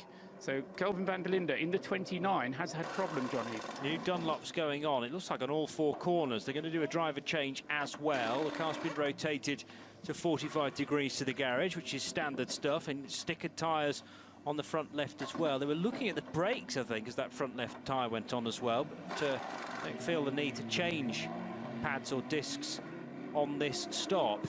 And delicately closing the door there behind the new driver was Kelvin van der Linde, looking very, very chilled after that's the 28, big pardon, that we're focusing on, but the 29 is in as well, as Paul mentions. So that's Chris Meese stepping away from the 28 car to hand over to either Chris Haase or Pierre Caffer, and Kelvin van der Linde, if they are doing a driver change for the 29, will be handing over to either Marcus Winkelhock or Connor De Filippi, but I can't tell you at this stage whether there was a driver change for the race leader, and that car is on its way. So that looked to be a much quicker stop for the 29 rather than the 28, which was in for a scheduled stop. Well, it will be a shorter pit stop because the minimum time is quicker for a shorter stint. Yeah. So it was on the minimum, so they got it out from the minimum, but as I say, it shouldn't really have been coming in after 6 laps anyway. So what I don't know, I'll just need to find out. It may well be that will have led to a change in lead, because Robin Freins was about a minute and a half behind, wasn't he? Yes, so in fact Robin Freins will have taken the lead of the race in the number 9 WRT Audi because of that pit stop from van der Linde, not on schedule, and handing the car over, I would guess, to Marcus Winkelhock. Still says van der Linde on my screen. Okay. And I didn't see a driver change. Oh, okay. Because the 28's in as well, yeah. I was watching a driver change for the 28 and mistaking it for the 29. Right. So Chris Meek's definitely out. Right. To hand over to, as I say, either Haase or Caffer. But van der Linde staying on board because he's only halfway. He was only halfway through that stint. But you're quite right that on lap 78 we already have the number 9 Audi in sector 3. And van der Linde hasn't yet crossed the timing loop at the end of sector 2. And that's the first change of lead we've had since 7:30 last night. So that's about 8 hours then, just under 8 hours, that the number 29 has led the race without any problem at all. And then a small problem, I talked about this, didn't I? Yes, Small problem like a puncture. You did say that. And it's changed the complexion entirely, although Robin Freins himself will be into the pits at the end of the lap that he is currently on, because he is on the 8th lap of his stint. But normally, of course, Freins comes into the pits before Linde does, or before the number 29 car does. Yes, regularly the 29 car has got an extra lap compared to the 9. Well, this time it came in a lap earlier than the 9, and it has, as you said, changed the complexion, at least for the time being. We might be back to an even keel, though, at the end of this lap as the 9 pits, but certainly Robin Freins is taking the opportunity to push on here through a clear sector 3. He's been tall, hasn't he? It looks like it, but also he clearly hasn't encountered much traffic in the middle sector of the lap of 5, because he's gone quicker than that car's managed with a 158.4 through that 3rd sector. And yes, getting a bit of a hustle on now, Robin Freins for the WRT squad. Another driver that's gone the GT sports car route from detouring from single-seaters. Sharing with Nico Muller, with Marcel Fessler and with René Rast, who started the car, and René Rast was using all the bits of the Grand Prix track available to him on that his opening few laps, and a bit more as well. I seem to remember him dipping 2 wheels on the grass as he encountered traffic for the first time during his stint. You get a couple of clear laps, and then very quickly indeed you're catching up with the 3rd batch of cars, of V2T and V3 cars in the early stages of this race. But Robin Freins out front now, about to complete sector 4 of this 78th lap then of the 45th edition of the ADAC Zurich Nürburgring 24 Hours. It's live on the Radio Show Limited network, live from the Aston Martin Lounge once again. And don't forget, you can get involved by tweeting at @RSL_studio, @RSL_studio, to get involved with our conversation. He's in that 4th sector, Johnny, and he is going to be slowed somewhat, so I doubt we're going to see a green sector time for sector 4. We've seen a green sector time for sector 3, but we've got a yellow flag, so 120 kilometre speed limit just after the 2nd carousel, which is just on the right-hander as you come onto the Dottinger Hole. So that's a very important corner, because you need to optimise that to carry as much speed as you can all the way down the straight. So he is going to be slowed down somewhat, but it's not going to deter him or stop him from taking over that lead, is it? No, well, he's already there, but he won't have much longer to enjoy it, because he'll be called the leader as he comes down pit road and in for the scheduled stop for the number 9 car. And then the 29 car will be able to whip by with a full tank of fuel. Yes. Van der Linde Awesome. gearing himself up for, we hope, an 8-lap stint on this occasion. Hello, everyone. But a curtailed Oh, wait, I forgot first my bag stint of cables. for Van der Linde, Hang on. because of what might well be a slow puncture. As I say, didn't actually get to see the stop because the focus was on the 28 machine during that bout of pit stops last time around, and it was brand new Dunlops on all 4 corners for the 28. And they may have just changed one tyre, but again restricted to That's the minimum better. pit stop time. It depends how they're doing for Dunlop tyres, I So- suppose, 'cause they're Yeah, always going to be quite slim on the Hi, ground everyone. with those. And That is the other question, yes. But welcome I don't to think you'd want to have an day unbalanced car number where you've got one 49. brand new tyre and 3 used Yes. ones on the car. 3 that have done 6 laps. is Yeah, a good point. 49. So, I mean, we'll try Awesome. and find out what that was all about. Let me see. But, There's a couple of things I need to certainly check before we it, get started, it's because just, I don't know, it's just added a I little was bit a of a little bit frisson, late. and as I was Sorry saying for that. earlier on, it's just that little cushion that sometimes you just need. check, In for comes the example. number 9 car then into the the whether or pits, not this but second is camera is taking at all the lead of playing the along. race No, as it he comes isn't. across the start-finish line And that makes at sense the because I completion forgot to actually hook up a cable of the to lap. that thing. So that Give me another second, provides please. us with the what is it? The 11th change of lead then, and so the first one since 7:30 last night. The 29 car is just through Plansgarten at the moment, so he is. Such a professional production I have going on. A professional production I have going on here. It's fantastic.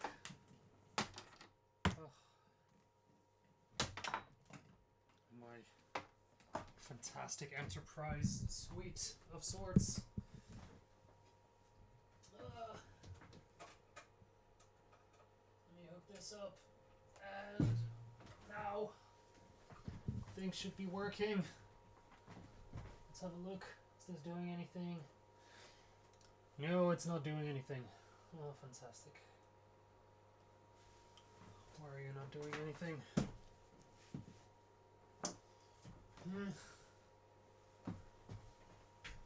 It's not doing anything because I have it hooked up to the wrong port. I'm gonna try it one last time.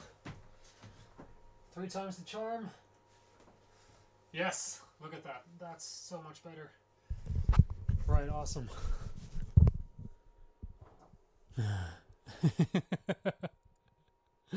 Oh man. Yeah, is Blizzard doing worse than me? In that case, I think I'm well underway. Blizzard can hire me for their events because I think yeah, oh well, whatever. Let me just make sure that this camera is actually in the proper focus right now, because this looks fun and all. Ooh. Oh my god. Seriously. Oh, this room is so much fun. Okay, you... blinded myself. Of course, why not? So you go there. There's a door in... Yes. Well prepared. Very, very well prepared. This is indeed some mayhem. Might as well just go with it. This cable is too short. That's my ass in view.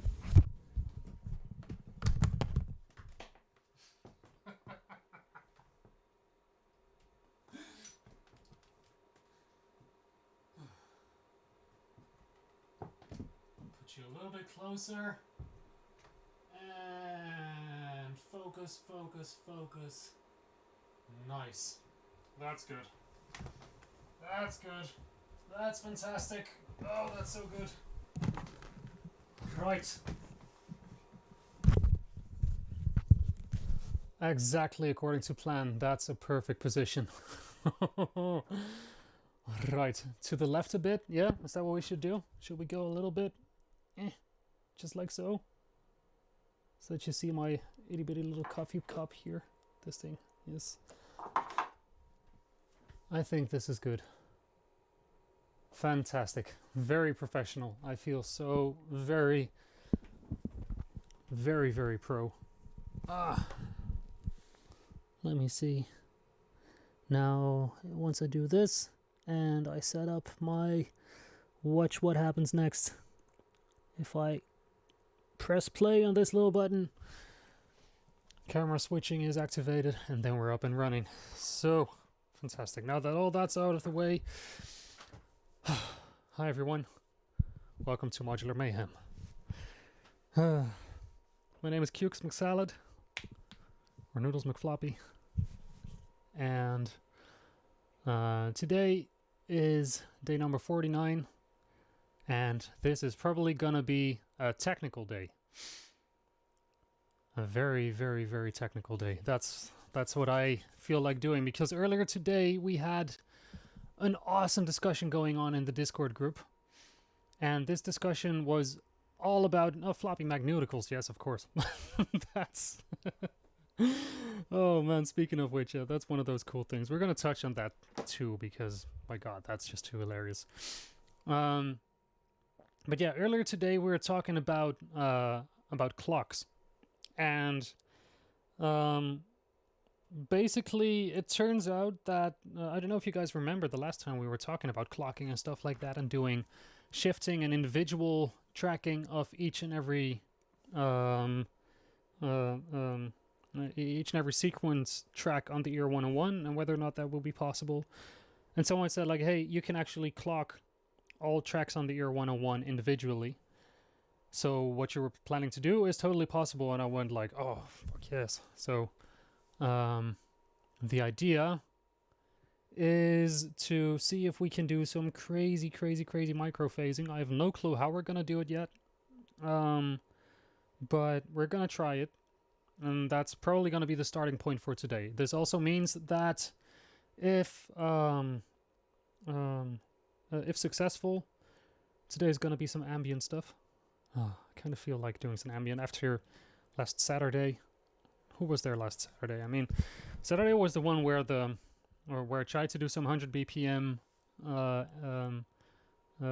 feels kind of stuff and ended up going full ham with a blast of ARPs and all kinds of crazy stuff. I feel like today we should chill out and go for something a little bit more relaxed. So, yeah, we're going to mess around with clocks.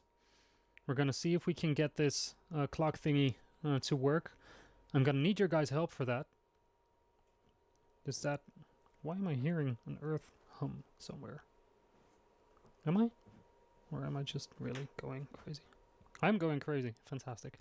Yeah, so what I need from you guys is to have the manuals at the ready. And you're going to be my live help desk as we do everything today.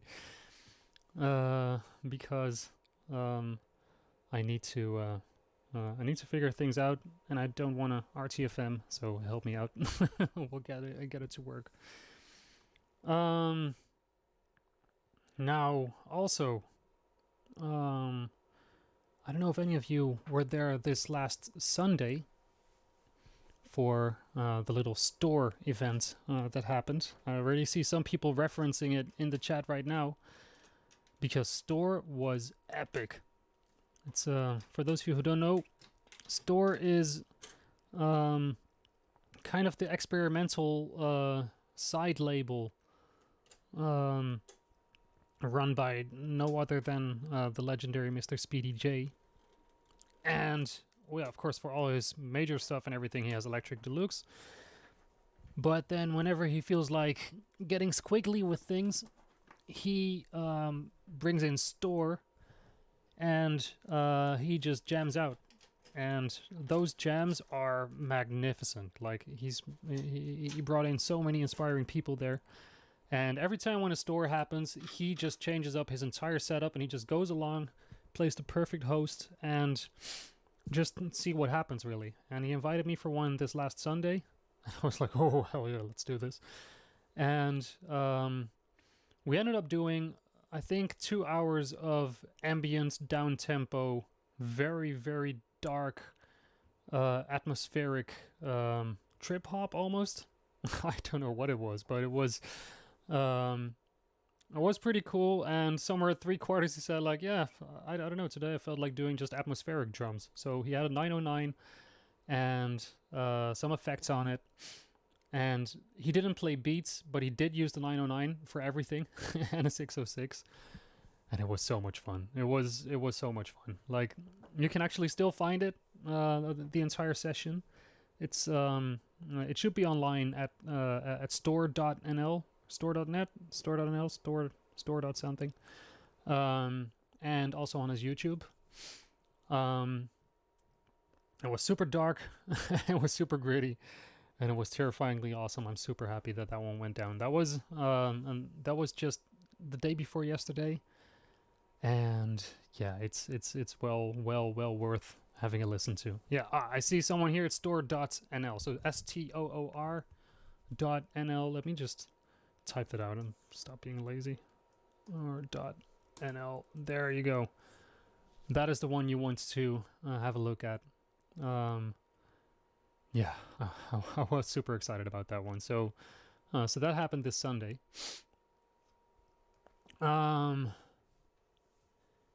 So yeah, also I have gained a new name. From now on, I am known as Floopy Magnuticals, and this name was actually given to me by a Google transponder kind of thing. What the hell? Anyway, one of the community members decided to set up kind of a speech-to-text scraper on all the videos so far, and kind of make like a transcription of everything that I've talked about, kind of looking for interesting things for the Academy section, where for those of you who are into modulars and are looking for some patch ideas and stuff, there's some people really keeping a list of each and every patch that happens during these jams, and just taking notes and breaking it down into, well, really super cohesive instructions on how to do some of these things. So definitely worth having a look at the Academy section on the Discord. But yeah, so someone actually put up a scraper that basically just translates everything to text. And apparently it has decided that my name from now on is Floopy Magnuticals. So I'm going with that. I'm going to wear that as a badge of honor. And that's only on Saturdays. I'll be Cukes McSalad. But Floopy Magnuticals, I kind of like it. Anyway, where's this? This is at the Discord. And yeah, definitely worth having a look at that. Because that is good. Now, so what the idea for today, as I said, was clocking things. And I'm gonna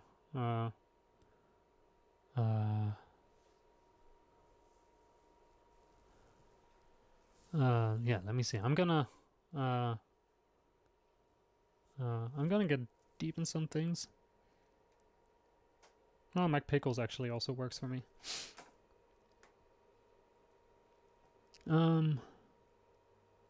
So yeah, the idea that we had last time, or was talking about last time, was about the ER101 and how it has 2 CV tracks and a gate output.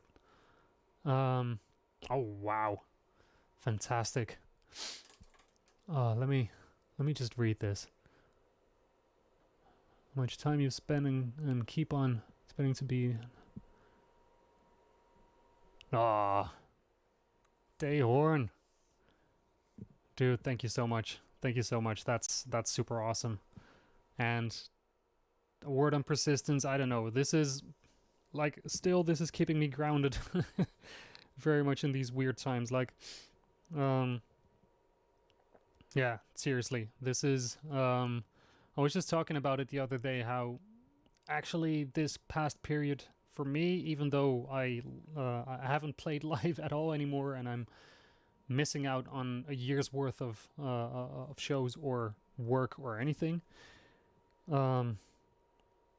what's happening right now with this community aspects and everything, I wouldn't trade that for anything right now. This is all this has been so overwhelmingly good, aside from everything that's going on right now in the world and such, because mind you, that sucks. But what we have been creating over the past couple of weeks, like you guys and me and people around it, yeah, that's seriously keeping me going. So thank you so much for that. But it's this is something, yeah, we're all in this together. So yeah, thanks. That's just fucking awesome. Stream punks all the way.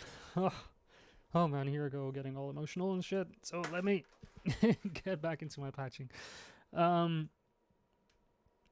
So what I wanted to do, and that's my theory here, is if I have 4 clocks, and all these clocks are slightly if then you slightly shift those clocks, of course you get micro shifting, but it should be possible to sequence how these clocks work and move around.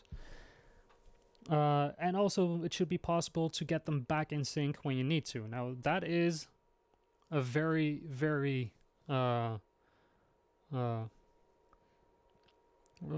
brainy patch, which I only partly have in my head right now. And we're kind of going to figure out how this is going to work. So, yeah, today's subject is going to be clocks. And for people who are here just for music, I'm not sure how long that's going to take before we get some musical results out of this, because this is going to take a bit of tinkering. But hopefully by the end of it, we'll get some interesting stuff going. So, yeah, stick around for that. That being said, it's going to be a little bit trial and error here, because I am not entirely sure yet how everything's going to work. But once it works, it's going to be sick. That's my promise right now. So, basically, the idea, the theory is, you have if you play with a group of musicians, everyone is slightly out of tempo. You know, like people catch up on each other and people drift a bit, but in the end, you're always kind of playing along in the same groove, but never exactly dead on tight. That's something which is mechanical in nature, and absolutely being super tight that's not human in a way. It's really one of the defining characteristics of machines like this, is to have everything super fixed on a grid, and even if you swing and stuff like that, you'll still always have some sort of grid.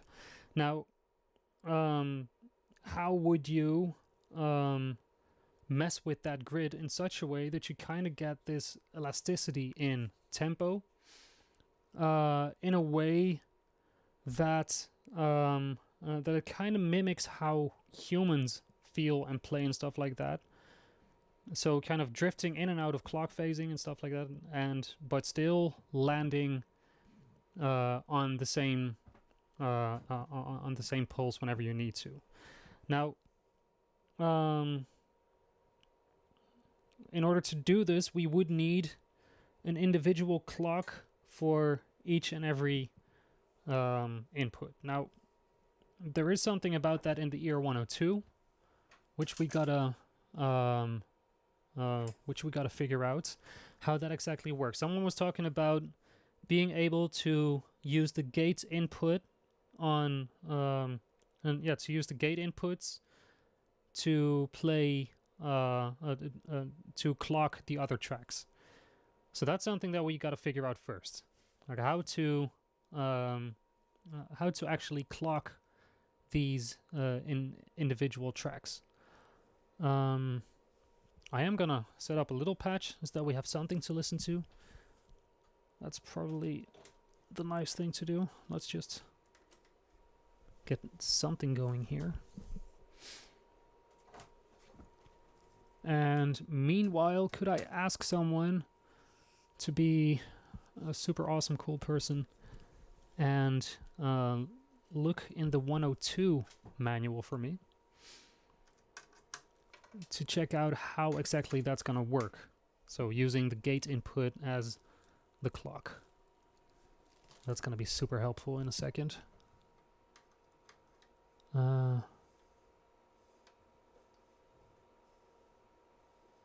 Let me see. Would the beat be on time but the off beat a little bit off? Like, well, basically it's not exactly the same as swing in this case. It's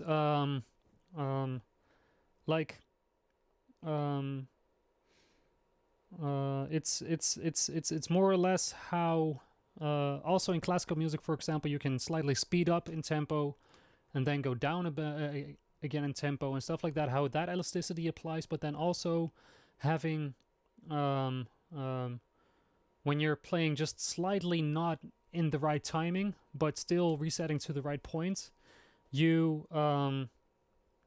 it would kind of be like you have a swing, but then you add in extra beats in between the swing, and then you get back to it. So all those kind of clocking effects that in one part you have in classical music as a conductor to kind of speed up and slow down your entire group. And then also the effects of being almost in tempo with each other, but just not quite because you're a human and not a machine. Those things are exactly what we're going to try and figure out right now in this patch and see if that actually is going to work out. And there's a couple of steps to this, because the first one is that we need to have individual... oh, man. BCA 303. Thank you so much. Let me see here. Too bad you don't stream in the afternoon anymore. Yeah, actually, that's one of those subjects that I'm thinking about. Like, maybe it's a good idea for me to change one of my evening streams back to an afternoon stream, because I also know that there's some people ahead of us in the future, so everything more to the east of the world, who are completely missing out on these streams because I have completely left their time zone by now. So this is on my mind, and I will probably, or I should probably, make an amendment to my schedule. So bear with me on that. And until then, thank you very much for your contribution. That is super awesome. Let me see. Where are you? Where are you? That's two oscillators doing something. I am going to start this. Oh, internal clocking. That's always a handy thing to do. And let's just have a listen to something. This is right. Patching. That was bad. Told you. Watch a little mayhem. That's something. And I'm just gonna get us some verbs, delays, stuff like that to play around with.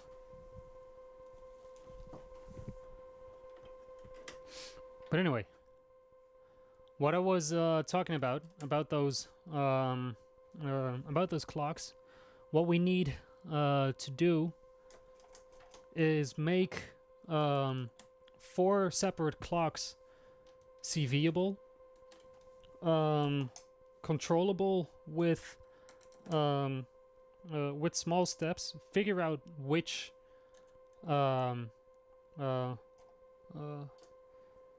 what we need as a controller for those clock CVs, and how to make sure that they all kind of rubber band back in position. I have some theories on this. We had a few varying theories on this actually in the chat today, and I'm very curious to figure out what is going to be the actual way to do this. Let me see. There's this, there's this. There's this. Awesome.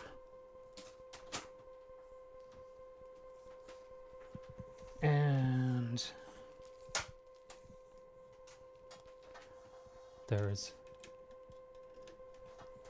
this.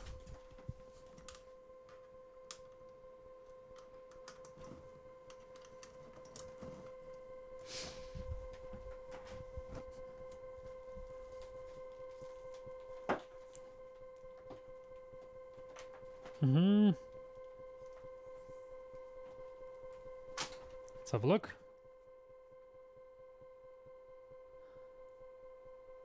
Oh, you have to edit the config file on the ER102 SD card. Is that what it comes down to?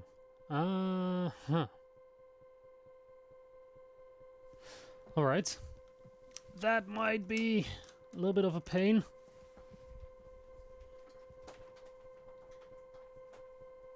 It should still be possible.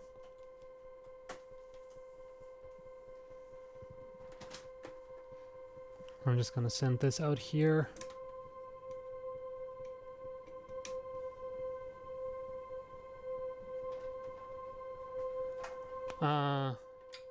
Alright.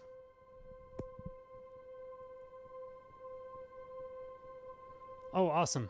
Nick Damazi, if you want to have a pre-edited version ready.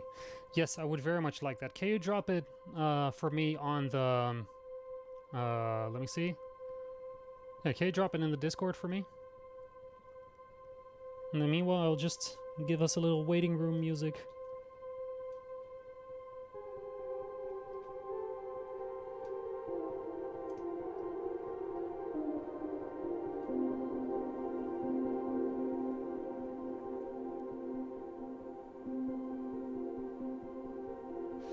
Put it in Gear Talk. Fantastic. That's good. I shall put this here. I'm gonna just get a clock out of this thing.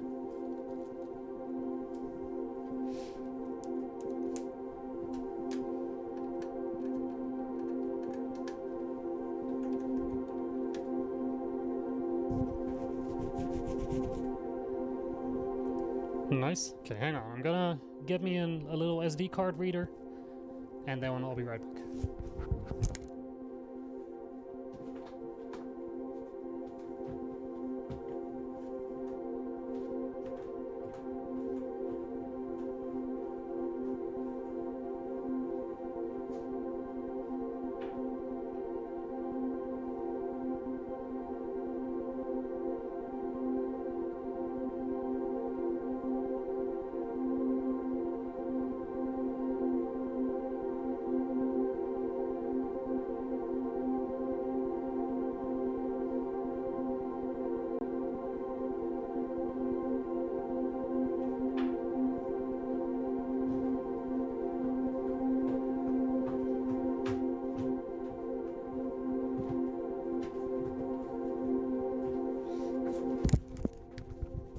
Alright. Let me see. I'm gonna take this thing.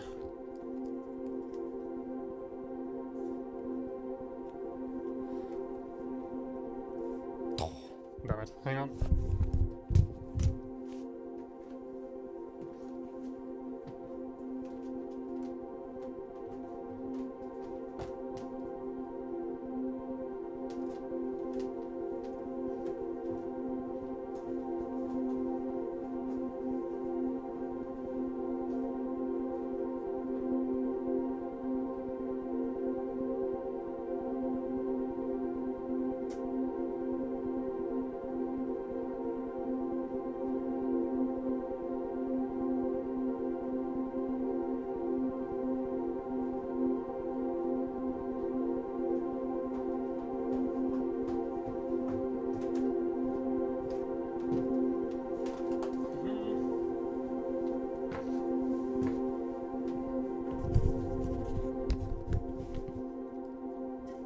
There we go.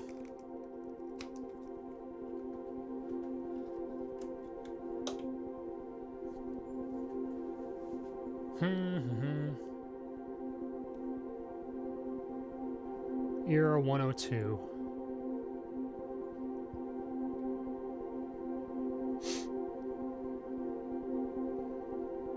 Gibbo, thank you so much.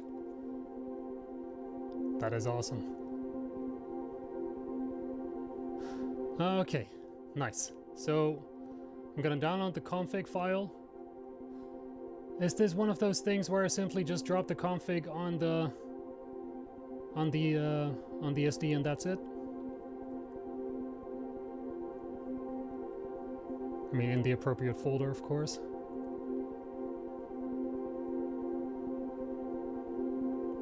Let me just make a folder for this before I blow everything up.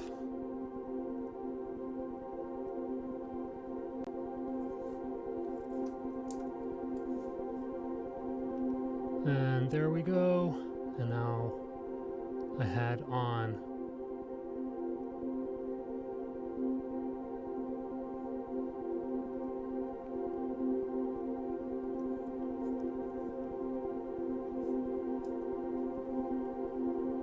this one.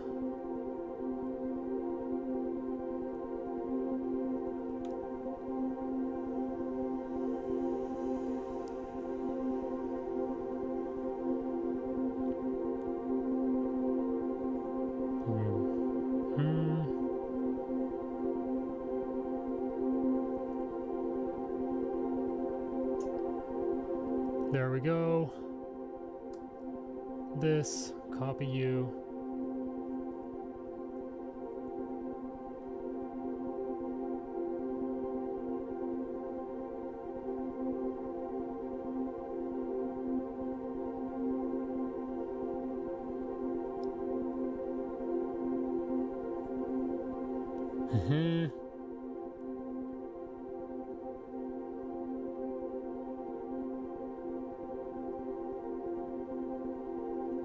Let's just try this. I'm gonna drop it in here, replace this, and right, no way back. Let me see what happens. Now, I just updated this piece. Is there something special I need to do to actually load it? Or... Oh, wow. Shop car, thank you so much. That's awesome. That is super cool.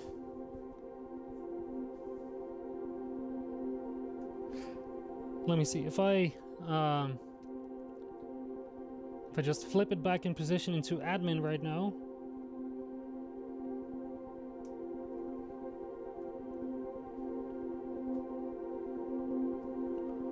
Or is this one of those things where I need to reset the system?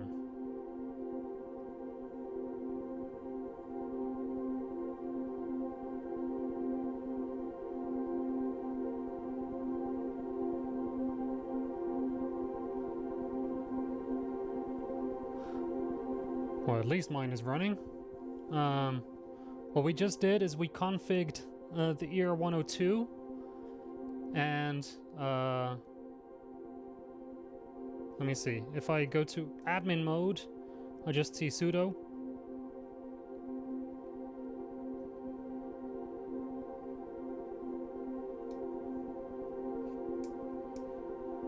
Yeah, I guess that's it.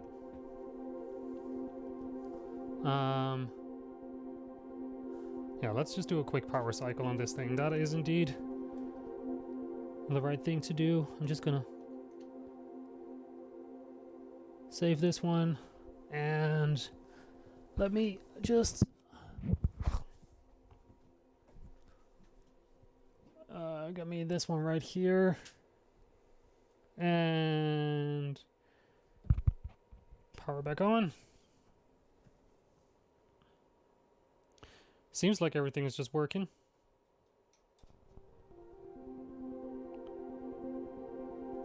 Okay, so now that I have this, the question becomes, do I indeed now clock everything with the gate inputs, or is there something that we need to do for this?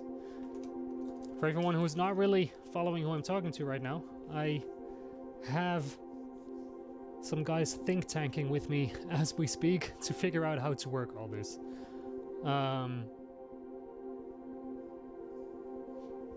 So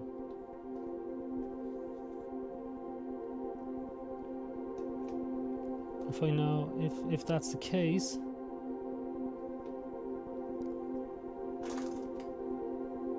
just plug a clock into one of the gates. Fantastic. Let's see if that actually works.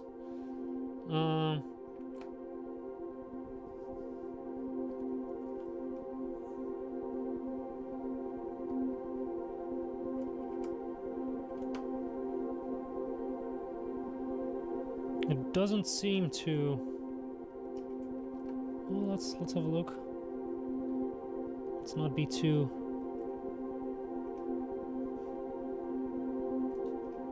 Let me just, for the hell of it.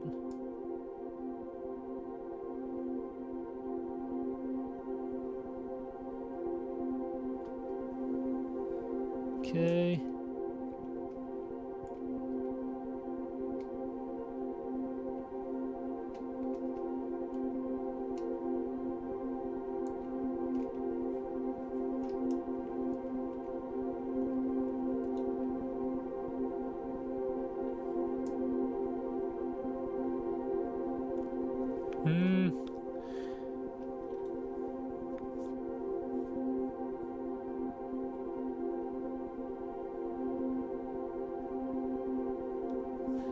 Let me see. So gate X for track 2, Y for gate for track 3, and Z for track 4, right? For the gate inputs. That is not doing what we expected it to do. So it must be something that I haven't properly loaded right now.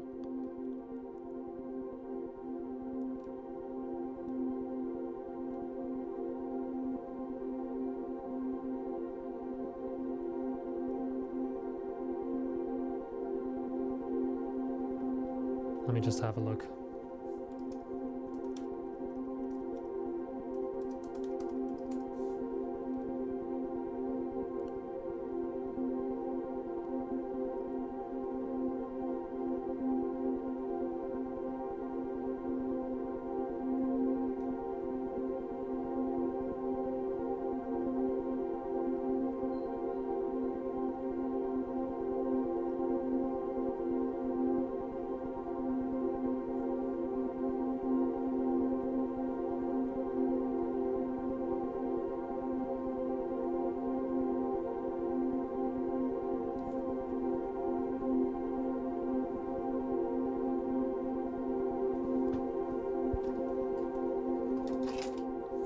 Let me see, I'm gonna send track 2 a different clock.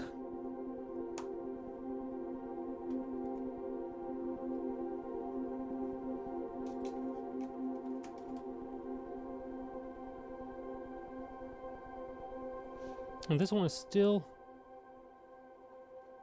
if I shut off the master clock,